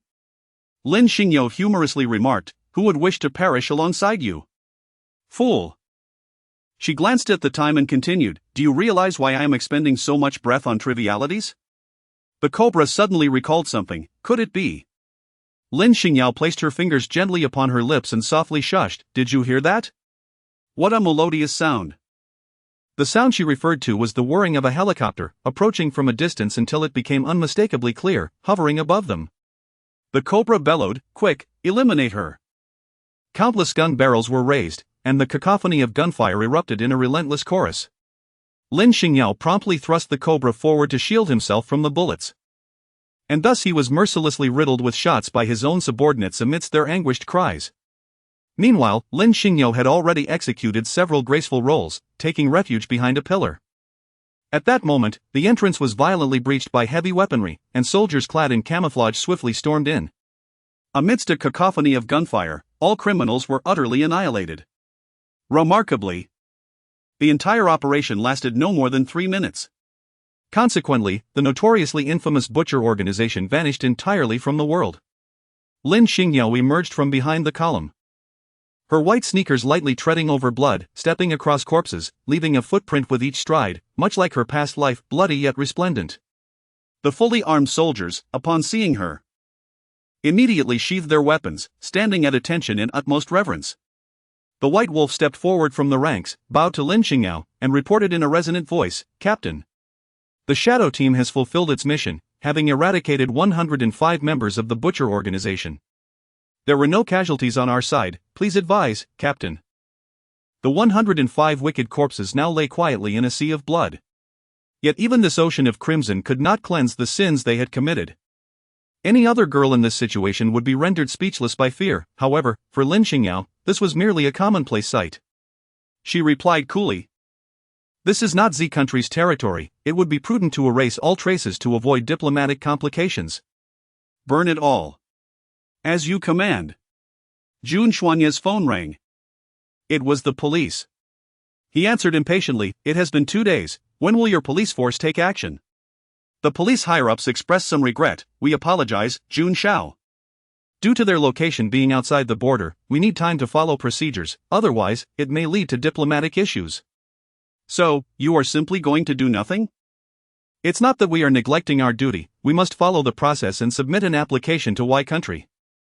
By the time the request is approved, who knows how many days will have passed? The butcher's gang won't afford us that luxury. Jun Xuanye was furious, while he could rationally understand, emotionally he found it intolerable. My wife is also a citizen of Z country, and now she is in danger. Why can't we expedite the process? Jun Xiao, please remain calm and listen. It's not that we are ignoring the matter, it's just Jun Xiao, we just received breaking news, the butcher has been suddenly annihilated. What do you mean suddenly annihilated? It's possible that their numerous crimes on the international stage have garnered too many enemies.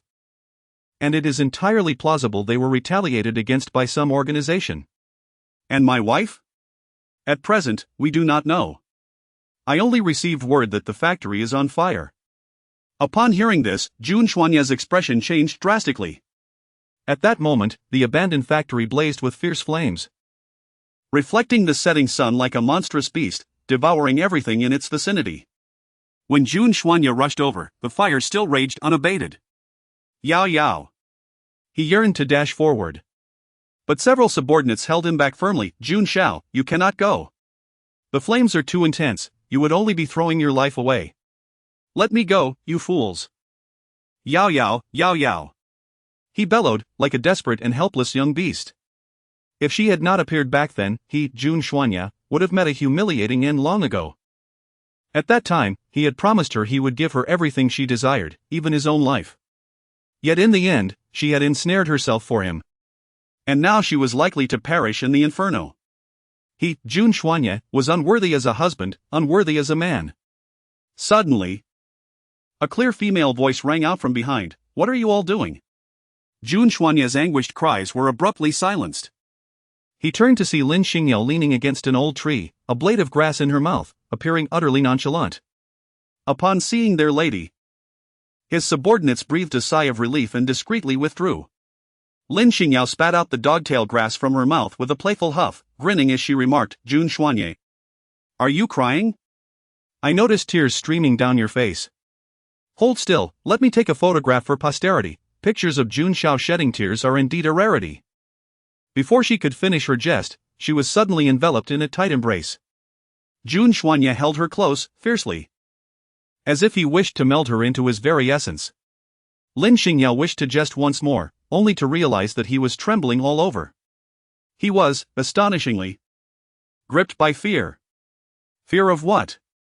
Was he afraid of her demise?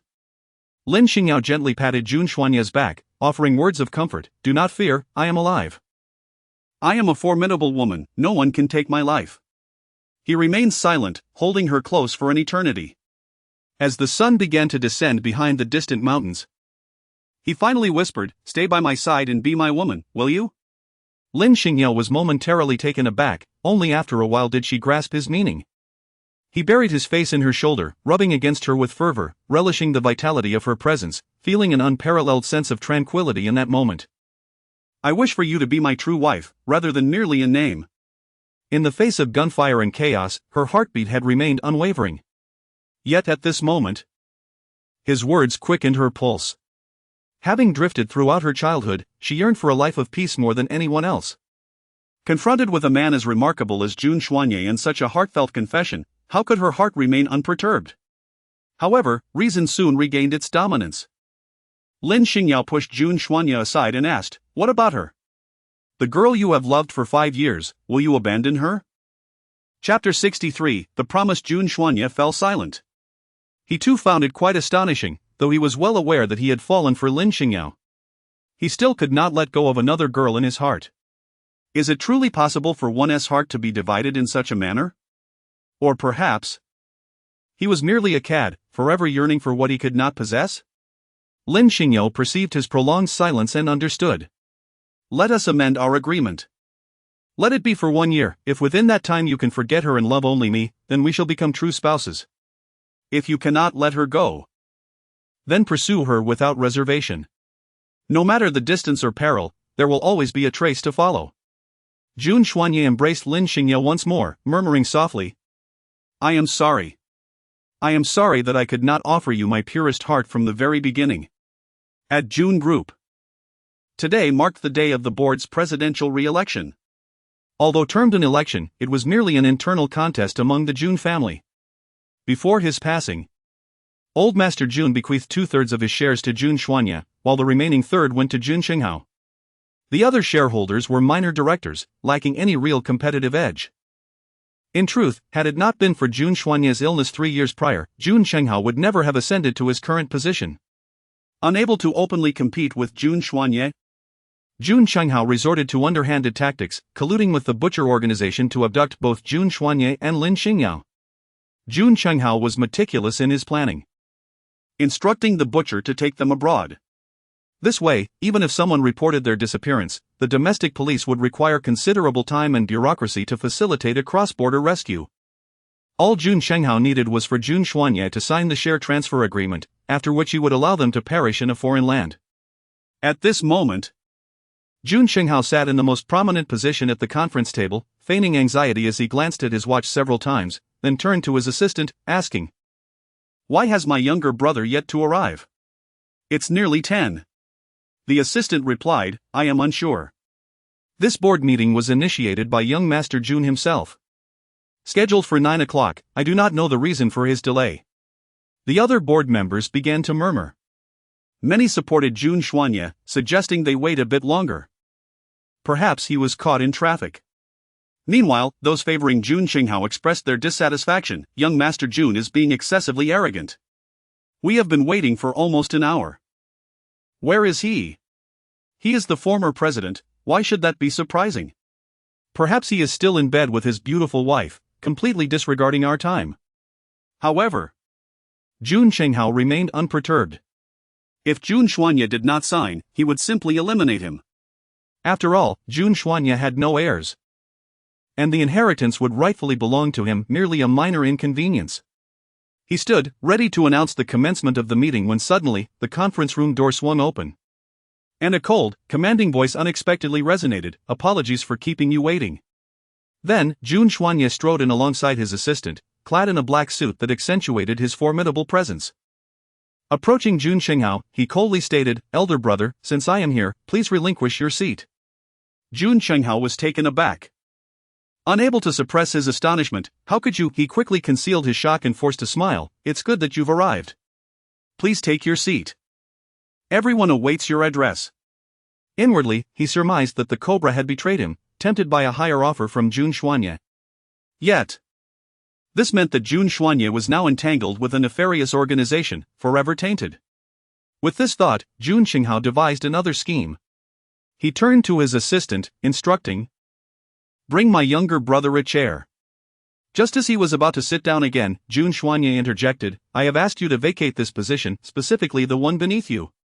Jun Xingyao felt his dignity slip away and retorted sharply, "Younger brother, do not push your luck." "And what if I do?" Jun Xuanye replied, shoving Jun Xingyao aside with force. Had it not been for the assistant's timely intervention, he would have stumbled publicly. In the past, their conflicts had been subtle. But never had they resorted to open confrontation. Thus, the board members were taken aback, unable to comprehend what had driven Jun Xuanye to such extremes. Jun Xuanye glared at him, "You are aware of the strict laws of our nation, so why act thus?" Jun Xingyao replied, "Regardless, we are now in the same boat. Since neither can eliminate the other, why not collaborate? If you are willing, we can share power moving forward. However, if you continue to overreach, I will not hesitate to bring us both down." Jun Xuanye laughed heartily, leaving Jun Xingyao puzzled. "What is so amusing? I find your arrogance laughable," Jun Xuanye retorted. Initially, it was Jun Xingyao who had covertly facilitated Jun Zihua's alliance with the butcher, intending to exploit the situation without becoming a mere pawn.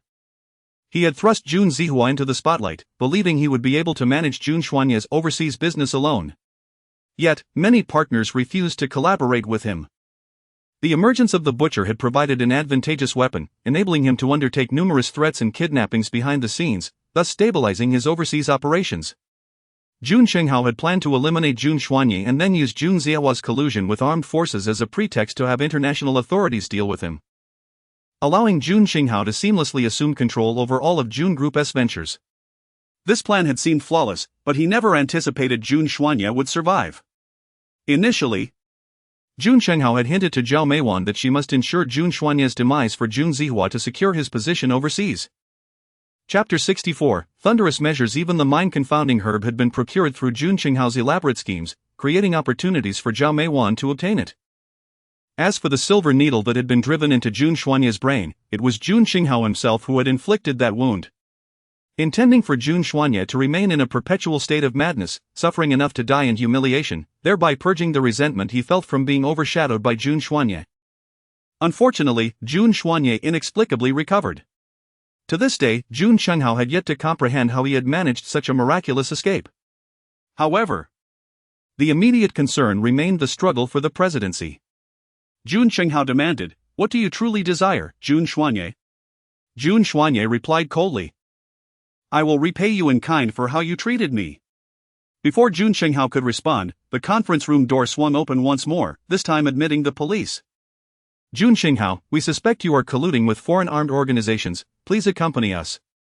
At the moment handcuffs were placed upon him, Jun Xingyao attempted to protest. You must be mistaken. I have not colluded with foreigners, it must be him.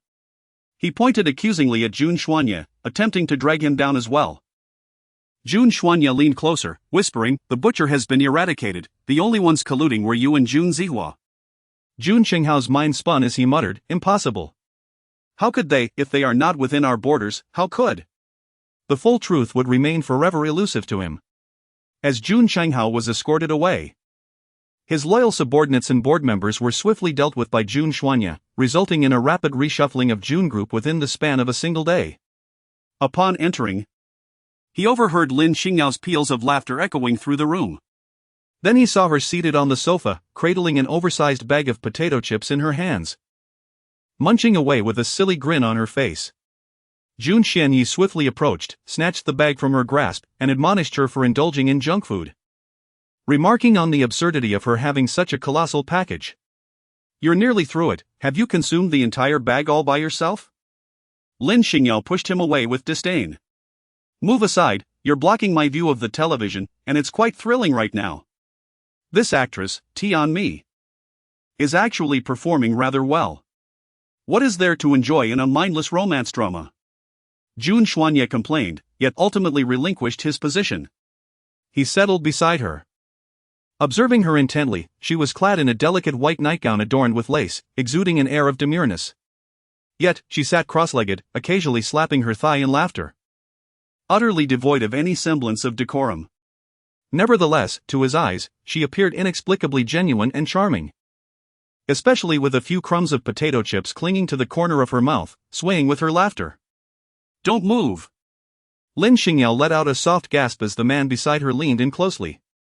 Her heart raced, and she momentarily believed he was about to kiss her. Should I accept this, or perhaps, accept it? Just as her thoughts spiraled into confusion, he unexpectedly reached out to wipe the remnants at the corner of her mouth. Speaking in a tone reminiscent of a caring father, you really shouldn't eat too many chips, they are not good for your health. Oh. Why is your face turning red? It turned out he merely intended to assist her in cleaning her mouth, rather than seeking a kiss. Lin Xingyao felt an overwhelming sense of embarrassment, wishing to extinguish her discomfort with a bag of chips. In a hurried attempt to divert the conversation, she inquired, is the situation at the company stable now? Jun Xuanya nodded, affirming, with my presence, stability is assured. I must also extend my gratitude for the evidence you provided. Not at all. While idly passing the time at work, I inadvertently hacked into Jun Xinghao's computer and stumbled upon that evidence. Jun Xuanya had initially intended to use the charge of intentional injury to bring down Jun Xingyao. After recovering from his injuries, he had secretly gathered substantial evidence of the harm Jun Xingyao had inflicted upon him. Upon her return, Lin Xingyao directly handed over the evidence linking Jun Xingyao to the butcher organization to Jun Xuanya. With multiple charges to contend with, it would be exceedingly difficult for Jun Xingyao to evade dire consequences. Lin Xingyao had originally joined the Jun family out of suspicion regarding their collusion with the butcher. However, due to the Jun family's status as a prominent aristocracy, their downfall would have catastrophic ramifications for the national economy. Thus, she covertly infiltrated the Jun household to conduct her investigation. After her inquiries, she discovered that the only individuals involved with the butcher were Jun Xingyao and Jun Zihua.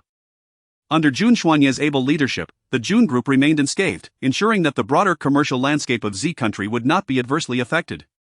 Of course, to outsiders, the transition of power within the Jun family appeared to be a mere fraternal conflict, oblivious to the grave implications lurking beneath the surface.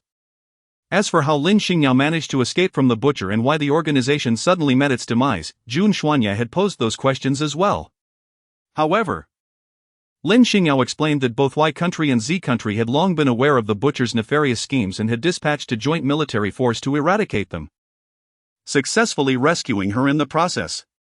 As for the police's lack of awareness, it was unsurprising, as the police and military operated within entirely different systems. Beyond that, she claimed ignorance, asserting that she was merely an innocent victim, terrified at the time and unable to grasp any further details.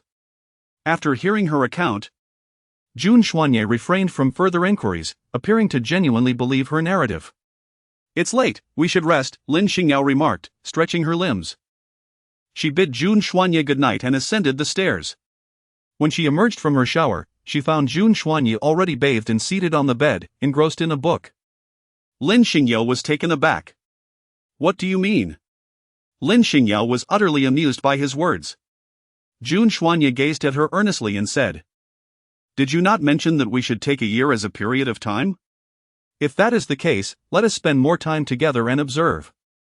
This reasoning does seem quite valid. Lin Xingyao was not one to be coy. She effortlessly lay down beside Jun Xuanye.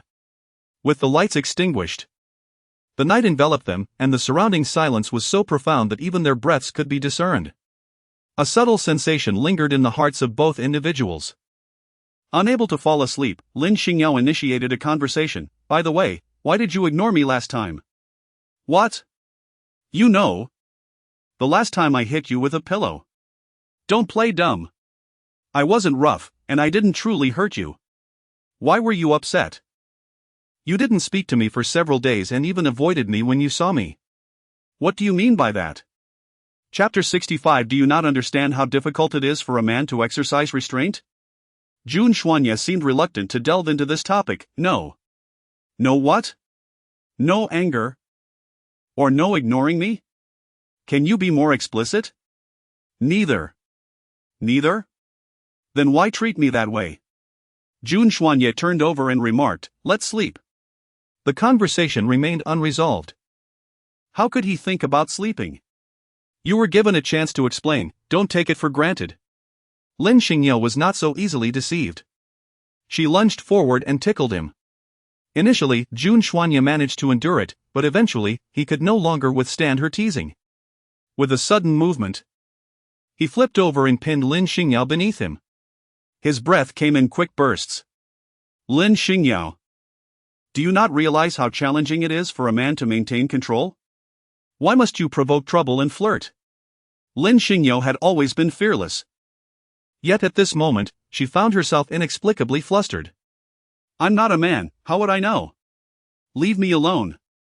Jun Xuanye remained motionless. Had the lights been on, Lin Xingyao would have perceived the dangerous glint in his eyes. All right, I am not jesting any longer, get up. She struggled, but her efforts were in vain. Her previous strength seemingly vanished. Jun Xuanye, you're hurting me, step aside. The once untamed woman, akin to a little wildcat, finally relented. In the darkness, Jun Xuanye rolled out of bed and proceeded to the bathroom. Soon, the sound of running water echoed from within. He took an unusually long shower. So long that Lin Xingyao had begun to feel drowsy by the time he emerged. Unable to restrain herself, she muttered, "An old man takes such a long shower. How tedious." In her hazy thoughts, she recalled that Jun Xuanye had already bathed earlier. Why was he washing again? Oh, perhaps the first shower was insufficiently thorough. By the time Jun Xuanye finished and returned, Lin Xingyao was fast asleep. He silently lay beside her, gently pulling her into his embrace, enveloping her in his heart. In the stillness of the night, the man whispered softly, "I am truly not angry. I was merely frightened at the prospect of falling for you."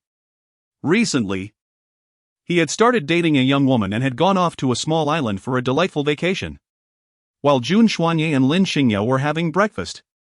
His mood was thoroughly spoiled by thoughts of her previous attachment. If you were so concerned about him, what were you doing all those years? Why didn't you inquire with the police about his arrest? Jun Xuanye, how can you speak to your father like that? He only wishes the best for you. Since you have been muddled your whole life, why seek clarity now? With that, Jun Xuanye took Lin Xingyao and left. Unable to garner favor from his son, Jun Jiyuan hurried to the police station to meet his eldest son. However, in the span of a single night, Jun Xinghao appeared considerably haggard. It was only upon arriving there that Jun Jiyuan discovered the grave truth: his eldest son had been involved in a conspiracy to harm Jun Xuanye. Colluding with an illegal foreign organization, a most heinous crime. He lamented bitterly, "You fool. Your grandfather once bestowed shares upon you, why would you wish harm upon Xuanye? And colluding with foreigners, do you even possess any sense?" Jun Xinghao scoffed, "Grandfather? That old man has always favored Jun Xuanye. never once casting a glance my way. The shares were merely a means for me to alleviate some of Xuanya's burdens. Do you not understand why I would wish him ill? Dad, I am your eldest son. You promised my mother you would make her the matriarch of the Jun family. Yet you turned around and married another. Jun Xuanya has enjoyed everything since birth, the wealth of the Jun family, the favoritism of our parents, it has all been his. But what about me? I, the eldest son of the Jun family, had to live in a relative's home, constantly at the mercy of others, living a cautious life. Though Jun Zhiyuan felt guilty when reminiscing about the past, he never believed he had erred. Humph. When have you ever cared for anything beyond your basic needs? I fell ill, and you showed no concern. When I excelled in my exams and wished to share my success with you, your eyes were only for Jun Xuanya. The fierce demeanor of Jun Xingyao terrified Jun Zhiyuan into retreat. After much contemplation, he could not fathom the worth of vying for power. For someone like him, having enough money and plenty of women was more than sufficient. Angered, he exclaimed, "How can you still have the leisure to sip tea and laugh here?" Lin Xingyao was left utterly bewildered by him. Why am I not allowed to enjoy tea and banter? Lin Xingyao remarked, even if I am a harbinger of misfortune. It is precisely because of your engagement with the Lin family that I have the opportunity to enter. Upon hearing this, Jun Zhiyuan was infuriated. His anger evident as he fumed, I must have been blinded by ignorance to allow you in. Just then, his gaze caught sight of Jun Xuanya emerging from the car in the distance, approaching them. In a moment of clarity, Jun Zhiyuan clutched his chest and exclaimed, You possess a heart so venomous, deliberately seeking to drive me to despair." With that, he promptly fainted. Lin Xingyao was taken aback. What could possibly cause such a fainting spell? She had not uttered a word. Dad! Dad! Although Jun Xuanya had always held a disdainful view of this father, he was still his biological parent. Upon witnessing his sudden collapse, he hurried over to assess the situation. It was only at this moment that Lin Xingyao realized the malevolence of the old man. He had deliberately sought to sow discord between her and her husband. Let me take a look. Lin Xingyao bent down and pressed several acupoints on Jun Zhiyuan's body. Noticing that he was still pretending, she said to Jun Xuanya, "It's fine. Just pinch his philtrum. If he doesn't wake up, keep pinching." Jun Xuanya had absolute faith in Lin Xingyao's medical skills, and upon hearing her reassurance, he felt at ease. He then followed her instructions and pinched Jun Zhiyuan's philtrum. How could Jun Zhiyuan endure the pain? Soon, he was screaming and opened his eyes wide. Suddenly, he realized something was amiss. Why can't I move? My feet, my hands. I cannot move them. Lin Xingyao cheerfully remarked, "Did you not just faint?" It must have been a stroke. Paralysis following a stroke is quite common. Chapter 66, Is Jun Xuanya's wife being coveted? Jun Zhiyuan, filled with rage, blurted out without thinking. "I was only pretending to faint, it wasn't genuine. It must be you, you vile woman, who has done something to me. Son, please save your father. This wretched woman aims to end my life." Jun Xuanya, who had been supporting Jun Zhiyuan, abruptly stood up, causing Jun Zhiyuan to fall to the ground with a thud. Hearing this, Jun Zhiyuan was so furious that he wanted to rise and slap him, but unfortunately, he was utterly immobile, and could only scream, "Jun Xuanya, I am your father. Without me, there would be no you. How can you turn against your own blood?" Jun Xuanya disregarded him and instructed his assistant behind him, Dong. "Contact a rehabilitation center and have my father sent there for care." Jun Zhiyuan's cries grew louder, "I refuse to go to a rehabilitation center. If you dare send me there, I will sever our father-son relationship." Unfortunately, his threats fell on deaf ears. Amidst his lamentations, Jun Zhiyuan was still sent to the rehabilitation center. Meanwhile, Jun Xuanya remained unperturbed, dining with Lin Xingyao. Throughout the meal, he was particularly taciturn. Although he occasionally smiled faintly at Lin Xingyao's words, she could still sense a subtle sadness lurking in his gaze. "Rest assured, I merely applied pressure to a few acupoints. He will recover within a day at most." "I understand. If you prefer not to send him away, you need not do so." "Although he can be quite bothersome at times, I can manage it." Jun Xuanya replied with a faint smile, "His health has long been deteriorating. A stay at the rehabilitation center would be beneficial." "Then why do you appear so displeased?" After a moment of silence, Jun Xuanye answered. I was merely reminded of my mother. His mother had been the most celebrated socialite in the capital, renowned for her beauty and exceptional talents. A goddess in the dreams of many affluent young men. Regrettably, her love for Jun Zhiyuan led to her eventual demise in despair. It is not his infidelity that caused my mother's early departure. Had he not been so reckless and irresponsible, the Jun family would not have descended into chaos. Yet, before her passing, my mother repeatedly urged me not to harbor hatred towards him. Jun Xuanye sighed in resignation. That scoundrel has been loved by so many. Yet he squandered his life in confusion and error. I truly despise him. When he married Zhao Meiwan, I concealed a knife in my embrace, yearning to eliminate both him and that shameless woman. Ultimately, however, I could not bring myself to do it. My grandfather intervened and took the knife from me, saying, Xuanye, he is not worth your self-destruction. With a bitter smile, I realized, how could I ruin myself for such a scoundrel? Hence, I devoted myself to learning the family business under my grandfather's guidance, treating Jun Zhiyuan as if he were heir. Though he spoke nonchalantly, Lin Xingyao could discern the profound sorrow buried within him. Perhaps the sorrow of losing a father pales in comparison to having a father like Jun Zhiyuan.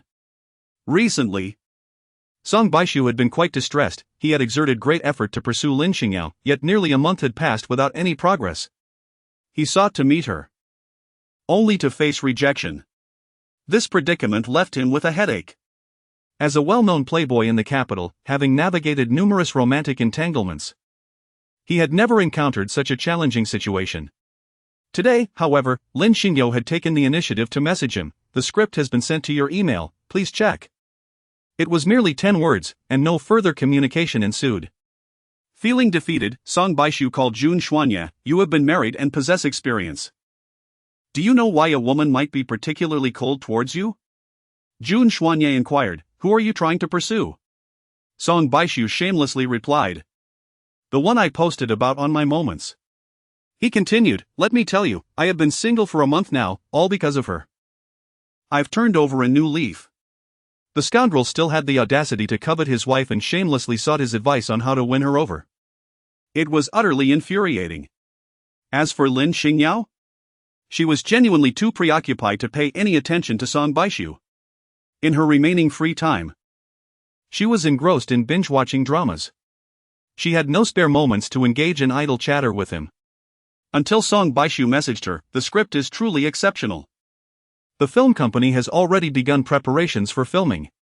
They will soon start casting. Would you like to participate? To ensure they do not select someone who does not meet your standards. Lin Xingyao had only just begun to indulge, for the filming was based on her own script. Song Baishu, eager to make his move, suggested, how about I host a grand banquet, inviting the nominated actors and notable figures to create an atmosphere. You could also take the opportunity to assess the actors. He had previously attempted to meet Lin Xingyao on several occasions, all of which she had declined. Therefore, Song Baishu, employing a clever ruse, opted for a different approach to ensure her acceptance and increase their chances of meeting. As anticipated, Lin Xingyao acquiesced. Song Baishu was instantly elated and promptly messaged Jun Xuanye to boast, my goddess has accepted my invitation, having just concluded a meeting.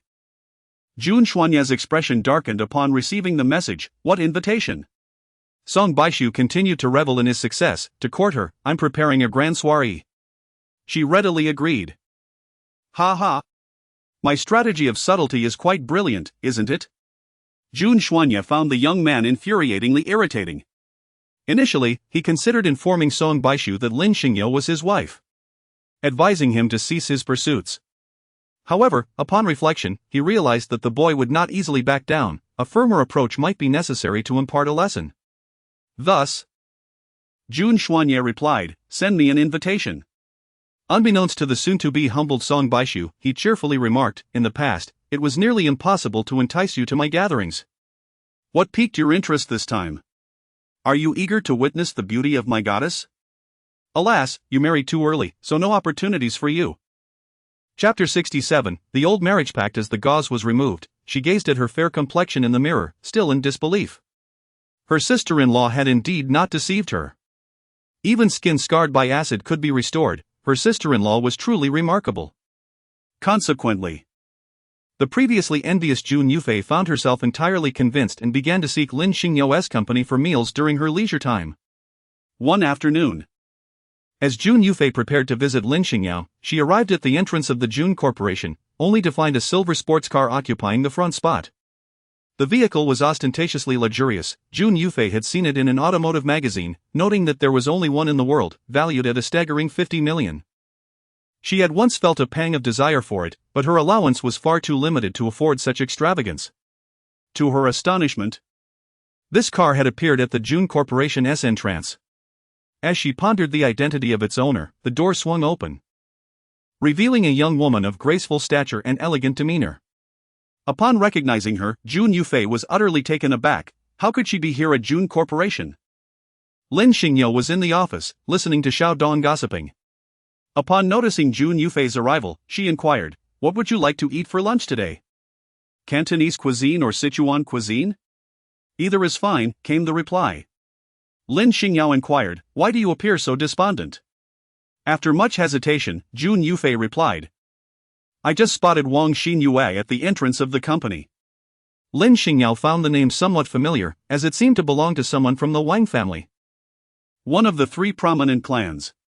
She then heard Jun Yufei say, "Sister-in-law, you might not be aware, but Wang Xinyue once had a betrothal with my second brother." Lin Xingyao was taken aback. "Are you saying that he has a former fiancée?" It seemed that within his heart resided a cherished memory, while on the outside lingered a past engagement. "Jun Xuanya, oh Jun Xuanya, I never imagined you had such complexities." Through Jun Yufei's narration, Lin Xingyao gradually pieced together the backstory. The patriarchs of the Jun and Wang families had long been close friends, fostering a bond that encouraged their children to play together frequently. Jun Xuanya and Wang Xinyue, being of similar ages, grew up side by side. When Jun Xuanya's mother passed away, he fell into a long silence, which greatly concerned the elder Jun. Subsequently, a marriage pact was established between the Jun and Wang families. Later, after Jun Xuanya suffered a grave injury, rumors circulated that he had lost his sanity. At that time, Wang Xinyue had visited him in tears. By then, both patriarchs had passed away, and the Wang family directly sought to annul the engagement.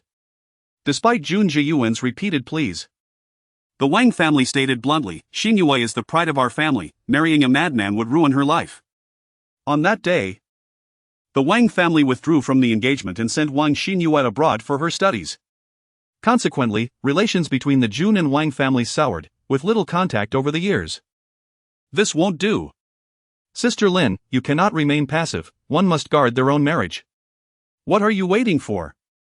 Hurry to the CEO's office and confront the mistress," Jun Yufei insisted.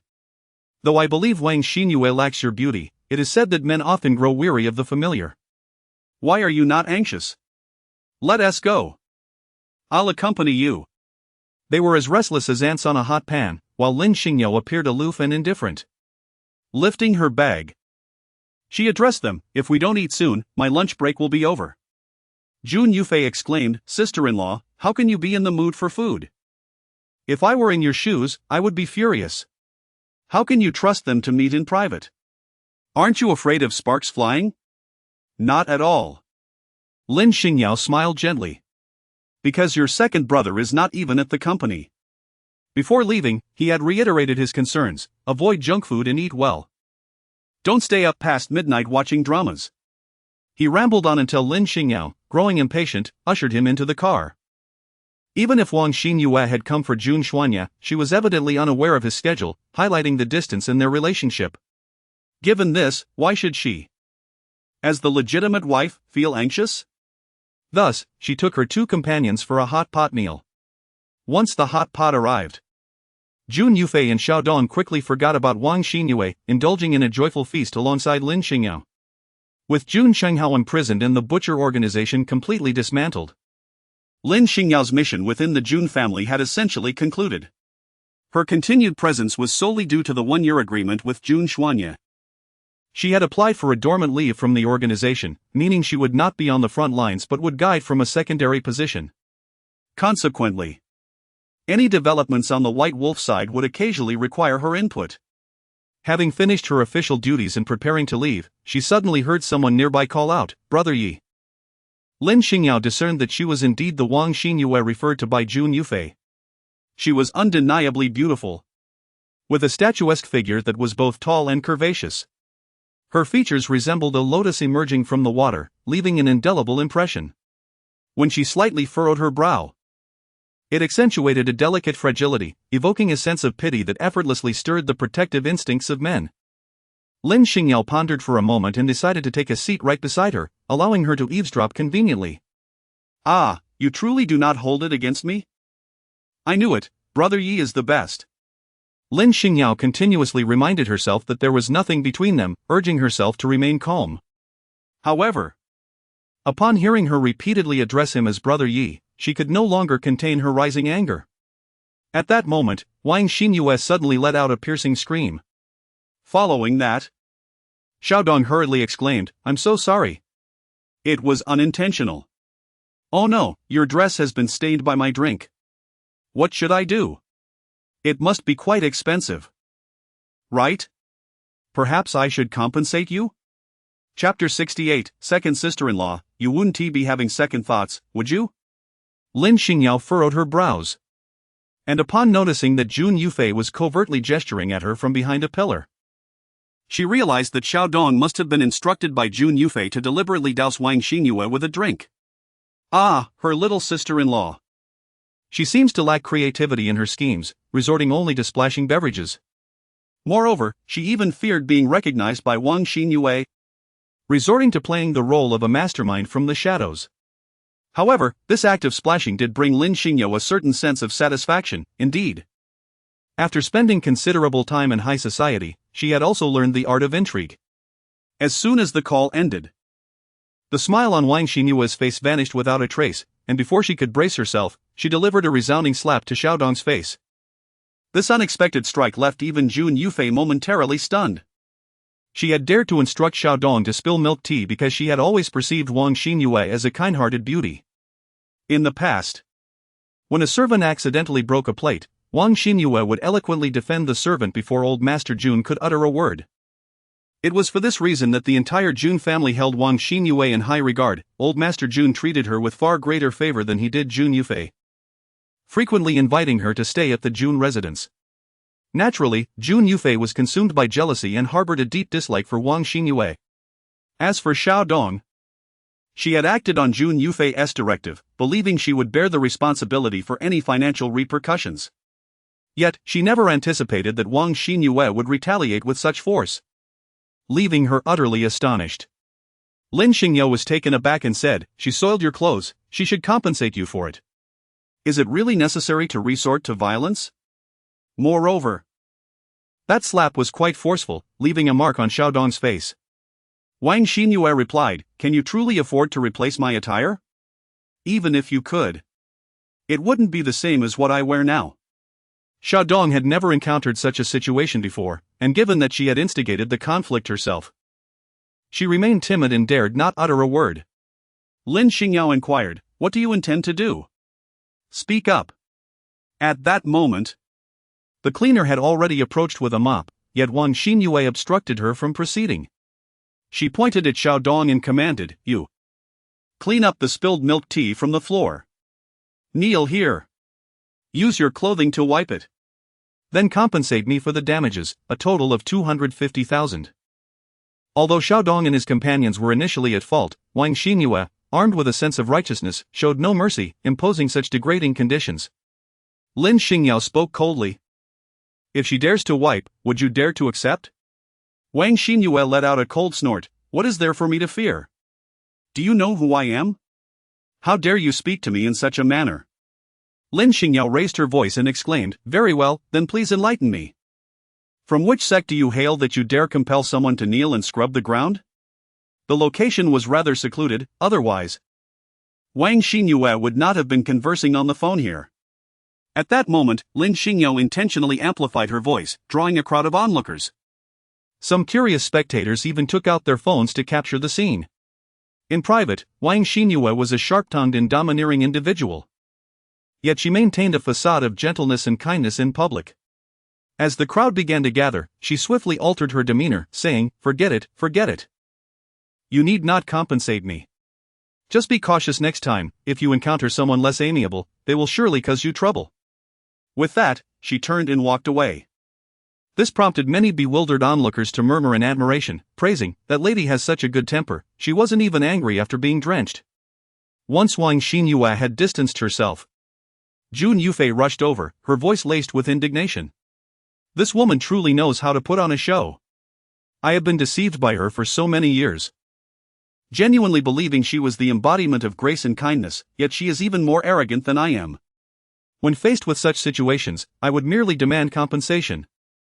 How dare she command someone to kneel and scrub the ground? Thankfully, you were here, or else Xiaodong would have suffered greatly." Lin Xingyao cast her a sidelong glance and said, "How dare you say that? Using Xiaodong as a pawn? And as for Wang Xingyao, you have witnessed for yourselves that she is not someone to be trifled with. In the future, refrain from provoking her casually." Lin Xingyao amusingly inquired. "What else should I do? Should I go up and give her a beating? Even if she truly is a mistress, it would be more appropriate to confront your second brother." Her demeanor appeared nonchalant and carefree, yet no one noticed that she discreetly clenched her fist. On that day, Jun Xuanye attempted to reach Lin Xingyao through phone calls and messages, but she responded with a cold and indifferent tone, ceasing to engage after just a couple of exchanges. Jun Xuanye found it peculiar and asked, "What is troubling you?" Lin Xingyao remarked, "Not much." Jun Xuanye inquired further, "Not much? Why are you silent?" Thus, Lin Xingyao, with patience, asked, "Well then, may I inquire how you have spent the past couple of days? Has anything noteworthy occurred?" She thought to herself that if Jun Xuanye willingly disclosed the matter regarding Wang Xingyao, she would overlook it. Jun Xuanye replied, "I was merely in Country M to negotiate a collaboration, everything proceeded smoothly, nothing particularly remarkable." Lin Xingyao squinted her eyes and asked, "Is there nothing else?" "No," came the reply. Observing her unusual expression, Jun Xuanye pondered but concluded that there seemed to be no significant matters at hand. But during his business trip, he had unexpectedly received a call from Wang Xingyao. At that time, Jun Xuanye had merely responded casually, even declining her invitation for a meeting under the pretense of being busy. However, such matters were not something he wished to discuss in front of Lin Xingyao. After all, Wang Xingyao had once been betrothed to him, and revealing this to Lin Xingyao would likely lead to unnecessary speculation.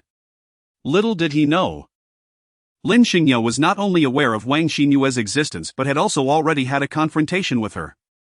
Failing to receive an open confession from Jun Xuanye, Lin Xingyao genuinely felt anger swell within her. She hurled her pillow forcefully at him, declaring, "You should sleep in the next room, I don't want to see you today." Jun Xuanye, taken aback, tentatively inquired, "Are you free next Monday to accompany me to an event?" Next Monday marked the day of Song Baishu's grand banquet. Knowing she would attend, Lin Xingyao would undoubtedly require a male companion. His suggestion was deliberately made to remind her that he wished to be her date. Lin Xingyao initially intended to invite Jun Xuanye to accompany her, but she soon changed her mind, declaring, "I have no time, I must attend an important banquet." Chapter 69, The Struggle for Roles. Jun Xuanye, undeterred, pressed further, "Typically, one brings a partner to such gatherings, why did you not mention it to me?" Lin Xingyao retorted with a cold laugh, "Indeed, a partner is required, but this time, you are not the one." With that, she forcefully pushed him towards the door and slammed it shut with a resounding bang. Outside, Jun Xuanye seethed with indignation, realizing that she had truly been swayed by Song Baishu. That foolish woman. In the ensuing days, Lin Xingyao and Jun Xuanye exchanged no words, both stubbornly sulking. The day of the banquet arrived, hosted at Song Baishu's private estate. Most of the invited guests were prominent figures from the entertainment industry, along with many contenders for roles in The Great National Doctor. Song Baishu was deeply invested in this production, pouring in billions and personally overseeing the preparations. Within mere days, the anticipation for The Great National Doctor soared. The allure of it being the debut film of acclaimed screenwriter Hua Ge was enough to capture attention. Many speculated that this film might clinch the prestigious Oka Award for the fourth consecutive time. Regrettably, Hua Ge remained exceedingly discreet. Despite relentless probing by the media, no information could be unearthed regarding his age, appearance, or origins. Journalists were left with no choice but to recycle reports of Hua Ji's illustrious past. Yet, even this repetition garnered significant readership, underscoring Hua Ji's considerable influence. No one was aware that Hua Gu would be attending the banquet. Thus, while the front entrance sparkled with celebrities and the media clamored, capturing the stars arriving, no one knew that Hua Gu was currently navigating his modest vehicle through the rear entrance into the underground parking garage. Upon exiting his car, he was met with derisive remarks resonating from ahead. "Oh, look at that, a star who rose to fame through web dramas dares to grace such a grand affair. Does he truly believe he is worthy of the leading role? Just look at that attire, it must be worth hardly anything. Today's banquet is quite upscale. Does he not fear becoming a laughingstock for appearing in such a manner?" Lin Xingyao turned her gaze toward the source of the commotion and spotted a group of 7 or 8 girls not far away, encircling one girl dressed in a pink tulle dress, mocking her. It appeared that they were all individuals from the entertainment industry. However, they showed no mercy, as one of them reached out and yanked on the strap of the girl's dress, tearing it apart while clicking her tongue in disdain, exclaiming, "Indeed, such cheap material. The quality is truly abysmal. Fang Yuan, you have gone too far." Yet, her anger only provoked a chorus of laughter from the others. "Why don't you plead with Sister Yuan to see if she has a spare gown to lend you?" they taunted. "Sister Yuan's dresses are exquisite. Does the daughter of a janitor even have the right to wear them? Tianmi, you should just exit the entertainment industry, without connections or a background. How dare you compete for roles against our Sister Yuan? Have you looked in the mirror and reflected on your own worth?" they continued. "The leading lady of great national healer is undoubtedly destined for our Sister Yuan. Surrounded by their jeers, Tianmi found herself in a state of confusion, her clothing torn. Suddenly, a melodious voice rang out, "Oh, you are Tianmi? I particularly admire your portrayal of the female hero, you are both beautiful and fierce, truly captivating. Lin Xingyao has recently been engrossed in a television series and has just finished watching an online drama featuring Tianmi. Although it is a modest production, the plot is captivating, and the actors possess both charm and commendable acting skills, resulting in a slight surge of popularity online. As for the other individuals involved, Lin Xingyao finds them vaguely familiar but cannot quite place them." At this moment, however, Tianmi is experiencing considerable distress, having emerged from humble beginnings. She has only recently begun to gain recognition through this web series. Ironically, during her most embarrassing moment, she is confronted by a fan, which is utterly mortifying. Lin Xingyao, oblivious to her discomfort, eagerly requests an autograph and praises her for being even more stunning in person than on screen. On the other hand, Fang Yuan's expression is one of displeasure. Among the gathered crowd, she boasts the highest profile, having starred in numerous productions as the leading lady. Typically, she is the center of attention wherever she goes, yet at this moment, she finds herself completely overlooked. Instead, the spotlight shines on Tianmi, who is receiving an array of compliments. Fang Yuan's circle of friends, unable to tolerate this, mock Lin Xingyao, questioning why she would idolize such a minor web series. "It's merely a small production," they scoff, "and it hardly deserves such admiration. If you must follow a series, at least choose one featuring our Yuan, which boasts high standards and significant production value." Lin Xingyao turned her head and glanced at the crowd. Yuan? Who is that? I have never heard of such a person. Is she perhaps someone who ascended through unspoken rules?" Fang Yuan was infuriated, her eyes turning red with anger. A nearby girl raised her hand, intending to slap Lin Xingyao, but Lin Xingyao deftly evaded the blow and, in a fluid motion, tripped her foot. The girl lost her balance and fell onto Fang Yuan, who, amidst her startled exclamations, toppled onto yet another girl. Ultimately, it resembled a cascade of dominoes, resulting in a collective tumble. When Fang Yuan finally managed to rise, she discovered that her high heels had been broken, leaving her seething with rage. Lin Xingyao smiled as she said to Tianmi, "Your dress is torn. I happen to have some needle and thread in my car, let me help you mend it. The banquet is about to commence, so we must act swiftly." With that, she pulled Tianmi along. However, she kept a mental note of this debt owed to her by Tianmi. "Thank you," Tianmi replied, clearly recognizing Lin Xingyao's timely assistance. feeling a deep sense of gratitude. "Are you here for the casting call as well?" she inquired, followed by a sigh. "But everyone knows that the leading role is destined for Fong Yuanyuan. Why do you believe Fong Yuanyuan will secure the lead?" Lin Xingyao found this intriguing, as she, the one in charge of decisions, had not yet made any determinations, yet it seemed as if the conclusion was already reached. Tianmi responded. "Fong Yuanyuan once dated young Master Song for a brief half-month, which granted her access to numerous resources. Furthermore, the company she is currently signed with, Wangyu Media, is quite influential, and she enjoys a close relationship with the boss's daughter, Wang Xinyue, making her quite favored within their ranks. An actress like me, who emerged from humble beginnings, simply cannot compete." Wang Xinyue? What a coincidence, Lin Xingyao mused. As for Song Baishu, she had long been aware of his numerous ex-girlfriends, but she found his taste to be rather lacking. Lin Xingyao nonchalantly remarked, "If you cannot compete, why do you still come? Once you're here, you must strive earnestly and not be overly timid." Tianmi replied, "There is no hope for the leading role. But if I could play the second or third female lead, or even a minor role, that would suffice. Hua Gu is my idol. It is rare for him to release a script, and as his #1 fan, I absolutely cannot miss this opportunity. Thus, even knowing that Fong Yuanyuan will make things difficult for me, I must still attend." Chapter 70, A Low-Key Appearance. Lin Xingyao did not anticipate that her moment of impulsive kindness would lead her to rescue a devoted fan, who subsequently exalted her in admiration. Feeling a twinge of embarrassment, she thought to herself, "It's merely a drama, truly nothing remarkable." However, Tianmi immediately interjected with seriousness, "You have no idea how rare Hua Ji's scripts are.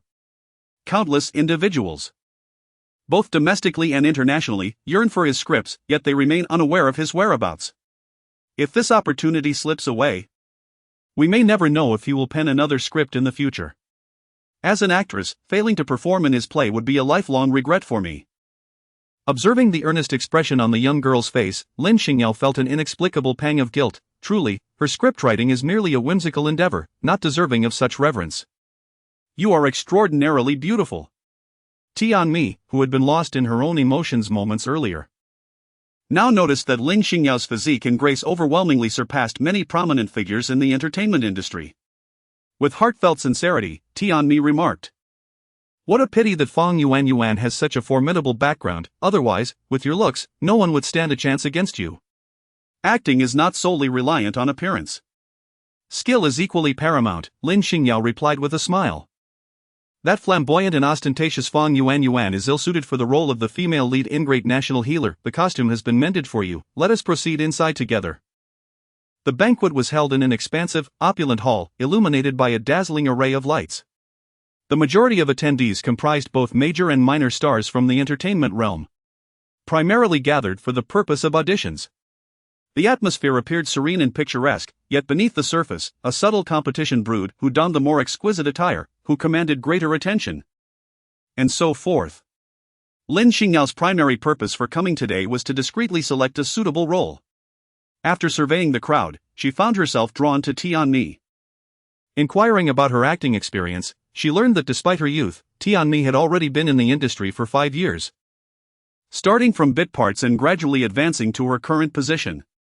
Although there had been several opportunities for significant roles, her refusal to succumb to unspoken rules and the lack of a powerful backer had led to her being frequently outbid for roles.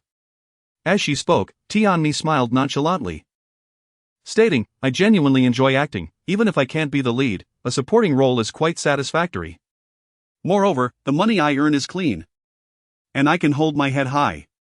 Not far away, Fong Yuanyuan observed them with cold disdain, her beautiful eyes filled with resentment. She detested Tianmi simply because the latter was more attractive.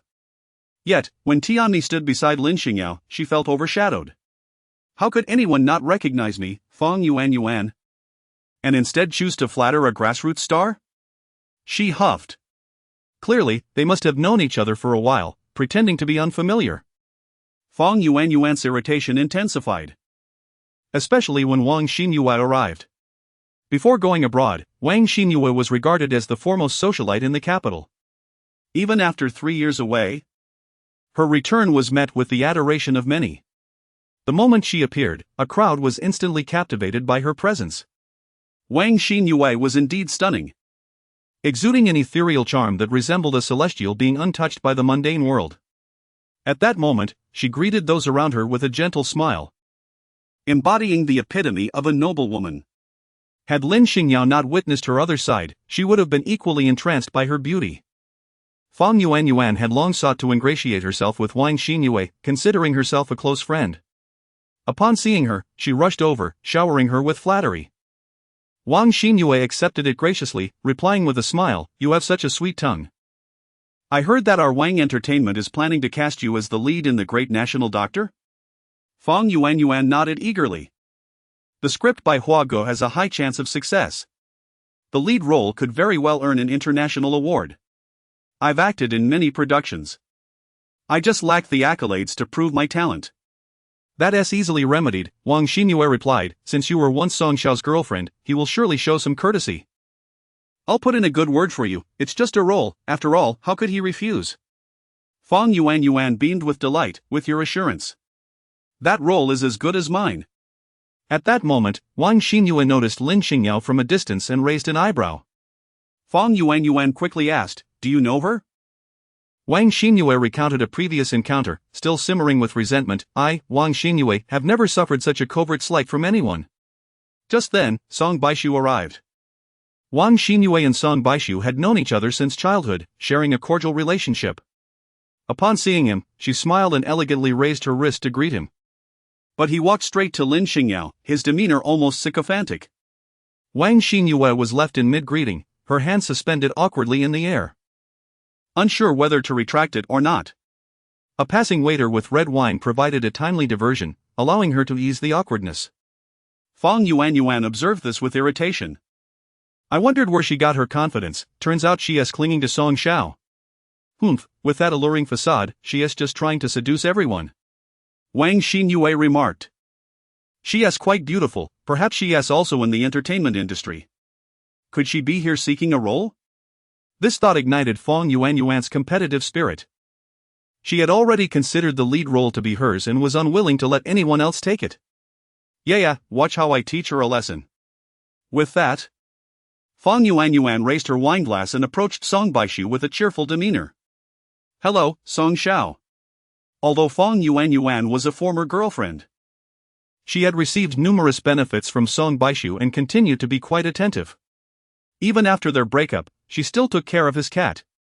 Song Baishu was engaged in conversation with Lin Xingyao, while Tianmi, who did not recognize him, assumed he was merely an acquaintance of Lin Xingyao.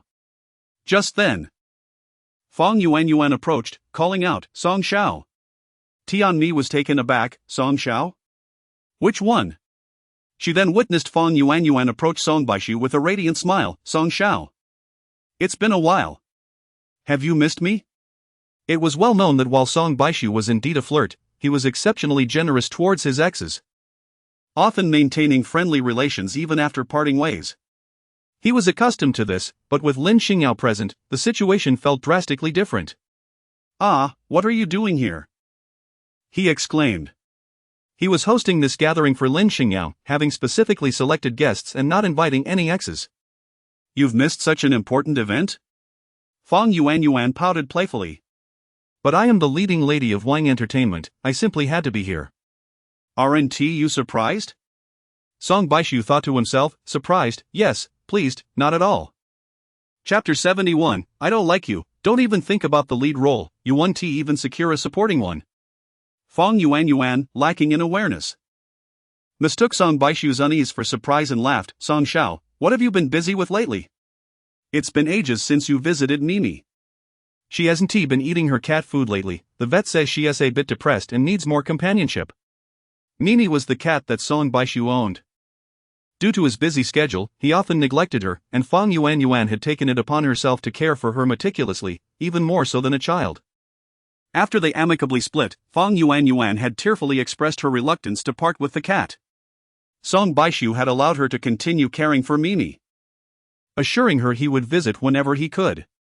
Because of this shared bond over the cat, Song Baishu treated Fang Yuan with particular kindness, providing her with various advantageous resources in the industry. Otherwise, she wouldn't have been cast in so many leading roles. Whenever she spoke of the cat, Song Baishu would be drawn in. However, today, he was anxiously glancing at Lin Xingyao. Yao, let me explain, she and I are just friends. I'm still single. He had been single for over a month now, a situation that would have been unthinkable in the past.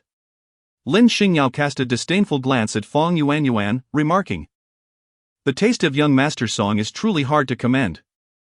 Lin Xingyao expressed disinterest in her feelings for Song Baishu and gracefully shifted the topic. "Let us discuss the characters." Fong Yuan had never witnessed Song Shao speaking so humbly to anyone before, and upon hearing Lin Xingyao mention the roles, she became increasingly convinced that Lin was vying for the leading lady position. She playfully tugged at Song Baishu's sleeve, saying, "You once promised to invest in a film for me. Your words must hold value." Song Baishu replied, You wish to act in this play as well? Fong Yuan nodded eagerly, "Indeed. I believe it suits me well. What do you think?" Song Baishu discreetly glanced toward Lin Xingyao. Lin Xingyao remarked that the esteemed physician of the great nation must journey to Africa for filming. Did Miss Fong not mention that she has a cat at home? The cat is suffering from depression and requires ample companionship. The female lead is truly unsuitable for Miss Fong. Fong Yuan immediately retorted, "I have never let my acting interfere with my care for my cat. After all, we are not without servants at home. Furthermore, on what basis do you assert my unsuitability? If I am unsuitable, does that imply you are?" Lin Xingyao declared, "When I say you are unsuitable, you are indeed unsuitable. In your eyes, I only perceive a mercenary spirit. You cannot embody the benevolence and skill of a doctor. Most importantly, I do not like you. Do not even think of being a supporting character." With a scoff, she added, "Who do you think you are to dictate what is possible?" Fong Yuan then turned to Song Baishu, sweetly pleading, "Song Shao, you must not go back on your word."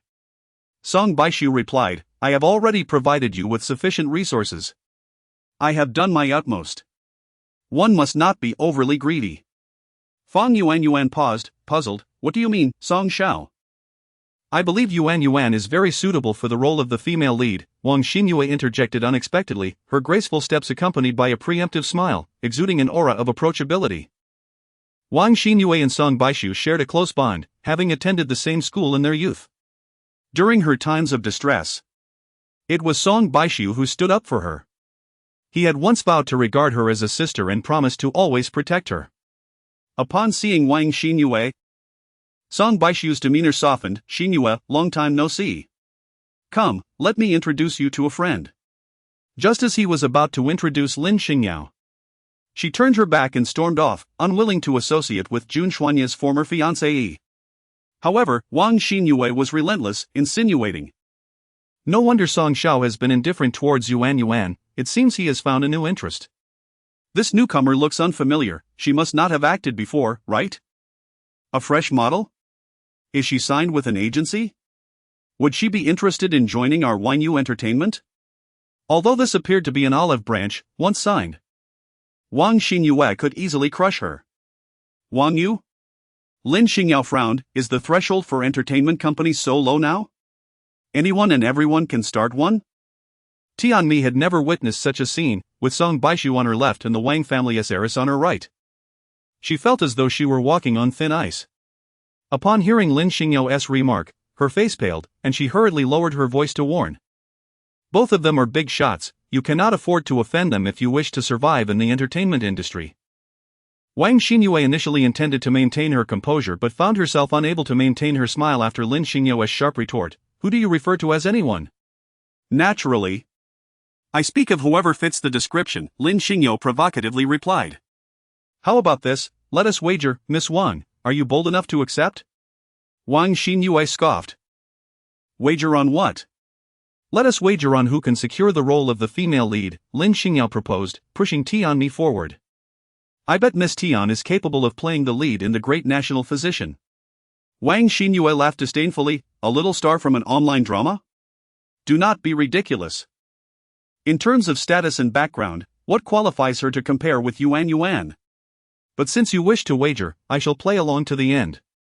Lin Xingyao chuckled and remarked, "Since we are betting, there must be a wager involved." Song Baishu had previously watched a video of Song Qianqian betting with Madame June at Tianfu Mall, but Lin Xingyao was not in the frame at that time. Hearing this dialogue now felt oddly familiar. Wang Xinyue, unsurprisingly, took the bait and interjected, "How about the loser performs a striptease in front of the guests?" Song Baishu was taken aback. He never expected such words to come from the usually demure Wang Xinyue. He quickly admonished her, "Xinyue, you are a young lady of a distinguished family, it would be utterly inappropriate for you to perform a striptease at my gathering." Wang Xinyue was immediately incensed. You actually think I would lose? Fang Yuan firmly believed that Wang Xinyue could never be defeated. She was eager to see Tianmi humiliated. Thus she was determined to escalate the situation. She called out loudly, "Everyone, please witness Miss Wang's wager." Their small group was already conspicuous. And Fang Yuan's shout drew a crowd, including several media reporters armed with cameras. Adopting an attitude of amplifying the situation, Fang Yuan recounted the wager in its entirety. Concluding with a disparaging remark, while roles should be won based on merit, some people, lacking in both talent and background, are merely daydreaming. Everyone desires to bask in the fame of Huage, but not everyone can attain it. Chapter 72, You can't be serious about making me perform a striptease, can you? Many artists and media present recognized Wang Xinyue as the princess of Wang Entertainment and were oblivious to Lin Xingyao's identity. Whispers spread among the crowd, "How audacious to bet against the young lady of such a prestigious family. Who is that other girl? She seems attractive. Is she a fresh model? I noticed she was standing beside the young master Song. Could she be his new girlfriend? Does she think that by clinging to him, she can challenge Miss Wang? One is a plaything of the elite, the other a daughter of a noble family, how dare they wager?" Fang Yuan had initially worried that Song Baishu would disregard their past relationship for his new love interest, but now, she had inadvertently stirred the pot by involving Wang Xinyue. Thus, even if Song Baishu chose not to save face for her, he would have to consider Wang Xinyue's honor. Wang Xinyue's competitive spirit was thoroughly ignited. Fearing that Song Baishu might be entranced, she whispered to him, "Song Baishu, you are the investor, and you can decide who plays the role. Let me tell you. If you dare to let me lose, my entire family will not spare you." Song Baishu's expression darkened at her words, "Are you threatening me?" Wang Xinyue realized she had misspoken. Although Song Baishu had always treated her well, it was due to her consistent display of fragility. And she had never spoken to him in such a tone before. Thus, she feigned innocence, "I was just flustered by your earlier remarks. We have known each other since childhood, after over 20 years of friendship. You can't make me perform a striptease just because you fancy a model. How about this, if you agree to cast one of our company's artists as the lead, I will personally invest 100 million in your project." Song Baishu shook his head with a wry smile, "It's not that I lack loyalty, it's just that I have no authority over this role." Wang Xinyue inquired. "What do you mean?" Song Baishu glanced at Lin Xingyao. "You know that the great national physician is a script by Huage. The copyright belongs to Huage. And I truly cannot influence who he selects for the lead.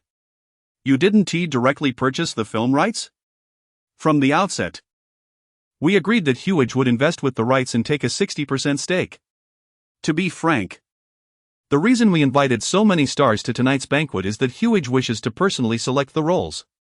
Wang Xinyue remained undeterred. "All right, then tell me who Huage is. And I will approach him myself. Even if he doesn't favor Yuan, with so many artists at Wang Entertainment, including 2 top-tier actresses. I refuse to believe none would catch Huage's eye." She shot a disdainful glare at Tianmi. "What right does a third-rate star have to compete for roles with our talents?" Song Baishu discreetly observed Lin Xingyao, who subtly shook her head. She did not wish to reveal her identity. Had she desired that, she would not have maintained such a low profile for years. Wang Xinyue was hardly worth the effort of unmasking herself. Song Baishu felt a twinge of guilt towards Wang Xinyue, but he could not help it, after all. It was she who insisted on the wager. Huage had already departed. "Ha?" he laughed. "What about his contact information?" Song Baishu certainly would not divulge Lin Xingyao's number. Simply stating, "He has already chosen the role, it is Miss Tianmi, huh?" "Me?" Tianmi gasped in disbelief, pinching her arm to confirm she was not dreaming. "Huage chose me? When? How did I not know?" Song Baishu feigned a serious demeanor. Before I arrived, he quietly took a look around. Miss Tian, you are quite fortunate. You have caught Huige's attention and been appointed as the lead. Your future is bound to be bright. Tianmi was so overwhelmed with emotion that tears welled up in her eyes, while Fang Yuanyuan seethed with jealousy. As for Wang Xinyue, she pointed at Lin Xingyao, exclaiming, Song Baishu, you must be doing this to help her. You are deliberately saying this. We have been friends for over 20 years. And you have forgotten your loyalty for a pretty face. Song Baishu shrugged. If you choose to think that way, I cannot change your mind. Tianmi clutched her phone and exclaimed, Ah! Huige's Twitter has been updated.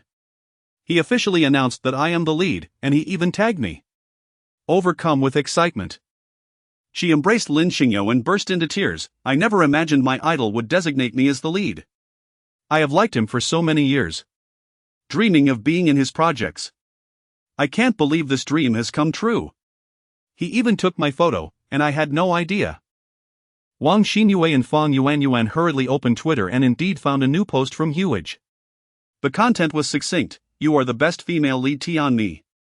Accompanying the text was a photo of Tianmi, a girl in a pink tutu, standing at the banquet with a clear and curious gaze. The candid shot confirmed that Huige had indeed been present. However, aside from Song Baishu, no one in attendance recognized that Huige was Lin Xingyao. She had registered her Twitter account years ago but rarely posted, only sharing a few updates to promote her films, fulfilling her duties as a screenwriter. As she had observed Tianmi earlier, she was quite impressed with her and casually snapped a photo. With the wager against Wang Xinyue, Song Baishu had consistently supported her. And naturally, Lin Xingyao would not let him face undue hardship, so she discreetly tweeted. Media outlets that had originally doubted Tianmi now aimed their cameras at her, eager to capture the sensational moment. To be chosen as Huige's lead was tantamount to having one foot on the podium for the Academy Award for Best Actress. Otherwise, why would the likes of Fang Yuanyuan fight tooth and nail for this role? Since Huige does not favor our artists at Wang Entertainment, let us leave, Wang Xinyue declared, pulling Fang Yuanyuan away. Wait. Lin Xingyao stepped forward, blocking Wang Xinyue's path. Miss Wang, it seems you have forgotten that we still have a wager to uphold. Wang Xinyue lost a bet, yet she never contemplated accepting the penalty. She turned to Song Baishu and asked, You cannot be serious about making me perform a striptease. Can you? Song Baishu shrugged helplessly and replied, I advised you earlier, but you chose to ignore me. I have done my utmost, the Wang family cannot blame me.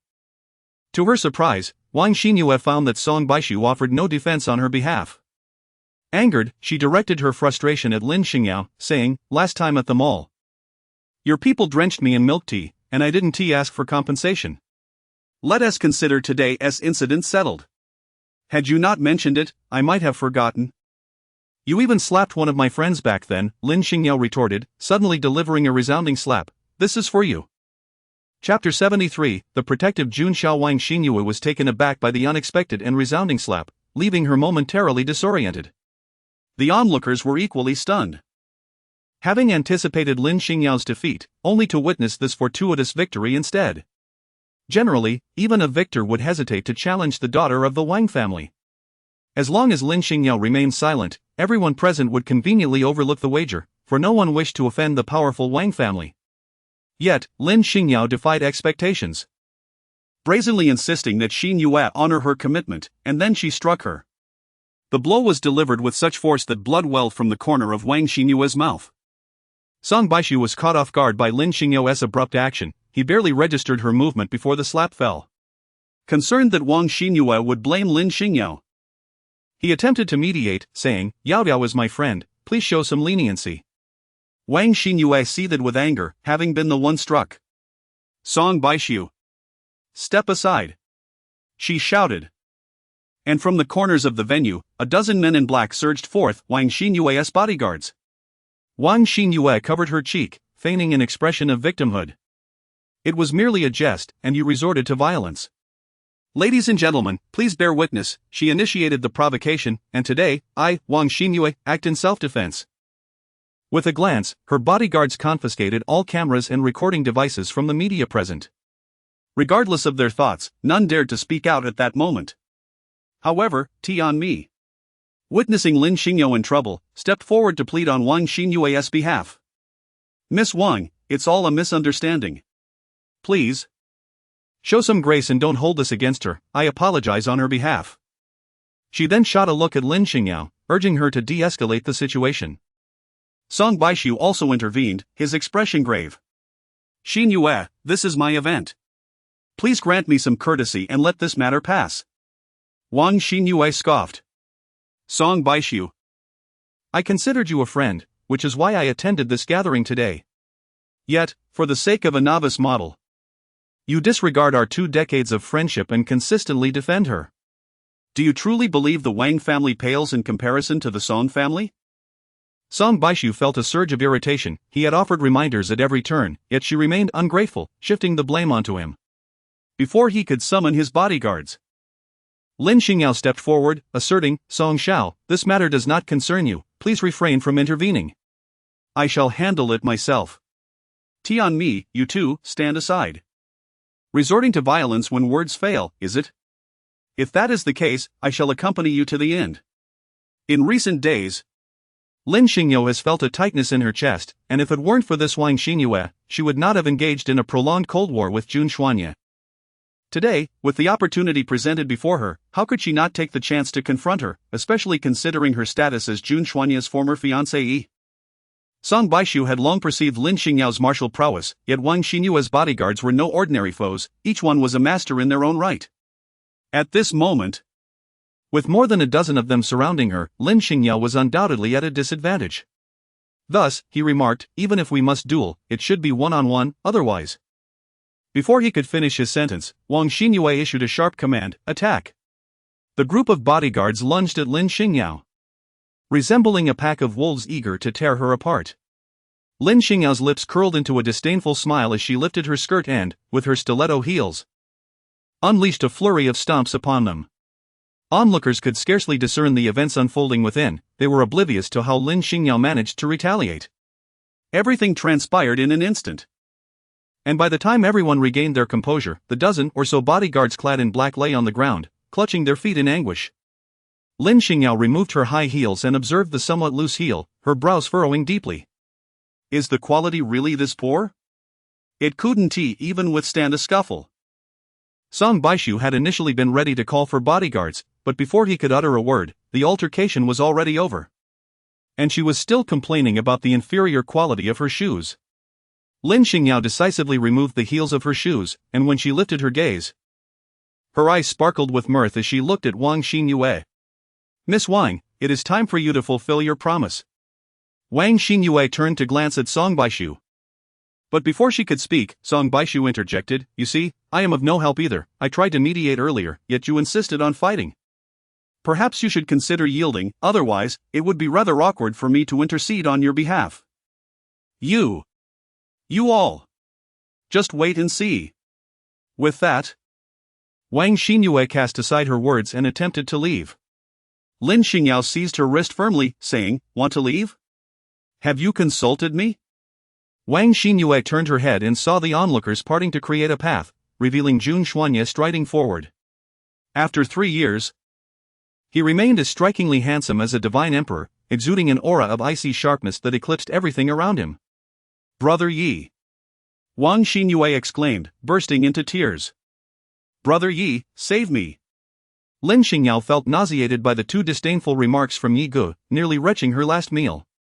Seizing the moment when Lin Xingyao was momentarily distracted, Wang Xinyue freed herself and fluttered into Jun Xuanye's embrace like a delicate butterfly. Amidst the bustling crowd, Jun Xuanye's gaze immediately fell upon Lin Xingyao. Her heel was broken. Her hairstyle was disheveled, and a multitude of black-clad individuals lay scattered behind her. Just as a question began to surface in his mind, Wang Xinyue unexpectedly dashed in. Although Lin Xingyao's lips curled into a smile, it was a chilling expression capable of freezing one to the core, sending a shiver down Jun Xuanye's spine. Wang Xinyue, with tear-filled eyes and a clouded vision, mistakenly believed she was being questioned and thus recounted the recent events with a sorrowful demeanor. Essentially, she lamented how Lin Xingyao had been so arrogant, concocting a wager that led to her defeat. Having lost, she harbored no desire to dwell on it and was initially prepared to avoid confrontation. However, Lin Xingyao insisted on blocking her exit and even resorted to physical confrontation. Left with no other choice, she could only act in self-defense. Unexpectedly, Lin Xingyao proved formidable, even injuring her bodyguard and insisting she honor the agreement. Song Baishu. Aware of the prior engagement between Wang Xinyue and Jun Xuanye, and knowing Jun Xuanye's fierce protectiveness, took it upon himself to shield Lin Xingyao, stating, "Young Master Jun, let women resolve their own affairs. If we intervene, it may compromise our dignity." Jun Xuanye's anger flared upon seeing Song Baishu, and without hesitation, he grasped Song Baishu's collar, exclaiming, "Why should I not manage my woman's affairs? Who do you think you are, Song Baishu?" Chapter 74, I fear my wife might be jealous. Do not forget. You are a married man. Song Baishu retorted, equally incensed, as he seized Jun Xuanye's collar in turn. If you insist on meddling, I, Song, shall accompany you to the end. Meanwhile, Wang Xinyue sobbed pitifully, "Yigo, Asu, you both hold esteemed positions, how can you brawl over trivial matters? It is all the fault of that wretched Lin Xingyao who instigated this chaos." Attempting to redirect the blame. She had no idea that the term wretched struck a nerve with Jun Xuanye, whose gaze turned icy. "Who do you call wretched?" he questioned, his voice low and dangerous. Wang Xinyue, startled by his intensity, foolishly pointed at Lin Xingyao, declaring, "I am referring to her, presumably a mere novice model with no reputation, stirring trouble here." Lin Xingyao approached, grasping one individual in each hand and forcefully separating the two men who were glaring at each other with intense animosity. She first addressed Song Baishu, apologizing. "I am sorry for disrupting your banquet. As for the damages incurred at the venue, let Jun Xiao compensate, otherwise, how could he bear to be called Brother Yi by others?" Then, she turned to Jun Xuanye and continued, "Regarding what Miss Wang mentioned earlier, although she embellished and misrepresented the facts, the bet itself is indeed true. I have emerged victorious. And I am demanding that she honor her wager. Do you have any objections?" Wang Xinyue, with tears in her eyes, pleaded, "Brother Yi, look how arrogant she is. Even in your presence, she dares to bully me." Jun Xuanye, perceptive of Lin Xingyao's anger, sighed and replied to Wang Xinyue, "I am now married. You may henceforth refer to me as Jun Xiao, for I fear my wife may grow envious." Lin Xingyao let out a cold snort in her heart, who would be jealous? Wang Xinyue looked at him in disbelief, her eyes wide open, unable to fathom that he would publicly declare his desire to sever ties with her. However, what shocked her even more was Jun Xuanye's subsequent remark, "Since we have bet, one must accept defeat." Wang Xinyue thought she must have misheard. "Brother Yi, what did you say? I must accept defeat? Are you really going to stand by and watch me perform a striptease in front of everyone?" Song Baishu also could not have anticipated Jun Xuanye's complete reversal. "Jun, have you lost your mind?" Jun Xuanye paid them no heed and, with a concerned expression, inquired of Lin Xingyao, "Are you hurt? I should arrange a few bodyguards for you. My wife, even if she must fight, should not have to do so personally." At this declaration, astonishment filled the air. Song Baishu incredulously exclaimed, "What did you say? What relationship do you have with Yao Yao? Don't shout nonsense." Jun Xuanye took the opportunity to wrap his arm around Lin Xingyao's waist. Casting a triumphant glance at Song Baishu, "Do you remember the farce caused by Song Chanshan back then? At that time, we also placed a bet. And the loser had to apologize to my wife. The esteemed young master Song wouldn't he be someone who breaks his word, would he? Allow me to introduce this lady. Lin Xingyao, as my wife. Now, you may begin your apology." Song Baishu's mind buzzed, nearly exploding. "Impossible, impossible. How could Yao Yao be your wife, Jun Xuanye? Yao Yao. Please tell me, what he said is not true. This scoundrel must have suddenly developed an infatuation and is fabricating lies here." Lin Xingyao replied, "What he said is true. I am indeed his wife." Song Baishu chuckled bitterly, "But why did you not mention your marriage from the very beginning?" Lin Xingyao remarked, "You did not inquire, after all.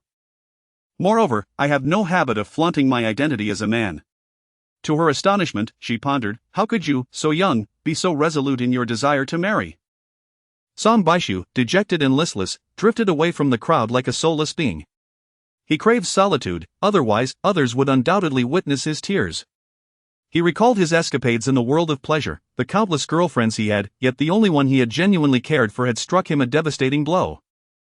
The sting of this revelation was simply, overwhelmingly bittersweet. Behind him, Jun Xuanye gleefully called out, "Do not leave yet, you have yet to apologize." Young Master Song, you must not be untrustworthy. Even more astonished than Song Baishu was Wang Xinyue. She had long known that Jun Xuanye had taken a wife. But that was merely for the sake of fortune. Moreover, she had heard that she was a rustic girl from the mountains, surely unrefined and unattractive, utterly incomparable to herself. Who would have imagined that this girl from the mountains would be far more beautiful than she? Furthermore, in their two encounters, she had consistently overshadowed her. This evening had left her utterly humiliated, both in reputation and dignity. Brother Yi, do you truly have feelings for her? Have you forgotten our childhood? Wang Xinyue, still clinging to the hope of rekindling old sentiments, was abruptly interrupted by Jun Xuanye, who stated, "Miss Wang, please mind your address. The names we used in our youth, in ignorance, should not be invoked henceforth." Wang Xinyue scoffed, "Is it because you have taken a wife that you can turn your back on the past? Have you forgotten all those moments we shared? So many memories have sustained me through these 3 years, and you simply dismiss them?" Jun Xuanye frowned. "What memories?" "If you refer to the times you frequently visited our home to eat and drink for free, I shall not hold that against you." Lin Xingyao initially felt a twinge of anger, but upon hearing the words free food and drink, she couldn't help but burst into laughter. This Jun Xianyi truly has a way, either he remains silent, or he speaks with such bluntness that it leaves one speechless. At this moment, Wang Xinyue was a conflation of embarrassment, sorrow, and indignation, ultimately succumbing to a choked sob. "Even if you have found a new love, you should not be so heartless." "What do you mean by free food and drink? Does the Wang family lack for sustenance? If it were not for our engagement, why would I have grown so close to you?" Jun Xianyi replied, "The matter of our engagement was merely a whimsical arrangement by our elders. Moreover, 3 years ago, the Wang family took the initiative to propose a dissolution of the engagement. Therefore, the past need not be revisited." Need not be revisited. Wang Xinyue's face glistened with tears as she clutched her heart, as if it had shattered into countless pieces within. She managed a strained smile, appearing to those nearby as though she had borne an immense injustice, since young Master Jun only sees the new and ignores the old. "I, as the old, shall take my leave and not impose further." With that, she turned to depart. Wait. Lin Xingyao once again obstructed her path. Had she left in silence, Lin Xingyao would have deemed it unnecessary to pursue the matter. Yet, the words she uttered about the new and the old painted Jun Xianyi in the guise of a heartless man. Lin Xingyao was quite displeased. And when she was unhappy, someone was bound to face misfortune. Chapter 75, Just Bullying You.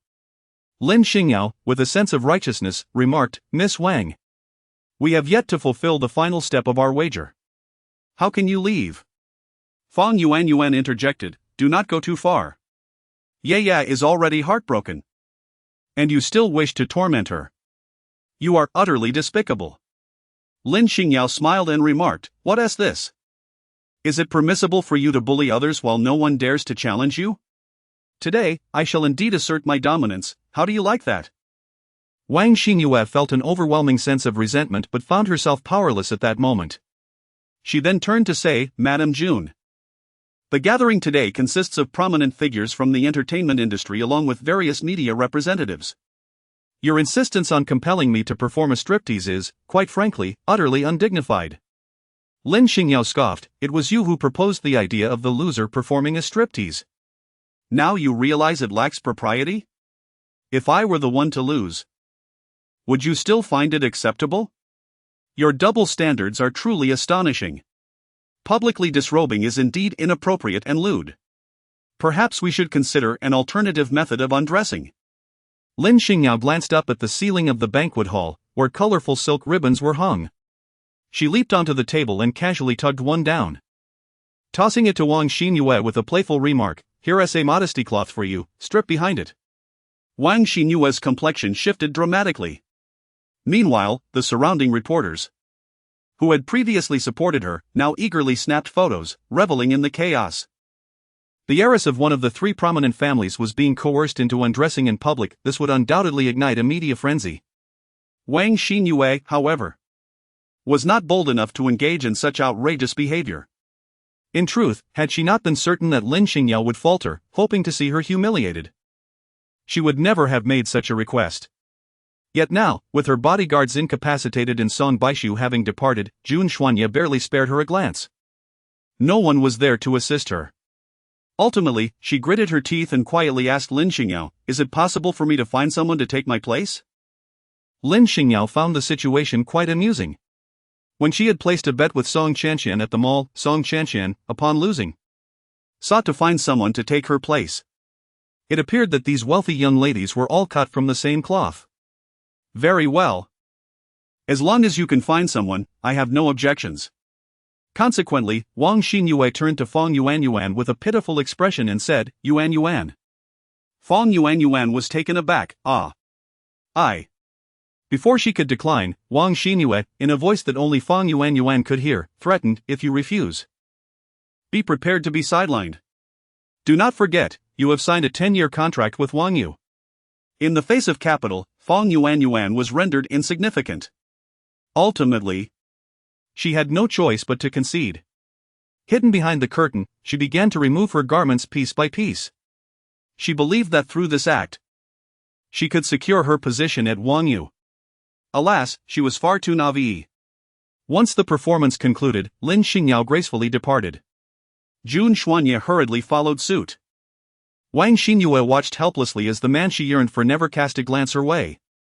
Gritting her teeth, she muttered fiercely to herself, "Jun Xuanye. It has always been me who discards others, no one dares to cast me aside. Just wait, I will not let this go easily."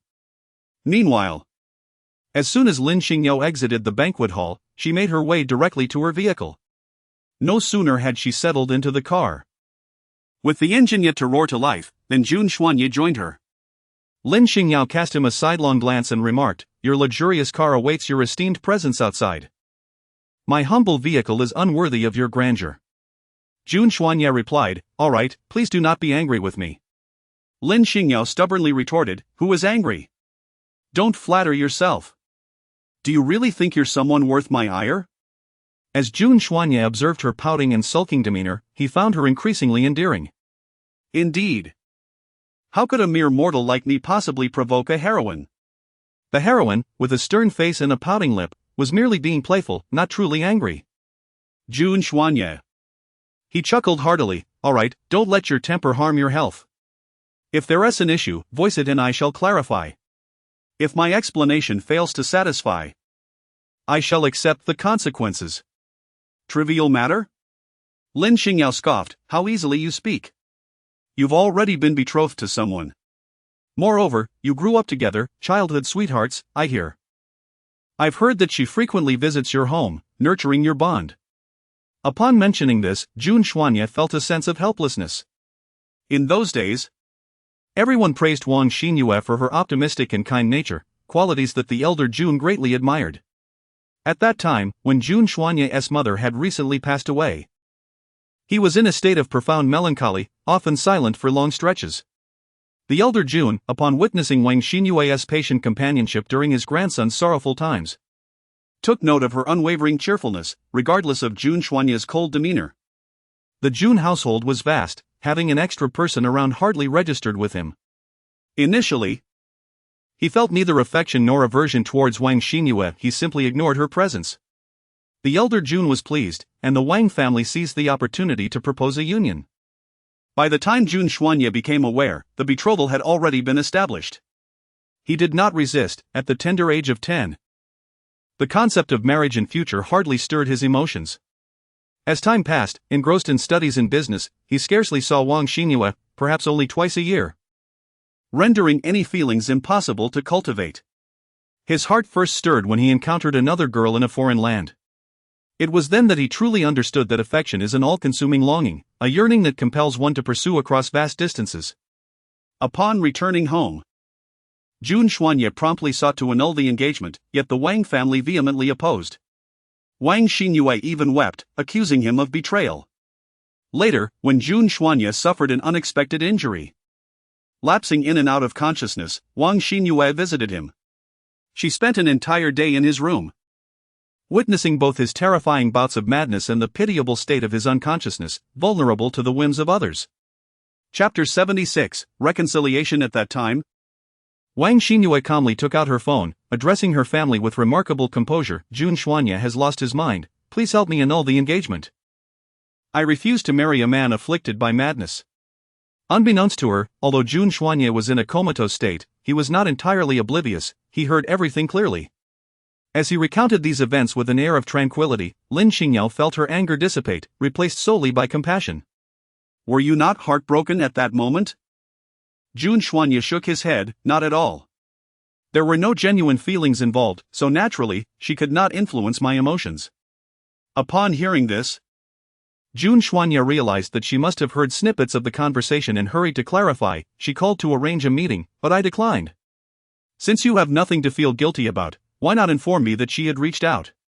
I forgot. Truly, once I hung up, I put it out of my mind entirely.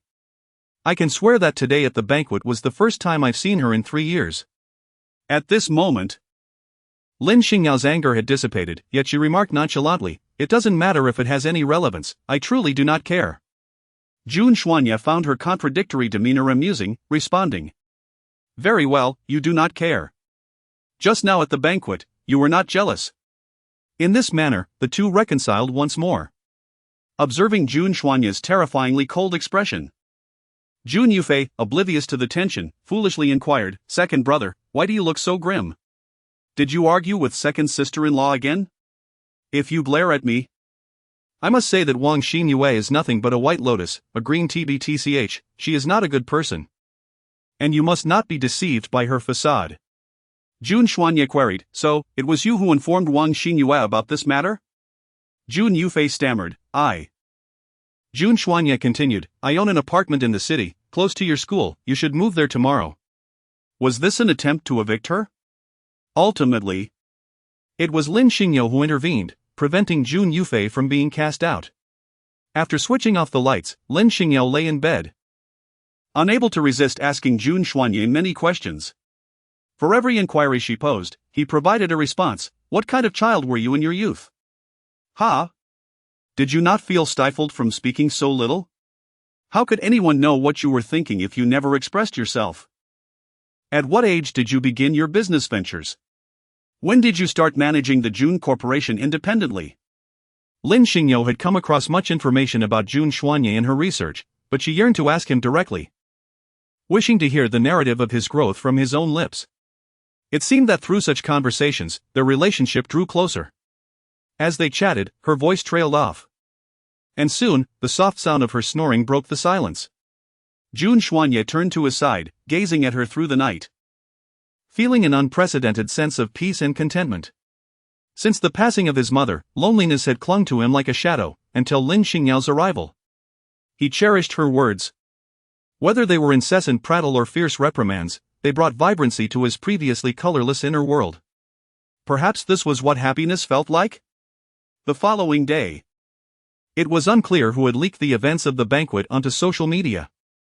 The incident involving Wang Xinyue's bet and her attempt to replace it with one of her artists sparked considerable outrage. Although the Wang family swiftly retracted the trending topic, discussions continued to circulate online. Wang Xinyue was not a prominent figure in the industry, so the repercussions on her were limited. In stark contrast, Fang Yuanyuan's reputation was irreparably tarnished, leading to fans abandoning her and sponsors terminating contracts, leaving her career in ruins. Meanwhile, in a striking juxtaposition, Tianmi was prominently featured in news reports as the lead in Great National Doctor, as designated by Hua Gu. Her social media following surged by millions overnight, leaving her astonished and resolute to perform well, determined not to disappoint Hua Ji's faith in her. However, Lin Xingyao paid little attention to these developments, her focus lay elsewhere. It was the weekend, and Jun Xuanya was free from work. He had intended to invite Lin Xingyao for a shopping outing, but to his surprise, she was preoccupied early in the day with receiving and unboxing a plethora of packages. Upon opening several boxes, he discovered they contained an assortment of items, seeds, seedlings, hoes, sickles, and more. Confused, Jun Xuanye inquired, "What on earth are you doing?" Lin Xingyao exclaimed with excitement, "Isn't there a plot of land left vacant in the back garden?" "I was thinking of cultivating it, scattering some vegetable seeds, and planting seedlings. Soon, we shall be able to savor the fruits of our own labor." Jun Xuanye chuckled and replied, "If you wish to grow vegetables, simply give the command. With so many servants at home, why must you undertake the task yourself?" This notion emerged within her each time a battle concluded, growing more fervent with each instance. The desire for tranquility and a retreat into nature is a longing shared by many warriors. Yet, she knew numerous comrades who never experienced a single day of peace in their lives. Such simple and ordinary aspirations can sometimes feel tantalizingly out of reach. If you have nothing planned today, why not lend me a hand? Let us cultivate the land together. Though Jun Xuanye had little interest in agriculture, the fervor in her eyes transformed his refusal into an agreeable, "all right." The two devoted the entire morning to turning over a small patch of earth, and their efforts resulted in a considerable amount of sweat. Just then, Lin Xingyao's phone rang. It was Bai Lang on the line. "Boss, the person you were looking for has been found. They are in Rong County." "All right, send me the address, and I will head there today." After hanging up, Lin Xingyao turned around to see Jun Xuanye beckoning to her from a distance. "Hurry over, there is still a basket of seedlings that needs to be planted promptly." Lin Xingyao apologetically said, "I have matters to attend to, so I cannot accompany you in tending to the vegetables today." Jun Xuanye approached with a bundle of seedlings and inquired, "What's the matter?" "I need to go out for a while." "Where to?" "Do you want me to accompany you?" With that, he departed. Jun Xuanye. Wasn't it agreed that we would farm together? Now it seems he is left to battle alone. Chapter 77, Comrades in Arms. Lin Xingyao seeks a former subordinate and comrade in arms. 3 years ago, while leading a team into the treacherous Golden Triangle region to pursue a malevolent gang, they fell into an ambush. Despite ultimately annihilating the enemy, Lin Xingyao's team paid an exceedingly heavy toll. Out of 20 members, only 5 survived, including one severely wounded. Wu Dongshu was that grievously injured soldier. And prior to his injury, he was one of Lin Xingyao's most capable subordinates, having fought alongside her in numerous battles. Following the incident in the Golden Triangle, Wu Dongshu was forced to retire due to his injuries. Their enigmatic unit operated on the front lines, cloaked in secrecy, with even comrades unaware of each other's true familial backgrounds. To avert retaliation, they were compelled to strictly guard their pasts after retiring. Their records had been altered, and the heroic deeds they accomplished were destined to remain concealed. Thus, after retirement, Lin Xingyao could only visit her old comrade through her privileged means of investigation. Rong County, located just over an hour's drive from the capital, was once impoverished. In recent years, however, its proximity to the imperial capital has spurred gradual development, although many areas still lie in the throes of construction, with dust swirling through the air. Upon her arrival in Rongxian County, Lin Xingyao spotted a familiar figure at the intersection of a quaint village. It was a modest single-story house with 2 storefronts, adorned with a weathered sign that read, "Xiaowu Repair Shop." A man, who bore the burden of a crutch on one leg, was crouched by the roadside, diligently mending a motorcycle tire. His hands moved with remarkable agility, deftly disassembling and reassembling with swift precision. However, as he rose to his feet, his form wavered slightly. Lin Xingyao could not help but reminisce about the past, when even the most formidable bombs seemed like mere toys in his skilled hands. Yet now, those very hands were relegated to the mundane task of repairing tires. Wu Dongshu completed the tire repair and wiped the sweat from his brow, declaring, "All done, 10 yuan." The motorcycle owner, a man with a shock of dyed yellow hair, retorted, "So expensive? A tire repair costs next to nothing. You only took about 10 minutes to do this, and yet you dare to charge 10 yuan? He produced a 5 yuan note, tossing it dismissively as if in charity. "Considering your leg, I'll give you 5 yuan. In other places, 2 or 3 yuan would suffice." Wu Dongshu glanced at the money on the ground, unsteadily rising to his feet and positioning himself in front of the motorcycle. 10 yuan, no negotiation. His gaze was icy and fierce, yet in light of his impaired physique, it failed to intimidate the yellow-haired man, who found the situation rather amusing. "Don't be ungrateful, giving you 5 yuan is already a concession. Get out of my way." or I'll run you over. A cripple like you should be content with just enough to eat, don't be so greedy. As the yellow-haired man revved his motorcycle to leave, suddenly, a foot came crashing down, knocking the motorcycle over. The man fell hard to the ground. And before he could rise, a white sneaker pressed down on his head. Lin Xingyao looked down upon the person on the ground with the same disdain one might reserve for a pest. What makes you think you can enjoy peace? What gives you the audacity to show him disrespect? Pay up. Do not make me repeat myself. The young man with yellow hair, thoroughly frightened, repeatedly pleaded, I will pay. I will pay. Spare me, spare me. Lin Xingyao finally released her foot. The yellow-haired man scrambled to his feet. Trembling as he fished out 100 yuan bill from his pocket and handed it over, saying, No need for change, it's all for you. Lin Xingyao struck with a resounding slap, declaring, 10 yuan is 10 yuan. Who the hell needs your charity when earning a living through hard work? The man with yellow hair, his teeth knocked out and blood streaming from the corner of his mouth, whimpered and rummaged through his pockets. Eventually, he unearthed a 10 yuan note and respectfully handed it over, saying, I was wrong, I apologize. I shall not dare to do so again. Lin Xingyao took the money and uttered a single word, get lost. Only then did the young man with the yellow hair ride off on his motorcycle, swaying unsteadily as he made his escape. Lin Xingyao turned her head and offered the money to Wu Dongshu. However, Wu Dongshu did not accept the money. Instead, he stood with one leg exceptionally straight and saluted Lin Xingyao with utmost formality, his voice somewhat choked, Captain. Lin Xingyao gently patted his shoulder and sat down, saying, Let us converse, my old comrade. That man, as steadfast as iron, had never shed a tear even when faced with the severing of his leg. Yet, the mere utterance of old comrade from Lin Xingyao instantly brought moisture to his eyes. Captain, I truly never imagined I would be fortunate enough to see you again in this lifetime.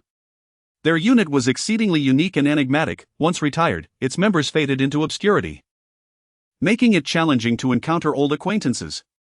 Had it not been for Lin Xingyao's initiative, they would have surely never crossed paths with Wu Dongshu again. Lin Xingyao remarked. When you retired, didn't the organization provide you with a pension? That sum should have ensured a worry-free life for your later years. Yet here you are now. It turns out that you spent a considerable amount on a house, only for it to become an unfinished project. As fate would have it, not long after, my grandmother fell gravely ill. I exhausted my savings, yet I could not save her life. I possess no other skills, but I managed to make a living through the craftsmanship I learned in the organization, such as repairing cars, which I find quite effortless. He chuckled softly, adding, in truth, I am doing quite well at present. Through my car repairs, I am able to set aside some savings each month. Gradually, life will surely improve. Lin Xingyao felt a profound sense of melancholy. Wu Dongshu was skilled in repairing armored vehicles, firearms, and disarming explosives. However, such talents bore little relevance in a mundane society. Even if he still possessed combat prowess, who would employ a security guard with a limp in a typical security company? Just then, a thunderous rumble echoed from ahead. Several bulldozers, accompanied by 100 or so workers wielding shovels and hammers, were advancing towards Wu Dongshu's location. The sight was imposing, and many villagers, drawn by the commotion, emerged from their homes. Wu Dongshu's expression shifted dramatically as he cursed, Damn it, they dare to come. Lin Xingyao inquired, Is this directed at you? Wu Dongshu nodded and replied, Captain, I apologize for continually presenting you with such farcical situations. What nonsense! She retorted. Tell me the reason. Sighing, Xiao Wu began to recount the events that transpired. Chapter 78, Ladies, do not foolishly stand up for others. In recent years, Rome County has taken advantage of its proximity to the capital, vigorously developing its real estate sector. Even the village where Wu Dongshu resides is slated for demolition, with plans to construct a resort hotel. However, the hillside behind the village houses the ancestral graves of the villagers, with each family having their kin interred there, including Wu Dongshu's grandmother. Naturally, he is unwilling to disturb her eternal rest for a mere financial gain. Not only him, but the majority of the villagers also resist relocation. At that moment, the leading bulldozer rolled into view. A middle-aged man in a black suit leapt from the vehicle, surveyed the agitated villagers, and brazenly pointed at Wu Dongshu. declaring, "You, Wu. I know you are the one leading the resistance against the move. Let me make this clear, today, the houses will be torn down. And whether you like it or not, you will vacate." Upon hearing this, the surrounding villagers seized hoes and sticks, standing at the road's entrance, shouting, "Who dares to demolish our homes? We will fight back." "Indeed. Are you thieves? On what grounds do you demolish?" Wu Dongshu echoed. "If you intend to proceed with the demolition, you shall have to trample over my body first." The man in the suit arrogantly retorted. "Those unafraid of death may stand in my way. If there are casualties, our boss can afford it." Now, commence the demolition. With his command, workers surged forward, clashing with the villagers. Yet, the able-bodied men among the villagers numbered scarcely 20, proving no match for the assailants. Many suffered injuries, bloodied and bruised. Wu Dongshu, however, displayed remarkable resilience, wielding a cane to knock down several assailants. Yet, a dozen more encircled him. In his youth, taking on a dozen opponents was a trivial challenge. However, now, having lost a leg, his balance faltered. Just as a thug seized the opportunity to trip him, he stumbled, losing his footing. As he teetered on the brink of being subdued, a sharp voice suddenly rang out, "Everyone, halt!" Following that was a frantic male voice, "Stop! For heaven's sake, stop!" Upon recognizing the suit-clad man's voice, the workers gradually ceased their assault. Lin Xingyao currently held a flathead screwdriver in her hand. One she had casually taken from the nearby repair stall. The sharp end pressed firmly against the neck of the suited man, having pierced the skin and drawn blood. The once arrogant man now pleaded like a submissive child, exclaiming, "Be careful. You might puncture me." "Oh dear, that screwdriver is so filthy, it could lead to an infection." "Please, move it away. Let us talk this over peacefully."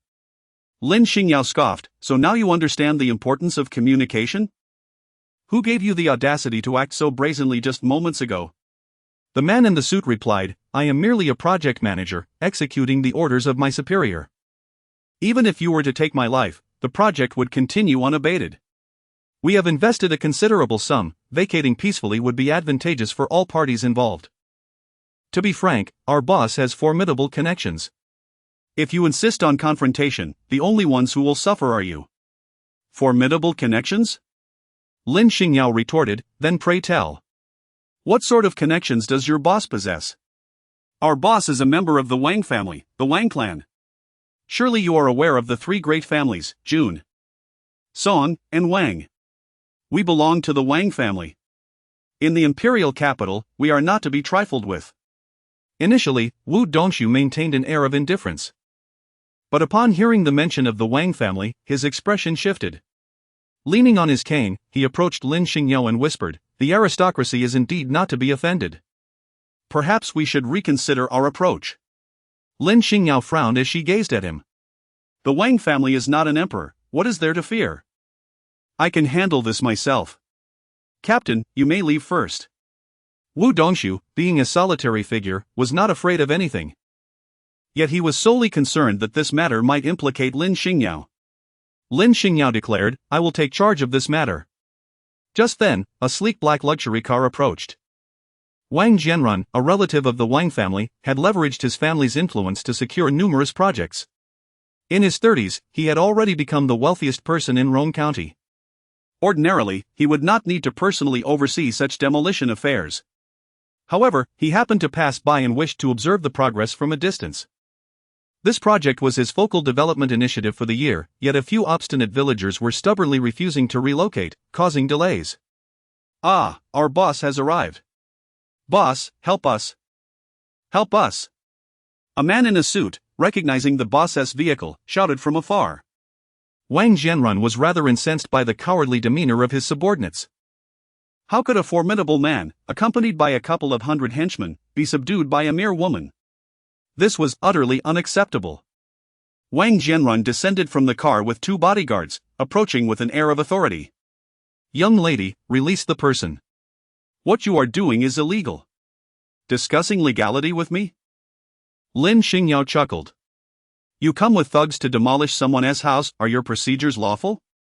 "Furthermore, although your crew is dressed as migrant workers, they exhibit skills that suggest otherwise." I suspect you may have connections to organized crime. Wang Jianrun was aware that his acquisition of the land was not entirely compliant with regulations. He had intended to demolish first and address the necessary paperwork afterward. The individuals he brought along were indeed hired muscle from his company, accustomed to such undertakings over the years. Unfortunately, his powerful background meant that even if someone were aware of his transgressions, they could not challenge him. Unfazed by Lin Xingyao's allegations, Wang Jianrun arrogantly commanded, "Everyone, step aside. Our bulldozer does not recognize anyone. Seize her, demolish the house first. Let us see who dares to act." Lin Xingyao forcefully pushed the suited man aside and strode confidently toward Wang Jianrun. Wang Jianrun shouted urgently, "Quickly, block that madwoman." His two bodyguards swiftly positioned themselves in front of him like sentinels. These bodyguards had been meticulously selected. They were former mercenaries capable of taking on 10 men single-handedly. Thus, despite having numerous enemies, Wang Jianrun felt completely secure with them by his side. At that moment, he dismissed the idea of fearing a young girl. After all, how could she possibly compare to his formidable bodyguards? Observing Lin Xingyao's beauty, akin to a delicate flower vase, he grinned and said, "Young lady, don't meddle in others' affairs. Your youth and beauty are your assets. Say a few flattering words to please me, and I shall reward you for a month of enjoyment that will last you a lifetime." His bodyguards joined in laughter. However, in the next instant, a series of sharp slaps echoed as slap, slap, slap, each landing on the faces of the two bodyguards. By the time they registered what had occurred, their cheeks burned with pain. Lin Xingyao scoffed, "How is it possible that you managed to become bodyguards with such sluggish reactions?" The two bodyguards, incensed by her ridicule, swung their fists at her from either side. Not far away, Wu Dongshu observed the scene, his expression a mixture of excitement and disdain.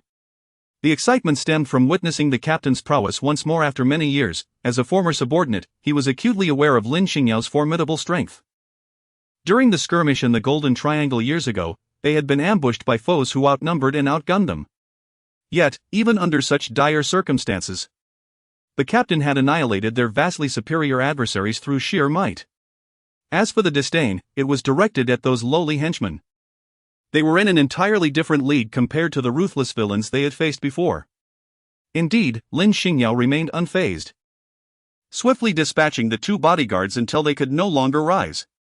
Wang Jianrun, taken aback, attempted to retreat into his vehicle, only to be yanked back by Lin Xingyao, who pulled him out as easily as one might lift a chick by its scruff. "Trying to escape? Did you consult me first?" Wang Jianrun, feigning bravado, stammered. "Don't get too arrogant. No matter how capable you are still but one person.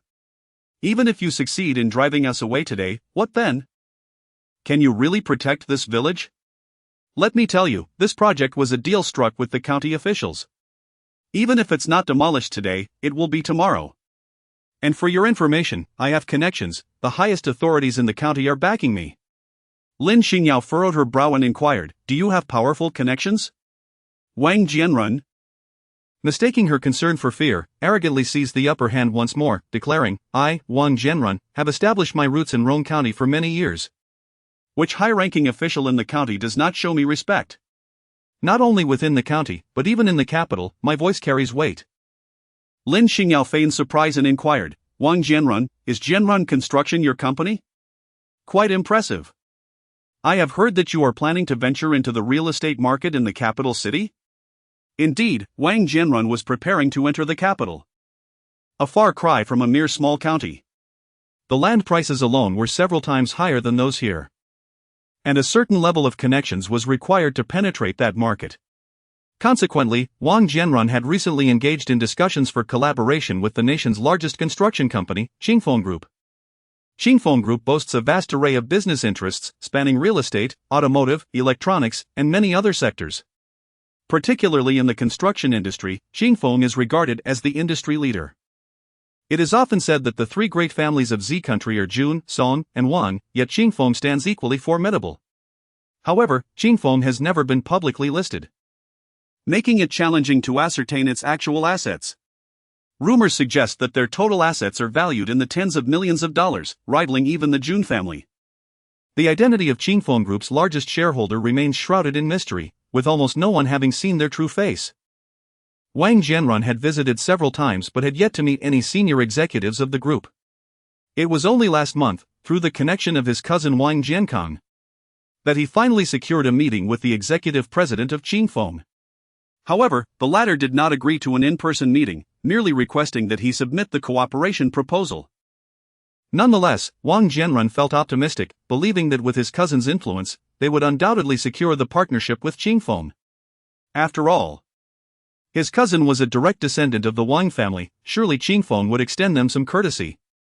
Upon hearing Lin Xingyao's remarks, he immediately beamed with pride, exclaiming, "So you have some insider information. Indeed, Jianrun Construction is about to collaborate with Qingfeng Group. You may not be aware, but Qingfeng is the titan of the domestic construction industry, deeply entrenched in the real estate of the capital. It can be said that in the current landscape of the capital, 7 out of 10 buildings constructed in recent years are developed by Qingfeng. The remaining 3 are also projects undertaken in collaboration with other construction companies associated with Qingfeng. Ha, we will soon become one of Qingfeng's new partners." Lin Xingyao chuckled coldly and shook her head. "With your unscrupulous character, you are unfit for the real estate industry. Rest assured, Qingfeng will not collaborate with you. Moreover, from this day forth, your company will be unable to secure any land or establish any projects." Wang Jianrun, upon hearing this, burst into raucous laughter. "You wretched woman! Who do you think you are? Do you suppose you are the beloved of Qingfeng's great owner? Just because you declare we won't collaborate, he will heed your words?" Lin Xingyao smiled silently. How could such a scoundrel fathom that the true mastermind behind Qingfeng was, in fact, her? Possessing a keen eye for investment, she recognized the potential of the domestic economy early on and thus established Qingfeng. Naturally, she did not immerse herself in every detail. Her role was primarily to make initial strategic decisions, with a professional team handling the rest. Subsequently, Qingfeng surged in growth, swiftly ascending to become a leader across various industries. At one point, Lin Youchang approached her, seeking 100 million. Lin Xingyao had remarked at the time that 100 million was hardly a substantial sum. Lin Youchang assumed her words were merely bravado stemming from her association with the prestigious Jun family. In truth, Lin Xingyao was genuinely wealthy. To the extent that she was unaware of the exact figure, suffice it to say, her resources were inexhaustible. Those around her had suggested taking the group public. Yet Lin Xingyao preferred to maintain a low profile due to her unique status, believing that discretion was indeed preferable. Lin Xingyao sent a message to Lu Weihao on her phone, "Rome County Jianrun Construction, we shall not cooperate.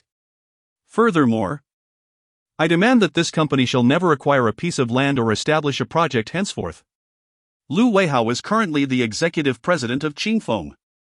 Lin Xingyao typically does not involve herself in the affairs of the group. When necessary, she directly instructs Lu Weihao. The real estate construction industry inevitably interacts with local leaders. Wang Jianrun is reputed to possess significant backing even in this small county, and the influence of Qingfeng Construction, which has been entrenched in the capital South real estate for many years, is even more formidable. If they wish to suppress a small local developer, it would be a mere matter of a word. Wang Jianrun might consider himself a formidable businessperson, but Lin Xingyao intends to strike at his most cherished interests, demonstrating that in the arena of commerce, crushing him is as effortless as squashing a mere ant. Chapter 80, A Hero Should Not Shed Blood or Tears Indeed. The Wang family's influence proves potent. In his arrogance, he proclaimed loudly, "Listen up, you country bumpkins. My business is thriving today, and I am in high spirits. So I will not hold it against you. Those who are wise will step aside quickly. Our company will still compensate you at previous rates. And we will also reimburse the damages to your property." However, the villagers had already engaged in a scuffle with those individuals and gained little from it. Although Lin Xingyao had somewhat vindicated them, what use was it if they could not preserve their homes? Amidst the crowd, an elderly woman could no longer contain her sorrow and began to wail, prompting other elderly and vulnerable individuals to join her in mourning for the homes they were about to lose. Lin Xingyao leaped gracefully onto the luxurious rooftop of Wang Jianrun's car, exclaiming loudly, "Do not panic, everyone. I assure you, your homes will not be demolished. As long as you stand united in opposition, no one dares to take action. Our nation upholds the rule of law. This is not a realm where thugs can act with impunity. The villagers harbored some doubt, yet Wu Dongshu held steadfast belief. For his captain had always been a person of her word, never uttering falsehoods. Meanwhile, Wang Jianrun found the situation laughable and paid little heed.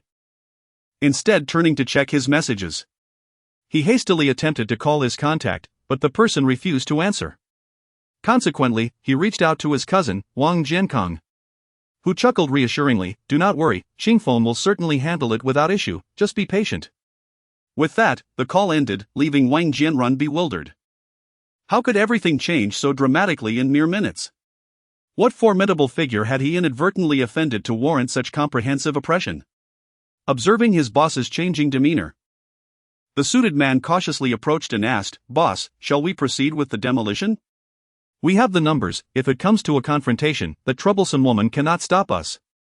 In a fit of rage, Wang Jianrun slapped him, retorting, "Demolish? Demolish your mother.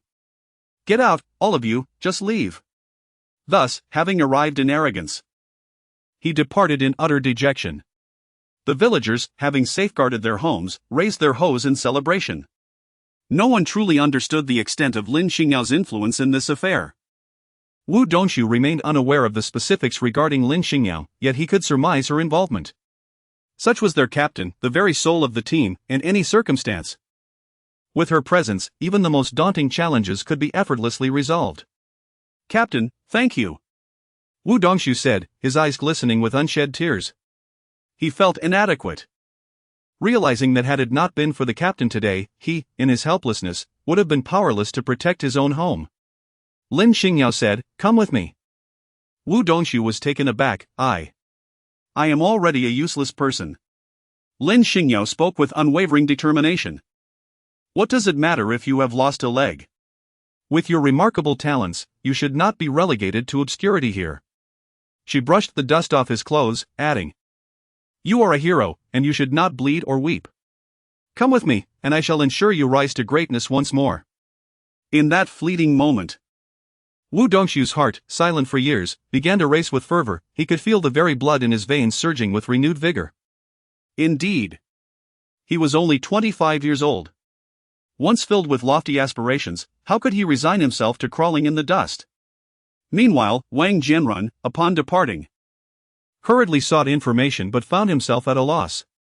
A county leader, with whom he had a good rapport, merely stated, "A significant figure from the capital has intervened, forbidding your further involvement in the construction industry. There is nothing we can do. By the way, please refrain from seeking me out in the future." Wang Jianrun was left speechless. Thus, he rushed to the capital to inquire with his cousin, who managed to uncover some insights, revealing that Wang Jianrun had offended a prominent figure associated with Xingfeng. As for the identity of this individual, that remained a mystery. Wang Jianrun was at a loss, ruminating over when he might have crossed paths with someone from Xingfeng. On their way back, Lin Xingyao, while driving, informed Wu Dongshu, "Tomorrow, we shall find a hospital to fit you with a prosthetic limb, and subsequently, I will assist you in securing employment. The best facility for this in the country is undoubtedly the Fuguang Private Hospital in the capital, which is the exclusive partner of DW Medical Devices, the world-renowned prosthetic company.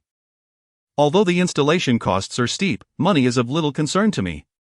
However, she had heard that securing an appointment at Fuguang Hospital was notoriously difficult. She contemplated reaching out to old Lu to see if an expedited arrangement could be made.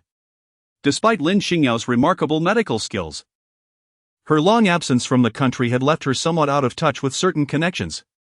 Speaking of Fuguang Hospital, it undoubtedly held the most illustrious reputation among private institutions. In addition to boasting an exceptionally skilled medical team and state-of-the-art equipment, what set it apart was its commitment to establishing medical stations in numerous impoverished counties across the nation, providing free treatment to the underprivileged. Achieving such a feat necessitated an immense financial foundation, otherwise, it would simply be unsustainable. Lin Xingyao once calculated an account. While Fuguang Hospital appears to be quite profitable, when factoring in charitable expenditures, it is actually operating at a loss. This implies that the enigmatic owner behind Fuguang must indeed be an affluent magnate, capable of such grand gestures. Yet, this elusive benefactor has remained shrouded in mystery, never revealing themselves over the years. Wu Dongshu, however, is unperturbed, allowing Lin Xingyao to manage the arrangements as she sees fit. Lin Xingyao remarked, "I have some connections with the special forces. If you are willing, you could join as an instructor, imparting knowledge on bomb disposal and explosive handling. This is your forte, and it would be a waste to let it go." Wu Dongshu pondered for a moment and replied, "Captain, since you have influence within the special forces, could you arrange for me to be on the front lines? I relish the hands-on experience of dismantling explosives. Teaching as an instructor, working with models, lacks excitement." He chuckled, adding, "Despite my current condition with one leg, my skills in bomb disposal are undoubtedly among the finest in the nation. It would be a pity to remain in the rear." Lin Xingyao said, "Xiao Wu, you are well aware of the perils that lie ahead. My decision to assign you to a safer position is rooted in the hope that you may lead a more stable life moving forward." Chapter 81, When Enemies Meet. Their eyes burn with hatred, however. Wu Dongshu held a different perspective. "I have spent 2 years repairing vehicles, enjoying a tranquil existence. Yet each day I find myself reminiscing about my time in the squad. Although fraught with danger, I take immense pride in my experiences. These hands of mine have saved the lives of countless individuals. Chief, don't you think I deserve to take a moment to bask in that pride?" Lin Xingyao smiled gently. "Indeed, you have every reason to take pride for a lifetime. So, have you agreed?" Given your words, how could I possibly refuse?" "Thank you, Captain." Wu Dongshu swept away the shadows of the past, radiating joy akin to that of a child. This was, in fact, the first genuine happiness he had felt in 2 years. Upon returning to the June residence, Wu Dongshu couldn't help but exclaim, "Captain, so this is where you reside now?" "It rivals the grandeur of the Y Palace in Europe where we once undertook our mission." Lin Xingyao had already recounted the circumstances surrounding herself and Jun Xuanye along the way. At this moment, she reiterated, "Our organization is unique, refrain from mentioning the past. Moreover, do not address me as captain." Wu Dongshu, naturally obedient to Lin Xingyao's wishes, replied, "Understood." "In that case, shall I call you sister?" "Lin Xingyao, if I recall correctly." "You seem to be 5 years my senior?" Wu Dongshu awkwardly scratched his head. "I forgot, I always feel like you are the elder." "As if you are older than me." "Calling you sister feels somewhat disrespectful." Lin Xingyao chuckled and said, "All right, stop fussing about. Just call me Yao Yao." As she spoke, they arrived at the small plot of cultivated land. At this moment, the soil was adorned with seedlings, presenting a rather commendable sight. Meanwhile, Jun Xuanye was reclining in a lounge chair, seemingly asleep. Dressed in a white shirt, he appeared exceptionally handsome. Yet his striking features were marred by a few specks of dirt, creating an oddly discordant impression. At this moment, the sun was poised to set, casting golden rays that elongated his silhouette, harmonizing beautifully with the gentle breeze, evoking a poetic ambience of the countryside. There was an unmistakable hint of pride in her tone. However, upon noticing the young man trailing behind Lin Xingyao, Jun Xuanye's smile faded. "Who was he?" Wu Dongshu whispered to Lin Xingyao, "Is he your husband? He looks like a pretty boy, can he hold his own?" Lin Xingyao shot him a glare and exclaimed, "What nonsense! I, Lin Xingyao, would never resort to domestic violence." They believed that Jun Xuanye could not hear them, unaware that his hearing was far superior to that of an ordinary person, and he clearly heard their words. Feeling utterly speechless. Yet, what could he do? He could only pretend he had not heard.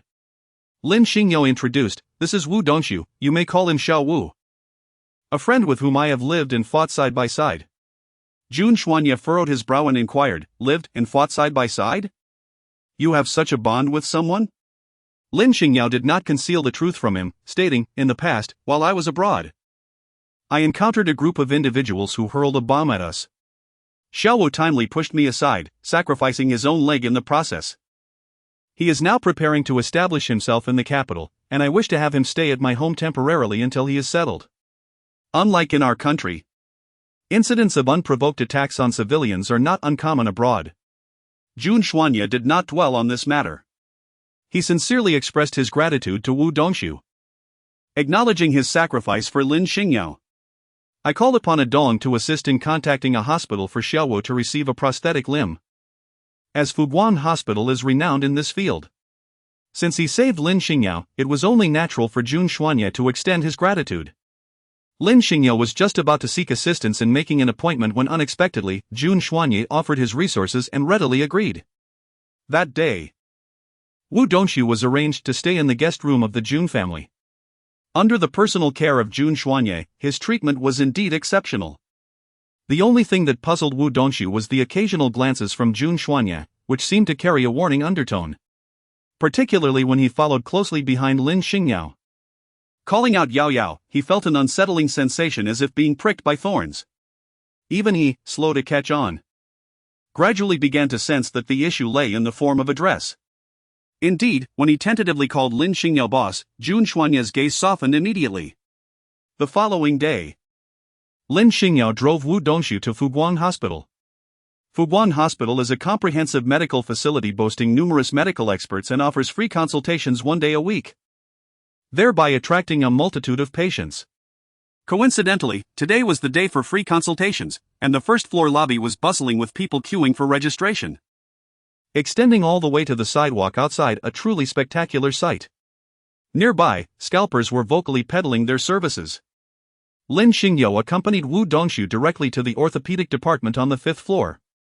This floor is designated for VIP consultations, where it is said that the registration fee amounts to several thousand, and appointments must be made at least a month in advance. As Lin Xingyao stepped out of the elevator, Wang Xinyue emerged from around the corner. She instantly recognized Lin Xingyao's silhouette, and upon noticing the man with crutches following her, she quickly grasped their intentions. Wang Xinyue had not come here for a consultation, rather, she was acquainted with several individuals within the premises. Her closest friend from high school practiced here, and her uncle was an esteemed orthopedic specialist at the hospital. The events of the recent banquet had left Wang Xinyue feeling quite disheartened.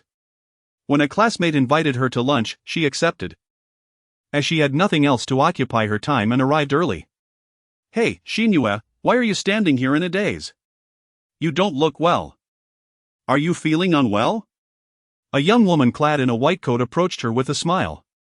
Wang Xinyue scoffed, "I just saw an insufferable person, and it has put me in a foul mood. Nini, you must help me vent my frustrations this time."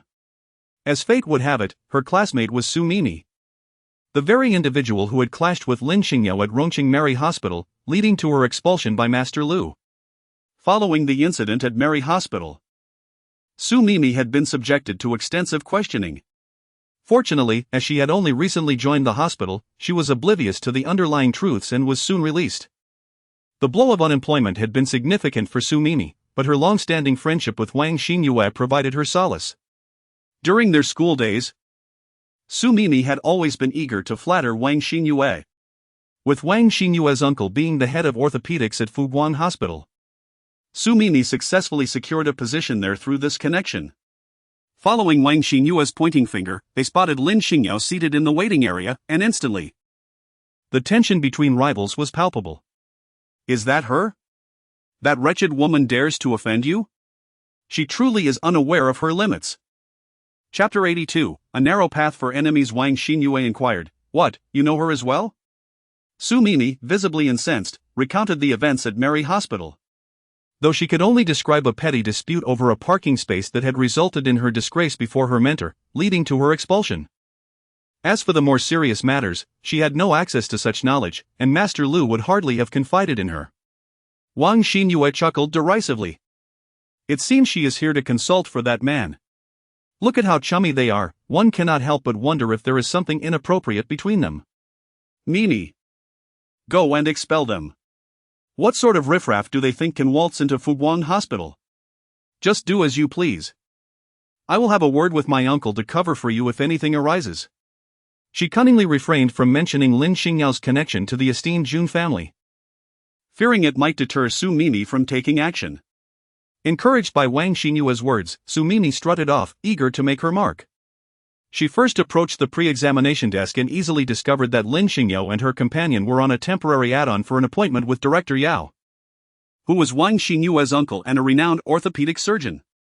Most patients at the hospital sought treatment there due to his reputation. Without hesitation, Su Mimi deleted Lin Xingyao's appointment from the system. Originally, Jun Xuanya had sent a dong to assist, but Lin Xingyao preferred to keep things low-key, only requesting a minor adjustment. Yet, at that moment, they found themselves waiting for quite a while without hearing their names called. Lin Xingyao grew somewhat impatient. Upon inquiring at the pre-diagnosis desk, she discovered that Wu Dongxiu's name was entirely absent from the computer records. Instantly, she became irate. Just a moment ago, your nurses clearly stated that he had been added. We were told we would be attended to after 3 others. How is it that we are now missing? The young nurse, initially believing it to be her own oversight, was soon informed by another nurse. I just witnessed Dr. Su interacting with the computer. It seemed as though she deleted something. I assumed it was a duplicate entry. Could it be that she inadvertently removed the wrong one? Lin Xingyao inquired, which Dr. Su? The nurse replied, there is only one Dr. Su in our department, named Su Mimi. I will go and ask her about the situation. Lin Xingyao said icily. No need to ask, just tell me where her consultation room is. Su Mimi, believing her actions were undetected, was at that moment laughing and chatting with Wang Xinyue, remarking, Lin Xingyao will probably wait in vain all day. Just then, the door to the consultation room was suddenly flung open with a loud bang. Lin Xingyao stood at the door like a deity of death. Upon seeing Wang Xinyue, she broke into a smile, saying, I wondered how Su Mimi could be so audacious as to provoke me again. It turns out you, Wang Xinyue, have been the one instigating from the shadows. The mere sight of Lin Xingyao reminded Wang Xinyue of the humiliation she endured at the banquet, where she had been utterly suppressed and nearly resorted to an indecent display. Wishing to avoid direct confrontation, she grabbed her bag and prepared to leave. Wu Dongxiu brandished his cane, declaring, my boss hasn't spoken, no one is allowed to leave. Wang Xinyue disregarded Wu Dongxiu, retorting, get out of my way. With a forceful shove, she attempted to push him aside. However, despite having only one leg, he was not easily moved. It was as if she had collided with a stone wall, causing her to stagger back several steps. Su Mimi, feeling a sense of loyalty, stepped forward and exclaimed, what right do you have to cause a scene here? You were merely inserted into the system, since the quota is full. You have naturally been filtered out. Why are you so dissatisfied? If you have any sense, you should leave our hospital voluntarily. If I have to call security to escort you out, it will be quite embarrassing for you. Lin Xingyao cast a sidelong glance at Su Mimi and remarked, having emerged from Mary Hospital, have you still not learned your lesson? Who do you think you are? Even Wang Xinyue dares not confront me directly. So what gives you the audacity to speak to me in such a manner? Do you possess the courage to act yet lack the fortitude to acknowledge it? Shall I summon the surveillance footage? As a physician, to engage in personal vendettas under the guise of duty disqualifies you from the noble profession of medicine. Su Mimi, feeling increasingly cornered by her words, turned to Wang Xinyue for silent assistance. Faced with the pressure, Wang Xinyue could only respond in kind. Mimi, removing your appointment was my directive. I am unafraid to disclose that Director Yao is my uncle, and I have already informed him. I intend to treat him to lunch. And he will not have the time for consultations, hence, your appointment has been cancelled. Lin Xingyao, no matter how formidable you may be, you are still human and will inevitably require a physician's care. Today, Director Yao will not attend to you, nor will he provide any future consultations. You need not trouble yourself to visit Fuguan Hospital again. Director Yao, a distinguished physician, holds a prominent position in society, even among esteemed families. The inevitability of life's cycle, birth, aging, illness, and death, necessitates seeking the expertise of eminent doctors. Her uncle, a leading figure in orthopedics, has received numerous prestigious accolades domestically, earning him a reputation of great renown. Many notable individuals seek his association. It is not uncommon for esteemed physicians to exhibit a bit of arrogance. Declining 1 or 2 patients is hardly remarkable. Lin Xingyao coldly remarked, are you certain you wish to involve your uncle? Wang Xinyue instantly retorted in anger. What do you mean by involving my uncle? He has always doted on me. It is only natural for him to treat me to a meal when he comes. And I don't see why I should be obligated to seek medical attention for you. Just then, Director Yao arrived after changing his clothes. Xinyue, Didn't you say you would treat me to a meal? Why have you been hiding here? Oh, and who are you two? Director Yao appeared to be in his early 40s, sporting a typical balding pattern. Although he was a physician, there was a hint of commercialism in his gaze. Are you Director Yao, the esteemed orthopedic specialist? We had just booked an appointment with you, but your niece deleted it. Could we possibly reschedule? Lin Xingyao. Being a doctor herself, generally held respect for her colleagues, even for those from the Wang family. However, it became evident that not all relatives share the same sentiments. Upon hearing that it was his niece who had deleted the appointment, Director Yao's demeanor shifted, and he coldly refused. I'm afraid it is already noon. And I have finished my duties for the day. Lin Xingyao remarked, but I have already made an appointment. Do you condone your niece's arbitrary deletion of patients' appointments? Wang Xinyue, feeling a sense of superiority, was particularly pleased. Making an early appointment is futile. My uncle is a distinguished physician, and his slots are exceedingly difficult to secure. Even if you were fortunate enough to obtain one, my uncle may not be inclined to attend to you. Of course, if you are willing to beseech me. Perhaps I could speak favorably on your behalf. Sumimi also found immense satisfaction in the situation, boasting, now you understand the gravity of the matter, don't you? One must practice humility in life, otherwise, you shall face greater misfortunes in the future. Now, be off with you, Fuguang Hospital does not welcome your kind. Lin Xingyao regarded them as mere clowns, her disdainful gaze ruffling Su Mini's composure. Why do you appear so unfazed? Shouldn't you be in a frenzy at this moment? Why are you not expressing your anger? Let me inform you, we are indeed bullying you, let's see how you respond. At this juncture, Lin Xingyao's phone chimed.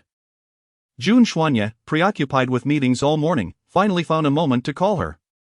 Have the matters at the hospital been settled? Shall we have lunch together? Lin Xingyao spoke pointedly, expressing her frustration about an esteemed expert appointment that resulted in their waiting in vain for an entire morning due to the deletion of their appointment.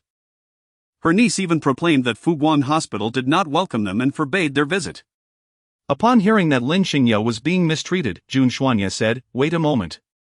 Wang Xinyue instantly recognized it was Jun Xuanye on the phone and felt an intense jealousy. Throughout their years of acquaintance, Jun Xuanye had never shown concern for her matters. She thought to herself, do you think contacting your husband will help? Even if Jun Xuanye were here today, my uncle wouldn't treat you. Yao Danian, once a poor student supported by Wang Xinyue's aunt to attend medical school, had built his reputation through the backing of the Wang family. Thus, he was resolute in supporting Wang Xinyue, the legitimate daughter of the Wang family. He declared, regardless of your background, as the head of the orthopedics department in this hospital, I have the authority to refuse treatment. Even the director would give me some respect. Alright, Xinyue, there's no need to waste words with these people, let us leave. At that moment, the director rushed in. Yao Danian immediately approached him. Director, what brings you to our department so suddenly? Allow me to introduce you, this is my niece, the illustrious Wang Xinyue. Wang Xinyue was prepared for some pleasantries but was ignored as the director urgently asked Yao Danian. Didn't he, the head nurse, add an appointment for a patient named Wu Dongxiu this morning? Yao Danian recalled that the head nurse had mentioned the director's request for an appointment earlier. He replied, I've seen all my appointments for the morning. Wu Dongxiu. I don't quite remember, but I should have seen him. Perhaps I can check the computer later. Wu Dongxiu interjected, I am Wu Dongxiu. I had an appointment. But this Dr. Su deleted it. And this Dr. Yao, what a disgrace, using his power to bully others. One would think he owns this hospital. This was outrageous. Fuguang Hospital was, in fact, a personal enterprise of Jun Xuanye, yet his wife nearly got thrown out. I sincerely apologize for my oversight, the director said repeatedly to Wu Dongxiu. He then turned to Lin Xingyao with a questioning look, is that acceptable? Please, do not take offense, or it will create significant trouble for me. If Yao Danian was a national authority in orthopedics, then Director Li was undoubtedly a globally recognized expert. He had been in semi-retirement, no longer seeing patients, and was preparing to step down from his position, yet had not found a suitable successor. Yao Danian had long coveted the director's position, flattering him over the years, but the old director had always remained indifferent. However, today, He was exhibiting a remarkable humility before Lin Xingyao and Wu Dongshu. Director, who are they? You needn't be so courteous, do you? They are the ones seeking treatment and should display some humility, Yao Danian remarked. The old director shot him a disapproving glare. Do you not realize your own mistakes? This lady's identity is known to your niece, I am certain. Wang Xinyue scoffed. She merely relies on the influence of Mrs. Jun. It's known that the director of Fuguang Hospital is upright. Who would have thought he would fear the Jun family? The old director retorted, it is not fear, but respect. Fuguang Hospital was initially funded by Jun Xiao 10 years ago. And it is thanks to his benevolence that we have been able to conduct regular free clinics and establish medical points in over 100 impoverished areas, bringing hope to numerous destitute patients. His gaze shifted to Yao Danian. I know you have been eyeing the director's position for 2 years. But I must inform you that you are utterly unworthy. It is one thing to privately place personnel within the hospital, but to cause such a public scandal is unacceptable. You have tarnished the reputation of Fuguang Hospital. Even if your medical skills are commendable, your character is reprehensible, rendering you unfit to practice medicine. The phrase unfit to practice medicine was nearly a death knell for Yao Danian's career. He sank into his chair, his face ashen. Wang Xinyue, unaware of the gravity of the situation, exclaimed, what does Fuguang Hospital matter? If they refuse to treat us, so be it. Su Mimi, as a physician, understood the implications and grimaced, quietly warning Wang Xinyue. Director Li is the head of the medical association. Anyone he expels will find no employment in any hospital. As the conversation progressed, Su Mimi could not help but scold Wang Xinyue. Why didn't you mention she was Mrs. Jun earlier? Had I known her stature, I would never have dared to provoke her. You, who are aware, stirred trouble for me. Xinyue, you are intentionally leading me into peril. You may not fear due to your Wang family status, but I do. Wang Xinyue huffed, you owe me too many favors, helping me is no trouble. Besides, you have your own grievances with her, why should I be concerned? You. Su Mimi was at a loss for words, unable to confront Wang Xinyue. Wang Xinyue raised an eyebrow at Yao Danian. Enough, uncle, no need to be upset. If they refuse to treat us, so what? Fuguang Hospital is nothing to worry about. My Wang family has ample funds, we can simply establish our own hospital. Rest assured, with your skills and reputation, patients will surely come seeking your care. Yao Danian looked at Wang Xinyue, disappointment clouding his gaze. He had always regarded his niece as intelligent, beautiful, and understanding, but now she seemed utterly foolish to him. Running a hospital requires more than just money. If he were expelled from the medical association, he would be unable to practice, let alone open a hospital. Moreover, his arrogance had led him to engage in numerous illicit dealings over the years. With ample evidence against him, Director Li could easily target him if he wished. Chapter 84, Fuguang Hospital forbids the Wang family from stepping foot inside. Wang Xinyue could not tolerate the feeling of constant setbacks. She remained undeterred, imperiously addressing Director Li. In life and work, one should always leave room for negotiation. Director Li, I have heard that your hospital is renowned for its orthopedics. Primarily due to your long-standing collaboration with DW Medical Equipment Company, providing patients with the finest prosthetics available. However, do not forget that DW is a capital-driven entity. Unlike a hospital, solely motivated by profit. Our Wang family also has business interests in the medical sector in Country M and has engaged in extensive cooperation with DW. My father is well acquainted with their executives. If you truly wish to sever ties today and escalate matters, do not blame us for being unaccommodating. Upon hearing this, Yao Danian suddenly felt a flicker of hope. However, he dared not confront the old director directly, instead opting for a more tactful approach. Director, I admit my shortcomings earlier. And I apologize. Nevertheless, the Wang family is not an ordinary family. It would be wise to avoid offending them, especially since my brother-in-law has connections with DW's upper echelons. In the world of capital, a single word at a dinner table can ruin years of collaboration for someone. At this moment, Director Li found himself in a predicament. He was indeed upright and incorruptible, yet when it came to the interests of the hospital, he could not disregard the larger picture. Particularly given the significant implications regarding the DW aspect. Just as he contemplated whether to seek guidance from Jun Xiao, a cold and piercing voice unexpectedly cut through the atmosphere. What is this? Have you yet to resolve even a trivial matter? It was none other than Jun Xianyi himself who had arrived. Dressed in a haze blue suit, he exuded an extraordinary aura of elegance. His facial expression, habitually one of indifference, made him seem as if he were encased in an impenetrable fortress of ice and snow, rendering him difficult to approach. Director Li was taken aback upon seeing Jun Xianyi. Since the establishment of Fuguan Hospital, he had only uttered a single remark: each profession has its own expertise. I entrust the hospital to Director Li from here on. After that, he had taken a hands-off approach, visiting the hospital only on rare occasions over the years. Lin Xingyao noticed that Jun Xuanya had little reaction and casually inquired, "What brings you here?" "I came to accompany you for dinner." When his gaze met Lin Xingyao's, the icy mist in his eyes melted into a serene spring.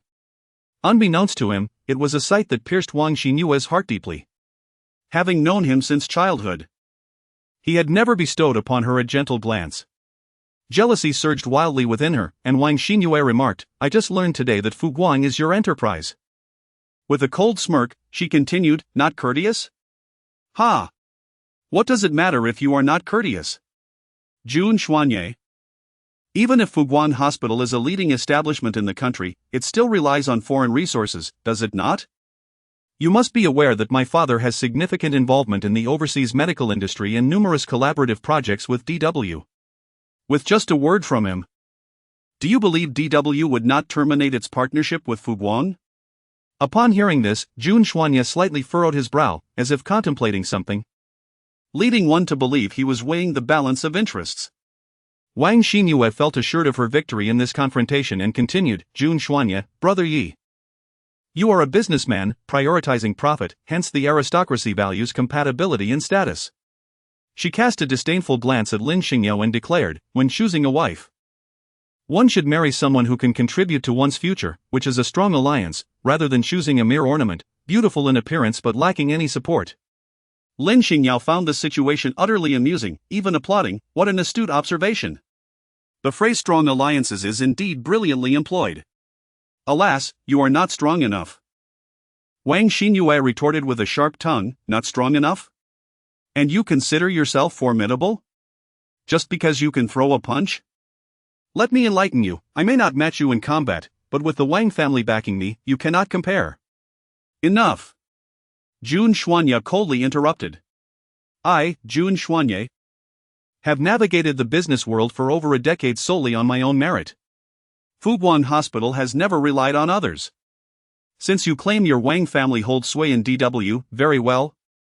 Call your father and let us see if Wang Rucheng has the clout to sever the partnership between Fuguan and DW. Jun Xuanya, do you truly fear a scorched earth?" Jun Xuanya scoffed, "You are mistaken. As long as the net is sturdy, it is only the fish that perish, not the net that breaks." Wang Xinyue initially intended to intimidate Jun Xuanya, to remind him of her significance. Yet now, she found herself in a precarious position, compelled to call her father, Wang Rucheng.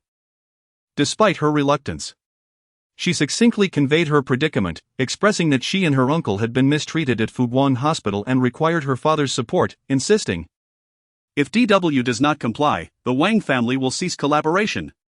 Wang Rucheng, who cherished this daughter dearly, was nonetheless a shrewd businessman who valued profit. He responded, Yeah. Do not act rashly. Our collaboration with DW is crucial to the Wang family. We cannot use it as leverage." "But father, I have already made the threat." "Do you wish for me to lose face before Jun Xuanye?" Reluctantly, Wang Rucheng acquiesced, "I will inquire with Joseph and ascertain the nature of their relationship with Fuguan." At that moment, Jun Xuanye seized Wang Xinyue's phone, coldly instructing, "Remember to ask Joseph if he knows who Jun Xuanye is. And inform him that Jun Xuanye demands the termination of all collaborations with the Wang family." With that, he hung up and turned to Dean Li, declaring, "From this day forth, no member of the Wang family is permitted to set foot in Fuguan Hospital." Wang Rucheng, seasoned in dealings with Jun Xuanye, had previously viewed him as aloof. Now, he witnessed the audacity of the young man, inciting a surge of anger within him. He promptly contacted Joseph at DW to investigate the situation, willing to obstruct Jun Xuanye's ambitions if possible. It is well known that DW is a leading enterprise in the global medical device industry, and Joseph serves as its executive president. 5 years prior, DW faced a severe crisis, during which Joseph was thrust into the spotlight, becoming one of the most prominent professional managers globally. After exchanging pleasantries, Wang Rucheng cautiously inquired, "Are you aware of Jun Xuanye from the Jun Group in Z country? Do you have any ongoing projects with them?" Joseph replied, "We have no collaboration with the Jun family." Upon hearing this, Wang Rucheng felt a wave of relief. "Mr. Smith, our Wang family has interests in the medical sector in Z country. I wonder what conditions Fuguan Hospital has promised you. We can offer the same." This was a blatant attempt to undermine their partnership, as DW is a world leader in medical devices, and who wouldn't covet such resources? Wang Rucheng even contemplated that if DW were amenable, he would not hesitate to pay a premium to secure an advantage.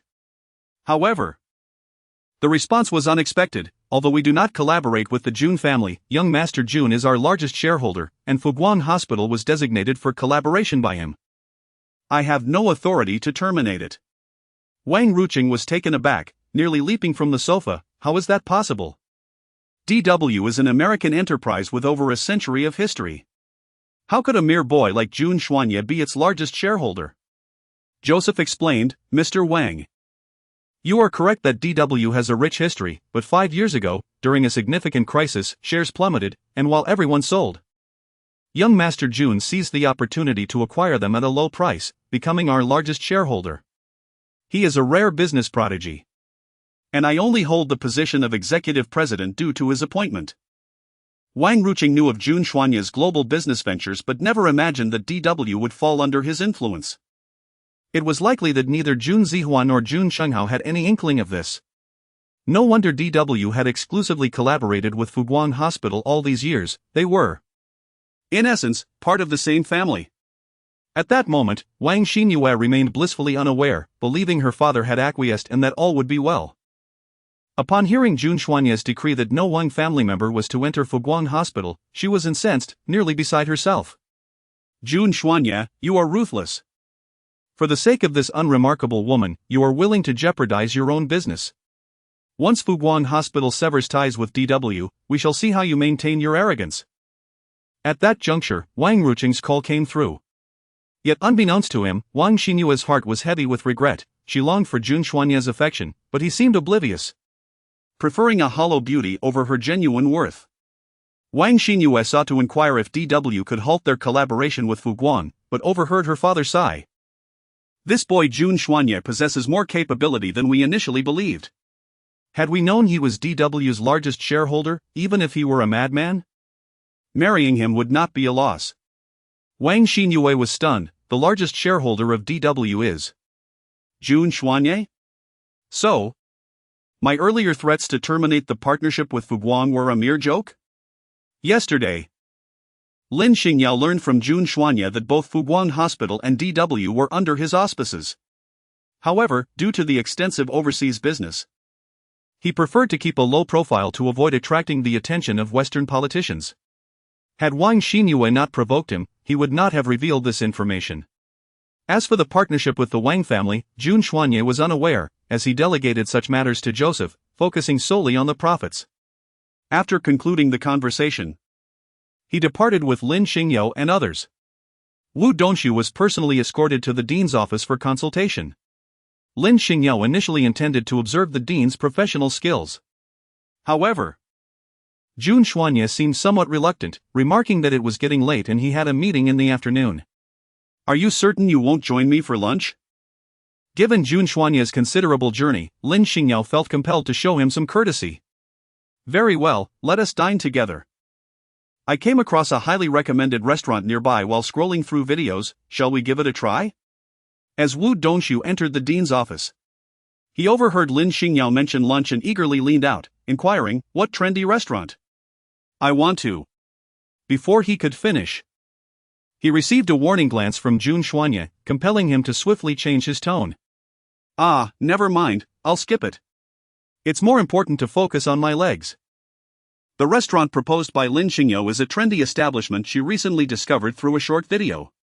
From the footage, the interior appeared utterly enchanting, evoking an atmosphere reminiscent of a starry sky and a sea of lights, almost dreamlike in its allure. However, upon arrival, the adage hearing is one thing. Seeing is another proved to be true. The so-called starry sky was merely a few strings of small lights, which, when refracted by mirrors, created the illusion of grandeur.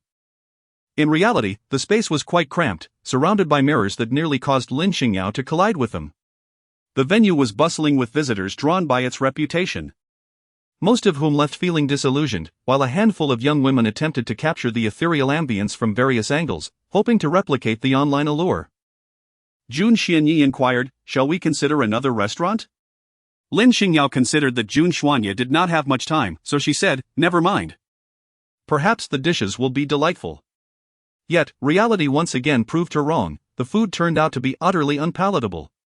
The steak was made from synthetic meat, and yet the price was anything but reasonable. Lin Xingyao felt a twinge of frustration. Alas, it seems I have stumbled upon a misfortune. I must certainly pen a scathing review online. Jun Xuanya, however, remained unfazed, chuckling lightly as he replied, "If that pleases you, I shall open a restaurant for you, adorned entirely to your tastes." Lin Xingyao remarked, "You truly have more money than you know what to do with." The essence of dining at a restaurant lies in the ever-changing experience. If I were to open my own establishment, would I not tire of it if I dined there daily? Jun Xuanya pondered for a moment and replied, "That is not difficult at all, simply open several establishments, one for each of the 8 major cuisines. We could even create a culinary city to encompass global delicacies. If you enjoy bustling crowds, we can open to the public. If you prefer solitude, I shall prepare meals solely for you. After all, it won't cost much, your happiness is what matters." Just as he finished speaking, laughter erupted from a nearby couple. The girl playfully poked her boyfriend's arm, exclaiming, "Look at how adept he is at charming his girlfriend. You, on the other hand, are utterly unromantic, glued to your phone while we dine." The boy retorted, "Anyone can spout flowery words. If it's about opening a culinary city, sure. I'll do that for you, I'll open it in your dreams tonight." The girl shot him a glare, but upon noticing Lin Xingyao's gaze upon her, she sheepishly smiled and said, "Well, perhaps your boyfriend is indeed speaking the truth. I wish you both the best in fulfilling your dreams." Chapter 86, Encounter with a Rival. This exchange elicited laughter from the couple, prompting the boy to put his phone away and focus on his girlfriend. Meanwhile, Dean Li had completed the necessary procedures and transmitted the customized prosthetic plan to the DW factory. Typically, such customization requires a lengthy period, however. Due to Jun Xuanya's special attention, the process was expedited, and the prosthetics were airlifted within days. Wu Dongshu adapted remarkably well, after a brief rehabilitation period. He was able to master the use of his prosthetics. With his trousers concealing them, no one could discern any flaw in his legs. The tall and spirited young man garnered many admiring glances from passers-by as he walked down the street. As for work, Lin Xingyao had made arrangements long ago. Utilizing special channels, he secured a position in the Special Anti-Explosive Unit under the guise of a retired serviceman. Naturally, it was no longer suitable for him to reside in the Jun family estate. On the eve of his departure, Wu Dongshu could not restrain himself. He stood at attention and rendered a formal military salute to Lin Xingyao, stating, "Captain, I am leaving now, take care." Lin Xingyao gently patted his shoulder, advising, "Take care of yourself. Do your best in everything, but do not overexert yourself." "Indeed," Wu Dongshu replied, turning to enter his car and depart. He was on his way to a new battlefield, ready to shine and contribute further. After bidding farewell to Wu Dongshu, Lin Xingyao turned around and noticed Jun Xuanya standing behind her, inquiring, "Why did Xiao Wu salute you?" Lin Xingyao's identity is exceedingly unique, and the organization has issued strict orders for confidentiality. Even those closest to her, such as her partner, are prohibited from revealing any details. Even Wu Dongshu's beloved grandmother remained unaware of anything beyond the fact that her grandson was serving in the military until her last breath. This is all done to prevent the exposure of her identity and to avert malicious retaliation. Lin Xingyao had never intended to conceal the truth from Jun Xuanya for a lifetime, but at this moment, it was not the right time to speak. She quickly devised a response. "Xiao Wu served in the military, and he tends to salute out of excitement." Jun Xuanya inquired further, "What branch of the military?" Lin Xingyao remarked, as a sapper, he learned to defuse bombs in the military and was specially recruited into the explosive ordnance disposal unit.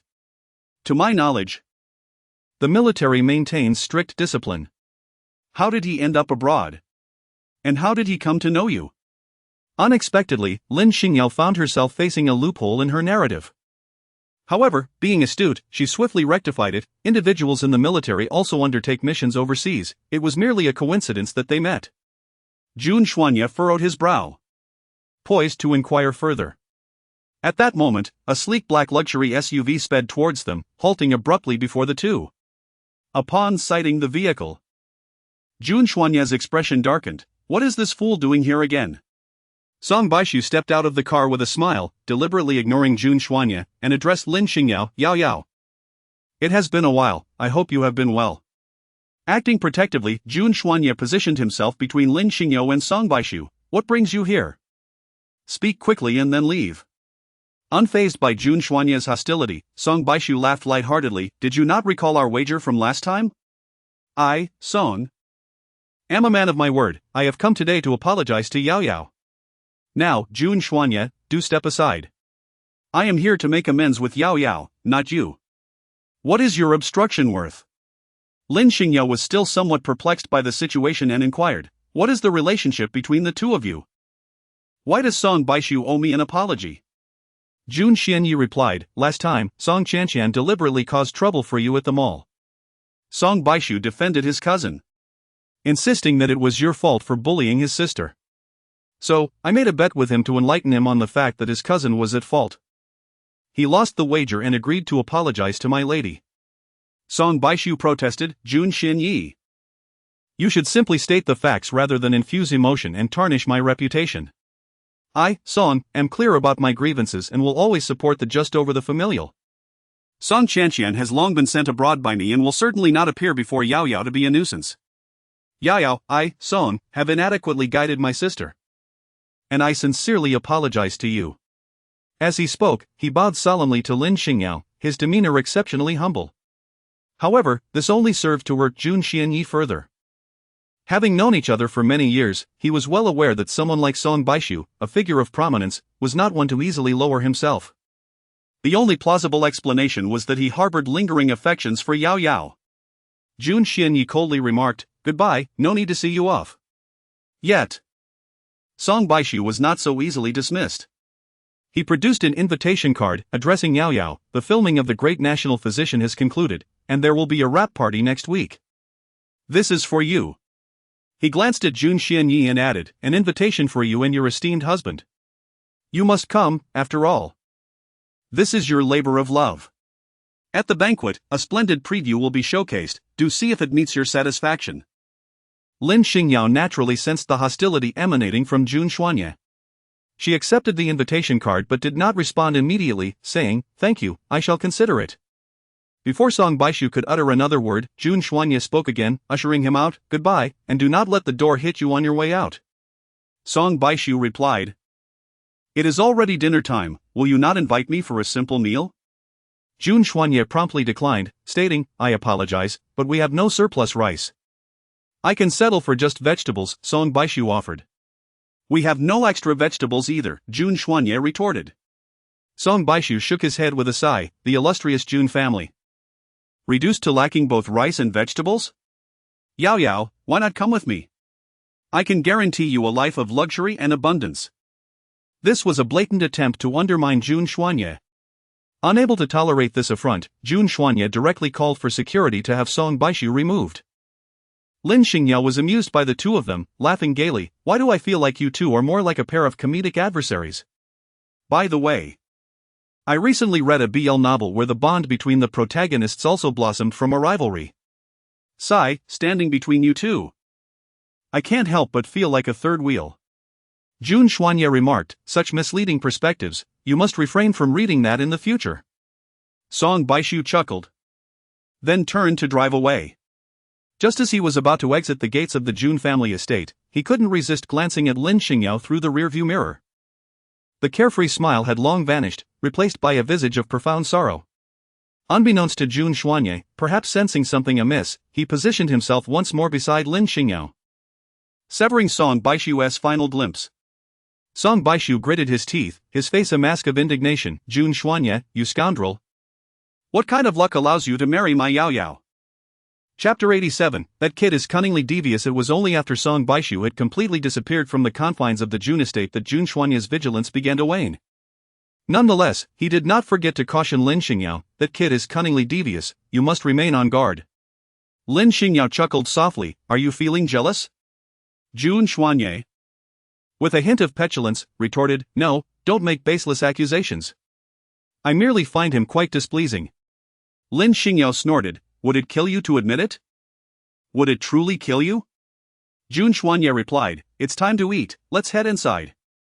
Lin Xingyao deliberately waived the invitation that Song Baishu had given her in front of him, teasingly saying, since you won't feel jealous, I suppose I shall go? Jun Xuanye replied, if you wish to go, then go, I have no intention of restricting your freedom. Generally, Lin Xingyao had little interest in such gatherings.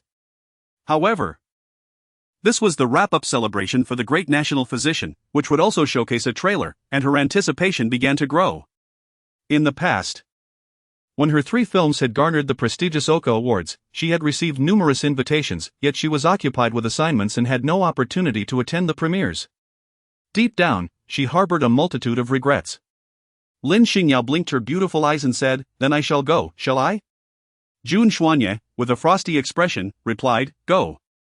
Lin Xingyao smiled and inquired, are you going? I shall not attend the gathering organized by Song Baishu.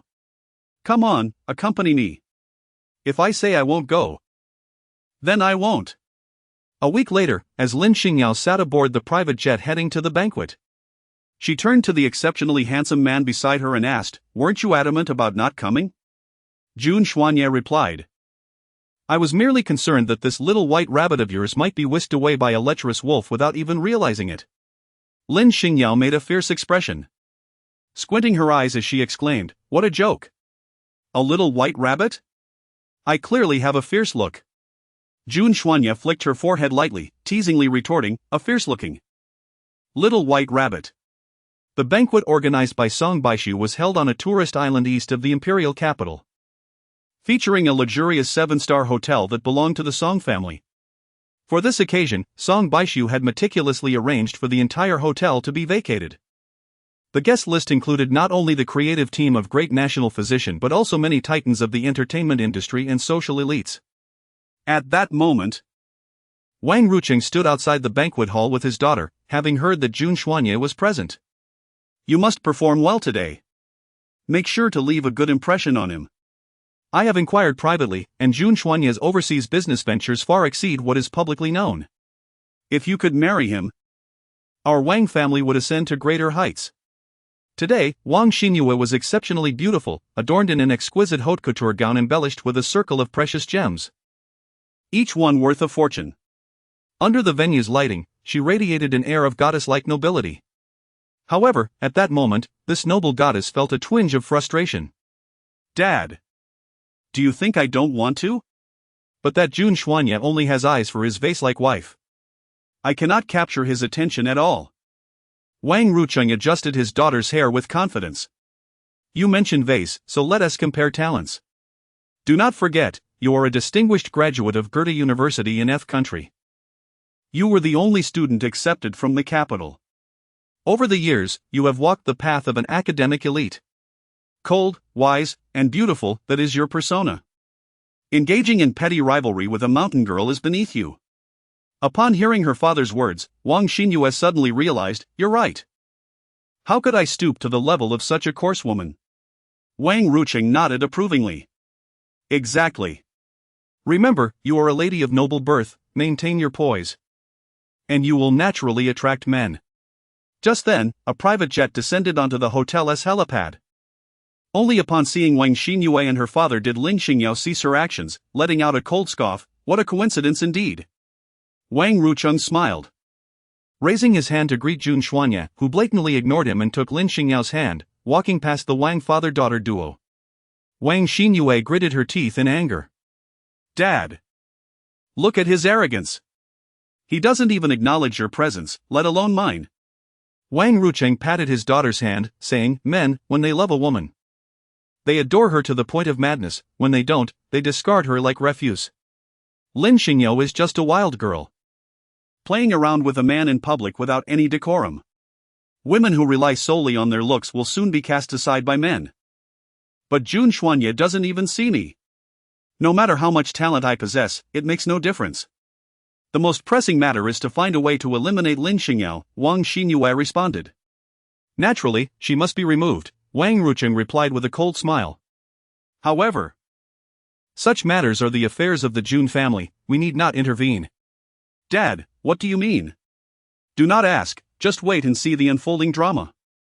Lin Xingyao was preparing to fetch some food. Madam Jun. It was Tianmi who spotted Lin Xingyao from a distance and hurriedly approached, lifting her skirt. After a couple of months apart, Tianmi's demeanor and aura had transformed significantly. The saying that good fortune enhances one's appearance seems to hold true. Since their last encounter at the banquet, Tianmi had risen to prominence as a sensational star across the internet. She had initially intended to express her gratitude to Lin Xingyao but hesitated, feeling intimidated by her esteemed background. Moreover, she had soon commenced filming for a new project.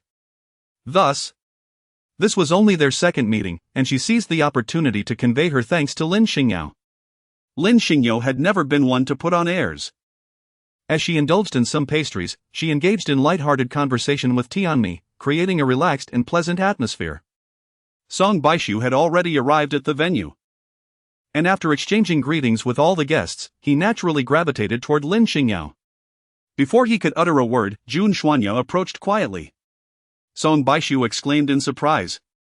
Aren't you busy discussing business with President Sheng? How did you arrive here so swiftly? You seem to be keeping a close watch. Jun Xuanye replied, I had no choice. There's a cunning wolf lurking at the banquet, fixated on my wife. The competition between the two men amused Tianmi, who whispered to Lin Xingyao. It seems President Jun is quite concerned about you, you are truly fortunate. Chapter 88, The Ultimate Trump Card. Lin Xingyao playfully remarked, it's clearly mutual attraction. Don't use me as an excuse. Jun Xuanye and Song Baishu exchanged glances filled with indignation, turning their heads away in unison. At that moment, Song Baishu noticed a server nestled behind a column, seemingly engaged in some mysterious activity, and promptly summoned a bodyguard to investigate. Lately, I have inexplicably felt as though someone is following me, he confessed. Jun Xuanye taunted, have you perhaps stolen that server's girlfriend, inciting her wrath? Jun Xuanye, do not tarnish my reputation. He cast a glance at Lin Xingyao, attempting to clarify, I have genuinely devoted myself to work these past few months, without seeking the company of women. Besides, he chuckled softly, having witnessed the brilliance of the blazing sun. How could one still be captivated by a mere twinkling star? Jun Xuanye, incensed, retorted, if you cannot engage in a civil conversation, then remain silent. Lin Xingyao was particularly vigilant in this regard. Song Baishu, are you saying that someone is following you? With so many bodyguards around you, haven't they managed to identify the individual? Song Baishu replied, the other party seems to possess counter-surveillance capabilities, adept at evading monitoring. And they always leave themselves an escape route, making it exceedingly difficult to capture them. Lin Xingyao pondered and asked, what became of the assassins who pursued you last time? Why were they after you? Song Baishu replied, it is indeed perplexing. I have no acquaintance with those assassins, and I am utterly baffled as to why they sought my life. The police only apprehended some low-ranking henchmen, leaving the deeper intricacies of the situation shrouded in mystery. Lin Xingyao pondered, stay vigilant and prioritize safety. Meanwhile, Jun Xuanye ruthlessly pulled Lin Xingyao away, muttering, Song Baishu has many enemies. Keep your distance from him to avoid any calamity. Song Baishu retorted, Jun Xuanye, are you even a man? At the same time, in the security room on the first floor, the guards were knocked unconscious and bound tightly together. A masked man picked up a walkie-talkie and reported, Boss, we have taken control of the surveillance room. This time, we will ensnare these high society individuals. Where was Song Baishu? He had entered the banquet hall. All set. Keep a close watch. These individuals were the very assassins who had previously attempted to eliminate Song Baishu. Ever since their last failed assassination, they had come under police scrutiny, resulting in the loss of many comrades. Yet, undeterred, they remained resolute in their ambition to achieve greatness. This occasion presented an excellent opportunity. With the banquet taking place on an island, controlling the hotel security would turn it into their paradise of crime. Meanwhile, old Lu had also arrived at the banquet. As a titan in the medical field, he commanded great respect. Lin Xingyao had encountered old Lu a few times during her childhood and now exchanged pleasantries with a smile. After a brief conversation, old Lu suddenly said, "Miss Wang, I apologize, but I see an old friend over there and must excuse myself." With that, he bypassed Wang Xingyao and called out to Lin Xingyao, "Yao, I knew you would be here today, I came specifically to join the festivities." He then engaged Lin Xingyao in conversation, laughing heartily as though no one else were present. Wang Ruqing observed this scene and inquired, "Why does old Lu seem so familiar with Lin Xingyao?" Wang Xingyao scoffed, "It's probably because of Song Baishu. Humph, she flaunts her enchanting looks to seduce men. Truly a temptress for both young and old." "A temptress for all ages?" Wang Ruqing chuckled, "At least her father-in-law is not enticed by her charms." Just then, a call came through to Jun Xuanye from the sanatorium, reporting that Jun Zhiyuan had attempted suicide and was now being rushed for emergency treatment. The situation was critical, and they urged Jun Xuanye to come immediately. Lin Xingyao was taken aback. "What? Then why are you still standing there? Hurry up!" Jun Xuanye remained motionless. He had been discovered, and he should not meet a dire fate. Such a talent was too precious to perish easily. Yet, despite this reasoning, Lin Xingyao noticed that Jun Xuanye's hand trembled. Lin Xingyao sighed softly, "You should go, even if he is causing a ruckus deliberately. Is it not also to catch a glimpse of you? What if things escalate and he truly meets his demise?" With that, she swiftly departed. Lin Xingyao felt a twinge of sympathy for Jun Xuanye. He was undoubtedly a person of deep loyalty, yet he was burdened with such a father. Shortly after Jun Xuanye's departure, the tumultuous Jun Zhiyuan made his entrance into the banquet hall. Although he was not the actual authority within the Jun family, his son's remarkable prowess commanded a great deal of respect for him as a father. Numerous guests approached to greet him, inquiring why he had remained in seclusion for such an extended period. When Lin Xingyao first laid eyes on Jun Zhiyuan, she felt an unexpected surprise. Perhaps it would be best to let him cause a scene, allowing Jun Xuanye to see his true colors. While the bond of father and son is indeed precious, it remains a truth that any relationship, if not nurtured properly, is destined to fade away. According to protocol, Song Baishu was expected to take the stage and deliver a speech at that moment. He prepared to ascend, but before he could, Jun Zhiyuan unexpectedly took to the stage, microphone in hand, exclaiming, "Ladies and gentlemen, I kindly ask for your witness." As the son of the head of the Jun family, his voice naturally drew many gazes toward the stage. Wang Xingyao, puzzled, inquired of Wang Ruqing, "Father, what is Jun Zhiyuan planning to do?" Wang Ruqing merely smiled, responding, "Naturally, he intends to clear the way. If you wish to rise, I shall assist in removing any obstacles in your path." A few days prior, Wang Ruqing had intentionally visited Jun Zhiyuan at the rehabilitation center, subtly indicating that the Wang family would still be willing to rekindle ties with them. Albeit Jun Xuanye was now married, complicating matters. If they wished for their daughter to marry into the Jun family, they needed to find a way to oust Lin Xingyao. Indeed, upon hearing of the Wang family's desire to mend relations, Jun Zhiyuan immediately assured Wang Ruqing that he would expel Lin Xingyao. Wang Ruqing then concocted a nefarious plan, with Song Baishu hosting an upcoming banquet attended by numerous social elites. It would be essential for Jun Xuanye to publicly sever ties with the woman surnamed Lin, lest their daughter be ridiculed as a third party. To everyone's astonishment, Jun Zhiyuan possessed a trump card.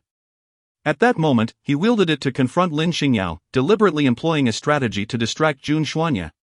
At this juncture, Jun Zhiyuan stood before the audience and proclaimed loudly, "Today, I, Jun Zhiyuan, wish to seize this opportunity to announce a piece of joyous news. As you all know, my son, Jun Xuanye, was once betrothed to the daughter of the Wang family. Due to Xuanye's illness, the engagement was delayed. Today, with Mr. Wang present, we are preparing to finalize the wedding date." Wang Ruqing nodded with a smile among the guests, and to all appearances, It seemed that the Jun and Wang families had conferred and agreed upon the marriage, seizing this opportunity to make it public. Everything appeared utterly normal, save for the presence of Lin Xingyao. Song Baishu, bewildered, approached Lin Xingyao, asking, "What is going on with the Jun family?" "Wait, wasn't Jun Xuanye already married?" It was then that Tianmi, unable to contain herself from the crowd, posed the question aloud. Jun Zhiyuan sneered, stating, "I fear you may find this amusing." But at that time, I was led astray, heeding the words of a charlatan who claimed that a marriage could cure my son's ailment. By a twist of fate, Lin Xingyao happened to be in the right place at the right time. In hindsight, it seems all too coincidental. I was so focused on my son's recovery that I hastily agreed to the marriage with Lin Xingyao. However, given Xuanye's dire condition, we could not register our marriage at the Civil Affairs Bureau. Thus, we created a false certificate merely to appease the situation, with the intention of formally registering it once my son improved. Of course, we have acknowledged the hardships endured by Miss Lin over these past months, and appropriate compensation will be provided. However, she can no longer present herself as the wife of Jun. Upon hearing this, the audience was taken aback. It turned out that the marriage was a sham. Tianmi defended Lin Xingyao, exclaiming, "Isn't this just a fraudulent marriage? Now that you've used her, you intend to cast her aside? This is utterly excessive." Such words were indeed malicious, suggesting not only a desire to discard her after use but also to publicly announce that Lin Xingyao had become second-hand goods, having been used and discarded. With her reputation tarnished, finding a husband would be challenging. If she encountered someone less resilient, it could lead her down a tragic path. Numerous guests, familiar with the Wang family's intentions, began to chime in. What does beauty matter if one is not an actress relying on looks? Being a grand lady of high society is not a role suited for just anyone. What of Jun Xuanye? Did we not see him just moments ago? He probably left to avoid the awkwardness. After all, in such matters, men seldom suffer losses, while women bear the brunt of it. Reputation lost, purity gone, how will she navigate life in the capital from here on? In the worst case, it could be dismissed as a mere romantic fling gone awry. Look at how many women have been discarded by young Master Song. As long as the financial compensation is sufficient, nothing else matters. Silence. Suddenly, Song Baishu erupted, his voice laced with fury. Initially, he had felt a fleeting moment of joy upon learning of Lin Xingyao's sham marriage. However, witnessing his revered goddess being so vilified and insulted was intolerable. Jun Zhiyuan, your actions are beyond reprehensible. To sever the bridge after crossing it is a cruelty unmatched. Where is Jun Xuanye? Why does he not speak up? Jun Zhiyuan replied, marriage has always been a matter of parental consent and matchmaking, he naturally harbors no objections. However, having shared even a brief union, my son, being a man of sentiment, would refrain from uttering harsh words in public to spare some feelings. Surely, this is all your deluded wishful thinking. At this moment, Song Baishu forsook decorum, referring to Jun Zhiyuan as this old scoundrel. Jun Zhiyuan's complexion shifted between shades of anger and embarrassment. Song Baishu, I am your elder, how can you speak to me in such a manner? What of the Song family's upbringing? Do not think I am unaware, your family has long coveted Lin Xingyao. Now that she has been cast out by the Jun family, you are free to take advantage of the situation. Furious, Song Baishu was about to charge at Jun Zhiyuan. But Lin Xingyao intervened, grasping his arm. Young Master Song, thank you for standing up for me. However, since this is a matter concerning the Jun family, it is best I handle it to avoid involving you further. Song Baishu insisted, Yao, you need not be so courteous with me. Your affairs are my own. Should the Jun family dare to wrong you, I, Song Baishu, will not rest until justice is served. Lin Xingyao smiled gently, saying, your words are sufficient. However, she expressed her desire to handle the matter herself. With that, Lin Xingyao confidently ascended the stage. The murmurs from the audience grew increasingly intense. What is she planning to do? How can she still stand at the forefront without feeling embarrassed? If I were in her position, I would rather cling to the leg of young Master Song. Speaking of which, young Master Song is not inferior to young Master Jun. Perhaps she intends to navigate both waters. Now, that is a skill. Lin Xingyao absorbed every word, realizing that she was merely acting as a scapegoat for others. From her elevated position, she cast a sweeping glance and swiftly discerned the Wang father and daughter concealed within the throng. Wang Xingyao, with a playful smile gracing her lips, provocatively raised her middle finger upon meeting Lin Xingyao's gaze, only to arrogantly lower it afterward. Lin Xingyao found her naivety laughable. Did she truly believe this would enable her to triumph over her? Foolish. When she first entered the Jun family, Zhao Meiwan had tossed 2 marriage certificates at her, and she had immediately suspected something amiss. The duo of Zhao Meiwan and her son had their eyes fixated on the wealth under Jun Xuanye's name. How could they possibly allow her to enter legitimately and claim a share of the fortune? It was merely a matter of bullying her, a naive young girl, with a counterfeit certificate. Nonetheless, Lin Xingyao had come for a mission, and the authenticity of the marriage certificate was of no concern to her. After all, when she departed, all traces would be wiped clean. As for the Jun family's assets, it was a jest. Her own wealth was immeasurable, so why would she care about theirs? Little did she expect that Jun Zhiyuan would use this as leverage to attempt to expel her. Chapter 90, A Man Unworthy of Lin Xingyao. As Jun Zhiyuan watched Lin Xingyao approach him step by step, his mind involuntarily recalled the day she had rendered him incapacitated for an entire day in the Jun family's garden. A sense of fear washed over him, prompting him to retreat several steps. What are you planning to do? Do not resort to violence, let us part amicably. The Jun family will not mistreat you. Lin Xingyao chuckled softly, there's no need to be so fearful, I won't harm you. Upon hearing this, the audience erupted in laughter, delighting in the revelation that even a father-in-law could be bested by his daughter-in-law. Indeed, I've heard she possesses quite the prowess, they chimed in. But in a wealthy household, what significance does such skill hold? Lin Xingyao seized the microphone from Jun Zhiyuan and bellowed, silence, all of you. Her voice, already formidable, was amplified through the microphone, startling everyone present into silence. Do not presume that you can gossip without consequence. Lin Xingyao's piercing gaze swept over the gossips, Mrs. Sun, Mrs. Li, Miss Yuan. You may choose to be the Wang family's mouthpiece, but you ought to consider whether I, Lin Xingyao, am someone you can provoke. Very well. Lin Xingyao scoffed. Mrs. Sun, your family has indeed relied on the Wang family to secure a foothold in the upper echelons of the capital for the past decade. However, today I have a message for you. Your fortune and misfortune both stem from the Wang family. From this day forth, your steel company shall no longer sell a single piece of steel. Mrs. Sun's face turned ashen. Who do you think you are, a mere country girl? What gives you the audacity to speak so arrogantly? Our Sun family supplies the national construction industry. We cannot keep up with the demand. What gives me the right? You shall know soon enough. If Wu Dongshu were present at that moment, he would undoubtedly recognize that his captain was genuinely enraged. Soon, Mrs. Sun's phone rang.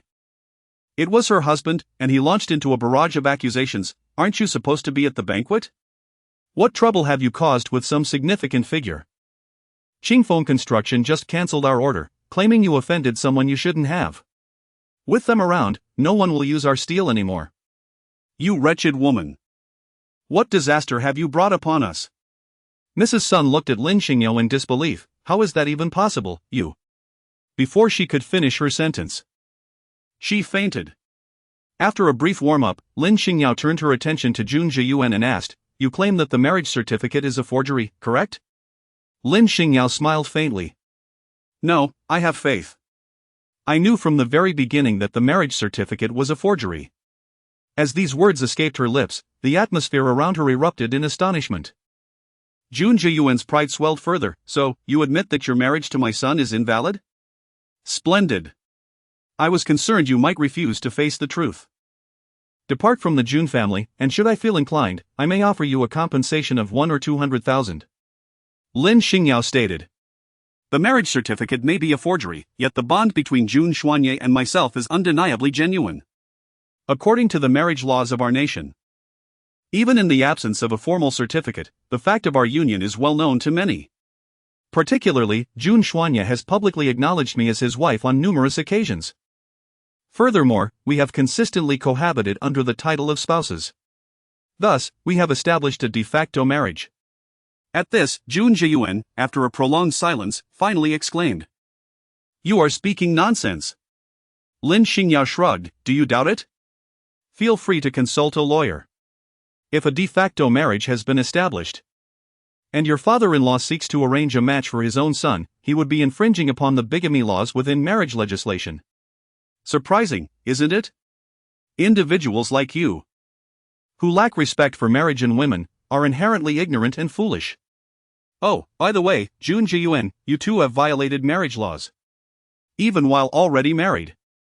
You engaged in an affair and cohabited with another, parading around with your lover under the guise of a married couple at various gatherings. If Xianya's mother were a bit more ruthless, she could have easily placed you behind bars. I've long wanted to say that someone like you is utterly unworthy of marriage. You consider yourself a romantic, showering different women with affection. Yet in reality, those women are enamored solely with your wealth and are likely repulsed by you as a person. Lin Xingyao remained silent until she spoke, leaving Jun Jiyuan utterly speechless. His dignity and pride completely shattered. However, at this juncture, Jun Jiyuan was unwilling to concede defeat, his face flushed with anger as he declared, regardless of the circumstances. Today you shall be expelled from the Jun family. You are unworthy of my son. Unworthy? Lin Xingyao scoffed, her tone exuding confidence. In this world, there is no man whom Lin Xingyao cannot match. Jun Jiyuan retorted with a dismissive snort, whether one is worthy or not is determined by lineage, background, education, and capability. Not merely by empty words. It is not enough to simply believe oneself worthy, nor can one elevate their status by surrounding themselves with sycophants. Since Lin Xingyao began her relationship with Jun Xuanya, she has frequently encountered questions regarding their compatibility. In the past, she remained indifferent to these inquiries, however, today, she found herself affected by them.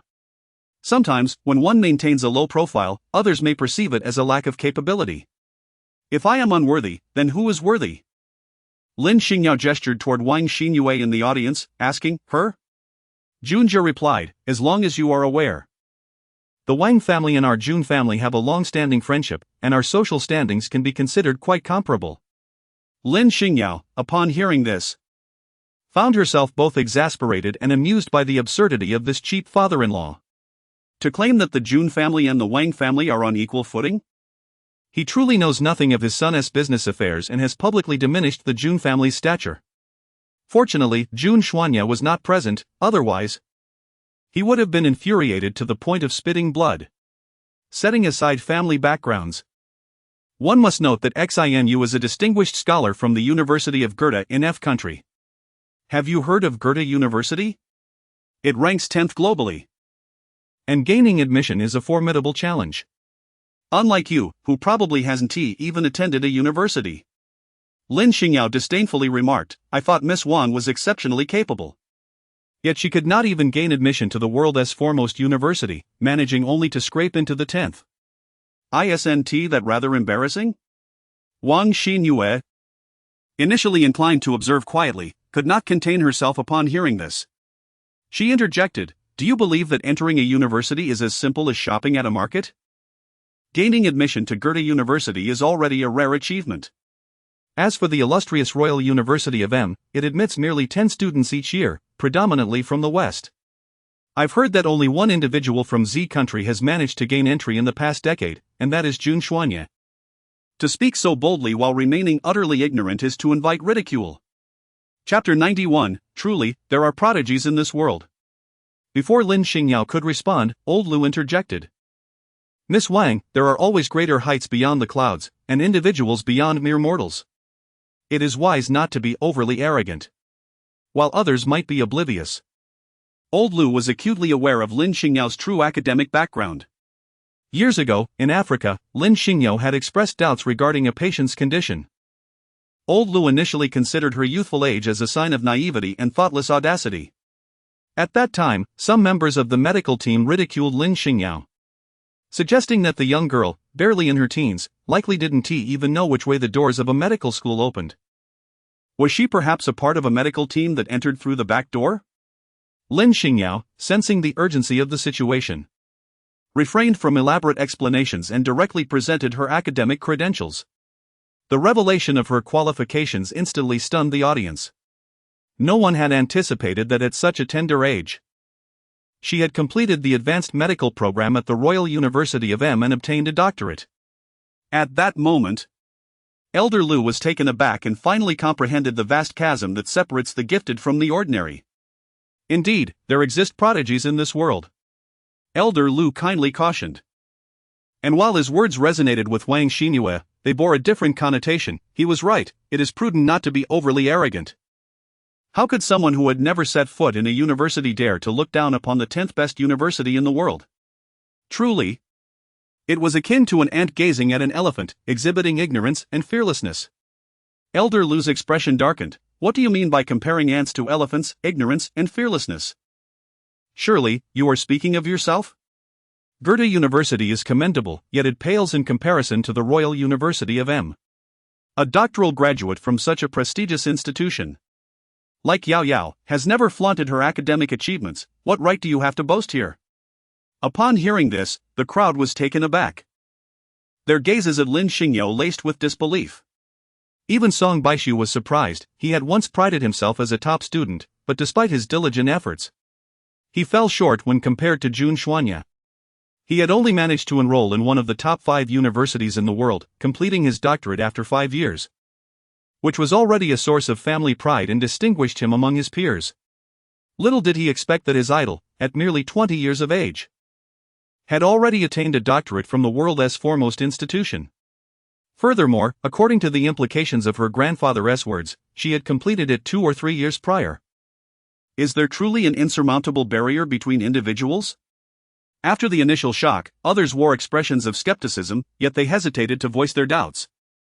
Mindful of the recent incident involving Mrs. Sunday, Lin Xingyao felt a pang of remorse for dragging old Lu into this matter. She spoke coldly. What? Must one see the degree certificate for it to be valid? With that, she directly transferred the photo of her degree from her phone to the computer and projected it on the screen. Among those present were several graduates from esteemed institutions, who naturally recognized the foreign characters on the certificate. It detailed how Lin Xingyao had completed all the courses for her doctorate in medicine at the Royal University of M in just 1 year. However, the rarity of the Royal University certificate made it difficult for many to know what it precisely looked like. It was indeed Jun Zhiyuan who had seen his son Jun Xuanye's graduation certificate and vaguely recalled its similarity. Could it be that Lin Xingyao was not speaking falsely? If so, her qualifications might indeed be a match for his son. At that moment, Wang Xingyue interjected with a cold remark, "It's just a photo. Who knows if it's genuine?" Nowadays, editing an image is not a difficult task. Consequently, Jun Zhiyuan, whose wavering heart had now solidified, chimed in vehemently, "Exactly. Everyone knows that our Xuanya is the only student from Z country admitted to the Royal University in the past decade. If you're going to impersonate someone, at least choose another university to make it more convincing." Wang Ruqing chuckled derisively, "See? Even your own father-in-law doesn't believe you, why should anyone else? Miss Lin, I understand you're feeling embarrassed and humiliated at the moment, but there's no need to resort to falsehoods. Once the lies are exposed, it will only bring you greater shame." Old Lu was incensed by these people's ignorance, his face reddening with fury. "You blind fools! Proving this is simple enough. I visited the Royal University for an academic exchange years ago and know Dean Smith from the medical school. I shall call him right now to vouch for Yao Yao." Lin Xingyao expressed her surprise. "Mr. Lu, you actually know Mr. Smith? He was my mentor back in the day." Mr. Lu was filled with delight. What a remarkable coincidence. By the way, he has been promoted to the position of president at the Royal University this year. Mr. Smith, esteemed and respected, is indeed the rightful person for such a prestigious role. Wang Xingyue, listening nearby, couldn't help but chuckle. "Mr. Lu, your duet is quite splendid. And Mr. Smith? Who's to say he isn't just a mere pretense?" Lin Xingyao remarked. "The official website of the Royal University is readily accessible, where one can find the contact information for the president and the deans of various faculties." Wang Xingyue scoffed. "You need not mention it, I was just thinking the same." In a swift manner, she located the president's phone number on the website. Indeed, the president's name was Smith, but since Lin Xingyao intended to impersonate It was evident she had done her homework. Discovering a few names from the site was not a daunting task. Wang Xingyao proceeded to dial the number listed on the website. After a few beeps, the call was automatically disconnected. Wang Xingyao furrowed her brow and muttered, "Why isn't anyone answering the phone?" Lin Xingyao chuckled softly, "Mr. Smith, being a person of importance. Surely cannot entertain every trivial call, otherwise, wouldn't he be utterly exhausted from dawn till dusk?" She then handed her mobile phone directly to Wang Xingyao, saying, "Feel free to use my phone." Wang Xingyao hesitated to accept Lin Xingyao's phone, although she suspected that what Lin said was undoubtedly a fabrication. She couldn't shake off an inexplicable sense of unease. Lin Xingyao smiled and said, "What's the matter? Are you afraid? If you're too scared, then keep your mouth shut." Wang Xingyao, provoked by her taunt, seized the phone and dialed a number, activating the speakerphone with a flick of her wrist. Beep, beep, beep. The call remained unanswered, and only then did Wang Xingyue's anxious heart begin to ease. She found it somewhat amusing that she had allowed herself to be intimidated by her. After all, despite her grandstanding, the other party still refused to answer the call. Thus, one must be cautious with bravado, for the sting of a slap in the face can be quite painful. Just as Wang Xingyao finished her sardonic remark, the call was unexpectedly connected. Chapter 92. Jun Xuanye transforms into a madman. Disregarding kinship at that moment, a man's voice, tinged with surprise, came through the phone. Speaking in English, "Angela, you finally remembered me, your teacher." "My apologies, I was in a meeting earlier, and my assistant had my phone." Upon recognizing your name, he promptly handed it to me. Wang Xingyao could hardly believe her ears. "This is impossible, right? Teacher, it has been a long time. I hope you are well." "To be frank, I am attending a banquet where my academic credentials have been questioned, hence I sought your assistance to validate them." "What? Someone dares to question your qualifications?" "Very well, I shall vouch for you with the century-long prestige of Royal University." "Angela, you are our institution's most outstanding graduate." "It has been my lifelong pride to be your teacher." "Thank you, teacher." Wang Xingyao still found it hard to believe, but why does Royal University publicly claim that they have only admitted one student from Z country in the past decade? Song Baishu replied, "What is so difficult to comprehend about this? Perhaps Yao Yao has long since immigrated? Did you not hear her teacher repeatedly calling her Angela?" As he spoke, he mused silently. Angela is indeed a beautiful name, after all, isn't Yao Yao just like an angelic girl? Lin Xingyao tacitly accepted Song Baishu's explanation. However, she had never actually emigrated. When she was admitted to the Royal University, her primary focus was military management, with medicine being merely a supplementary subject. The public is aware that the medical, business administration, and computer science programs at the Royal University are the most prestigious, producing graduates of remarkable accomplishments. Yet, the Royal University originally stemmed from the Royal Military Academy, which trained numerous renowned military scholars during wartime. In recent decades, the Royal University has deliberately downplayed the existence of the military academy to the outside world. All students of the military academy have their identities, backgrounds, and future trajectories shrouded in secrecy. It can be said that those who gain admission to the Royal Military Academy are the elite among elites from various nations, each possessing a mysterious background. The matter of Lin Xingyao's admission has, of course, never been made public. When the topic of her academic qualifications arises, Lin Xingyao merely presents herself as a medical student, just as she does today. Consequently, no one dares to question her credentials any longer, leaving Wang Xingyao speechless. Lin Xingyao turned her head and smiled at Jun Zhiyuan. "What shortcomings do I possess that are unworthy of your son?" Jun Zhiyuan stubbornly retorted, "What does a high degree matter? Can a diploma be eaten? You are a medical doctor, yet you have not practiced medicine. Perhaps that indicates you are merely a bookworm, achieving nothing outside the realm of academia." Mr. Liu, filled with righteous indignation, exclaimed, "How can you dare to belittle such a wonderful daughter-in-law as Yao Yao? Who says she hasn't practiced medicine? When she was saving lives, none of you were aware. Let me inform you. She is a distinguished physician awarded by the United Nations. Do you think the stories depicted in the Great National Physician are mere fiction? Those are the true experiences of Yao Yao. A genuine unsung hero.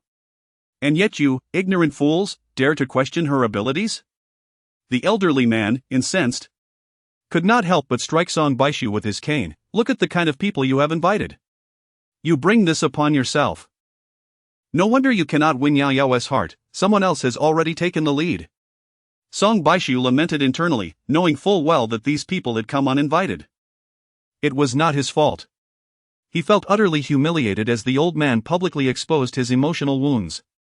Jun Jiyuan, feeling the sting of veiled accusations, expressed his displeasure. Mr. Lu, if you believe Lin Xingyao to be so exceptional, our Jun family can graciously step aside. However, let me make this clear, as long as I, Jun Jiyuan, am here, Lin Xingyao shall never cross the threshold of our Jun family. You have no authority to dictate that. A cold, thunderous voice interjected. Everyone turned to see Jun Xuanye, who had previously been absent, suddenly appear. His expression was grim, as if he were ready to unleash fury. He strode forward, leaping onto the stage, and upon meeting Lin Xingyao's gaze, his eyes softened like gentle water. He murmured, I am sorry. I regret putting you in such an uncomfortable position. I apologize for having such a father. Lin Xingyao's gloomy mood transformed into bright sunshine the moment Jun Xuanye appeared. She smiled and said, it has nothing to do with you. After soothing his wife, Jun Xuanye turned his gaze coldly toward Jun Jiyuan. Instantly, Jun Jiyuan panicked. The hierarchy between father and son had been completely reversed. He forced a calm demeanor and said, Xuanye, I am doing this for your own good. This woman is simply... Silence. Jun Xuanye interrupted coldly, unwilling to hear even a single word of slander against his wife. Did you not just declare that as long as you, Jun Jiyuan, are alive, Lin Xingyao will never step through the gates of the Jun family? Xuanye, listen to your father, marrying is no trifling matter. Jun Xuanye let out a cold laugh, offering no further opportunity for him to speak, and publicly declared, I, Jun Xuanye, hereby sever all ties with Jun Jiyuan as father and son. All present may bear witness. The words struck the room with shock. It was said that Jun Xuanye was once mad and estranged from kin. Yet now, having evidently recovered, he still behaved like a lunatic. For the sake of a woman, he was prepared to sever ties with his father. It was utterly outrageous. You. Jun Jiyuan could not fathom that Jun Xuanye would utter such words. His heart aching with anger, pain coursing through his very being. Jun Jiyuan trembled with rage. You are ungrateful, utterly ungrateful. I am your father. I am the one who brought you into this world, who granted you the privileges of a wealthy family. Without me, what do you have today? Jun Xuanye's heart ached too. Yet, at this moment, this father had become a parasite. If he did not ruthlessly cut ties, it would only harm his very foundation. I gave you opportunities. Jun Xuanye's voice was laden with sorrow. The moment he had considered turning a blade on this man, their bond as father and son had already grown faint. He remembered his mother's dying wish, his grandfather's admonition, and had repeatedly indulged him. Whatever money he wanted, Jun Xuanye provided. Whatever amusements he desired, Jun Xuanye never interfered. But now, in front of so many people, he had humiliated Lin Xingyao and intended to expel her from the Jun family. To be so blind to his own manipulation, what foolishness! Chapter 93, the shameless father and daughter. Jun Xuanye addressed Jun Jiyuan, my life was not given solely by you, but as for our father-son relationship, I shall not be entirely heartless. I have an island in the south, with a villa upon it. If you wish, you may spend your remaining years there. I will arrange everything for you, ensuring you want for nothing. What do you mean, Xuanye? Are you imprisoning me? That island is isolated. Once I go there, can I ever return? Jun Xuanye replied, I do not force you, you may choose not to go. However, from this moment forth, all your cards will be deactivated. You will not be permitted to enter the Jun residence. If you believe you can survive on your own, so be it.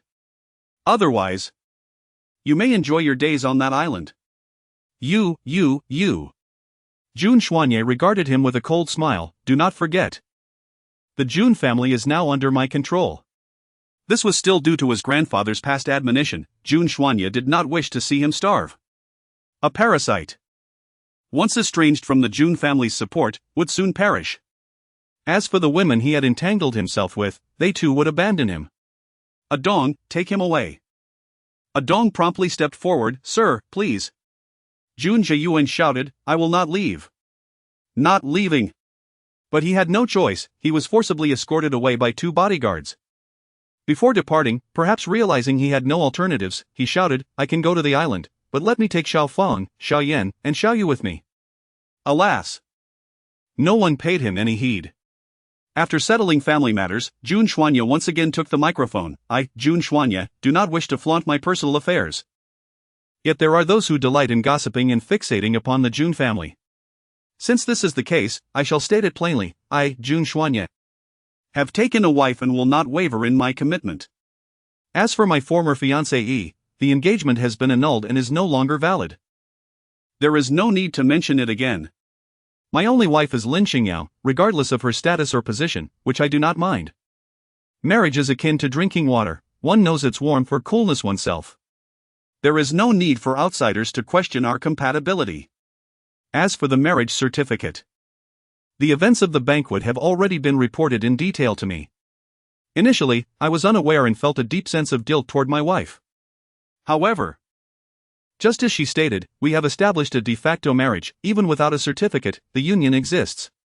Nonetheless, we will soon go to rectify this. To avoid future speculation regarding our situation, Wang Xinyue, who had long harbored feelings for him, now witnessed him publicly defend another woman, declaring their former engagement void. Jealousy surged within her like a fever, and she cast a resentful glance at her father. Wang Ruqing, concerned for his daughter, stepped forward. Jun Xuanya, just now, Jun Zhiyuan claimed publicly that the annulment of the engagement is unfounded, since the elders have not formally annulled it.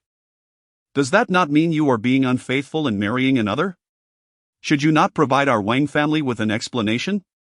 Among the wealthy, marriage contracts were taken very seriously. The engagement was well known at the time, and later, the Wang family withdrew the engagement because they deemed Jun Xuanya mad, thus, they had no public declaration. Jun Zhiyuan, feeling embarrassed by his son's annulment, naturally would not spread the word. Therefore, when Jun Zhiyuan had claimed that there was no annulment, Wang Ruqing seized on this point. Even if you, Jun Xuanya, have found a new love and refuse to acknowledge this marriage, you must apologize and compensate the Wang family. Wang Xinyue's eyes turned red. Feigning a look of deep grievance as she dramatically said to Wang Ruqing, Dad, don't say any more. Such matters always disadvantage the woman. I might as well not marry at all.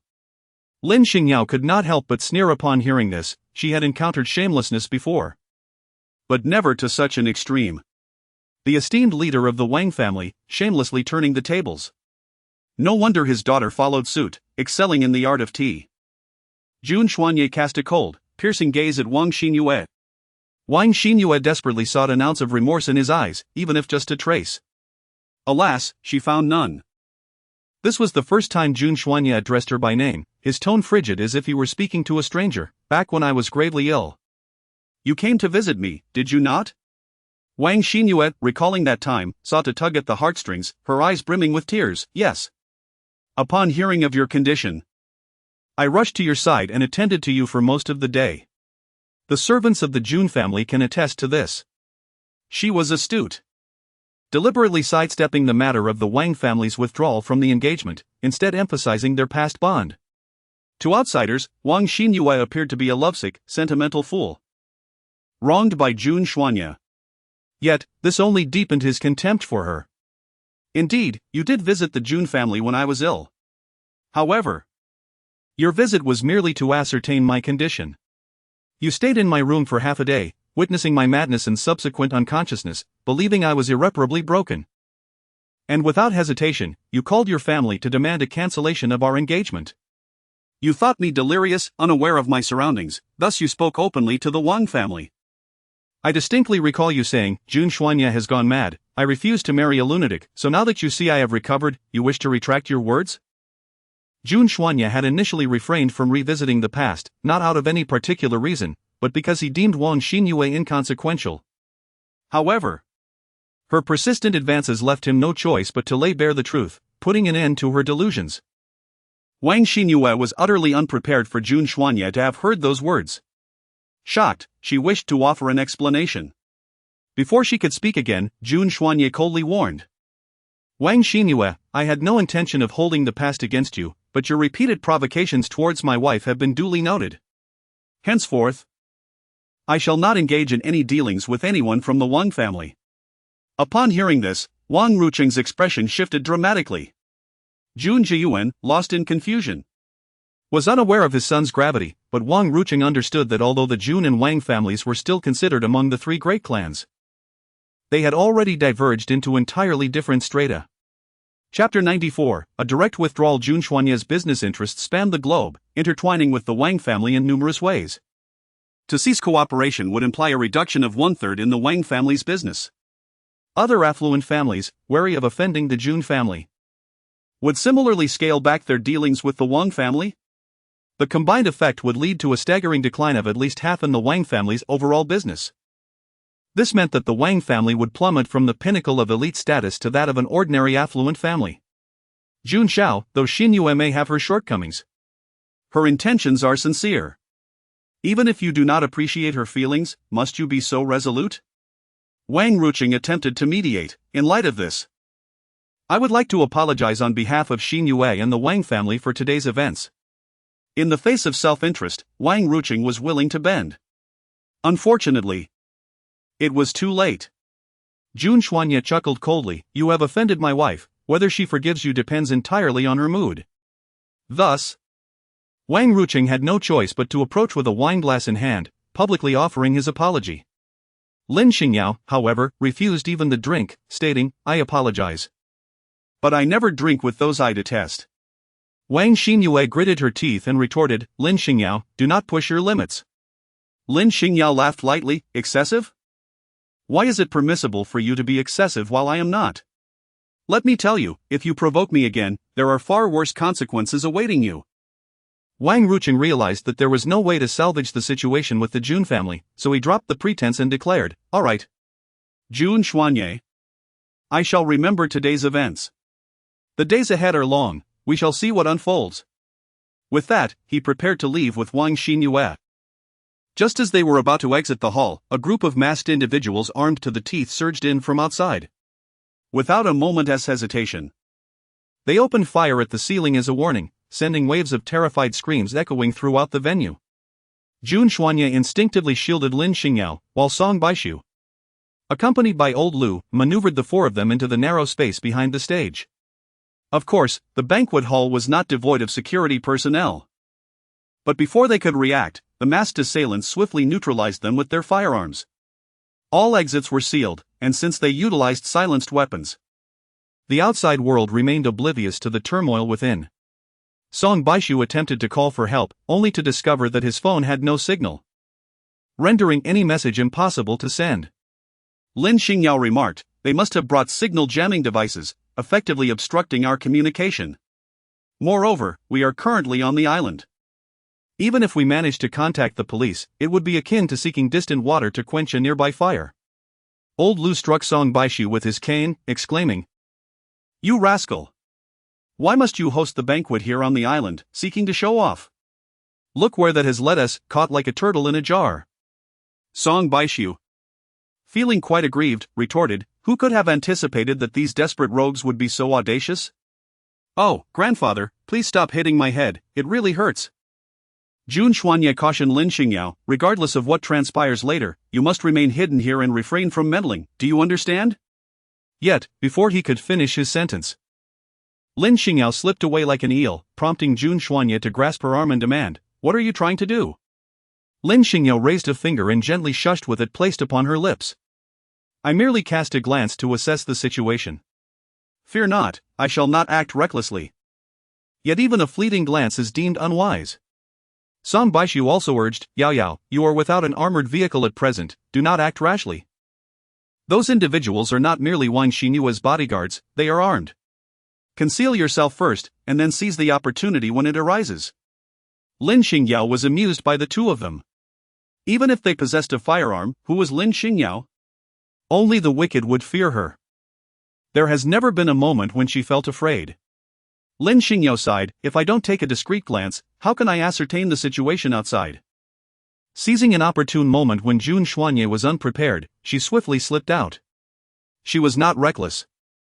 Merely her head peeked out as she quietly surveyed the scene in the venue.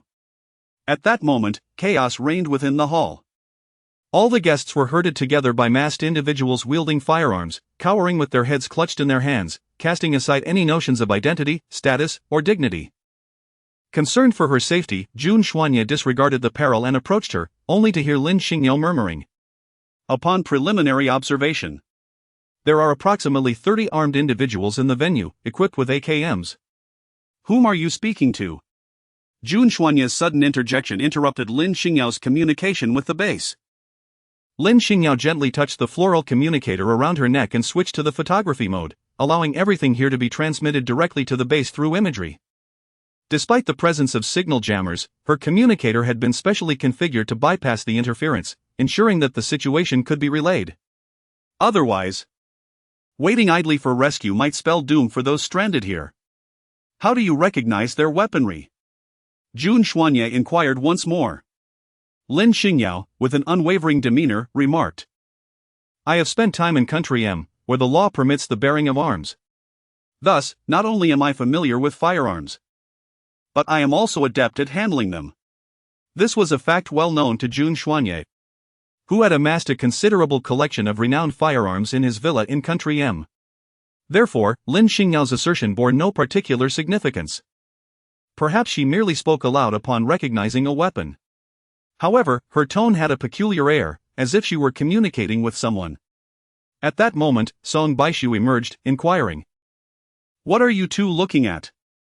Outside, the masked assailants shouted, hand over all your jewelry. Comply willingly, my brothers seek wealth, not lives. Wealthy individuals attending such an upscale soiree were invariably adorned in elegant attire and lavish jewelry. Not only the ladies, but the gentlemen too were bedecked with valuable timepieces and rings. In such dire circumstances, the instinct for self-preservation prevailed, prompting everyone to willingly relinquish their valuables into the robbers' bags. Among them were the Wang father and daughter. Wang Xinyue had just removed her jewelry when an assailant pressed a gun against her temple, taunting, my dear. Your dress is adorned with many fine gems. Overcome with fear, tears streamed down Wang Xinyue's face as she trembled, tugging at the gems on her dress.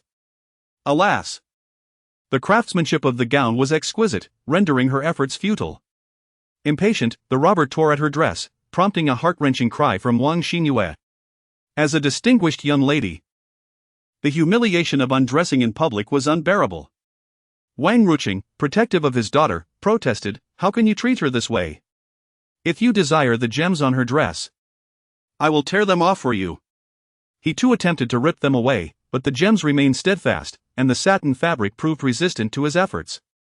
The robber, now intrigued, chuckled and said, enough of your nonsense, strip her.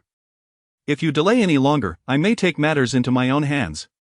And it won't just be a dress that comes off. Chapter 95, the phantom website. Wang Ruqing endeavored to shield his daughter but was kicked aside by another robber. Who scolded, old man, are you seeking death? Get lost. The gunman's weapon then shifted from Wang Xinyue's head to her cheek, gliding down her neck and finally resting upon her chest, leering as he commanded, strip. Wang Xinyue wept, her tears and snot flowing freely. Her dignity stripped away as she trembled in fear.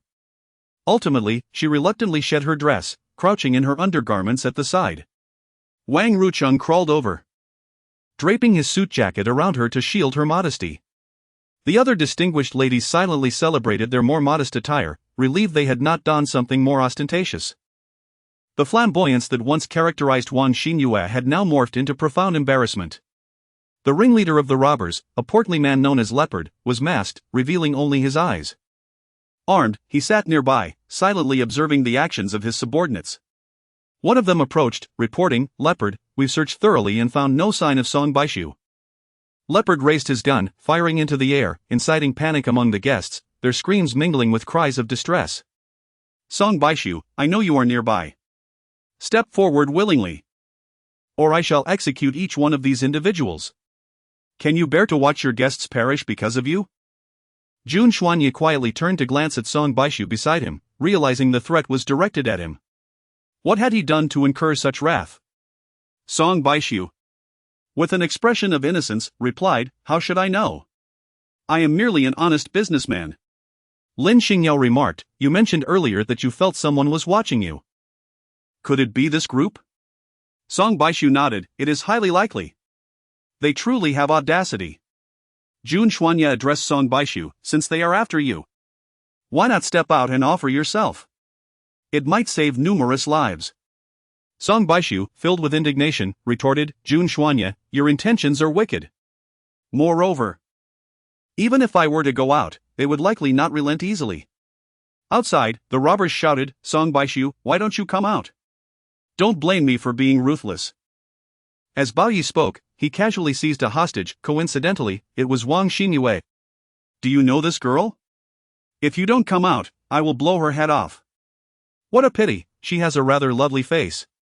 Having known Wang Xinyue for many years, Song Baishu could not bear the thought of her meeting a tragic end.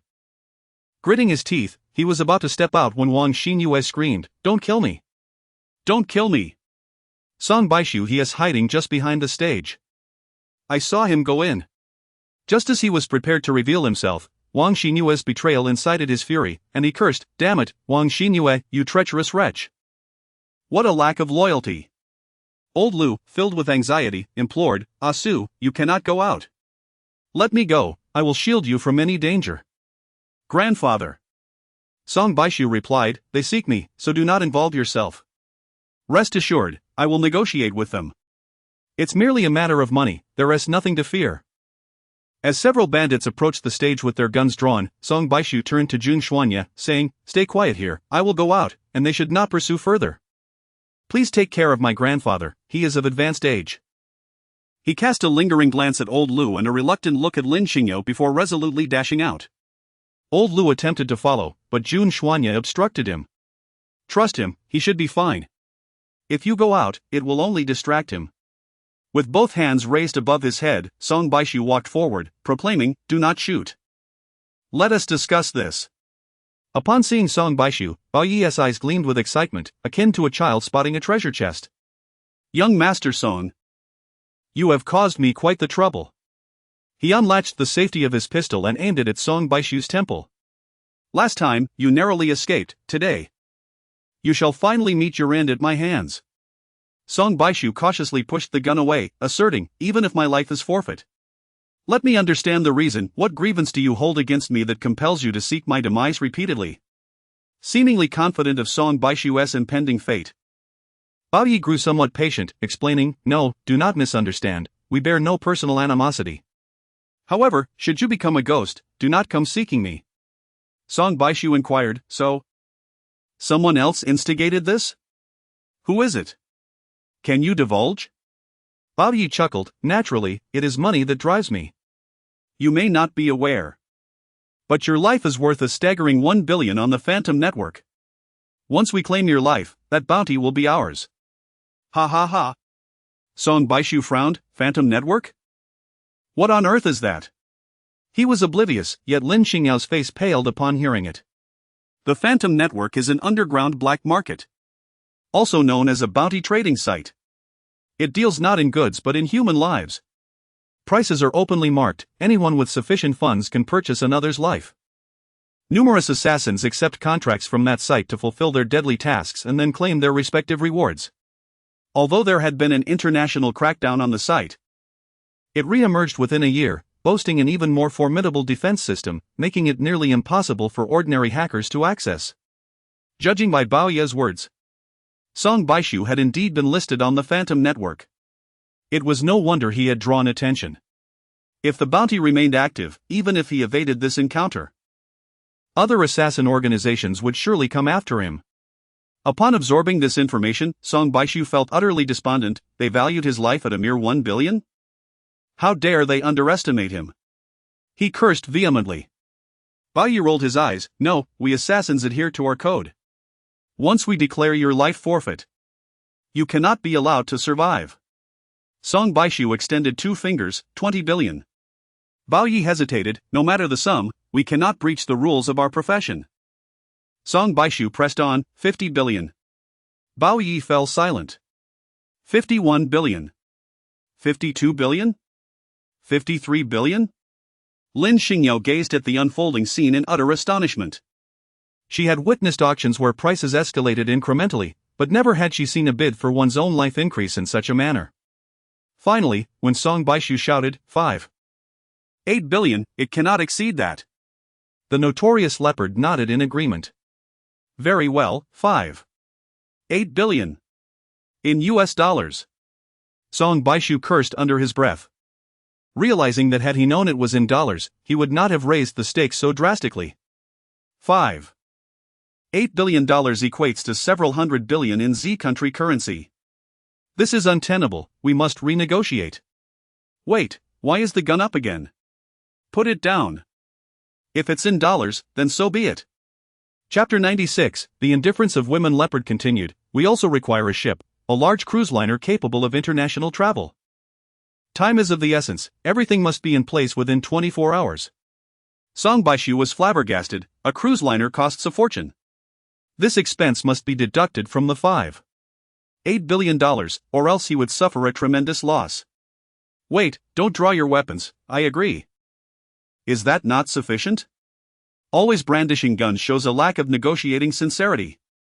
Disable the signal jammers, otherwise, I cannot make calls to arrange the money and the ship. The captors temporarily disabled the signal jammers, gun pointed at Song Baishu's head, compelling him to call. Any superfluous words would result in dire consequences. Despite his seemingly irreverent demeanor, Song Baishu's unorthodox bargaining method had indeed stabilized the captors, preserving his life for the moment.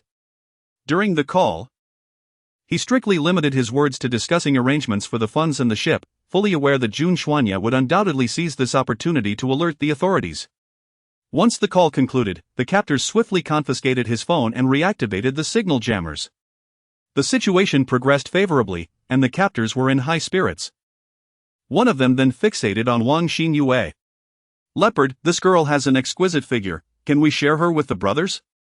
Leopard waved his hand generously, sure. Just as Song Baishu was about to interject, Wang Xinyue shouted, there are more people behind the stage. Don't touch me. I know many things and I will tell you everything. Furious, Song Baishu slapped Wang Xinyue, you just exposed me, and I refrained from retaliating. How could you be so treacherous? Wang Xinyue cried, her face streaked with tears and mucus, profoundly distressed, I didn't want to. When you protected me as a child. Shouldn't you do so again now? Song Baishu retorted, from this moment on, I have no further ties with you. Due to Wang Xinyue's betrayal, Lin Xingyao and Jun Xuanya had to assist Old Lu in emerging from their hiding spot. This time, the captors had learned their lesson and dismantled the entire stage to ensure no one remained concealed.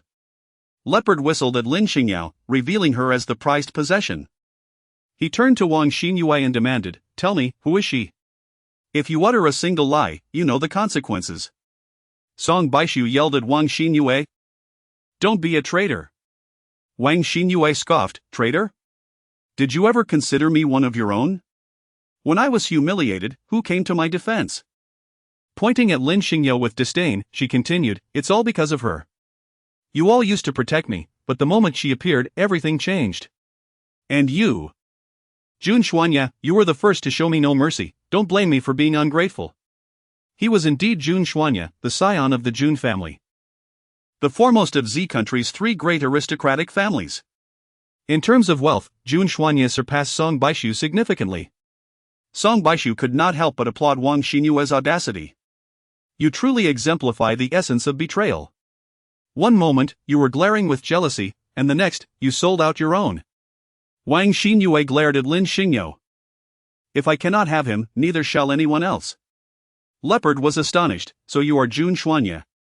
With the Jun and Song families accounted for, who represents the Wang family? Wang Xinyue's expression turned pale. Leopard scrutinized her, why did your face change so suddenly? Are you of the Wang family? With such a lavish attire adorned with gems. Your origins must be remarkable. He seized Wang Xinyue by the neck, speak, what is your name? Wang Xinyue struggled to respond, yes, I am of the Wang family. Leopard burst into laughter, excellent. Song Baishu spent $8 billion for his life, you too, if you wish to survive, must pay with money. Jun Xuanye replied, agreed. Although Wang Ruqing felt conflicted, his paternal instincts compelled him to comply. However, the Wang family faced challenges. Despite numerous calls, he could not gather sufficient funds. His recent investments overseas had expanded his territory considerably, yet his capital was tied up, making it difficult to liquidate in the short term. Wang Ruqing had no choice but to plead with the captors. Leopard, our family can only manage $2 billion at this moment. Could you grant us a couple of days? I truly am doing my utmost. Leopard assessed him, then glanced at Wang Xingyao. A chill ran down Wang Xingyue's spine as she met his gaze. Leopard sneered, since the money is insufficient, we shall barter with lives. Wang Ruqing was taken aback. What do you mean? Leopard declared, your daughter is quite beautiful, my men have taken a liking to her. With that, he tossed Wang Xingyao to his subordinate. Go have some fun. A group of lustful captors chuckled as they dragged Wang Xingyao to a nearby lounge. Soon, anguished screams echoed from the room. Though no one could witness the horror, they all understood what transpired. Wang Ruqing pleaded desperately before Leopard. But what was Leopard? He kicked Wang Ruqing aside. This is merely a minor lesson. Hurry and raise the funds, or I will sell you both abroad, one as a prostitute, the other as a laborer. Realizing the captors would not relent, Wang Ruqing turned to plead with Jun Xuanye and Song Baishu. Song Baishu sighed, it's not that I am heartless, but $8 billion is not a trivial sum, it cannot be conjured up at will. Jun Xuanye remained silent. Wang Xingyue's recent behavior had utterly disgusted him. He was not inclined to aid her, let alone come to her rescue. He had no intention of playing the role of a savior. The wait was excruciatingly dull. With the commotion in the lounge escalating, the other captors grew restless and began to make unwanted advances towards the female hostages. Particularly with several female stars present. Who had only been seen on television before, now within reach, they could hardly resist the temptation. Tianmi and the other starlets were subjected to harassment. Even Lin Xingyao found herself under Leopard's lecherous gaze. Jun Xuanye warned, control your eyes and your men, otherwise, I assure you, you will walk away with nothing. Leopard aimed his gun at Jun Xuanye's chest. Do you dare to threaten me? Unfazed, Jun Xuanye met his glare. By all means, give it a try. Though the weapon lay in Leopard's hands, facing Jun Xuanye's piercing gaze, he felt an inexplicable pressure. Song Baishu silently positioned himself beside Jun Xuanye, conveying a clear message without uttering a word. Chapter 97, Who the hell called the police? Enough, enough. With a wave of his hand, Leopard declared. Even thieves adhere to a code, as long as you pay on time, we shall refrain from touching the women here. Unfortunately, the women he referred to did not include Wang Xingyao. Subsequently, the bandits indeed ceased their reckless actions. Seizing the opportunity while the robbers were distracted, Song Baishu quietly inquired of Jun Xuanye, when the signal jamming was lifted, did you contact the authorities? Jun Xuanye glanced at his watch and replied. They should have arrived by now. Song Baishu responded, if they have arrived, why is there no sign of activity? Jun Xuanye shot him a look as though he were a fool. Do you expect us to sound an alarm at this juncture, alerting the robbers? Song Baishu chuckled. You have a point. Yet, not being able to see anything leaves me with a lingering sense of insecurity. Ordinary individuals would remain oblivious, and even the robber sentinels were unaware. However, Lin Xingyao, a seasoned frontline warrior, could keenly sense that the rescuers had indeed arrived and had infiltrated the area. Simultaneously, a message came through the flower communicator. Luckily, this device appeared rather crude and inexpensive, which is why the bandits had not confiscated it. She discreetly placed the flower to her ear, and White Wolf's voice emerged, Captain. The police and armed forces of Country Z have been deployed. To avoid complications, we shall conduct surveillance from the periphery. Lin Xingyao was well aware of the situation and chose to remain silent. Had it not been for the concern of jeopardizing the hostages, she alone could have made the bandits regret their actions. However, at that moment, an unexpected turn of events occurred. One of the robbers, while stepping away to relieve himself, stumbled upon the police who were lying in wait. With no other options, the police had no choice but to eliminate him. Even the dullest among them realized something was amiss. Damn it! There must be a problem. Without hesitation, the bandit leader fired a shot, killing a hostage, and shouted, "Who the hell called the police? Who?" The police had already been compromised, and thus resorted to negotiating with the robbers from outside, assuring them that the money was ready and the cruise ship awaited at the dock. They promised to meet all demands and urged them not to act rashly or harm the hostages. At this point, as long as they could board the ship and escape abroad, they would consider this ordeal over. Consequently, the bandit leader, accompanied by his men, began to escort the hostages outward. Exiting the banquet hall and traversing the mere 200 meters to the dock, they were closely followed by armed officers, who remained vigilant at every step. For their safety, the robbers had deliberately bound the hostages and used them as human shields. Upon reaching the dock, they indeed spotted a massive cruise ship, but it was swarming with police personnel. The bandit leader bellowed, "Get out of the way, and where's the money?" A negotiation expert stepped forward with a demand. Before any money or vessel was provided, the hostages must be released. Among the captives were several prominent figures from Z country, and not a single misstep could be afforded. After careful consideration, the bandit leader insisted on taking 3 hostages with him. Despite extensive negotiations, he remained obstinate. In the end, the police, with no viable alternatives, reluctantly acquiesced. The cunning bandit leader promptly named Jun Xinyi, Song Baisu, and Wang Ruchang, the 3 most influential individuals among the captives. The police were naturally resistant, while they could concede Wang Ruchang. Jun Xinyi and Song Baisu were both paramount magnates of Z country, and any harm to them would have far-reaching consequences. Lin Xingyao remarked, "I shall take my husband's place as your hostage." Lord Lu replied, "Song Baisu is my grandson, I shall stand in for him." In the shadows, Jun Xuanye firmly grasped Lin Xingyao's hands, gritting his teeth as he said, "Do you think your husband is a coward who requires your protection?" Song Baisu, unwilling to let his grandfather take his place, retorted, "Grandfather, your hypertension cannot withstand such stress, do not complicate matters." Lord Lu, enraged, puffed up his cheeks and glared, "You insolent brat, do you think your grandfather is of no use? Remember back in Africa, I too traversed through a hail of bullets." Lin Xingyao found herself firmly grasped by Jun Xuanye, with no opportunity to employ her acupoint sealing techniques this time. "Take another step, and I, Wang, shall release the others, leaving only Song Baisu and Jun Xuanye. Otherwise, I will take all the hostages." The bandits, not lacking in intelligence, knew that if they were to retain hostages, they must keep the most significant too. The commander from the police, hesitating as negotiations faltered, suddenly heard a whisper in his ear, "The shadow team has been deployed in the waters ahead." Upon hearing the name, the commander's anxiety visibly lessened. This enigmatic team was renowned internationally, reputed to be the nemesis of evildoers. However, their internal workings remained shrouded in mystery, with no one privy to the specifics. All that was known was that they were an officially recognized special force, possessing privileges from multiple nations. Thus, even if criminals fled abroad, they could exercise their authority to eradicate them. "Very well, we agree. Release the other hostages first." The cunning leopard, before letting anyone go, had dispatched someone to thoroughly search the cruise ship, ensuring no hidden police were present before releasing the remaining hostages, leaving only Jun Xuanye and Song Baisu bound aboard the vessel. As the cruise ship set sail, the bandits erupted in cheers, brandishing their weapons.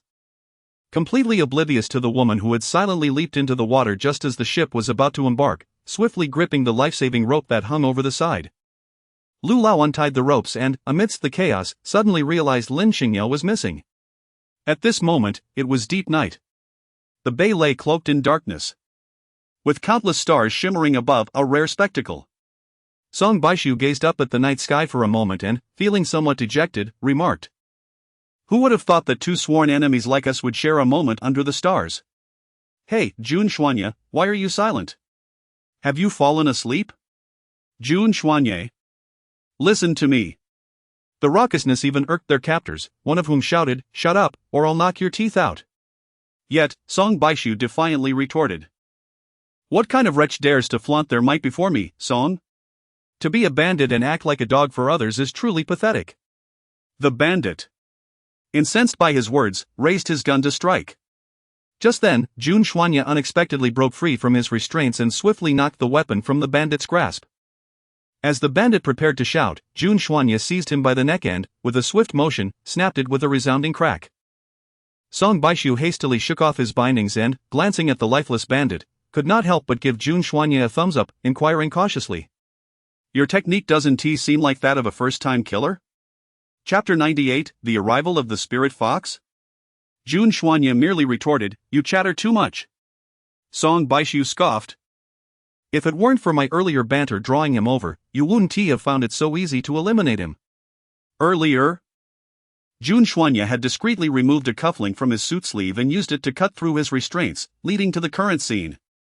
They were being held captive at the top of the cruise ship, and to escape, they needed to reach the deck below, otherwise the leap into the sea would be far too great. Jun Xuanya stated, jumping into the sea alone will not suffice, if detected. Machine gun fire will surely scatter our remains. He paused before continuing, and the money, we cannot allow them to take it. Song Baishu, exasperated, laughed. What is wrong with you? Is money more important than your life? Jun Xuanya pondered, I will find a way to eliminate the 4 bandits below. And then you can slip into the sea and await rescue. Do not concern yourself with anything else. Song Baishu clapped Jun Xuanya on the shoulder, saying, Brother, you are a businessman, not a spy. Let us play it safe and not overthink. Just then, Jun Xuanya suddenly heard a peculiar sound from below. Looking down, he saw that 3 of the 4 bandits had fallen, and the last was swiftly pierced through the throat by a flying dart. In the dim light, a young girl stood amidst the corpses, her expression chillingly indifferent, her fingers stained with droplets of blood, as if she had just emerged from a battlefield of slaughter. Perhaps sensing being watched, she abruptly turned, her murderous intent palpable. Upon recognizing them, her fierce demeanor softened, and she smiled, waving them over. Once they approached, she joked. You two are quite the romantics, spending a night under the stars at sea. It must be an unforgettable experience. Jun Xuanya ignored her jest. His anxiety palpable as he asked, What are you doing here? No, wait, they clearly released you, did you sneak on board? Lin Xingyao. You are out of your mind. Who permitted you to come? Despite being in a den of wolves, he had never felt a hint of panic, yet upon seeing her, he was inexplicably tense. Song Baishu chimed in, Yao Yao, you are truly reckless. But I must say, you are quite the loyal one. You truly live up to being my goddess. Jun Xuanya interjected, Enough of this nonsense, we must quickly make our way to the sea. Song Baishu asked, Are you not concerned about the money? Jun Xuanya pressed his lips together, lead on. If he were alone, he would have considered destroying the fortune to prevent it from falling into the hands of the bandits. However, with Lin Xingyao's sudden appearance, his perspective shifted. He realized that if he stayed behind, she would undoubtedly refuse to leave. Rather than let her take risks, he would willingly forfeit the money. Lin Xingyao retrieved several life rings and handed them to Jun Xuanya and Song Baishu. The 3 of them donned a ring each and then leapt into the sea together. A wave surged toward them, causing Song Baishu to gulp down some water, but he managed to maintain his balance with the buoyancy of the life ring. The moment Jun Xuanya entered the water, he immediately sought out Lin Xingyao. However, all he could find on the surface was an empty life ring. Lin Xingyao was nowhere to be seen. Yao Yao! Jun Xuanya shouted, diving deep into the water. After a moment of searching, he finally located Lin Xingyao. She had been momentarily stunned by the force of her descent when she jumped, and by the time she regained her senses, she had swallowed several mouthfuls of water. Just as she was struggling, Jun Xuanya fortuitously spotted her and pulled her to the surface. Lin Xingyao forced a smile, her expression somewhat pallid. I feel a bit drained. It's strange, I've never felt this way before. Jun Xuanya urged her, hold on to my arm tightly, we can't let the waves disperse us. Try to float with the buoyancy of the water and conserve your strength, we still don't know how long the rescue will take. Song Baishu interjected. I wonder if there are any sharks in the sea. This provoked a simultaneous outcry from Jun Xuanya and Lin Xingyao, shut up. While they were yet to encounter sharks, the robbers quickly realized their escape and began firing warning shots, scanning the sea with searchlights. At that moment, the sound of a helicopter echoed above the surface of the ocean. Those were the members of Lin Xingyao's shadow team. They had been following her closely since she boarded the boat.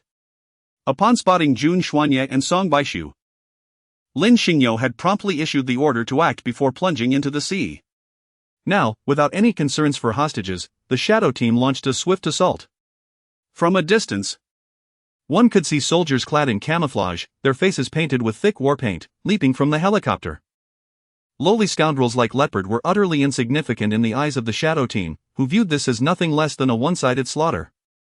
At this moment, Jun Xuanye's expression shifted dramatically. The scene before him bore an uncanny resemblance to one from 5 years ago. 5 years prior, a young girl had similarly descended from the sky, donned in camouflage, her features obscured by war paint.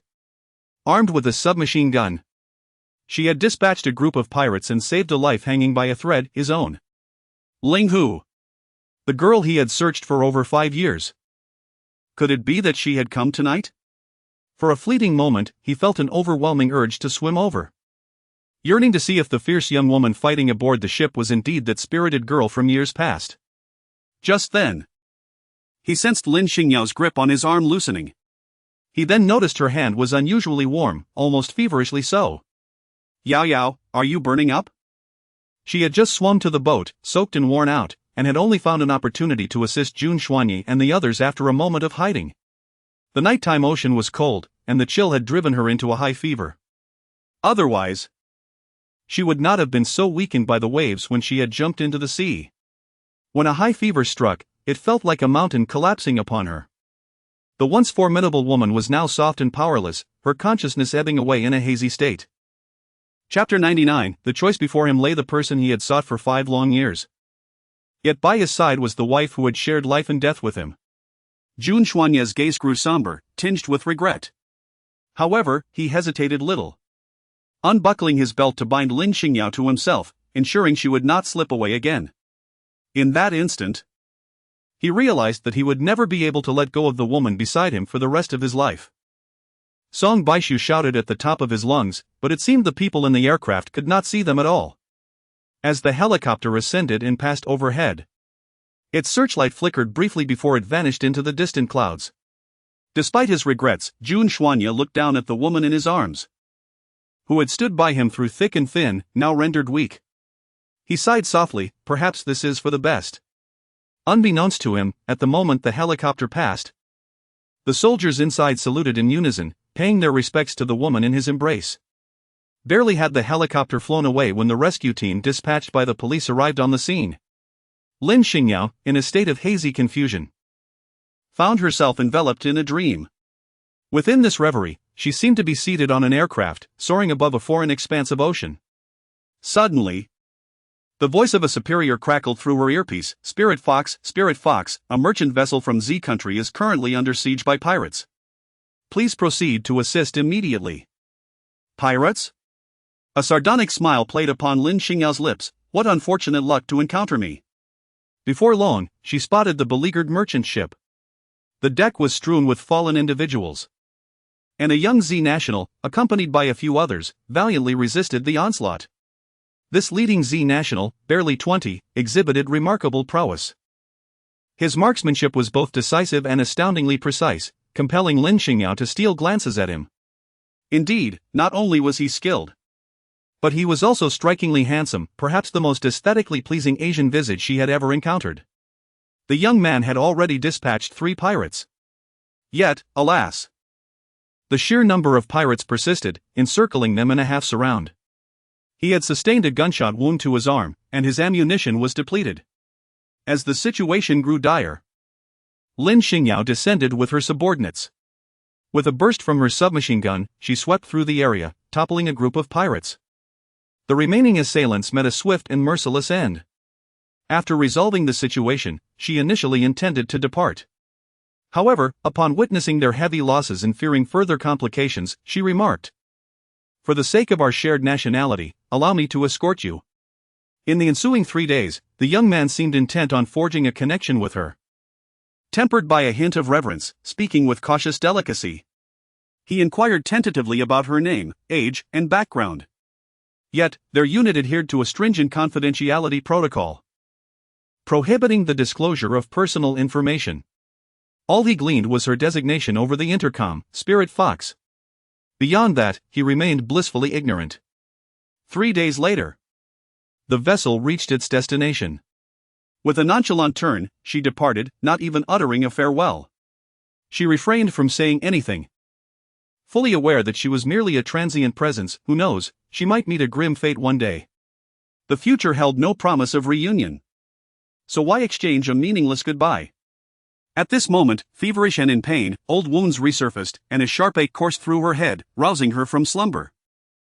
As she opened her eyes, she found herself in an unfamiliar room, reminiscent of a hospital ward, with an IV drip beside her. As the medication dripped steadily, she stared blankly, the remnants of her recent dream lingering in her mind. It seemed to echo a mission over a vast ocean. Yet, the details eluded her grasp entirely. Her gaze shifted downward, landing upon Jun Xuanye, who was slumped beside her hospital bed, lost in sleep. His handsome brow was furrowed, etched with profound concern. Lin Xingyao gazed at his serene visage, an odd sense of familiarity washing over her. Yet, she could not recall when she had encountered such a face. Pondering deeply, she felt a throbbing pain at the back of her head, but the memory eluded her. Jun Xuanye sensed her movement and abruptly awoke. Yao Yao, you're awake? How do you feel? Is your head aching? How could my head hurt? He exclaimed, his concern escalating. Doctor! Doctor! He was about to call out for medical assistance when Lin Xingyao grasped his hand firmly. It's nothing, just an old injury flaring up. It will heal soon. Jun Xuanye, still anxious, inquired, an old injury? Where did you get hurt? Let me see. As he probed the back of Lin Xingyao's head, beneath her thick locks, he felt a small indentation. His astonishment was palpable, causing his voice to tremble slightly. How could there be a scar left by a bullet? How could this be? Lin Xingyao smiled lightly, unfazed as she remarked, I am quite fortunate, the bullet merely grazed my bone. Had it penetrated my skull? I would surely be a corpse by now. Jun Xuanye had inquired about her past experiences abroad, yet Lin Xingyao consistently sidestepped the topic with subtlety. He was aware that her years had not been easy, but he could scarcely fathom the peril she had endured. With a grave yet tender expression, he admonished her. Regardless of your past endeavors, do not place yourself in danger any longer. Lin Xingyao smiled and replied, all right. The sensation of being cared for was indeed delightful. So much so that she found it difficult to relinquish her identity as Lady June. At times, she pondered whether she, as a warrior, truly belonged on the battlefield, questioning if it was wise to indulge in this tenderness. In the ensuing days, Lin Xingyao received meticulous care from Jun Xuanye. Although she had assured him that the old injury at the back of her head had healed long ago and that she had consulted specialists abroad, Jun Xuanye remained unconvinced. He insisted on conducting a comprehensive examination, resulting in her being hospitalized for an entire week for a minor issue. During this time, Song Baishu also came to visit her. Yet before he could enter, he was intercepted by Jun Xuanye. Yao Yao's health is fragile, she needs to rest properly and cannot receive visitors, he declared. Irritated, Song Baishu ground his teeth and retorted, Jun Xuanye, if you're going to fabricate excuses, at least make them plausible. Chapter 100, Surprise with a cold smile, Song Baishu challenged. Is it she who wishes to avoid me, or is it you who prevents her from seeing me? Jun Xuanye, are you even a man? Why are you so petty? Raising his voice, he called out, Yao Yao, Yao Yao. Indeed, Lin Xingyao emerged at the sound of his voice. Song Xiao, what brings you here? Naturally, I came to see you. As Lin Xingyao made her entrance, Jun Xuanye felt compelled to refrain from imposing any further obstacles. Song Baishu, with a bold demeanor, boldly entered the room and laid out a collection of items, both large and small, upon the table. These were primarily exquisite nutritional supplements, accompanied by an array of high-end fruits. This white strawberry, for instance, was air-freighted from Europe just this morning, exceptionally fresh. Allow me to wash it for you to enjoy. Once the strawberries were cleaned, Jun Xuanye picked one up and took a bite, his expression contorting slightly. It's rather tart. This apple is both large and crimson. Each one meticulously selected by me. Allow me to peel one for you so you can taste its sweetness. However, as soon as the apple was peeled, it was snatched away by Jun Xuanye, who took a bite and promptly spat it out, it's not sweet at all. It appears your fruit selection leaves much to be desired, Song Baishu. In a fit of rage, Song Baishu exclaimed, Jun Xuanye, what mischief are you causing? I brought this for Yao Yao, not for you. Jun Xuanye retorted with a scoff, who knows if your fruit is poisoned? I must test it first. Lin Xingyao was thoroughly amused by the two of them. I believe you both could form a troupe to perform in a Danmei adaptation. You would undoubtedly achieve fame from the outset, attracting a multitude of fans. Ultimately, Song Baishu was unable to linger for long, as Jun Xuanye, citing Lin Xingyao's need for an afternoon nap, sent him away. Lin Xingyao requested Jun Xuanye to escort Song Baishu out. Jun Xuanye muttered, he knows the way. Why should I bother to send him? Despite his reluctance, he ultimately accompanied Song Baishu to the entrance of the hospital. Before departing, Song Baishu reined in his cavalier smile and inquired, are you truly not considering further collaboration with the Wang family? Jun Xuanye replied, do you think I merely speak without conviction? Song Baishu remarked, it's just the Wang family, it isn't of great consequence. However, do not forget that they have powerful allies. Offending them may jeopardize your business overseas. After a moment's contemplation, Jun Xuanye responded, I am well aware. Song Baishu chuckled. Who would have imagined that the decisive leader of the Jun family would disregard the stability of his empire for the sake of a woman? If I were in your position, I might choose similarly. After all, Yao Yao is truly exceptional. Jun Xuanye, however, doused his enthusiasm with a cold retort, rest assured. You lack that opportunity. With a firm shove, he pushed him away, stating, your ride has arrived, be on your way. Apart from Song Baishu, others who typically shared a cordial rapport with Lin Xingyao, such as Jun Yufei, Old Lu, Xiaodong, and Mrs. Zhou, visited her in succession.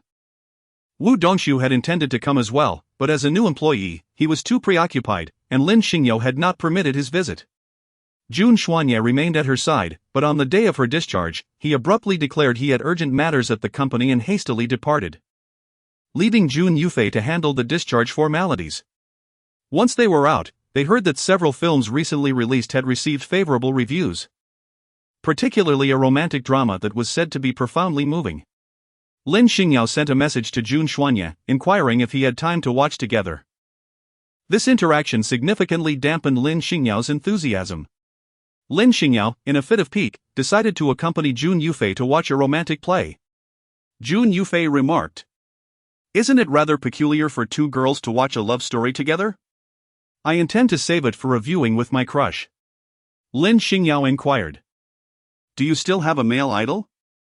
Who is it? Jun Yufei, feeling a bit shy, mentioned a name, Song Baishu. Lin Xingyao was taken aback, you actually like him? Yet, upon reflection, it seemed rather unsurprising. Song Baishu was affluent and handsome, and he possessed a talent for charming others with his words. In contrast, Jun Xuanye exhibited a much colder demeanor, appearing difficult to approach at first glance. Yufei, Song Baishu has quite a colorful romantic history, are you aware? Jun Yufei replied dismissively, of course I know. But it doesn't matter, once I win him over, he will surely love only me. Such confidence was rather excessive. However, anyone with a discerning eye could see that if Song Baishu held any interest in Jun Yufei, he would not have neglected to invite her to two separate gatherings. She was entirely overlooked. Yet, voicing such sentiments would be too disheartening. Ultimately, Lin Xingyao and Jun Yufei watched a comedy together. After the film concluded, they strolled through the streets for a while longer. Just as Jun Yufei arrived at her doorstep, she suddenly seemed to recall something and exclaimed, I have plans to go to a bar with my classmates. I must be off. And with that, she dashed away. Lin Xingyao called out from behind, hey! Are you not having dinner? What are girls doing in the bar? Contemplating these thoughts, Lin Xingyao inexplicably felt a twinge of melancholy. Although he had publicly proclaimed her status as unassailable during the banquet, the fact remained that they did not possess a marriage certificate. Later, during their days at the hospital, Lin Xingyao had subtly broached the topic, yet it was disregarded by Jun Xuanye. She understood that it was not a matter of him being unable to hear, but rather one of his unwillingness to comprehend. Consequently, she chose to remain silent on the matter. As these thoughts swirled in her mind, Lin Xingyao found herself feeling somewhat bitter. Abruptly, she pushed open the large door, only to be greeted by an expanse of darkness that seemed almost desolate. "Butler? Please turn on the lights." Yet, the butler was nowhere to be found. As she contemplated turning on the lights herself, she realized how vast the living room was, typically. The servants would have illuminated it long before, while she, the nominal mistress, was oblivious to the location of the light switch. Wait. Why hadn't the servants turned on the lights in advance tonight? A flicker of vigilance suddenly arose in Lin Xingyao's heart. At that moment, a soft sound echoed through the darkness. Then, not far away, a cluster of orange flames sprang to life. Under the glow of the candlelight, Jun Xuanye's handsome countenance lost its usual chill and was imbued with a hint of tenderness. As he lifted his gaze, warmth radiated from his eyes as he gently uttered, "Happy birthday." Chapter 101, The Comedic Proposal. How did you know? Jun Xuanye smiled softly and replied, "Xiao Wu told me." Lin Xingyao's birthday was mentioned casually during a conversation with a few comrades some time ago. However, during her time in the team, the tasks were so demanding that there was hardly any opportunity to celebrate. In her memory, the last time she celebrated her birthday was when she turned 9. Her parents took her to an amusement park for a day filled with joy. In the evening, her mother personally baked her a fruit cake while her father helped her light the candles and sang the birthday song. The family was enveloped in warmth and happiness. Yet, since that day, she had not celebrated her birthday again. Jun Xuanye gently began to sing the birthday song, "Happy birthday to you, happy birthday to you." "Thank you," Lin Xingyao said, feeling a bit touched. She sniffed and added, "But it seems you're a bit off-key." Just as Jun Xuanye reached for the high notes, her candid remark abruptly halted his singing. "Then I won't sing anymore." God knows. This was the first time in his life he had sung a birthday song for someone, only to be met with disdain. Lin Xingyao giggled heartily, exclaiming as she laughed, "Sing." However, Jun Xuanye, feeling a touch petulant, retorted, "I won't sing." Lin Xingyao playfully swayed his arm, coaxing him, "Sing, I enjoy it." "Even if it's out of tune?" "Yes, I still like it even if it's out of tune." "Continue singing, I won't say a word." "No." "Come on, sing, sing." "No." "Are you truly getting sulky?" Lin Xingyao's expression darkened. "Are you truly not going to sing?" Reluctantly, Jun Xuanye acquiesced, awkwardly completing the remaining half of the song. Of course, the melody had long since vanished into oblivion. Once the birthday song concluded and the lights were illuminated, Lin Xingyao discovered that the entire hall had been meticulously adorned. Pink satin ribbons, pink balloons, and a carpet of pink rose petals lay scattered about. Jun Xuanye, eager to please, inquired, "Do you like it?" "I spent the entire day personally arranging this."